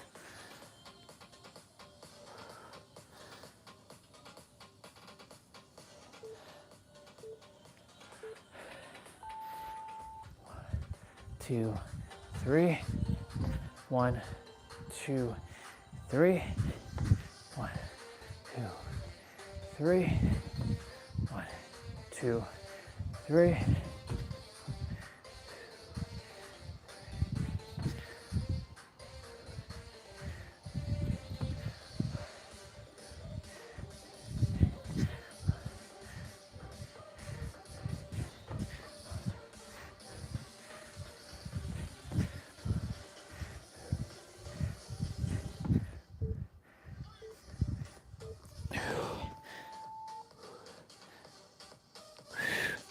All right, y'all, get ready.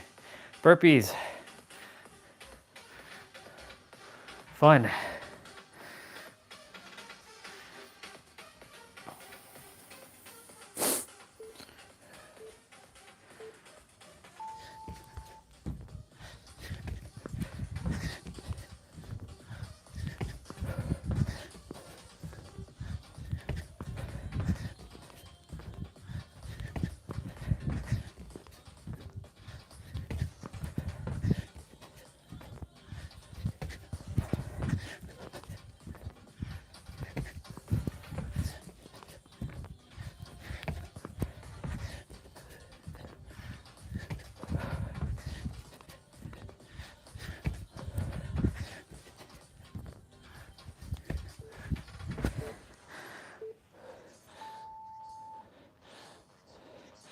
Okay.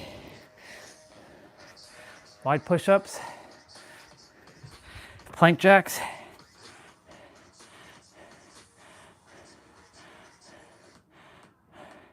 monster burpees.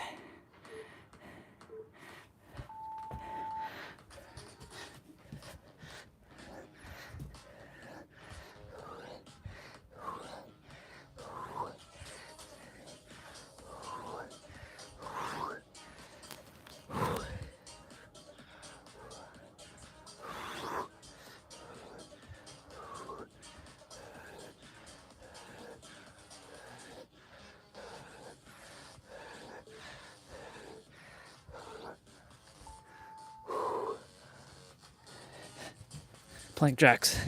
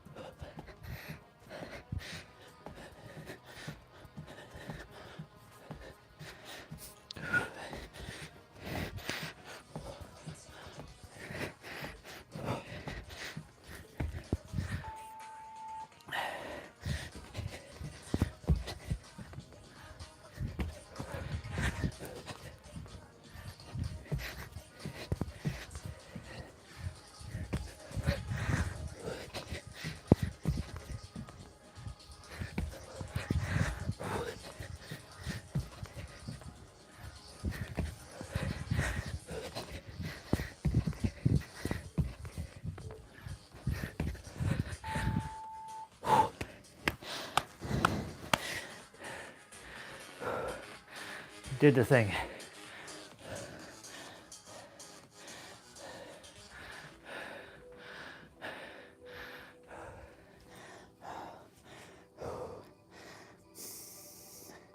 Good job, y'all.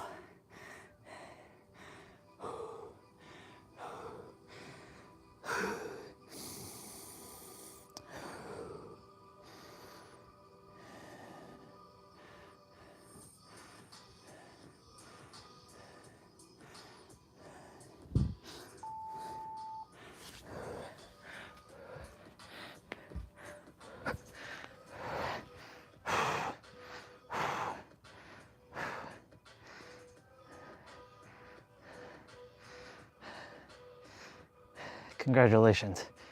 We did the thing, y'all.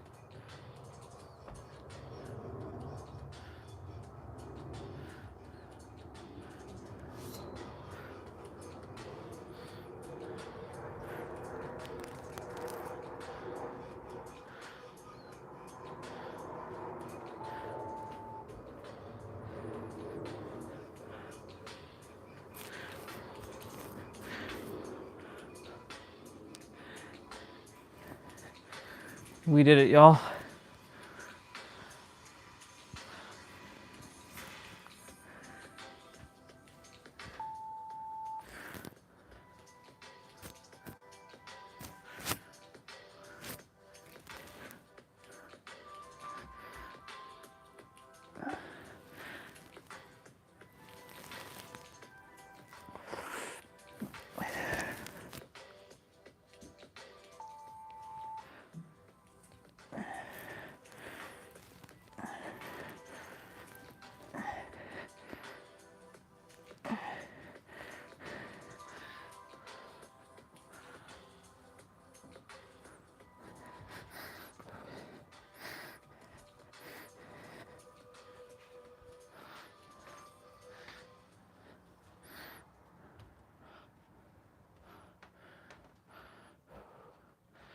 Whew. 4:30.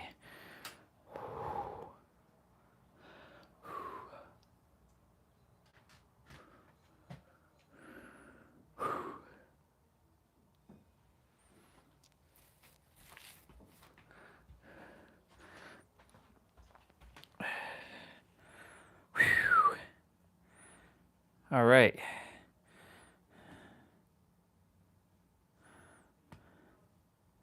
Wait, I haven't done this one before? I hadn't done this before? Okay, well that's a next week one.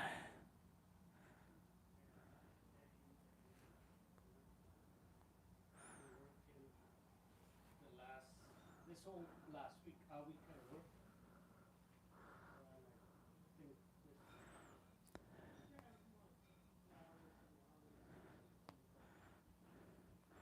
Dad's friend's over.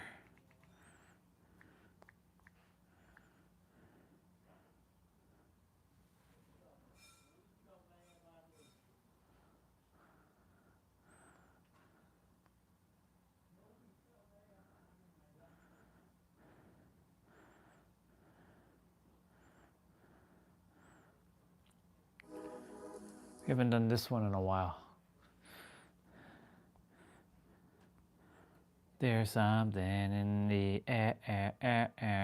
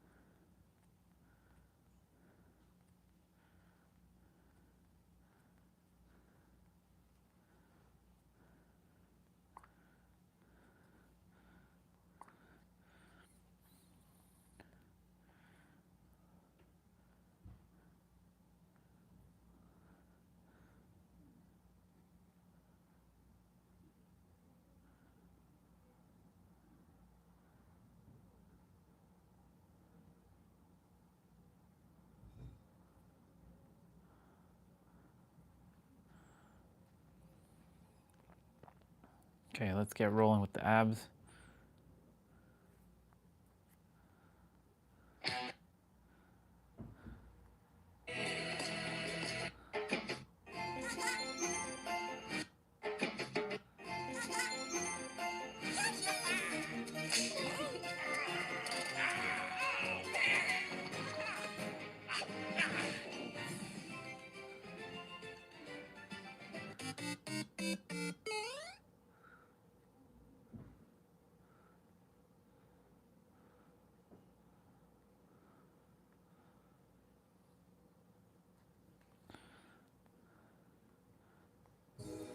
All right, let's go.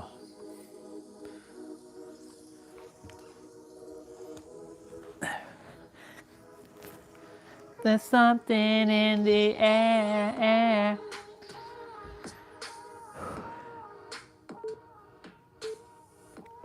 Double leg raises, which is just basically leg raises. He's doing slow and controlled.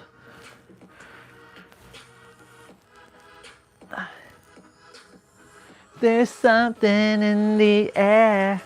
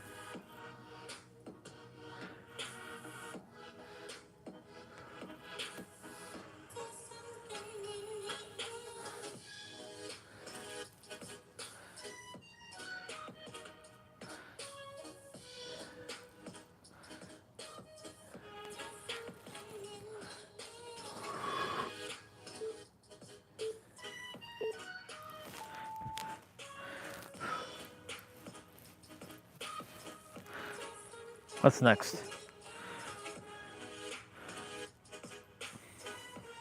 We're still on our elbows here.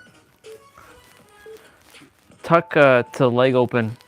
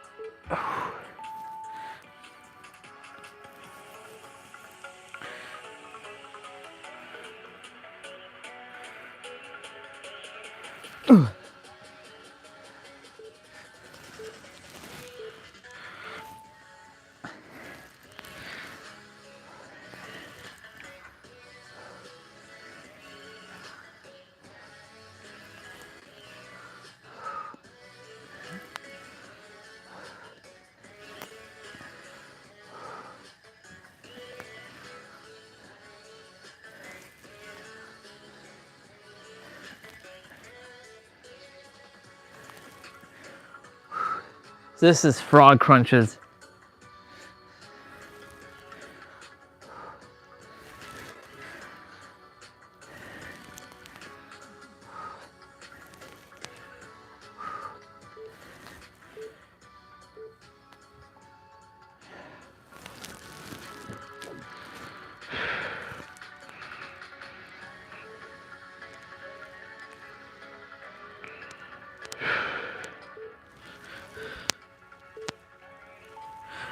Extend leg, open to close.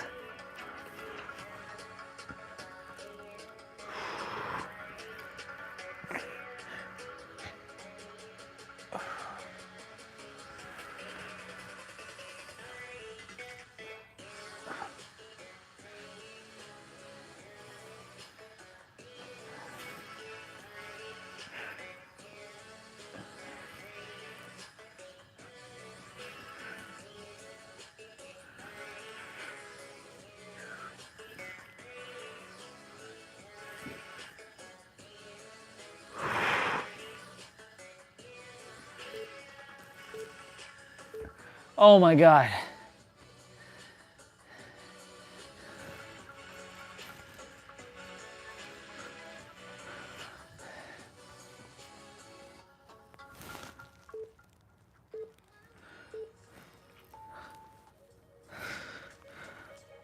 Oh.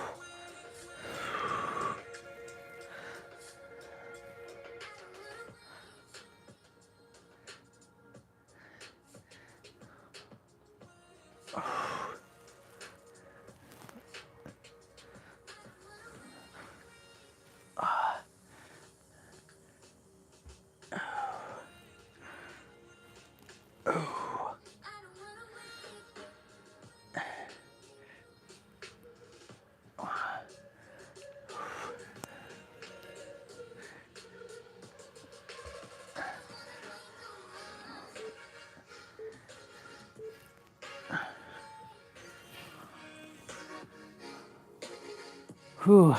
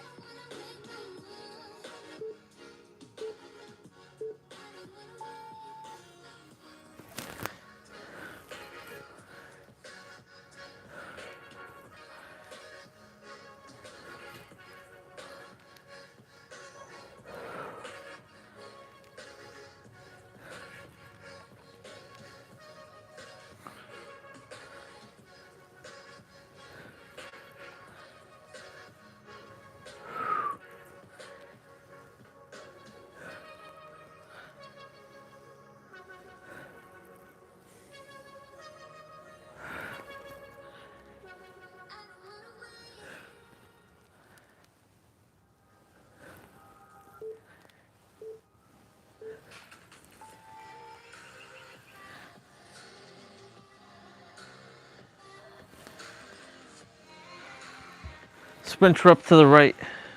So you're going to be bringing your left foot up. Normally we do both sides, but we're doing one side at a time.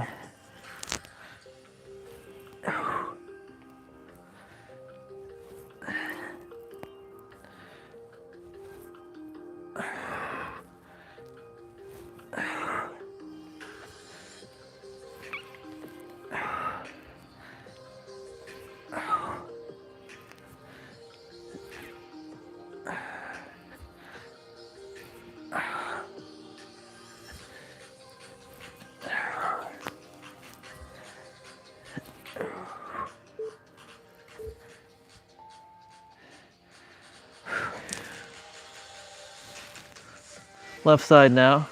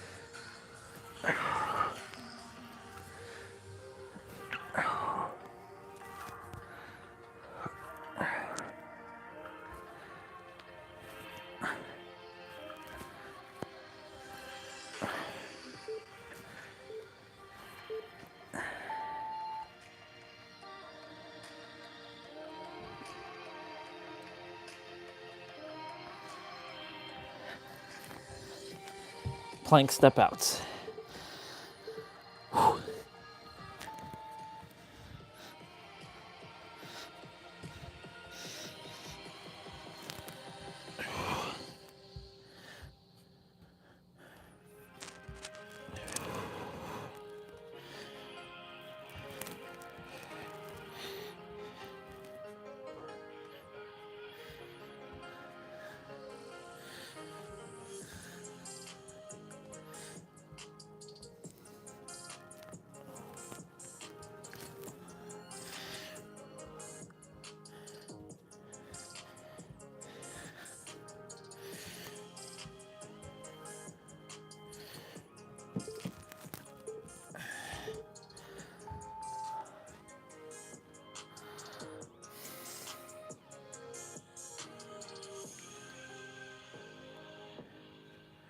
One more. Plank climbers.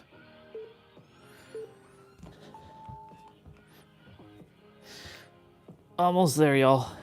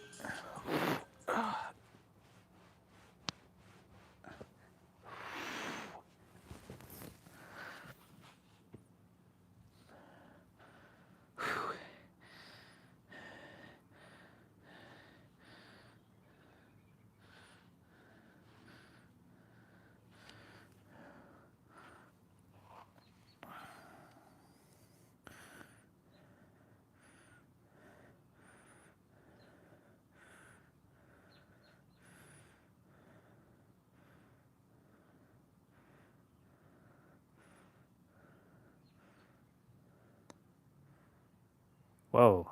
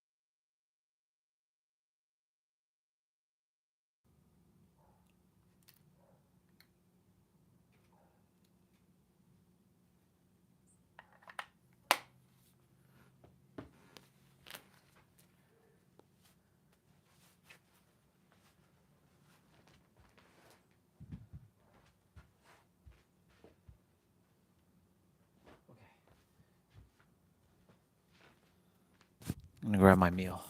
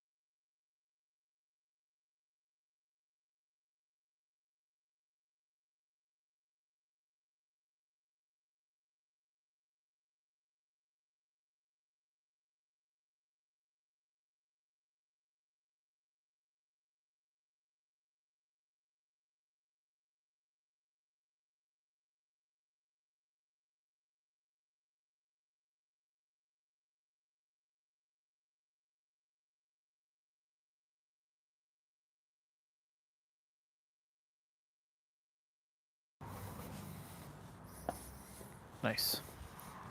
It's getting back to normal.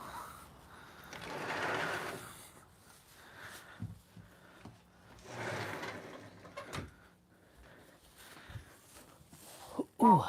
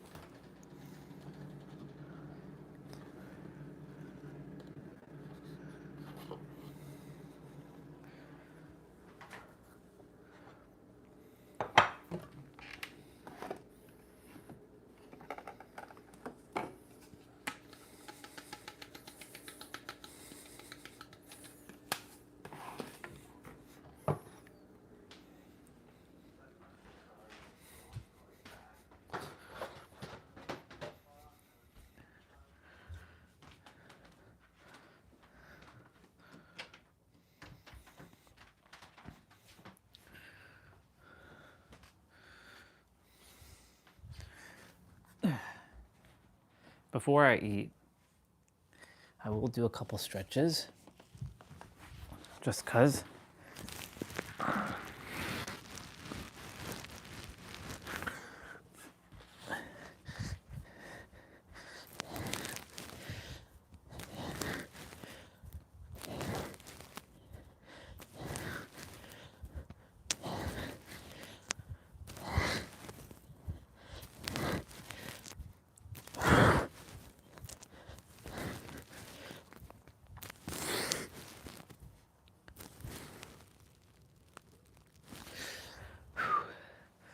Awesome. Let's put these back on for a moment.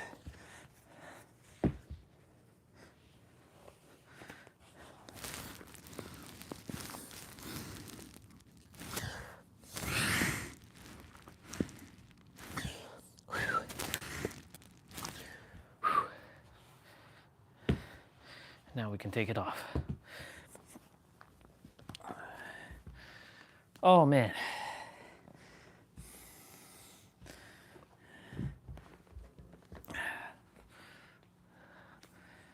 All right.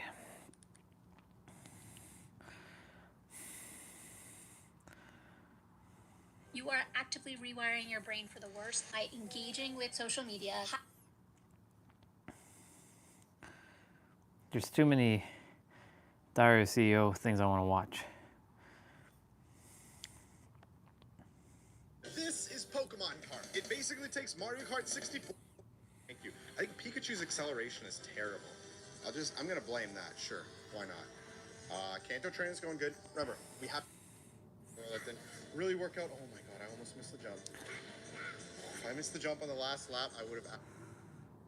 That's too funny.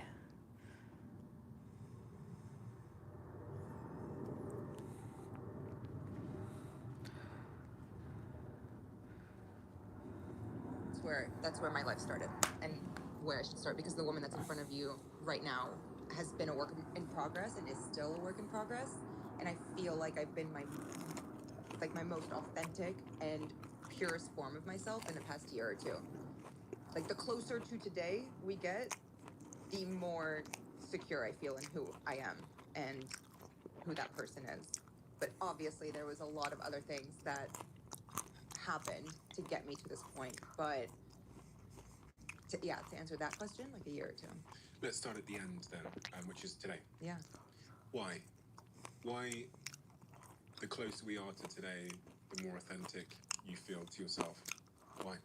I'm going after the things I actually want, and I'm growing into my confidence, and the self-assurance that I've gained from doing the things I love and accomplishing my goals has formed who I am, and it feels really good, and it feels very validating, and it's just... You don't need the validation though. Clicked before, and they always say like, oh, the confidence is the key to everything. Confidence will unlock everything for you, and I never really understood that, because it's like, okay, where the fuck does the confidence come from? How do you just simply get confident? And I have grown to realize that confidence comes from just accomplishing things that you want to accomplish and being proud of yourself, and that pride makes you feel confident. Like, I feel confident even when I mess up now, whereas if I messed up 5, 6, 10 years ago, it would send me into a pit of shame, a really unhealthy, just downward spiral that would get me nowhere. Did you ever imagine being here? Did you ever imagine being in the state you currently are today? Happiness, confidence, etc., etc. And I don't want to put words in your mouth there in terms of the word happiness, but the place you are today, over the last 10 years, did you imagine you would get to this point? Or did this seem unimaginable? It seemed unimaginable for a while, but my mental health was also not as strong as it is today. There was a lot of periods in my life where I couldn't see past 48 hours, let alone 10 years. It was very day-to-day for a while, and I think that's why I'm so confident, because right now, if you ask me what I can see in 10 years, I feel like I can answer that. I know what I want. I know what my goals are and what I want to accomplish. So, yeah. Even in interviews 5 years ago, when they would ask me, where do you see yourself in 5 years? I would always say, I have no fucking clue. I don't know where I see myself next week. And what changed? Taking risks, honestly. Just taking a few risks here and there and seeing them play out for the better, and learning from my mistakes and learning what I want, and saying no to a lot of things to get to what I want, like job opportunities and things that didn't really align with what I thought I wanted in a year or two or 5 years or even 10 years, as like my confidence started to grow and I started to actually see life plans for myself. Taking risks and walking away from those risks, either having them play out for the better or learning from the mistakes and learning, oh, this didn't work. This is what I need to do next time. Oh, this didn't work. I crossed my own, I crossed a boundary of mine and now I don't feel good. Now I know this is past where I should be pushing myself. A lot of trial and error. Confidence. Confidence is a through line throughout your story. Take me back to your earliest memories of lacking in confidence. Yeah.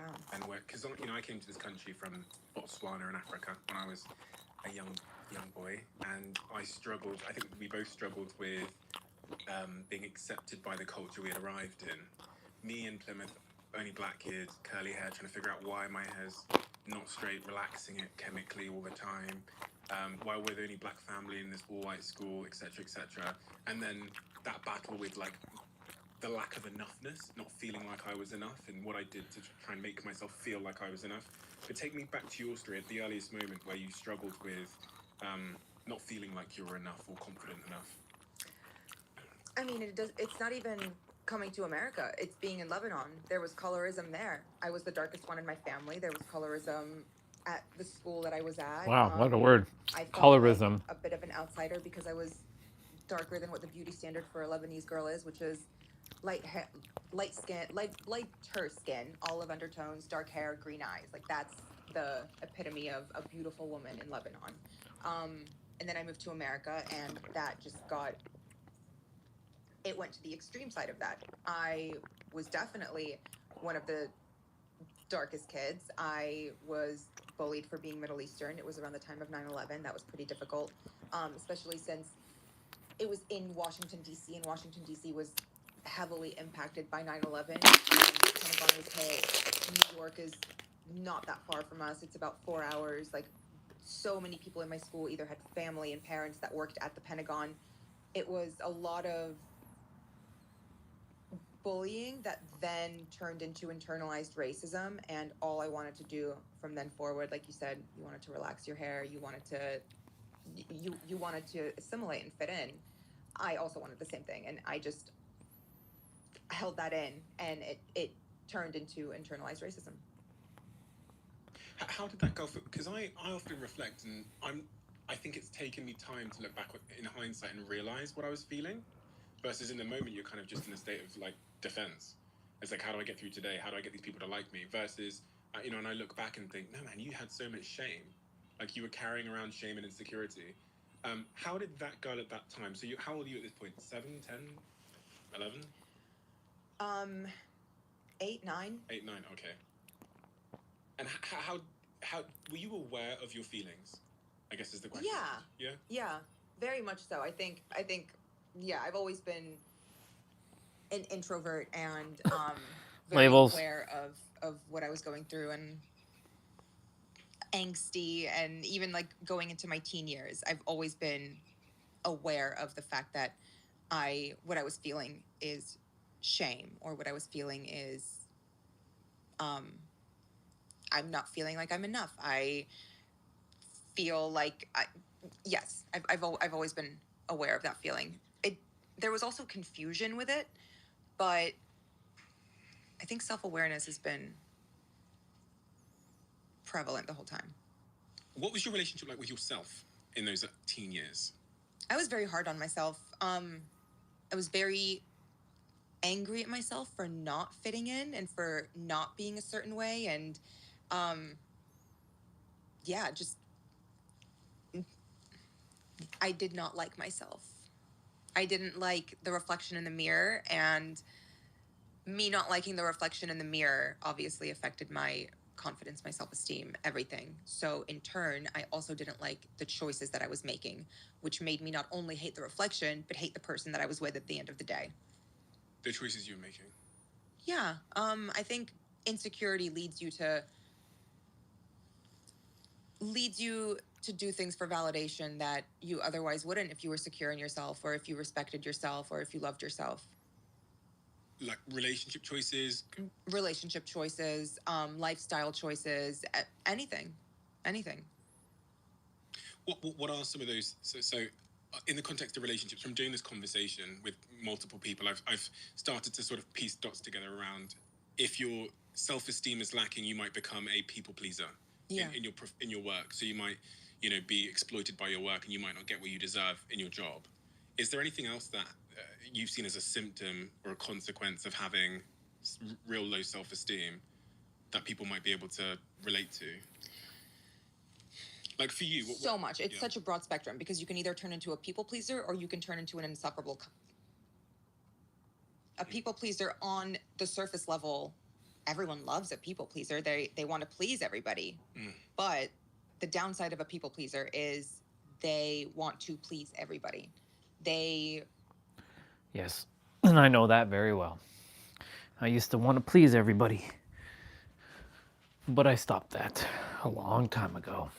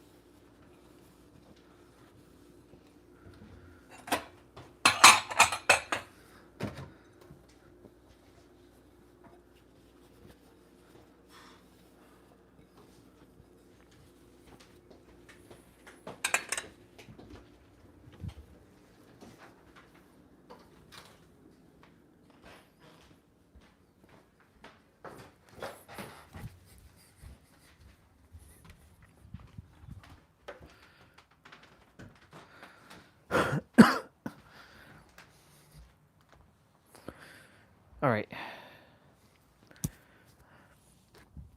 I am going to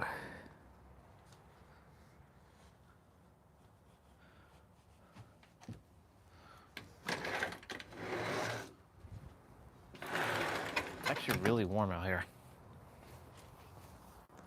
There's no wind. Warm.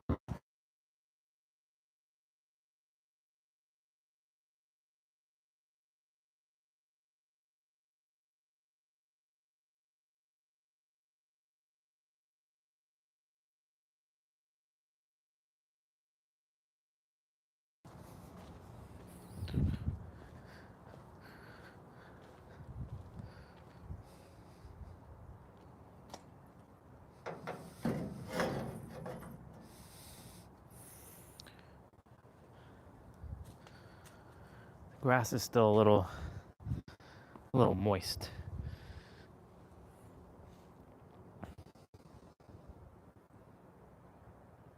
Well, we're already back at it for the season.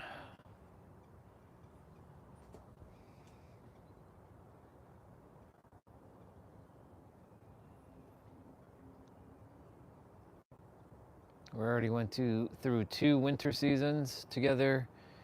Now we're going through 2 spring seasons together, but no 2 falls or 2 summer.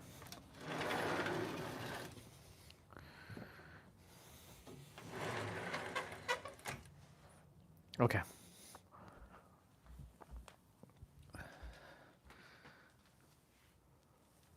My eyes are currently blinded.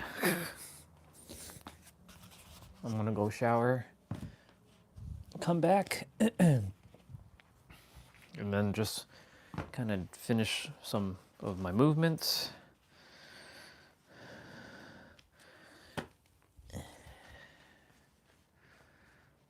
Thinking what to put on for you all.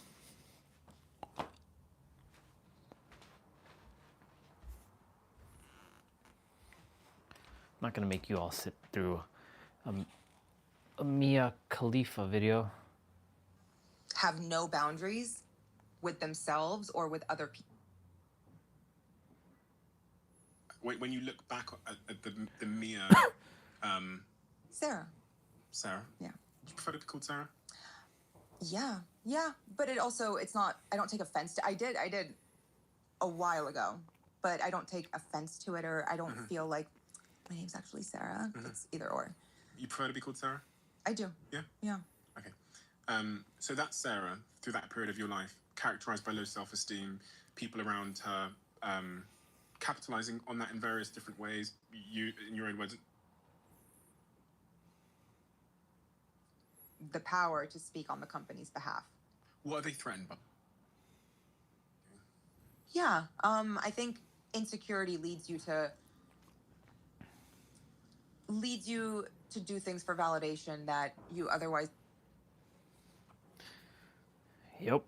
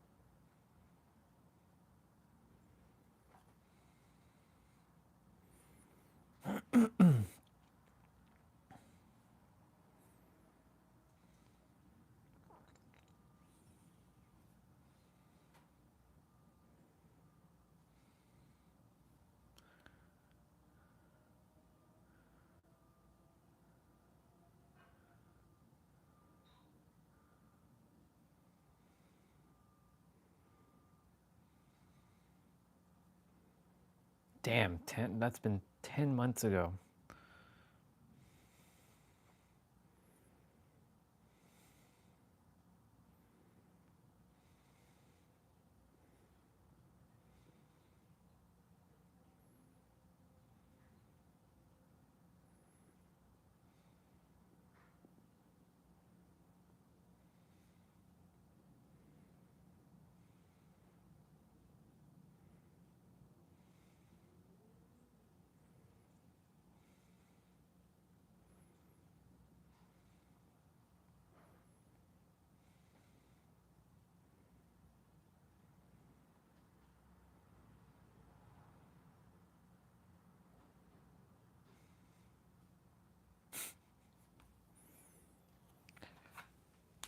I want to check something.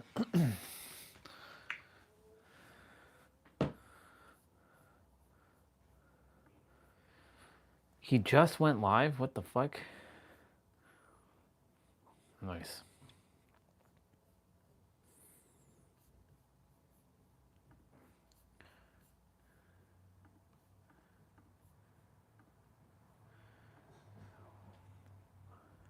Let's see where Mr. Neo is in terms of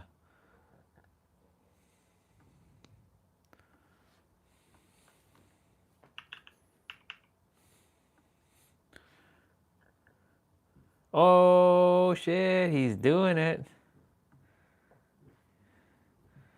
Oh shit, he's close. Oh nice. Dude be smashing it. Let's fucking go. Let's go, dude. He hasn't streamed though in a couple days. Oh, he was playing Resident Evil? Nice.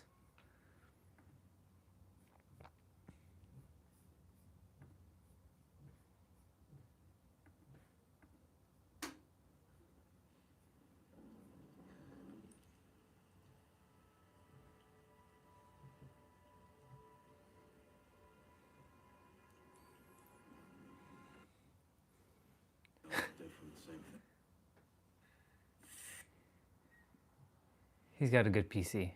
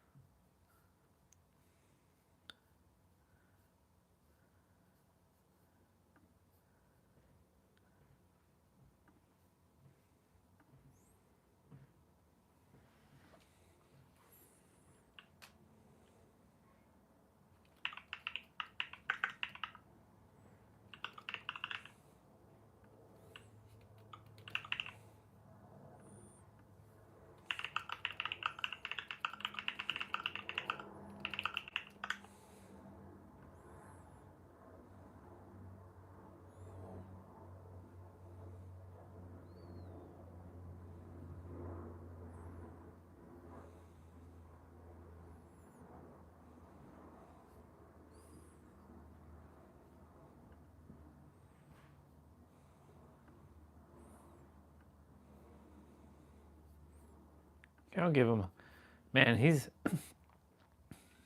doing good. He's doing good. Look at him. He's doing good. Oh, he's playing Fortnite? Wow. Give this dude a like.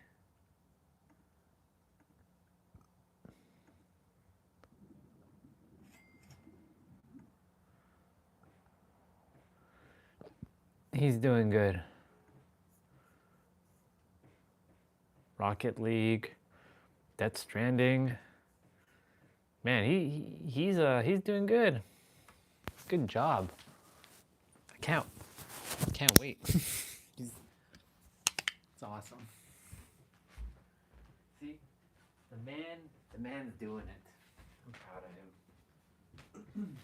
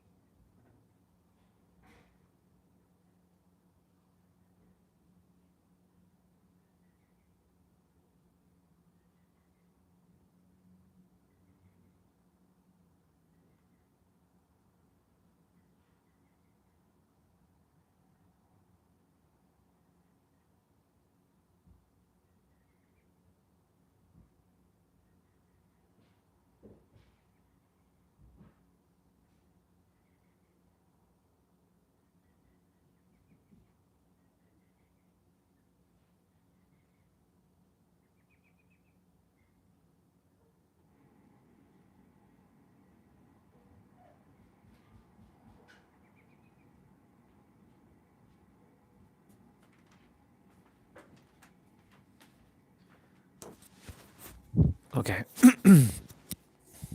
I'm really, really, really proud of this guy. He did it. I'm gonna support him. No wonder this shit. I was like, what the fuck's going on here? I think my thing crashed.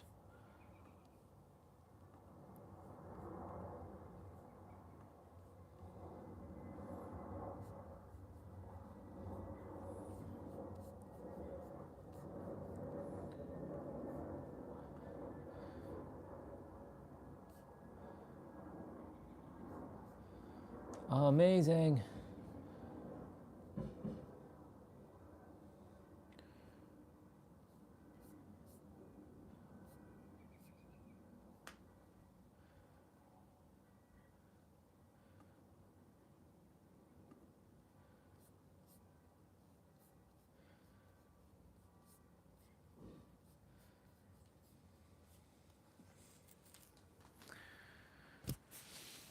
Okay.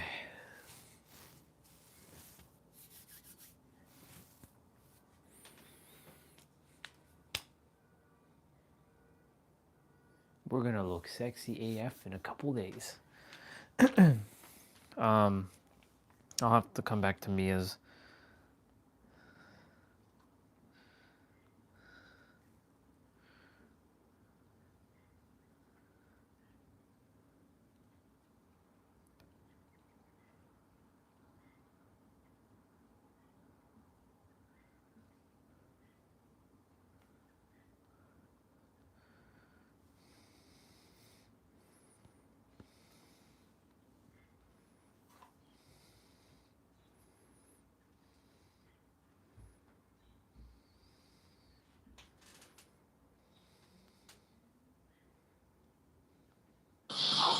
This difficult dog isn't.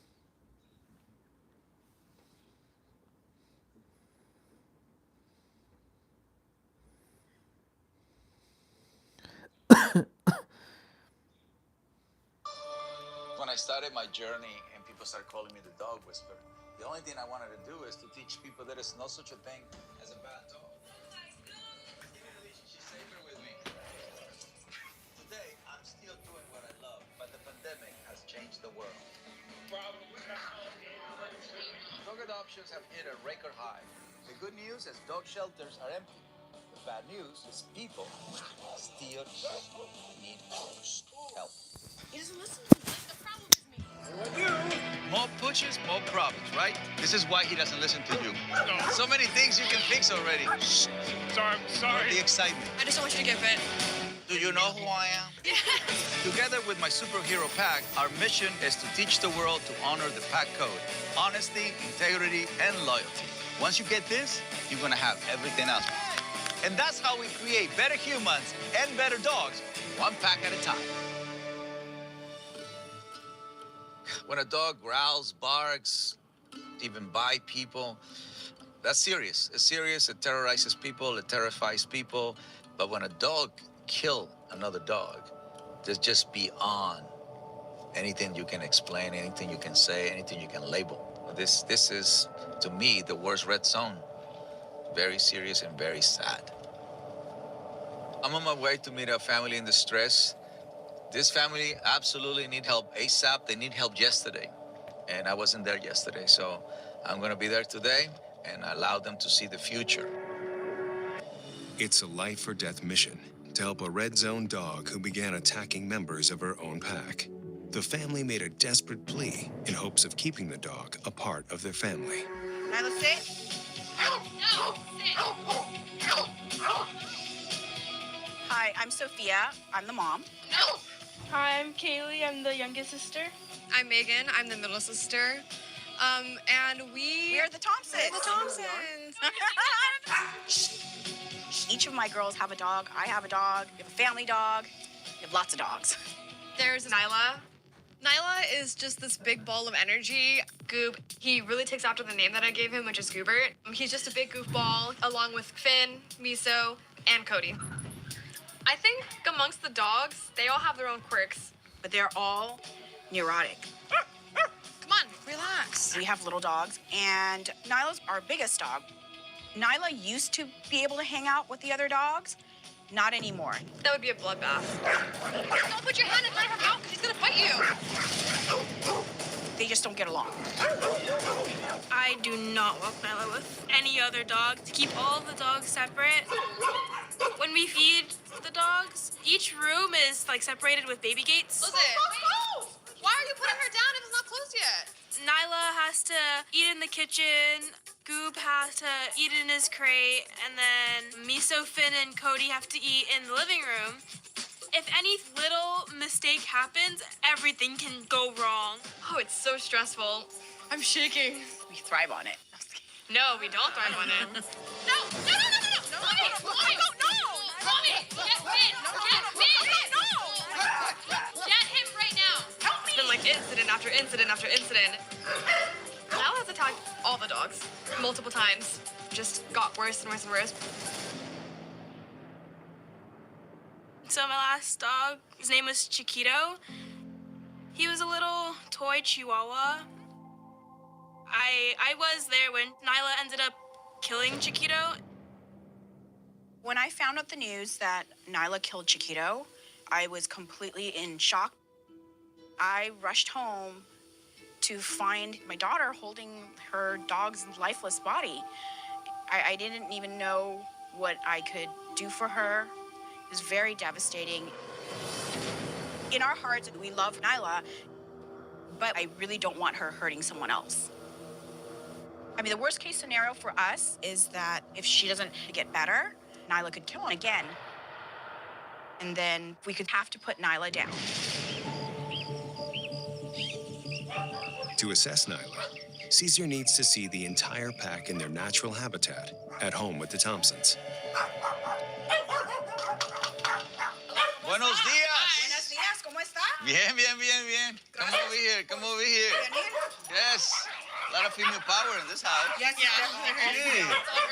Oh, gee, I grew up with 3 sisters. Go inside. You guys are like the Kardashians. Oh, wow. Now, You guys have a very chaotic environment. and that's what we don't want. That's what It's what we have, exactly. Yeah. I see worry faces all along, all the 3 ladies. The whole body language is, concern and worry because they're frustrated because they've been living this way for a long time. So you got a layer of worry, a little bit of frustration, a layer of feeling guilty. So can you tell me about the dog that got killed? What was his name? Chiquito. Chiquito. Yeah, You would have loved him. He was so cute. Oh my god. He's the cutest chihuahua. He was also very quiet. Yeah, just like her. He was Yeah. just very like her. What happened was they were eating, and we usually separate them when they're eating. My dog Chiquito, he slipped through the gate and he went towards Nyla's food, and then Nyla just like snapped at him, and she let go pretty quickly, but she did puncture him, and he just passed away. Sorry to hear that. Chiquito, he was the sweetest dog anybody will ever meet. It's like the one dog that meant so much to me because typically dogs don't like me. So it was refreshing to have one dog who like adored me, and just seeing him pass away like that it's very traumatizing. Here's a video from the other day. We caught it on the security cameras. So that's Nyla in the front right there, and that's my mom. It's, ooh, That's Miso right there on the leash. She actually, attacked Miso. Ooh, ooh, ooh. Okay, ooh. That's me right there. This is pretty bad. Wow. One fatal attack is bad enough, but now this is a pattern of violence. This family is already carrying a lot of guilt. If Nyla kills again, they might put her down, and that will crush them. And I can't let that happen. You want to meet Nyla right now? Yeah, I would like to You want see to meet her out here? Yeah. On you. Yeah, upstairs. Go. You ever see me smiling and making jokes? It's because it's very serious. And I'm looking at Sophia just completely shrinking and becoming a rock. Come here. Nyla. Just open the door. Just let him meet her. Are you sure? Yes, just open the door. Okay, Nyla. That's rude. Her, just going through you. Oh, yeah, no, I know. I hate that. Yeah, There you go. Oh, wow. When I saw Caesar correct her behavior, that was like, wow, it actually can happen. Wonder if we can do it. Right now, I have a lot of anxiety because I don't know what she's gonna do. But she looks so happy and calm.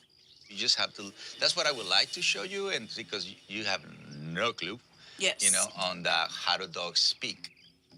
Because the way she was barking, she was happy. But you have to learn to recognize that, so you nurture that and you trust that. Remember, she's a hound. She's gonna pick up on a scent. She's gonna alert always, and then woo, woo, woo, woo, woo. Yeah, that's what she's doing right now. She's sniffing. Okay. You understand? But she's using her nose.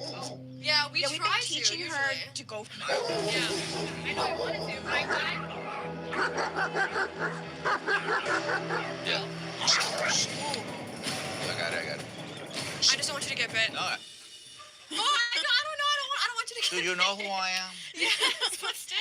Okay. Scary. So right now she was entering into a fight mode. That's what we gotta take care of.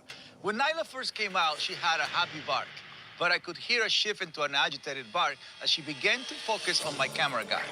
I could tell she was about to bite, so I immediately needed to snap her out of it. All right. So maybe we don't bring my girl right now, but I want to see your skills on walking the other dogs. I want to see you guys in action. Put Nala in the kitchen. Yep. Come on, let's go. BRB. I want to see the dogs on the walk because it gives me a way more insight about the whole family. Nyla can be walked safely with the other dogs, so we're going to leave her at home. Who's the best cook? Because that's what I work for. I work for food. How the dogs behave outside, how much of connection, communication. Go back in. Wait. Yeah. Come here. That's going to tell me the skills they have. So when was the last time Nyla did this parade? With all of them? Yeah. Not for a long time. Like how long? Like Like years. 2 to 3 years, maybe? Years? Yeah, we can't. We can't, because what happens is Nyla lunges at bicycles. So it's very stressful walking her. Come on.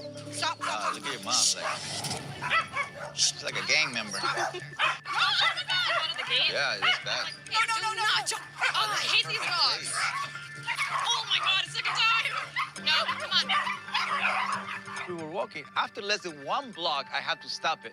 This is way too out of control. Somebody's gonna get bit or pull in front of a moving car. All right, that's it. You know, the Thompsons called me for Nyla, but the problem is much bigger. All of this chaos, including Nyla's aggression, is in response to the Thompsons' frantic communication and nervous energy. 1 dog is already dead. If something doesn't change, it's not if, but when Nyla will kill again. I got you. The next day, Sophia, Megan, and Kaylee arrive at the ranch Welcome to the Dog Psychology Center. for their first day of work with Nyla and the rest of the pack. Whenever you're ready, Andre. We're gonna put him in there with my pack. I'm gonna use my pack to test how the Thompson dogs behave up close with new dogs. I spent years training my pack how to safely be around aggressive animals so they'll never be in harm's way. We know Nyla's have the most serious issues, so I want to start with her first. Andre, you come up and supervise, okay? Here, baby. She has to be super calm. See, this is really good, going all the way to a calm surrender state. Ready. Breathe. All right. By Nyla not showing any aggression, she's telling me she's comfortable with my pack. I'm going to let her in, but I'll keep her on a short leash. I was extremely nervous. I was just scared that Nyla would attack one of them. I didn't trust her at all.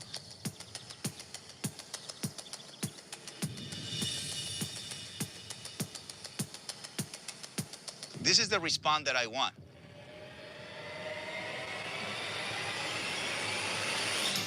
Woohoo!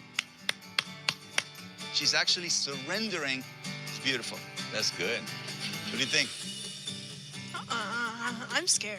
You're scared? Yeah, your whole family is scared. Your last name right now is Fear. That was very interesting. I didn't see any aggression from Nyla, even though she's the one who's supposed to be on a hair trigger. Now I want to see the other 4 dogs react to my pack without Nyla around. it looks like. Goop is very chaotic, very frantic. Goob, the beagle mix, doesn't have Nyla's history of violence, but now he's showing overexcited aggression. Caesar splits him off to see how he reacts to the pack first. Hey. Close the door. Hey. Yeah. So if he goes, we have to address it and let him know that that's not allowed. So these guys, on the other hand, this is like your cheerleaders. Yeah. That's pretty much all they're doing. Because watch what happens when they're in there. They mean no harm. Come on, come on. So what happened right now, why I let these guys go? Because these guys are just, they're just imitating what's happening in your house. Yeah, because they're fine. I've never seen them like this.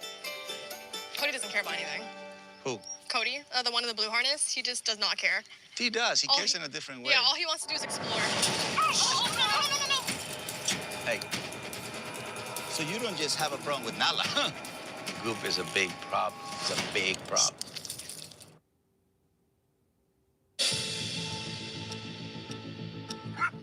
I can tell the Goop is a frantic, aggressive type. Hey, he sees the family is nervous, and he tries to protect them by attacking any dog that approaches them. Hey, so you don't just have a problem with Nala. I don't think they realize that Goop is a big problem. It's a big problem. Goop can trigger the wrong energy. So a little dog can trigger a German Shepherd to retaliate, but they're gonna blame the German Shepherd because the German Shepherd is gonna punch harder. Yep. So I don't go and fight Mike Tyson. But right now, Nyla's responding way better than Goop. I've seen enough, and honestly, these two dogs shouldn't go back home today. Just taking a break from the family. Like, I would like to keep Nyla and Goop with me without you guys influencing. Mama, you be a good girl, okay? Not gonna lie, it made me really sad to leave Nyla behind. I know it's gonna be good for her. Like, that's not even a doubt in my head. But does it make me sad? Yeah, it does. Bye, ugly. Ciao, ladies. The next morning, Caesar begins his first exercise to address Nyla and Goop's aggression. Since Nyla attacked Chiquito months ago, she's largely lived separately from the other dogs, including Goop. This is the first time these guys have been together without a gate in months. To break this pattern, Caesar wants to forge a more trusting bond between the two animals. See that movement that you make, a little tense, and move back. They're still not trusting each other, because that's really the vibration that's in the house. They don't trust. I want to continue the shock factor, you know. This is what I'm doing. I'm letting my dogs run in all at once before Nala and Goop can get comfortable with them. We're gonna see if the reaction, how are they gonna feel. It's a wave of dogs coming to shock them in a good, healthy way. I want them to depend to each other. I want to see, we're not familiar to this dog, so let's just work together. Look at Nyla. She's just chill, relax. That's really good. Although Nyla is at ease around the other dogs, Goob remains aloof. Let's get Goober in it. Goop has it all backwards. He deals with the stress of these new dogs by putting distance between them. That's a territorial behavior that leads to fights when his space is invaded. So I need to eliminate his territorial mindset and coax him closer to the rest of the pack.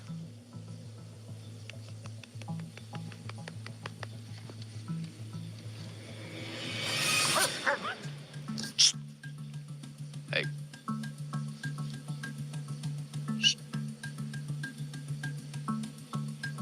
He got tense and he went into a little bit of moving them out of the picture with the bite.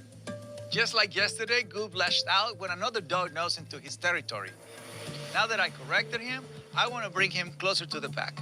Instead of finding comfort by claiming territory, I want him to find it in a familiar face. Nyla, so she's adjusting way quicker than this guy, so they can help each other with attention.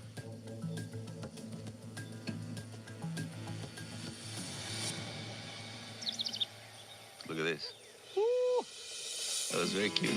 You can see that after he wasn't allowed to lash out, Goop looked to Nyla for comfort. I'll continue to keep eye on Goop's territorial impulses, but since Nyla feeds off his energy, a calmer Goop means a calmer Nyla. This is a huge first building block on the way to recovery. Look, they're drinking water together. Oh my God, that's the lady in the trunk right there. Working one-on-one with Caesar, Nyla and Goob quickly show huge improvements. But Caesar notices around the Thompsons, they behave very differently, feeding off the family's chaotic energy. Hey. To be safe enough to send Nyla back into the Thompson home, Caesar needs the family to address their issues head-on. Bring him in. What Goop and Nyla are doing right now is pretty spectacular. Can't wait. So I want you to breathe. I want you to relax. The Thompsons are caught in a vicious cycle. Their anxiety makes Nyla and Goop aggressive, which makes the whole family even more anxious. So I want to find out when the worry first began. So you guys are working together, but with a lot of fear.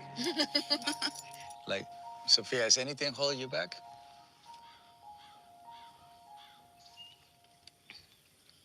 So, there was some domestic violence stuff going on when my ex was there and their dad. All the dogs saw the turmoil and all the chaos and the bad things that happened in the house. What happened to you? You get quieter? Or what goes through you? I don't know. I don't really express my emotion. But what do you feel inside? Even if it doesn't come out, you're still feeling it. I'm angry. Makes sense. Yeah. I know for Kaylee, she didn't have the physical abuse from him, but the verbal and the emotional was really bad. We all got these dogs because we all needed the emotional support. We used them as a crutch. The dogs were there for us. And when Chiquito passed, I didn't know how to deal with it. I just kind of put it aside. I didn't comfort her, or I didn't know how to say, I'm sorry, your dog passed. And it was at the hands of one of our other dogs. And that was something she loved so deeply. And all of us felt different emotions, and we pushed it all in because we want to be strong. We're really strong women. You felt that when you first came, and we are. We are. I almost even. pee on myself. So our family has gone through a lot. Yeah, a lot. Yeah. Thank you so much for sharing. It's just part of what I need to make sure that I get, so I know where you are. You know, I know that the dogs are sensing something. I just didn't know what it was. This is really the first time that the three of us have talked about it. But thanks for feeling safe with me. This pain goes so much deeper than I realize. I really understand that pain because I have my own dark times. But one thing that helped me go through it is my dogs. I always say dogs don't live in the past. They live in the present. It's people that live in the past. The Thompsons need to learn from their dogs and let go of that past. Caesar wants to keep Nyla and Goob overnight again to make sure they don't backtrack. And the next day, Sophia's back for a one-on-one session. Welcome back. Thank you. To the ranch. I have a few surprises for you. Okay. I got the call from Caesar that I'm supposed to come by myself to the DPC, and I don't know what to expect. So I'm definitely very anxious and nervous about today. Today is a very important day. It's Sophia's day. I'm a single dad as well. I take care of my boys. And a lot of times when we are the single parent, all the load lays on us. Yes. And sometimes we need a little bit of help. You know what I mean? I felt that I needed to show you all the stuff that you're missing, such as the calmness. I wanted to invite her today because as a single mom, she's the pack leader. But right now, she's an anxious pack leader. The girls and dogs are queuing off of her energy. Caesar wants to see how calm the dogs can remain when Sophia's in their presence once more. Atta girl, atta girl. Oh my God, I didn't even know it was my dog. Then you're gonna go right there in the middle, okay? Caesar has put so much time in. You see it? What a change. Yeah. The most important thing is to be calm. Have to be very aware of myself and how calm I am, because if I'm anxious, tense, it can undo all that progress. Remember, stay calm. It's all about calmness. If you're nervous about it, they feel it. Okay. That's correction.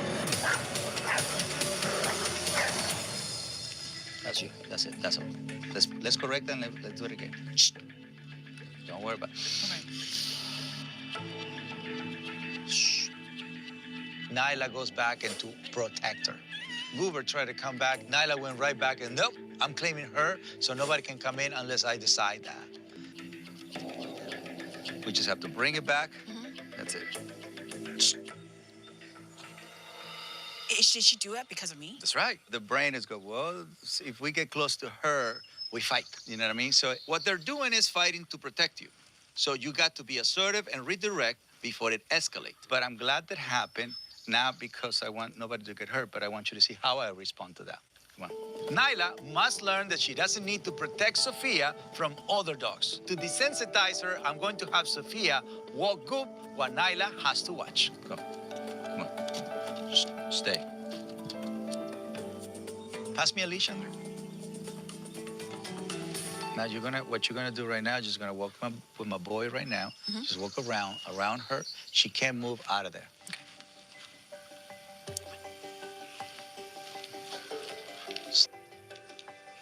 Stay.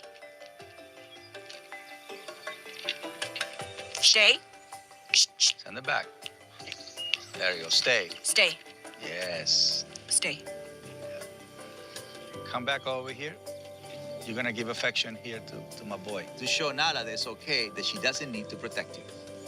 Drop the leash, then come here and give him affection. That's your mom, dude. That's right.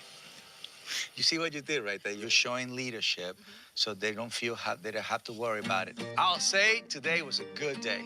Goop showed no aggression. Nyla had one setback, but she ended up in a great note.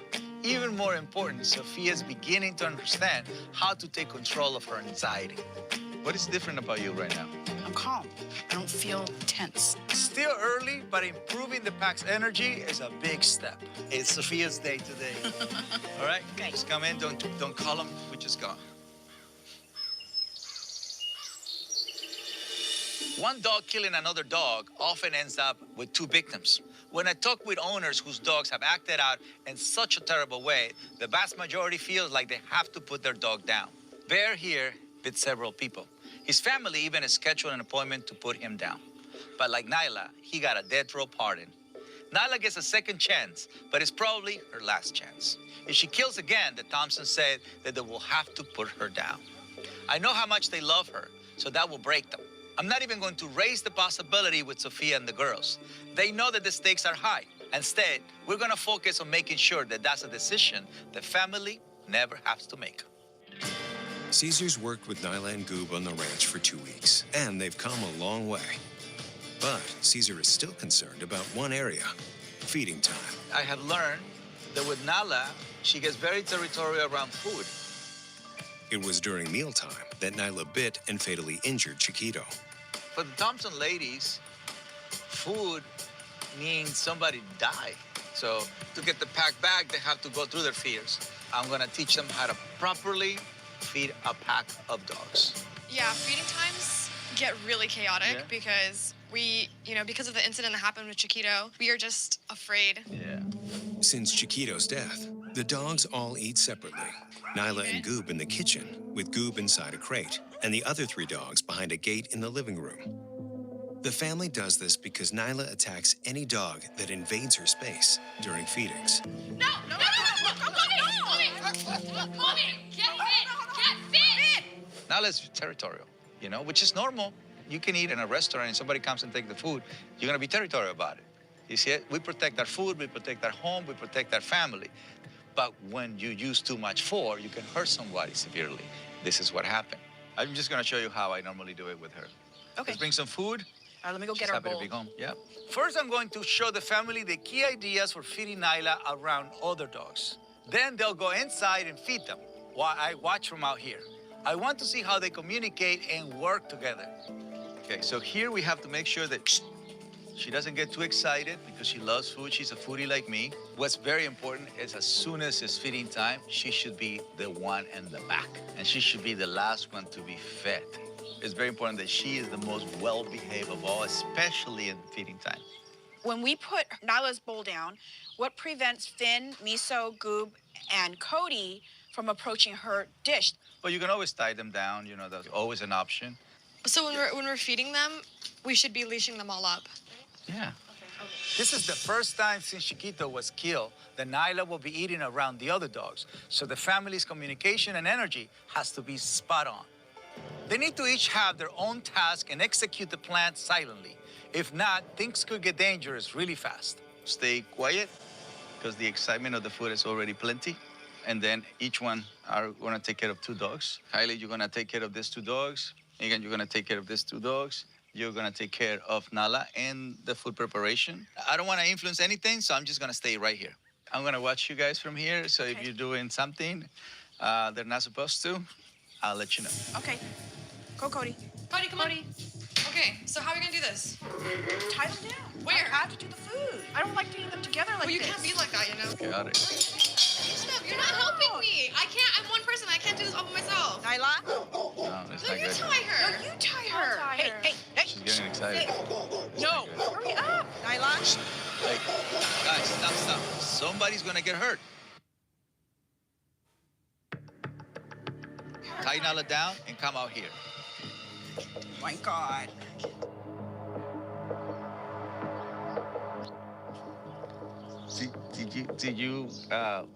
Did you understand what you did in there? Did you saw how you guys were It communicating? was a little Like chaotic. this. Yes. It was this. Yeah, it was just like a lot of talking over each other, and This is, you know what I mean? It's just really fast. It's really chaotic. it gives me anxiety when my mom's yelling at me. Yeah. And I'm very anxious because nobody's doing what they're supposed to do. They didn't do the 2 most important things I told them. They need to talk less, and when they do, speak in a calm way. And they need to stick to the plan who's feeding which dog so there is less chaos in the moment. Right? Let's do it. Can we try it again? Okay. Yeah. Let's go. Back though, a little bit. 'Cause Way better. See the difference already? Yeah. I don't know. I'm still kind of anxious. Yeah, listen, deal with your anxiety. It's not coming out as a sound.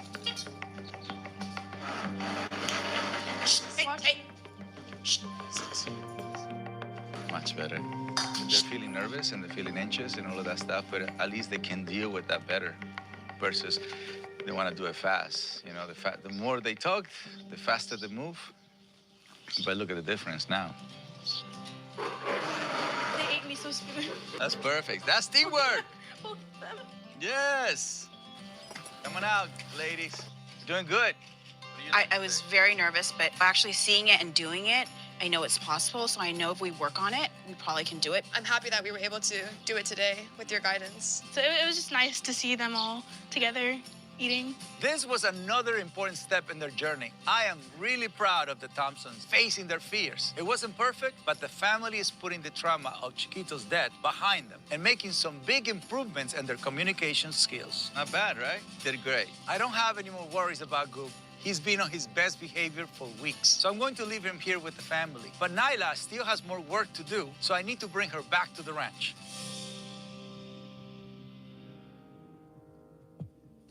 For over 2 weeks, Caesar worked with Nyla to eliminate the last remnants of her aggressive impulses. You gotta block her. Hey. There you go. All right. We're probably gonna go a little bit faster. Let's go, girl. This is good for you. We do this every day. This is good for you. The work paid off. Now she's consistently calm and comfortable around Caesar and his other animals. Look us changing! Look us changing! Come on, that doesn't warm your heart. However, the question is how she will behave when she is once again around the Thompsons. If they don't improve their energy and communication, it could send Nyla right back to square one. This is ranch life. So the purpose of the next activity is just to continue trusting our dogs. And more than anything is for you girls to practice the calmness. Hopefully you grab all this memory that I'm giving you. The ladies show calm communication during the feeding exercise and their home. But I want to see if they can bring those skills outside where there are a lot more distractions and potential triggers. So we're going to go in there. See, those are going to be your neighbors. My barnyard pack are my best partners in teaching and reinforcing good behavior. These animals are experts in handling unruly dogs. This is Marty. Every animal here is rescued. You know, they know how to stay calm, and my team and I always make sure they're totally safe.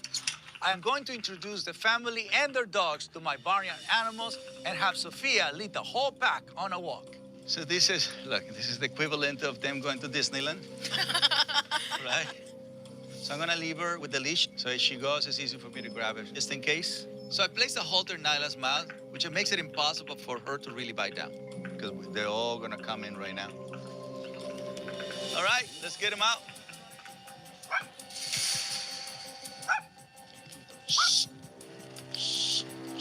That's good. If they want to go that way. Hey, hey. No. Hey. No. All right, sorry. Hey. Hey. There you go. So if you're going to say no, it's best to do something about it. Okay. Hey. What they're doing is protecting, creating a space, right? But then you have to tell them, listen, don't worry about it. We got this. Yeah, we got this. We have to tell them, hey, we're fine. Don't worry about it. Don't worry about it. Just keep going. Yes, that's right. We're gonna gather them and go and walk in that direction. All right? We're gonna go just one round. Lead the pack, ma'am. I'll follow you. Cat, you guys keep eye on everything. If he doesn't like move forward, you can just tap him. Yep. Keep moving forward. Oh, hey. Hey. Very good. Hey.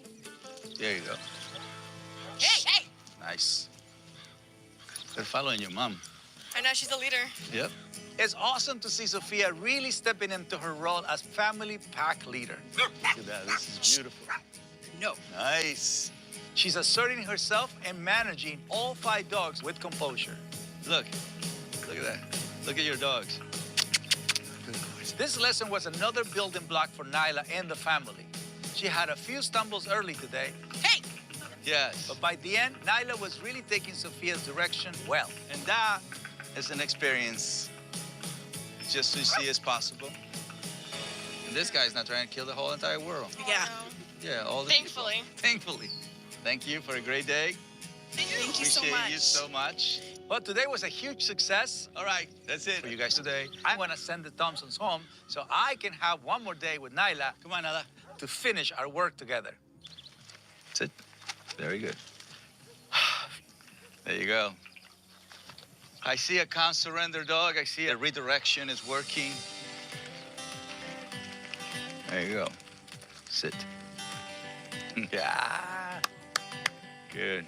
So the safety, the peace, and the calmness that this state of mind brings, that's beautiful. Now she has a better chance to actually go up there and stay in their home.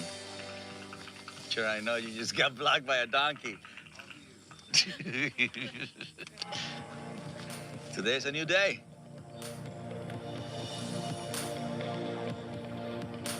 After 4 long weeks at the ranch, Caesar has transformed Nyla.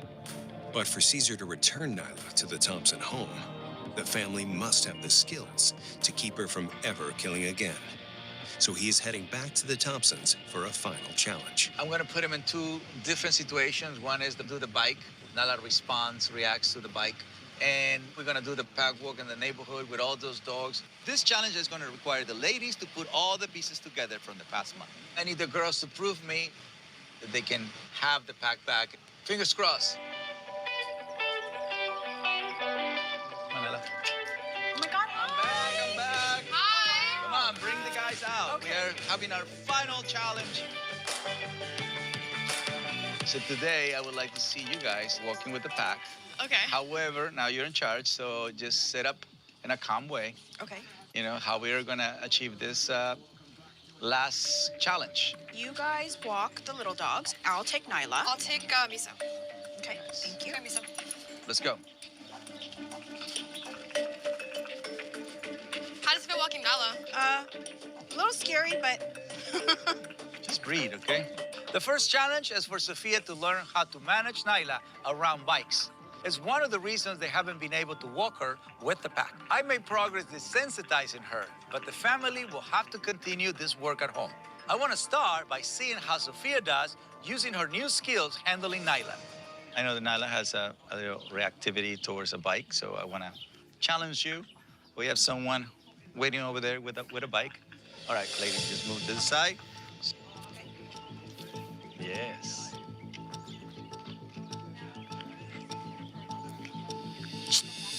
All right, Sebastian. Oh, shit. Oh, my God. Okay, here. Scared me. Sophia's fear and tension is triggering Nyla as much as the bike is.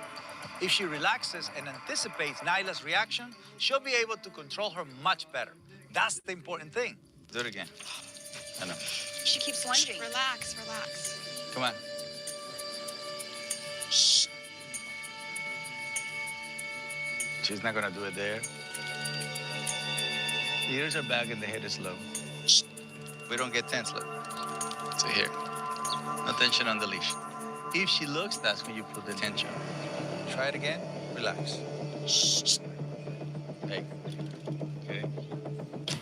He told me to keep the leash loose, and as soon as I see her ears going forward, to correct her. That was good. Yep. One more time. We got Sophia in the zone. Shh. Right there. So I saw the bike, correct her, and finally, That's good. Yeah. it worked. Being able to control Nyla with that bike situation, which is my biggest fear, gives me hope that I can definitely face the other fears I have, which are less significant than this one. Yeah. Come on. Now the family must control their pack on a walk around the neighborhood, a final test of all the skills they've learned over the last 4 weeks. Sophia hasn't walked Nyla with the other dogs in over 2 years. So this is a huge moment for the family and the whole pack. I'm feeling very nervous. I know we're coming up towards some houses with some crazy dogs. I don't know how Nyla's going to react. So I keep telling myself to breathe. Slow down, slow down.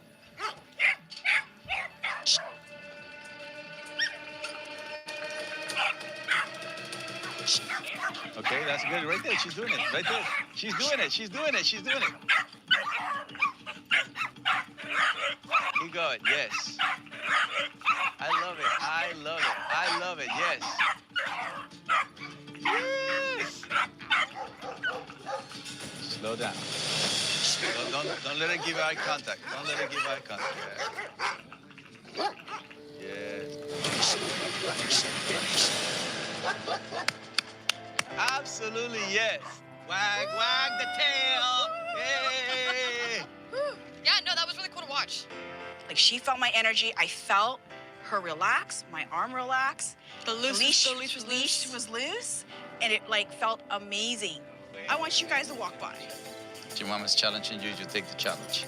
I wanted to cry. It felt so good to have all my dogs all together. Beautiful movement. Beautiful, beautiful. Yes. After today, I do not have a fear of walking Nyla. Quicker. Boom. Show what the quiet girl can do. That's a perfect state of mind. If Nyla were to attack another one of our dogs, we would not only be losing the dog that she hurt, but we would have to put her down. But now that Caesar came along and helped us, she can be able to stay in the house. We love her very much. She's a great companion. She's a great dog. So I'm really happy and proud of her. Oh, crap. Kayla, you really just killed that. Yeah, you just did. That was just so easy I'm for you. the best. She's the dog whisperer. She's the dog whisperer. She's the quiet. I'm coming for your job now. Oh, shit! That's too much. There is times where I know that the family has a lot on their shoulders. This is one of those families. Now you're managing a pack with calm confidence. This family has grief. This family has pain. This family has confusion. So I'm very mindful of that. You know, I'm not just rehabilitating a dog that is aggressive and a dog that is frantic. I'm taking in consideration all those layers of emotions. Your dogs are doing incredible. I'm about to throw a party right now. This is one of those special cases that I did a lot of praying, a lot of praying. But it couldn't gotten any better than this. It's just perfect. It's just perfection. My goal was to reunite the family, and so it went really well. The Thompson family did it! Face their fear! I don't know if they're in this specific version. I'm gonna guess not if there's no field FS file. But that wouldn't be necessary for the disc 1 demo anyway. So Oh. it might not be a problem.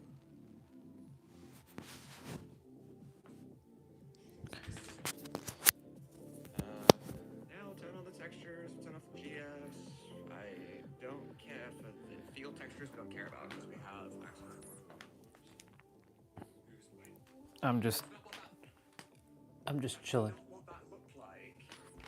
Hold up, refresh. It reverted. Browse catalog, refresh. Back here, refresh. It reverted itself, Axel. Sunamod is working on EchoS 8 today. That's cool. How has this happened? That's pretty dope. What's my battery at on this? 6%. Yeah, the 12th of January. Huh. Yeah, my J8 is really weird. I'm gonna reinstall J8 like completely. If you don't know where to download Junction 8 from, you go to simplest.com. You go to projects, you go to FFA. 3 days. Right here, and there's a new gameplay customizer right here from Hobbiter. Put that out today. It's very exciting. Okay, assets. So we're on 1.4.16. Let's just see, right? See, I don't know what that comes up literally every single time. I am on 1.4.16. And when I check for updates, it's up to date. Well, there is a new FFNX though, but there's no point because I'm going to reinstall this anyway. So confusing. Close window. This actually makes me want to play FF10. It's so good. Do your thing. You guys did everything on the field FS, but for J8 mods, it couldn't include the whole thing. Not very legal. Makes sense. So instead only package changes in the IROJ. But I have the IROJ unpacked, and I don't see any field files, so there just isn't any.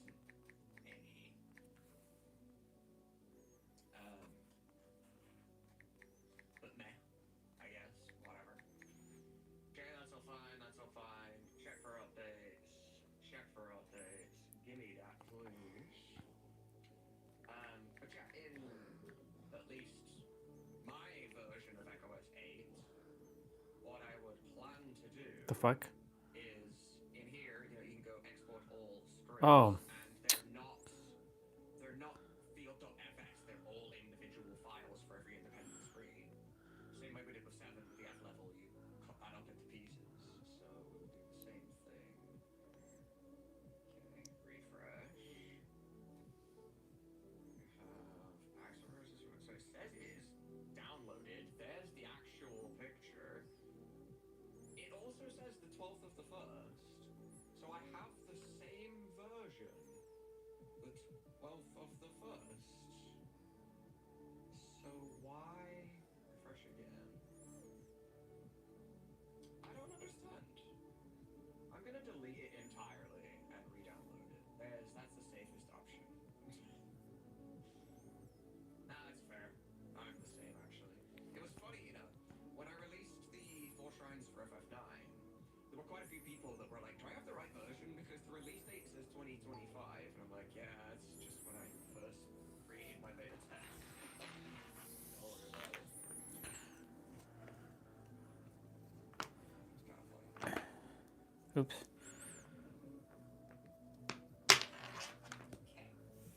Now it's there. So custom backgrounds, yes. 4x shot backgrounds, I guess. Cannot be on with the top one.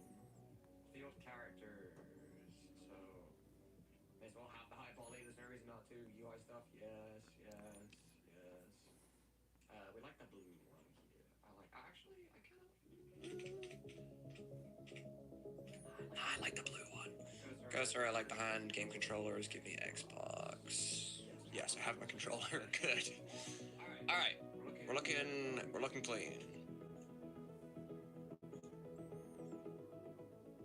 So what we're gonna do here is we actually have to play EchoS to find out if there is anything that actually needs changing. So this time we're not playing it for fun. I'm playing on it for work. Which means I have to level up and do all the battle stuff again. Axel, Hobbit, if you're listening as well, if you're here, we need a tweaks and cheats mod. Like, characters max level, characters do 999 damage, characters have 999 HP, whatever. I just need an I'm a bitch mod for testing purposes. Hold up, I reinstalled game driver. We're gonna go, actually, well, we'll stick with windowed, 16 by 9 resolution. No, 1080, so it's not full screen. Gamepad icons, yes. Not really cheats per se, but isn't there Isn't there like a search feature for this thing? I really debugger and driver version FPS, right? I could have sworn there was an analog option for controller in A, but I'm not seeing one.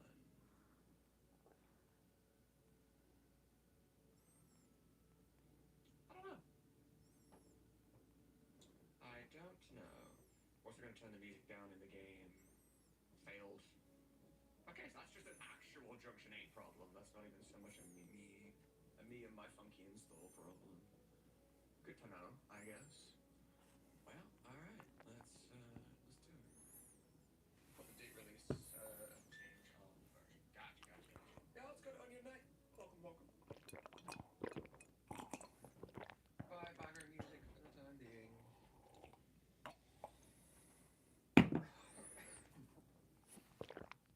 Okay.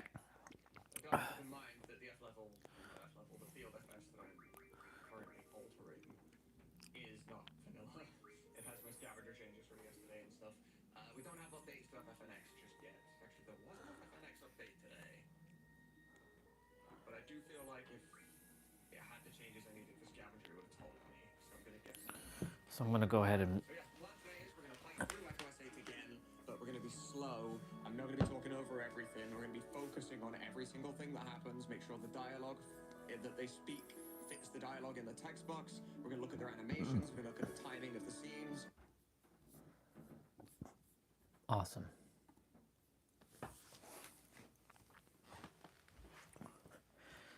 $627, 672. Nice. The opposites. Very good. Very cool.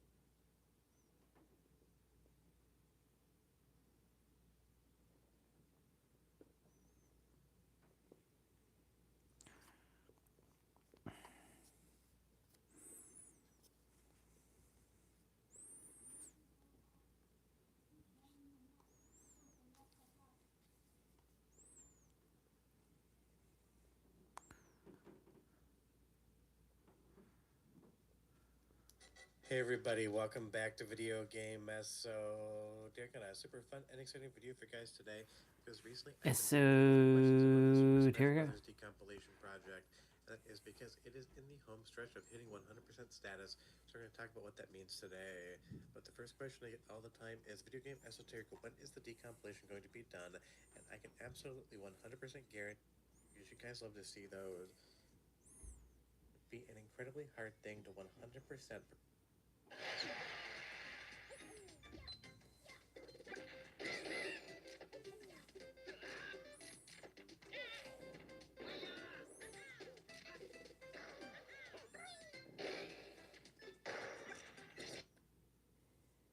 Be pleasantly surprised to hear one day that a PC port is in the works and then releases, but decomps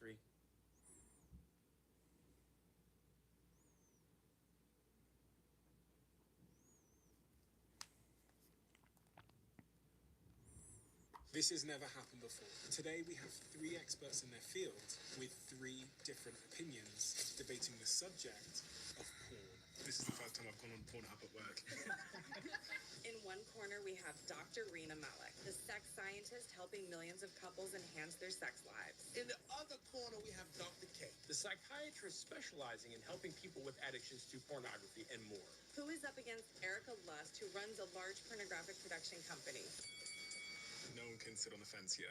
Is porn a benefit to people and society? Definitely, and especially for people who haven't really had that right to pleasure, to understand their sexuality. But I think what we're clearly seeing is a trend of it being damaging. Let me just share with y'all what I'm afraid of. It is doing way more to the brain than we ever realized. So the first thing that we know is that there's data to suggest that couples that use pornography together have better sexual encounters, and women who use pornography That's weird. have better sexual satisfaction. Nintendo wants to shut down our channel. Ooh. A few weeks ago, Nintendo decided to block over 70 of our modded Smash videos. This came as a pretty big surprise because we've been doing this for a long time and it was a pretty big shock. But after it happened, we decided let's give it one more try and see what happens. If the next video gets blocked again, then so be it. So last week we tried it one more time, and this time the video didn't just get removed, but we even got a copyright strike on our whole channel.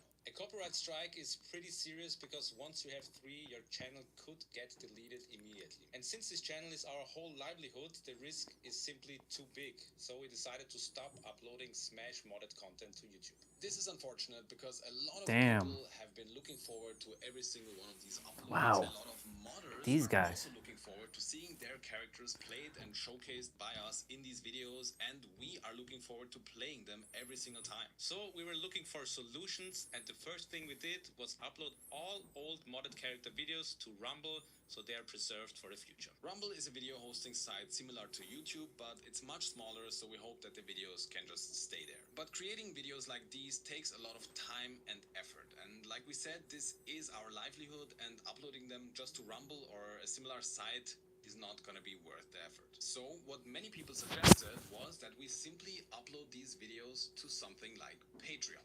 And that's exactly what we're gonna do. We decided that in order to keep this going and showcase all these amazing new characters, Patreon is our best bet. And for just $1 per month, anyone can watch our modded Smash content on Patreon. The first video is already on Patreon. It's an Iron Man moveset. It was super high quality. We had so much fun. You can already check it out with the link in the description. And there's a ton more characters coming up because just a few days before we got our strike, there was a Smash modding direct with so many new characters and content coming in the future. So we want to cover all of these characters and even more modded content, mod packs and other stuff we can find, and maybe what you guys suggest. And to be clear, Fuck Nintendo. aside from the modding stuff, nothing else changes on this channel. We still have the custom courses, some other custom game modes, and maybe other games as well.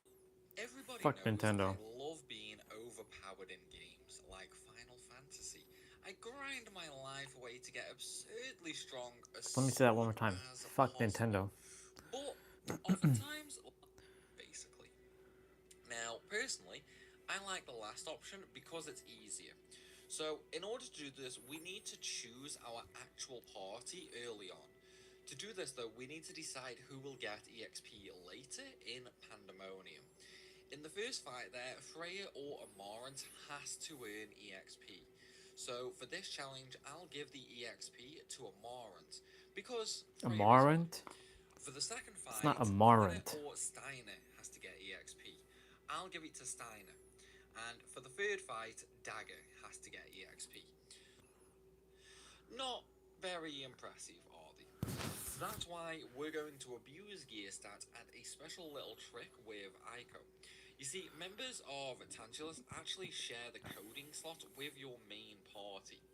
For example, Marcus shares the same slot with Ico, Sinnet with Quinnet, and Blank shares with Marant. However, there is a bug in the game which means any growth you get with Marcus will actually transfer over to Ico, giving her a massive stat boost straight off of the bat. Sadly, this does not work with Blank and Amarant. The bug is only for Ico and Marcus. One thing to note, however, is if you level Blank and Sinner up, they would level up Quinnet and Amarant as well. Thankfully, we can't gain levels with Sinnet, and I don't care about Amarant's level. This means to be as overpowered as absolutely possible, we need to level Marcus up to level 99. This way his bonus stats will transfer to Ico later in the game. The best place to do this is in Disc 2 after him and Steiner are caught and trapped inside a birdcage. There'll be an infinite number of spawning soldiers chasing you, so with a turbo controller you can just leave that to do the grind for you with a bloodsword equipped. I should mention here, this is no longer possible on the PS4 or PC ports of the game. It was patched out, and so you can only do this on the PS1 version and the PS3 digital download. So we won't actually be doing this method. Now, once that is out of the way, you essentially just want to go all the way to Disc 4, making sure not to miss it for an easy win, or just use level 5 def if you have it.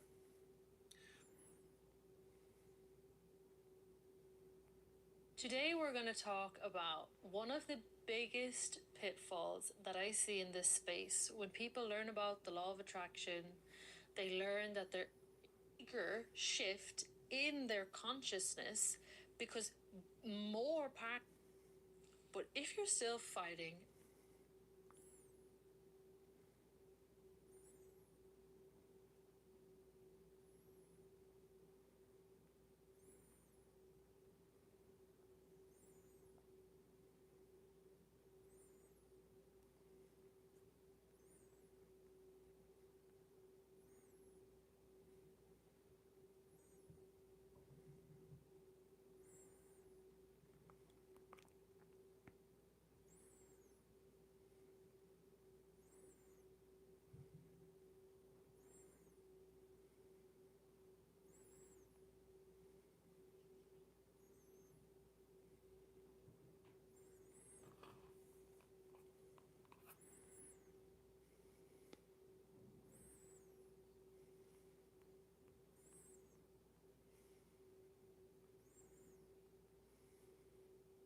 Wow, that kind of sucks though for those guys. Their channel got completely like smashed. May 28th to June 11th. Where the leprechaun mascot is replaced with a clip art blue dinosaur and an off-putting saccharin paste slowly builds up on the roof of your mouth the longer you spend consuming it. I don't hate this movie, I swear. In fact, I try to revisit it every few years and see if there are any redeeming qualities to it at all. It's all just so profoundly strange, which, while is a more ambitious...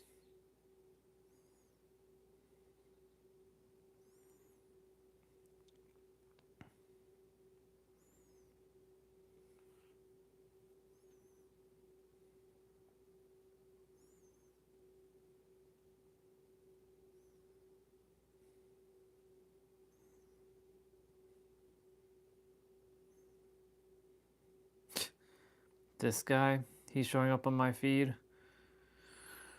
There's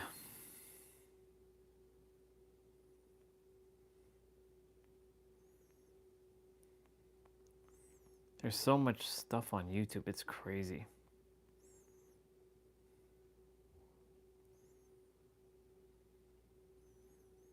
It's kind of making me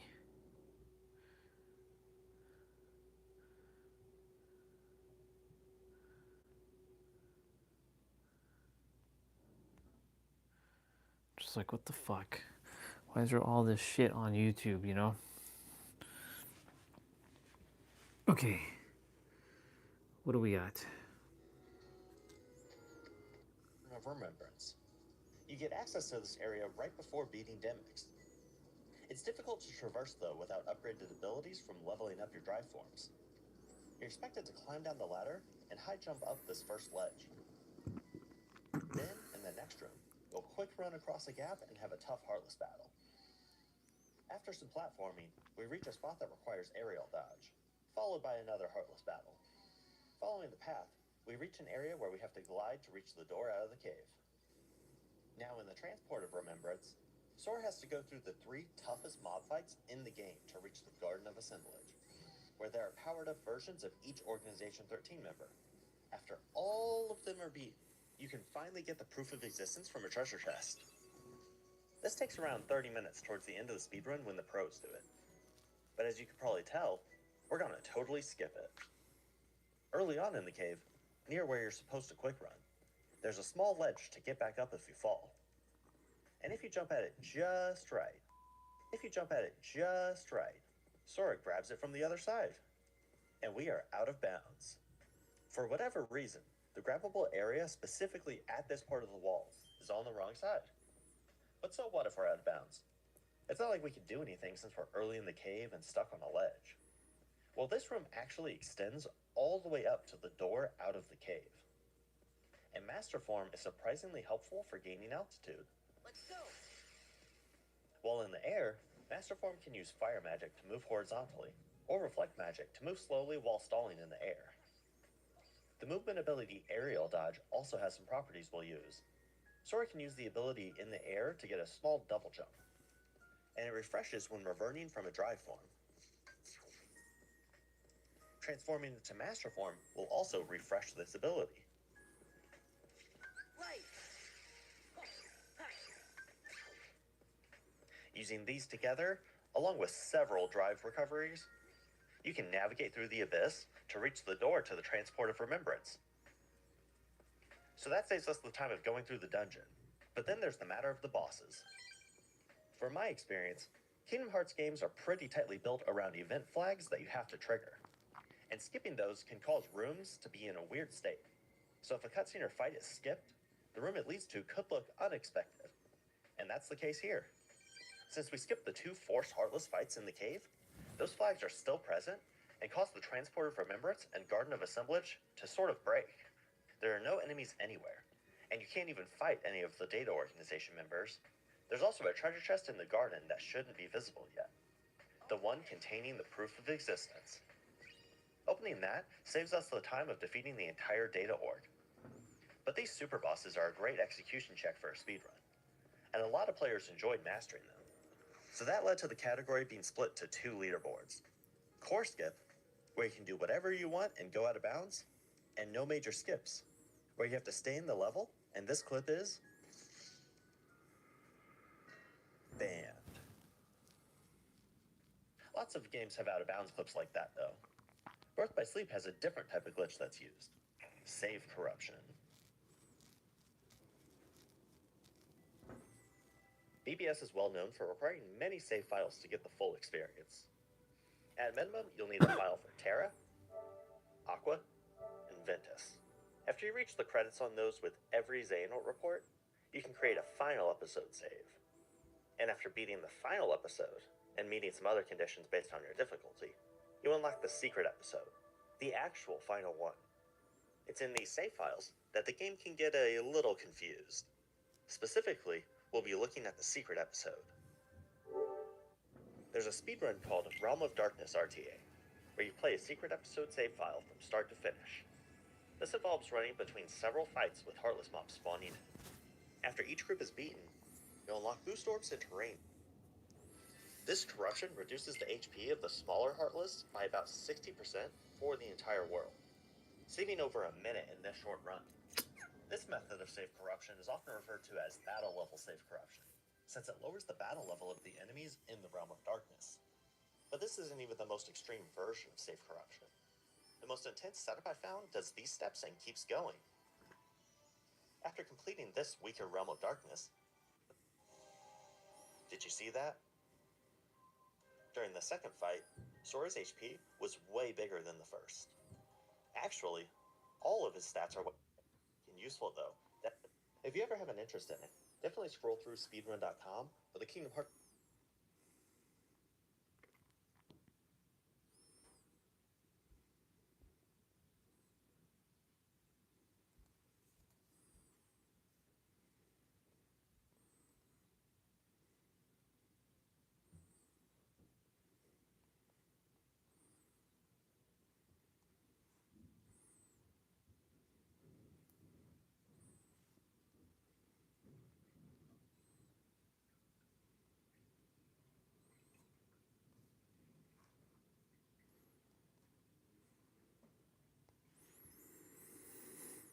To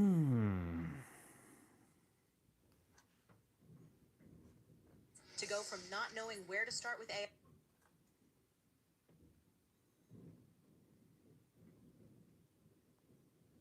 Wait, what the fuck's going on?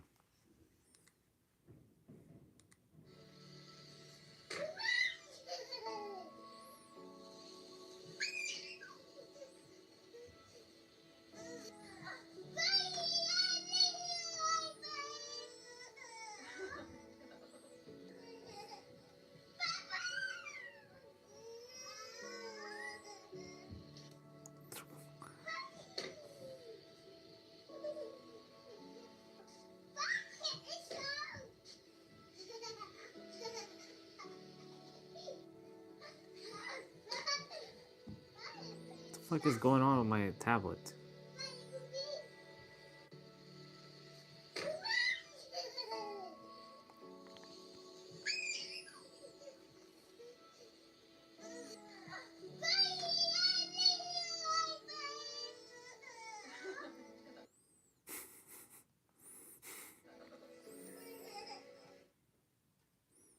That's crazy.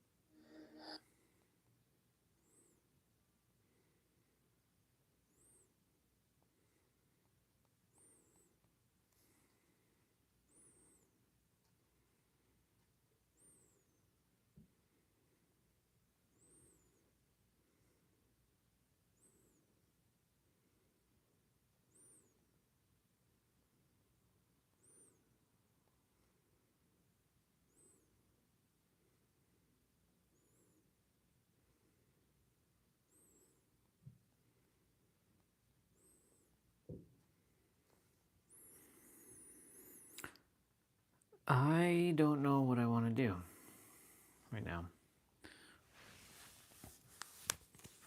I don't know what I want to do. Do I want to watch a movie? Do I want to play a video game? Or do I just want to sit and just... I don't want to watch YouTube. I'm like... YouTube is draining, to be honest.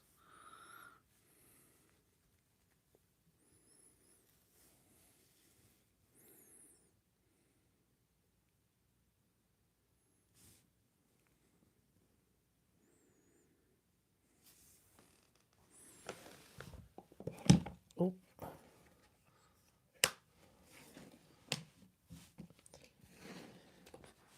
Maybe I play... I know. We don't want to be seeing my crotch.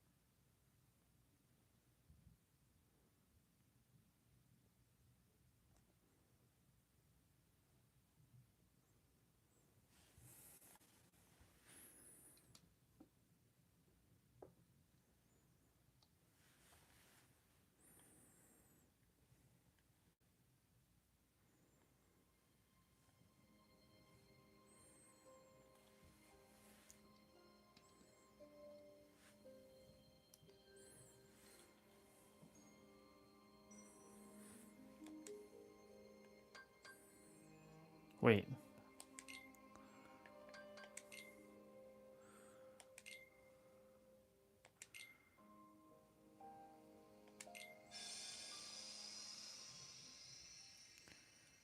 A scattered dream is like a faded memory. A faded memory is like a scattered dream.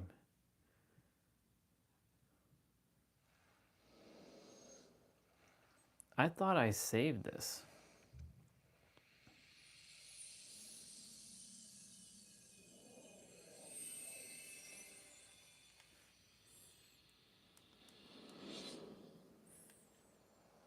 A scattered Dream is like a far off memory. A far off memory is like a scattered dream. I want to know if this is some of yours and mine.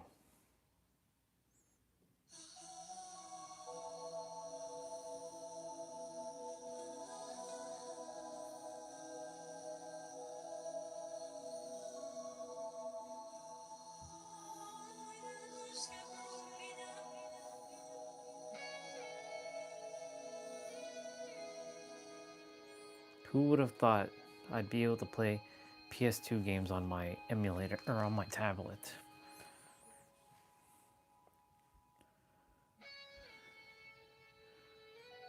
And you and I, there's a little ahead.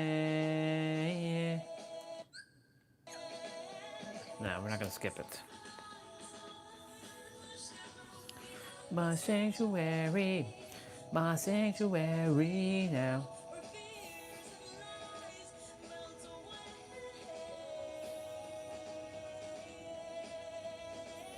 You get cold tides.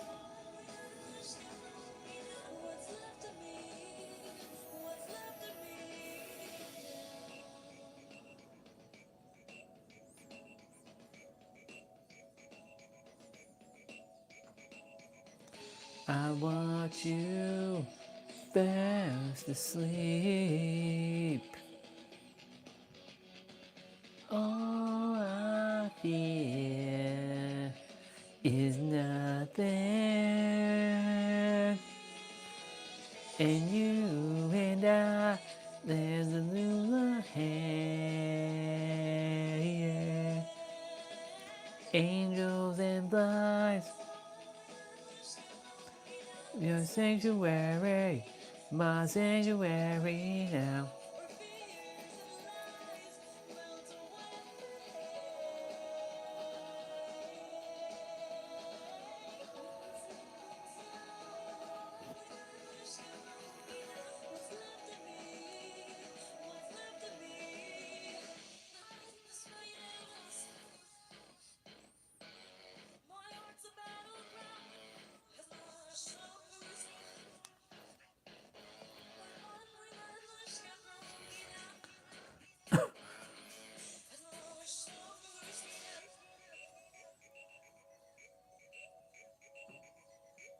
Oh shit, the first save point's gonna take a while.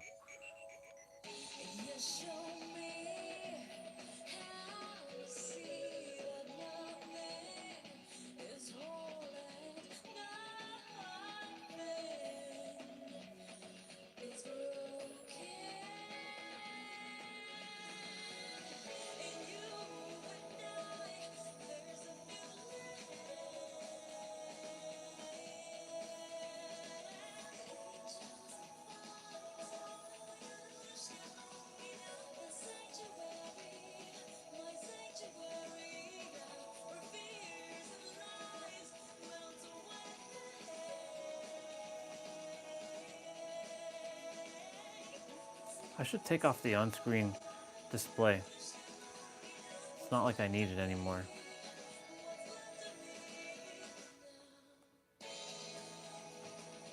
Ooh, my life.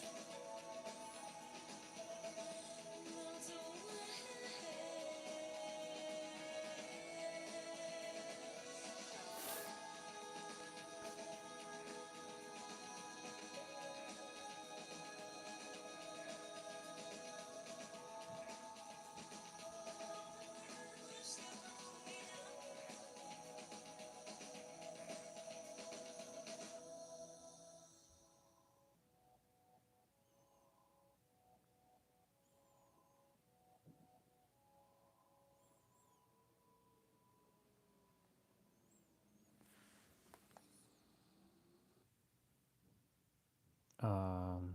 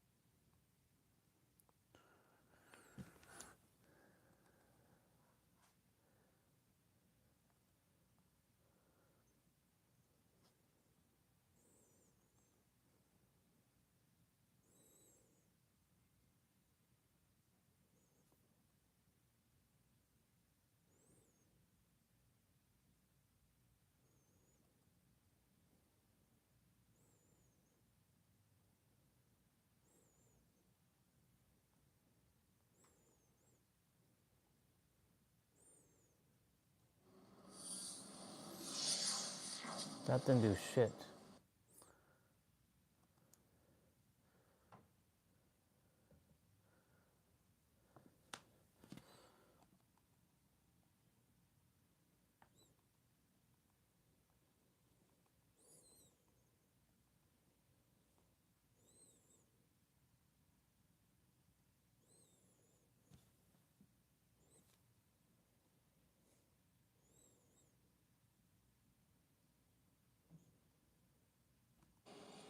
You have arrived. I've been to see him. He looks a lot like you. I'm what's left. Or maybe I'm all there ever was. My name is of No importance. My name is of no importance. Do you remember your true name? My true name is itself. His name is Roxas, actually, but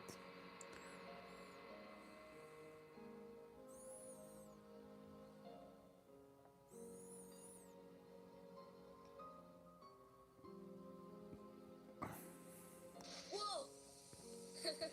Give me a break, guy. Giving up already? If there are any other worlds out there, why did we end up on this one? This world has been connected, Who's there? tied to the darkness. Sora, don't ever change. The door is open. What? You understand nothing. You understand nothing. Sora.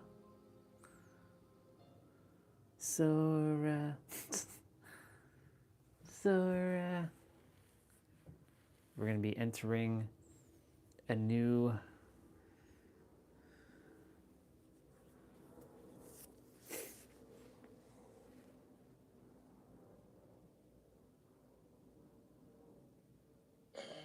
we were like, who the hell is this guy?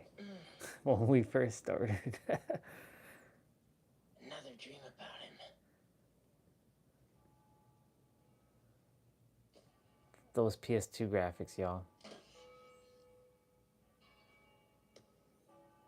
It plays so flawlessly.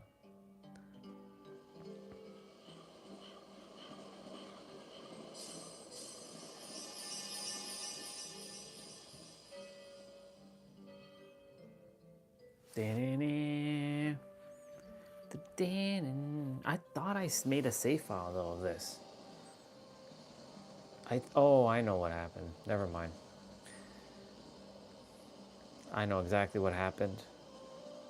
Basically what happened was when I uninstalled the game or uninstalled this emulator, it got fucked. And all my save files went with it. The first day. Man, doesn't that tick you off? Yeah, that's just wrong. Cypher's gone too far this time.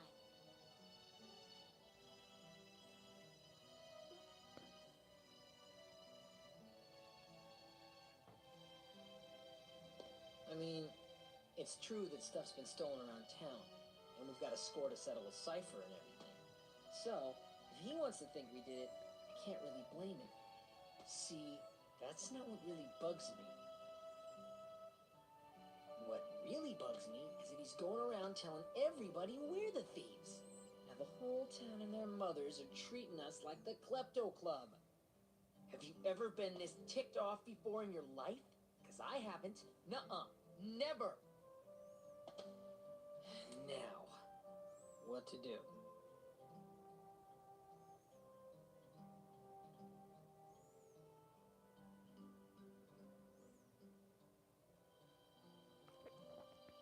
Well...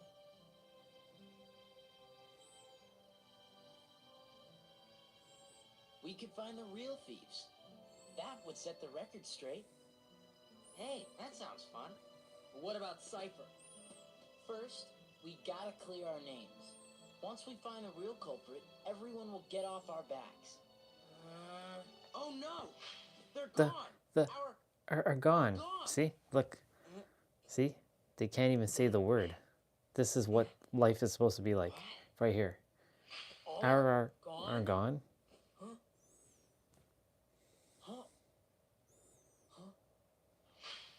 You can't say, why not?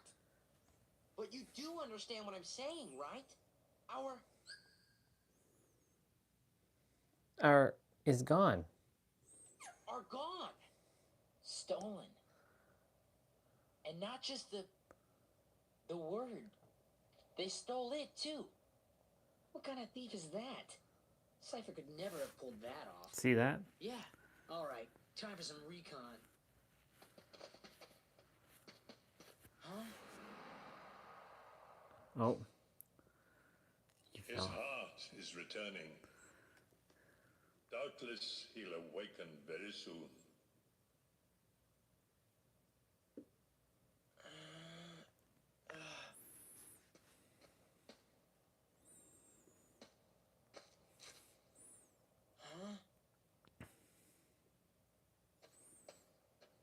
Roxas, come on.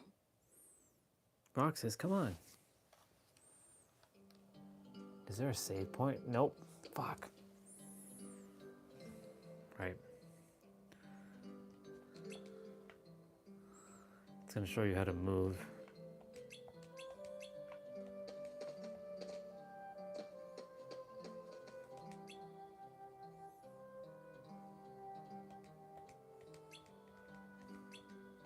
Yo, Roxas.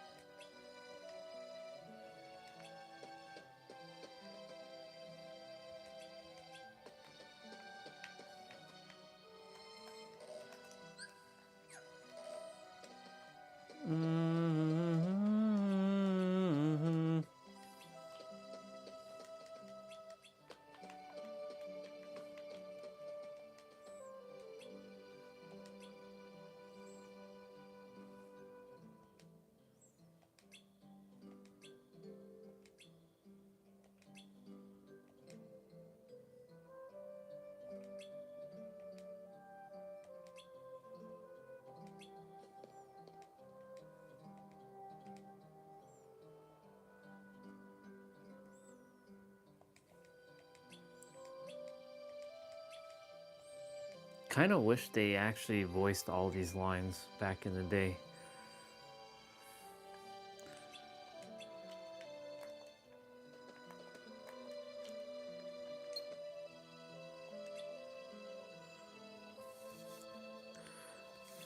Live stream's almost done, by the way.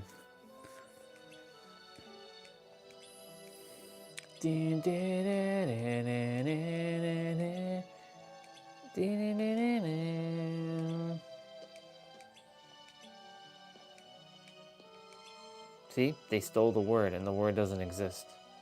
The word is photos.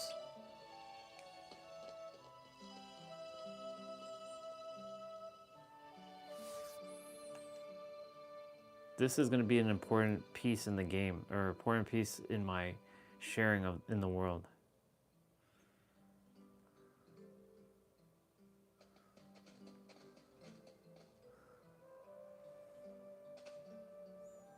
It's Fujin and Raijin. That was low, you know? That was low, you know? Oh, yeah? Nice comeback there, Blondie. What'd you say? You can give us back the... now. Yeah, you're the only ones who would take it, you know? That was undeniable proof that we totally owned you, lamers. So what did you do? Burn it? Not that we need some to prove that you're losers. Replay. Now you're talking. I guess if you get on your knees and beg, maybe I'll let it slide.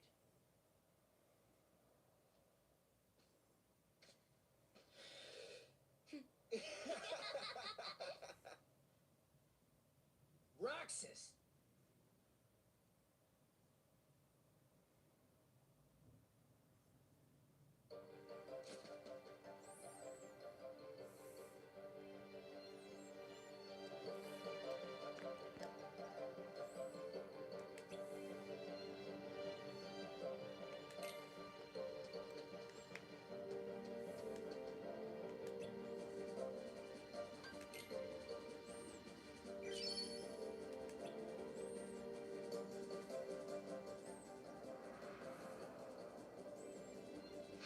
Roxas, focus.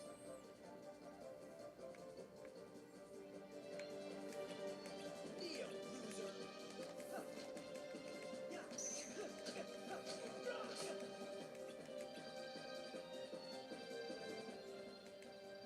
Come on. Quit playing around and fight. Neo, loser!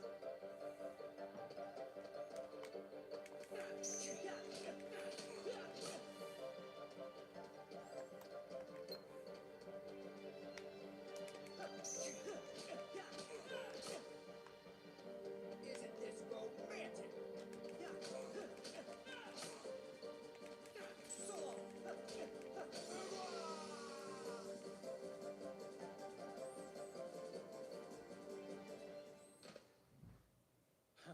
Cypher's not feeling so hot, you know? Tournament decides.